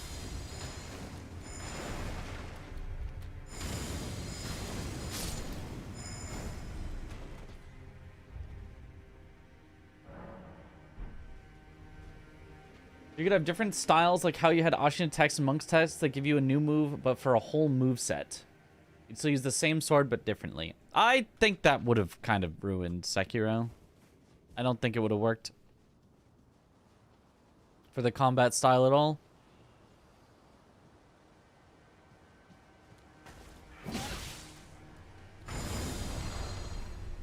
Oh, smithing ones. Okay, wait, that's actually good. So then I can just upgrade my smithing weapon.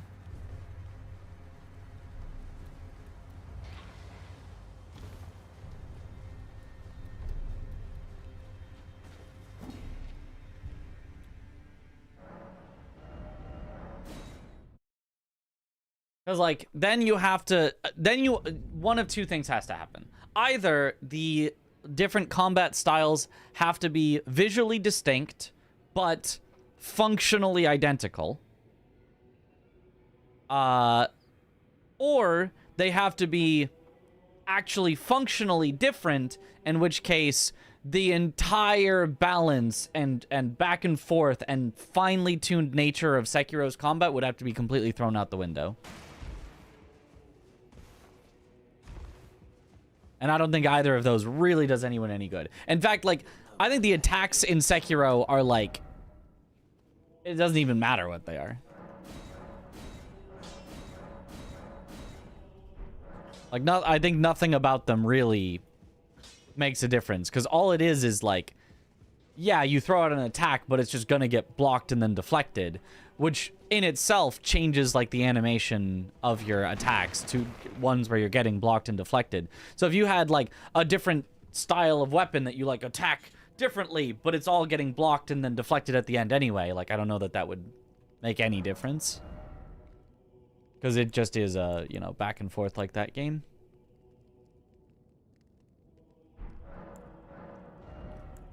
I wanted to see if there was smithing 3s, but maybe it's just not worth my time to check. Mostly, I need to get a new weapon. I need to get a new weapon. You could easily swap between them. There wouldn't be a problem, but at the end of the day, how much does it really matter? It's an L1 Mikiri game anyway. Yeah, I mean, the focus is on the proper defense. But I don't know what you mean by, like, if you could swap between them, there wouldn't be a problem. There would still be a problem, right? Unless you're saying only one style is viable per boss. If you need every style to be viable on every boss, which I would assume is what you want, then now all of a sudden, every opening from every boss needs to be catered to the slowest style, but needs to still function if you're doing the fastest style without breaking. You know, now every single poise value of every boss needs to, like, it just turns it into Elden Ring, where Elden Ring has so much problems with balance and, like, getting things right, where, which, like, is part of the charm that people like of Elden Ring. Like, they like being able to use things that are vastly overpowered and vastly underpowered, but, like, I really just don't think it would work for Sekiro in the actual slightest.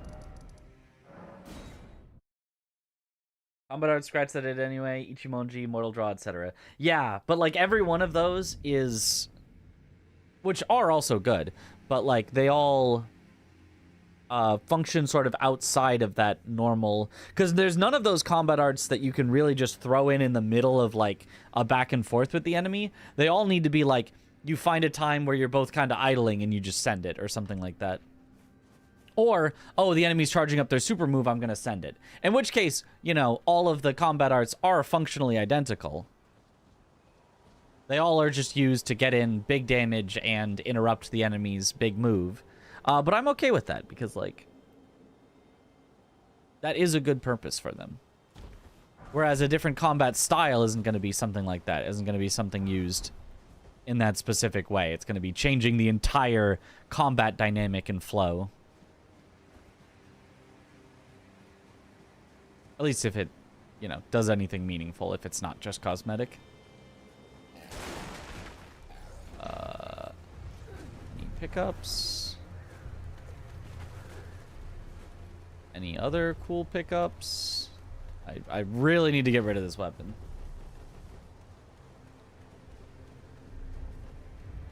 Most weapons I can deal with. This, I don't think I can deal with this.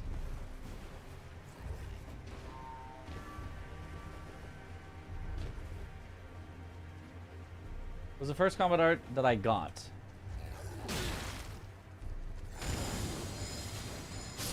Other than the spinny one. Ichimonji, I think. That's Ichimonji is pretty fun. Ichimonji can kind of be used in place of normal attacks. But doesn't look like a good way to hold a shield. Like this?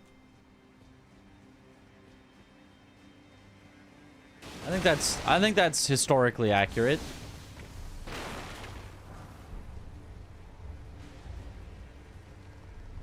You have,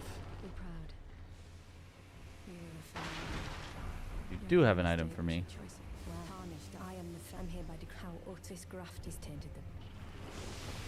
Ooh.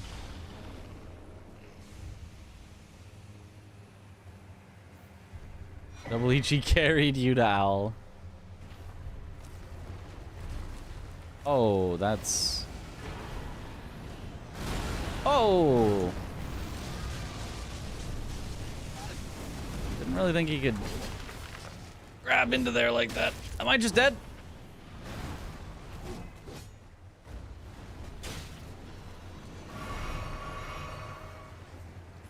Not dead.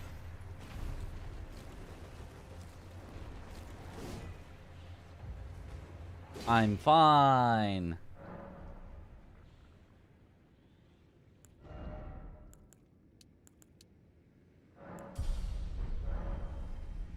I mean, what if I just send it anyway?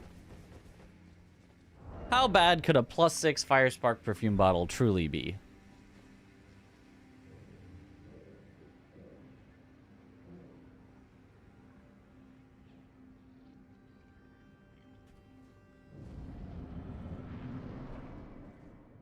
I see a bug. Pumpkinhead, Kindred of Rot. I think we're okay.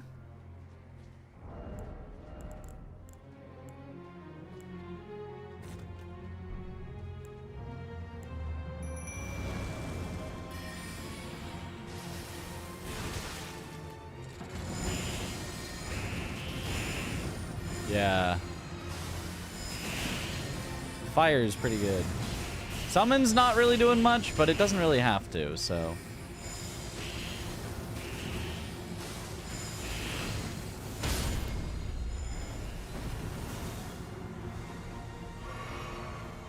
Okay. Pretty flammable.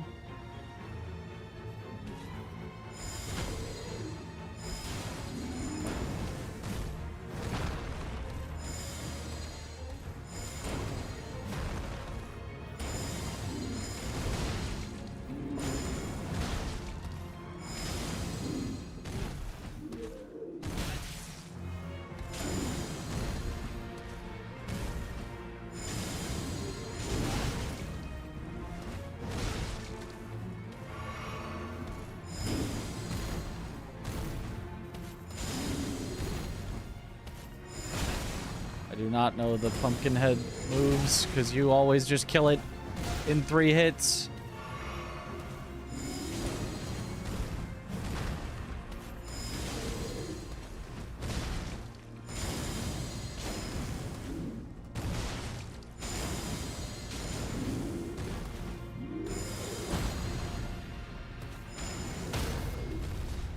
My gosh, it's a stagger. I'm not allowed to take the riposte, though. Not allowed. I can't, like, you... Perfume bottles don't have a riposte. I guess I could have gone to bare fist and taken it, but I don't think that would have helped us. Huzzah!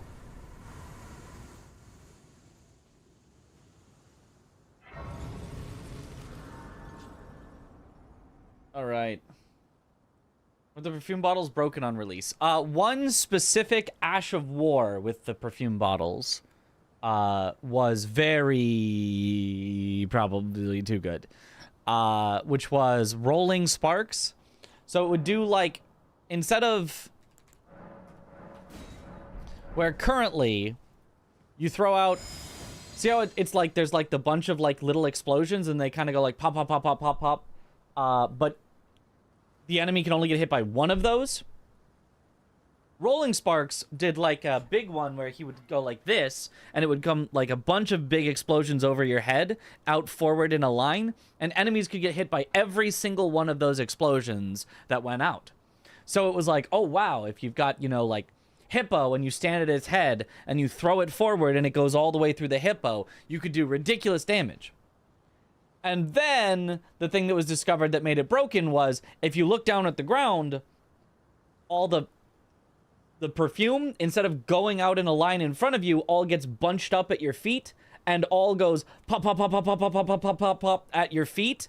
And so every single one could hit any boss. You just do it at your feet and then it just all explodes and it could do really, really ridiculously high damage. The shotgun perfume, yeah. And now it does not work like that. And I think they might have also nerfed the damage, even if it doesn't do that, or something. I don't know. They changed it in some way so it no longer does that. Can you, like, 5-shot Fire Giant? Or do even better? Yep. Yeah. You could, like, 2-shot Consort or something, I think, in the speedrun that I was originally doing for Defeat Consort. But yeah. Alright, I think it's probably about time we head to bed. It's 5:20 a.m. It's pretty late. It's pretty late. Seems like a decent enough time.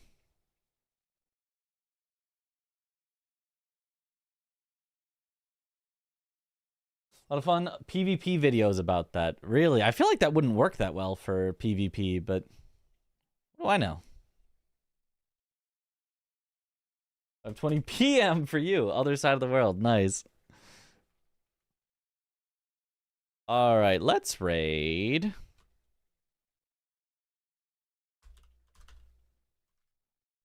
Biotic Nova. She's on a big old subathon. She's currently playing Half-Life 2, but let's say hi for her subathon. You just bait the opponent. It seems difficult to do, but yeah. But yeah, thank you all for watching. Saw last death shame. See you next time. Yeah, it is what it is. Yeah, thank you all for watching. Have a good night, or morning, or afternoon, or evening, wherever in the world you all happen to be, and I will see you all later. Have a good one, everyone. Bye-bye.